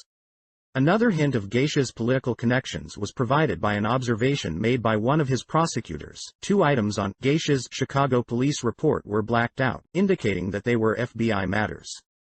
John also laid claim to having organized crime connections, which is not surprising given the fine line between politics and organized crime. Gacy claimed not only that he himself worked for the syndicate, but also that he was a cousin of local mob figure Tony Accardo. Gacy continued in Chicago his practice from Iowa of surrounding himself with young people. He frequently entertained as a clown at hospitals, orphanages, and at private parties. He also hired a steady stream of teenage boys to work for his construction firm, at least 3 of whom went missing, and another of whom followed an interesting path that will be examined in the next chapter. On the night of December 11, 1978, a young man named Rob Peast disappeared. He had last been seen outside of the pharmacy where he was then employed, talking to Gacy about a job with his construction company. The Peast family focused their suspicions on John Gacy and pharmacy owner Phil Torf, who was evasive when questioned about the boy's disappearance and who refused to provide Gacy's address. For unexplained reasons, Torf had remained at the pharmacy that night with his friends until 1 a.m., 3 full hours after closing time. The Peast family quickly grew angry with the police over their handling of the case, and they began threatening to storm the Gacy house. In order to pacify the family and prevent them from acting on their threats, police agreed to begin surveillance of John Gacy. Assigned to the task was a special Delta unit of the Des Plaines Police. What followed was a surreal game of cat and mouse in which Gacy at times all but joined the surveillance team, whining and dining his alleged pursuers, inviting them into his home and allowing them to ride along with him in his car. At other times, he would drive maniacally around town with the Delta unit in pursuit, reportedly hitting speeds of up to 100 miles per hour, even in school zones. Amazingly, he was never stopped during such escapades, let alone ticketed or arrested. Police also searched Gacy's house, which was said to be meticulously neat.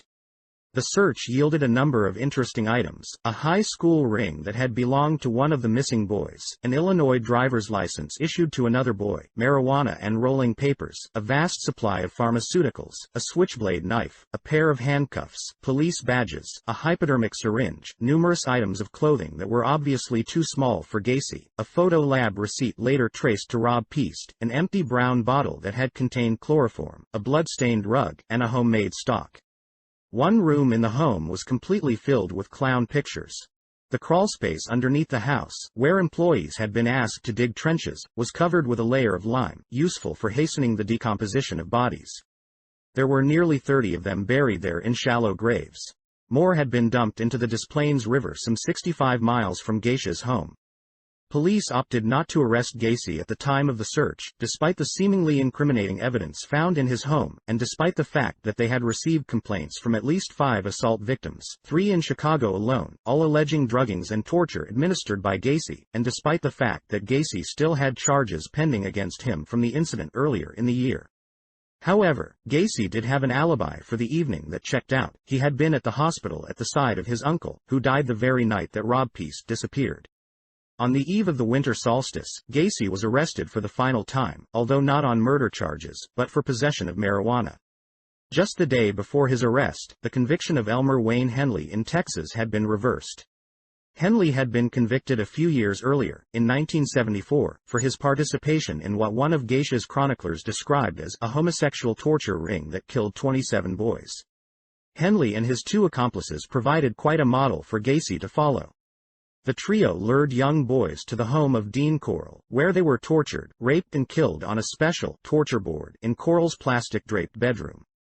Their bodies were then buried beneath a layer of lime in Corll's rented boathouse, while the parents of several of the victims received phone calls or were sent letters assuring them that their sons were still very much alive.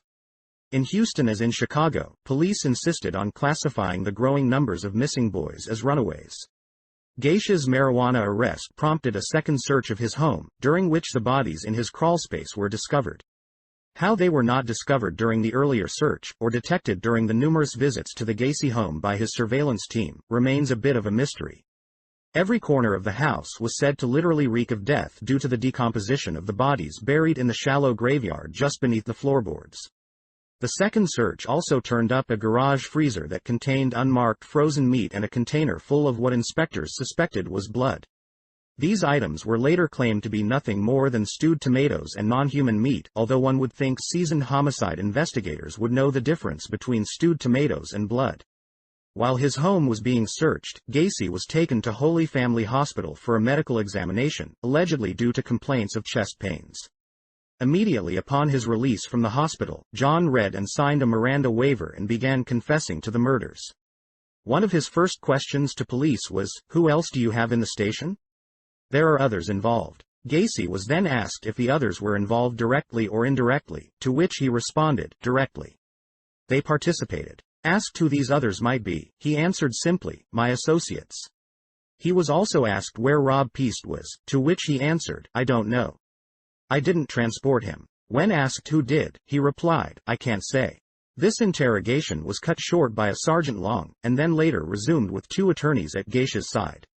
No further mention was made of any accomplices, and the issue does not appear to have been pursued thereafter. Perhaps notably though, the homicide rate in the Chicago area soared following Gacy's arrest, possibly indicating that a large cleanup operation ensued. And on December 28, a week after John's arrest, a fresh body was fished from the Des Plaines River. Although Gacy confessed to being a mass murderer, he had very little knowledge of the crimes to which he confessed. He claimed, for instance, that all of the victims were strangled, but forensics evidence suggested that at least 13 of them had in fact been suffocated. He provided a map of the locations of the bodies under his house that press reports claimed was accurate, even though it actually contained numerous discrepancies.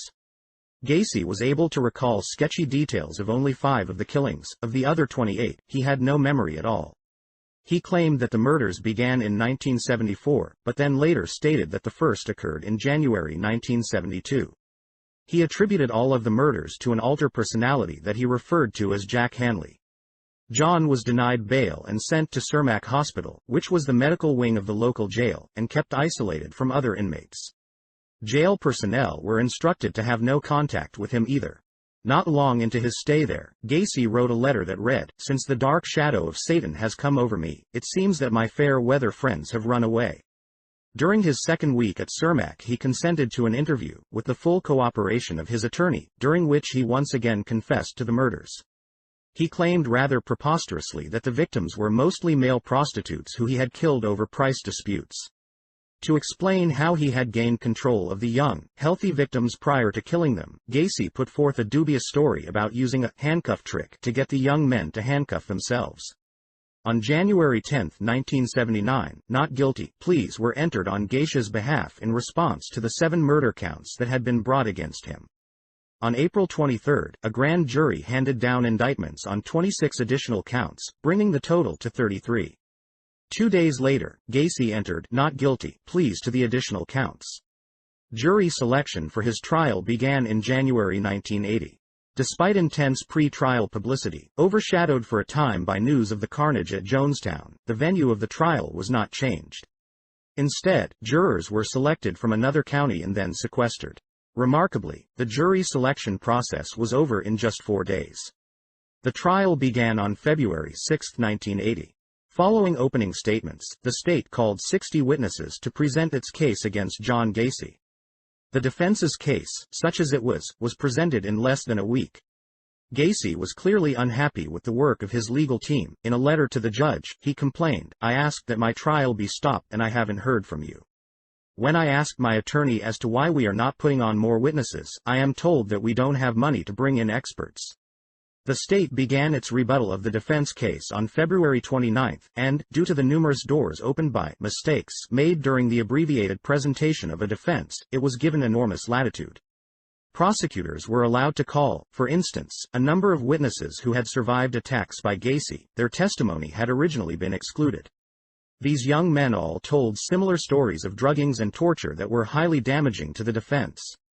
It must be said here that these victims all told of being victimized solely by Gacy, which seemed to indicate that he was indeed the sole perpetrator of the crimes committed against the 33 dead victims. What was never explained, however, was why it was that after these victims had been subdued, raped and tortured, and were completely under the control of the alleged serial killer, they were subsequently released, very much alive and able to bear witness against the defendant. Serial killers, we are told, are essentially slaves to their unnatural desires who, once they up the ante and begin killing their victims, are unable to stop themselves from killing again and again. And yet we are to believe that John Wayne Gacy, purportedly one of the most successful, and most deranged, serial killers of all time, was able to torture his victims for hours on end, but then pull back from the edge and opt to let some of them go now and then. And we are to believe that he had no concern with leaving living witnesses that could easily have been disposed of in his crawlspace. The possibility exists that Gacy was not actually able to kill alone, although he was clearly capable of raping and torturing his helpless victims. Perhaps, as his initial statements to police indicated, there were others involved in the actual killings, and Gacy's house was just a convenient place to dispose of the bodies. Gacy himself suggested such a scenario in another of his letters to the judge. "As you know, other than the so-called statements made by me, and given in a self-serving manner by officers for the prosecution, there is only evidence that I own the house that was used for bodies, their safekeeping." Gacy's statement was an accurate one, as outrageous as it may at first appear to be. And there were at least a half-dozen people known to have keys to Gacy's home. One of the surviving victims who testified against Gacy had a rather interesting story to tell. Under oath, he told of having a meeting with the police and the assistant state's attorney not long after his initial complaint was filed. At that meeting, he was not allowed to sign any complaints against Gacy and he was bluntly informed that no action was going to be taken. The last rebuttal witness called was a man named James Hanley whose purpose was, reportedly, to discredit Gacy's claim of having an alter personality named Jack Hanley. The state claimed that Gacy had appropriated this man's name for his concocted alter personality in an attempt to avoid responsibility for his crimes. Prosecution claimed that the witness's belated appearance was due to the fact that they had investigators looking for Hanley for more than a year, but somehow the police computer didn't turn up his name. That was a rather stunning claim given that Hanley was one of their own. He had been a plainclothes detective with the Chicago Police Department since the late 1960s. To no one's surprise, Gacy's jury reached a verdict on their first vote, after less than 2 hours of deliberations. He was found guilty of all 33 first-degree murder counts. Following just 2 more hours of deliberations, after the sentencing phase of the trial, the jury unanimously voted to impose the death sentence. While awaiting his scheduled execution, Gacy occupied his time painting portraits of clowns and Disney figures, a common pastime of convicted serial killers, many of whom consider themselves to be artists, including painters, poets, writers and musicians. Elmer Wayne Henley, like Gacy, whiles away his time in prison painting scenes that are far removed from the violent crimes he was convicted of. While it is abundantly clear that Gacy was involved in the abductions and murders, it seems unlikely that he was acting alone. In addition to the facts already presented here that indicate the possible involvement of others, there were other indications that something was not quite right about the Gacy case, and that elements of the police were complicit in the operations. Following the disappearance of one of Gacy's employees, Greg Godzik, John was not questioned by police for a full 3 months. Godzik's frustrated parents turned for help to private investigator Anthony Pellicano Jr., a shadowy character who tends to surface in organized crime and Hollywood circles, and who, as this is being written, is facing a variety of charges in Los Angeles in connection with a case he was working on for actor Steven Seagal. Pellicano never checked out Gacy and later claimed that he had never been given the name by Godzik's parents, which was an interesting claim given that the primary reason for his hiring was to investigate the man that the police refused to investigate.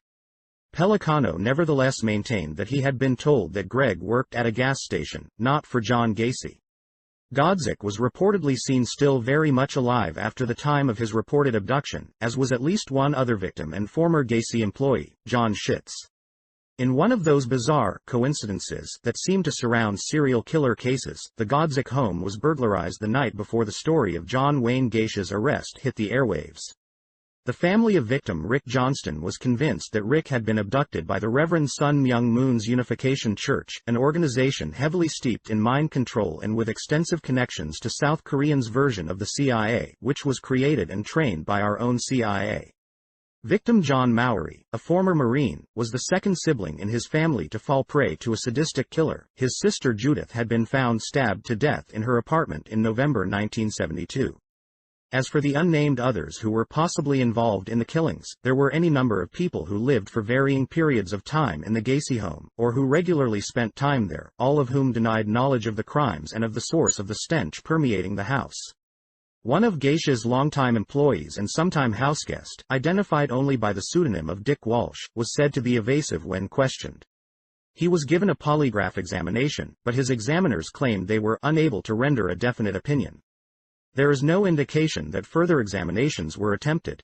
Another Gacy employee was Gordon Nabel, who reportedly worked as the company's bookkeeper. He was curiously misidentified in the logs that Gacy's surveillance team kept of his visitors, even though the officers were well aware of Nabel's identity, and aware that he worked 2 days a week inside the death house. 2 other associates of Gacy's, Donald Morrill and Ronald Rode, were known to have protected and shielded John from police during his period of surveillance.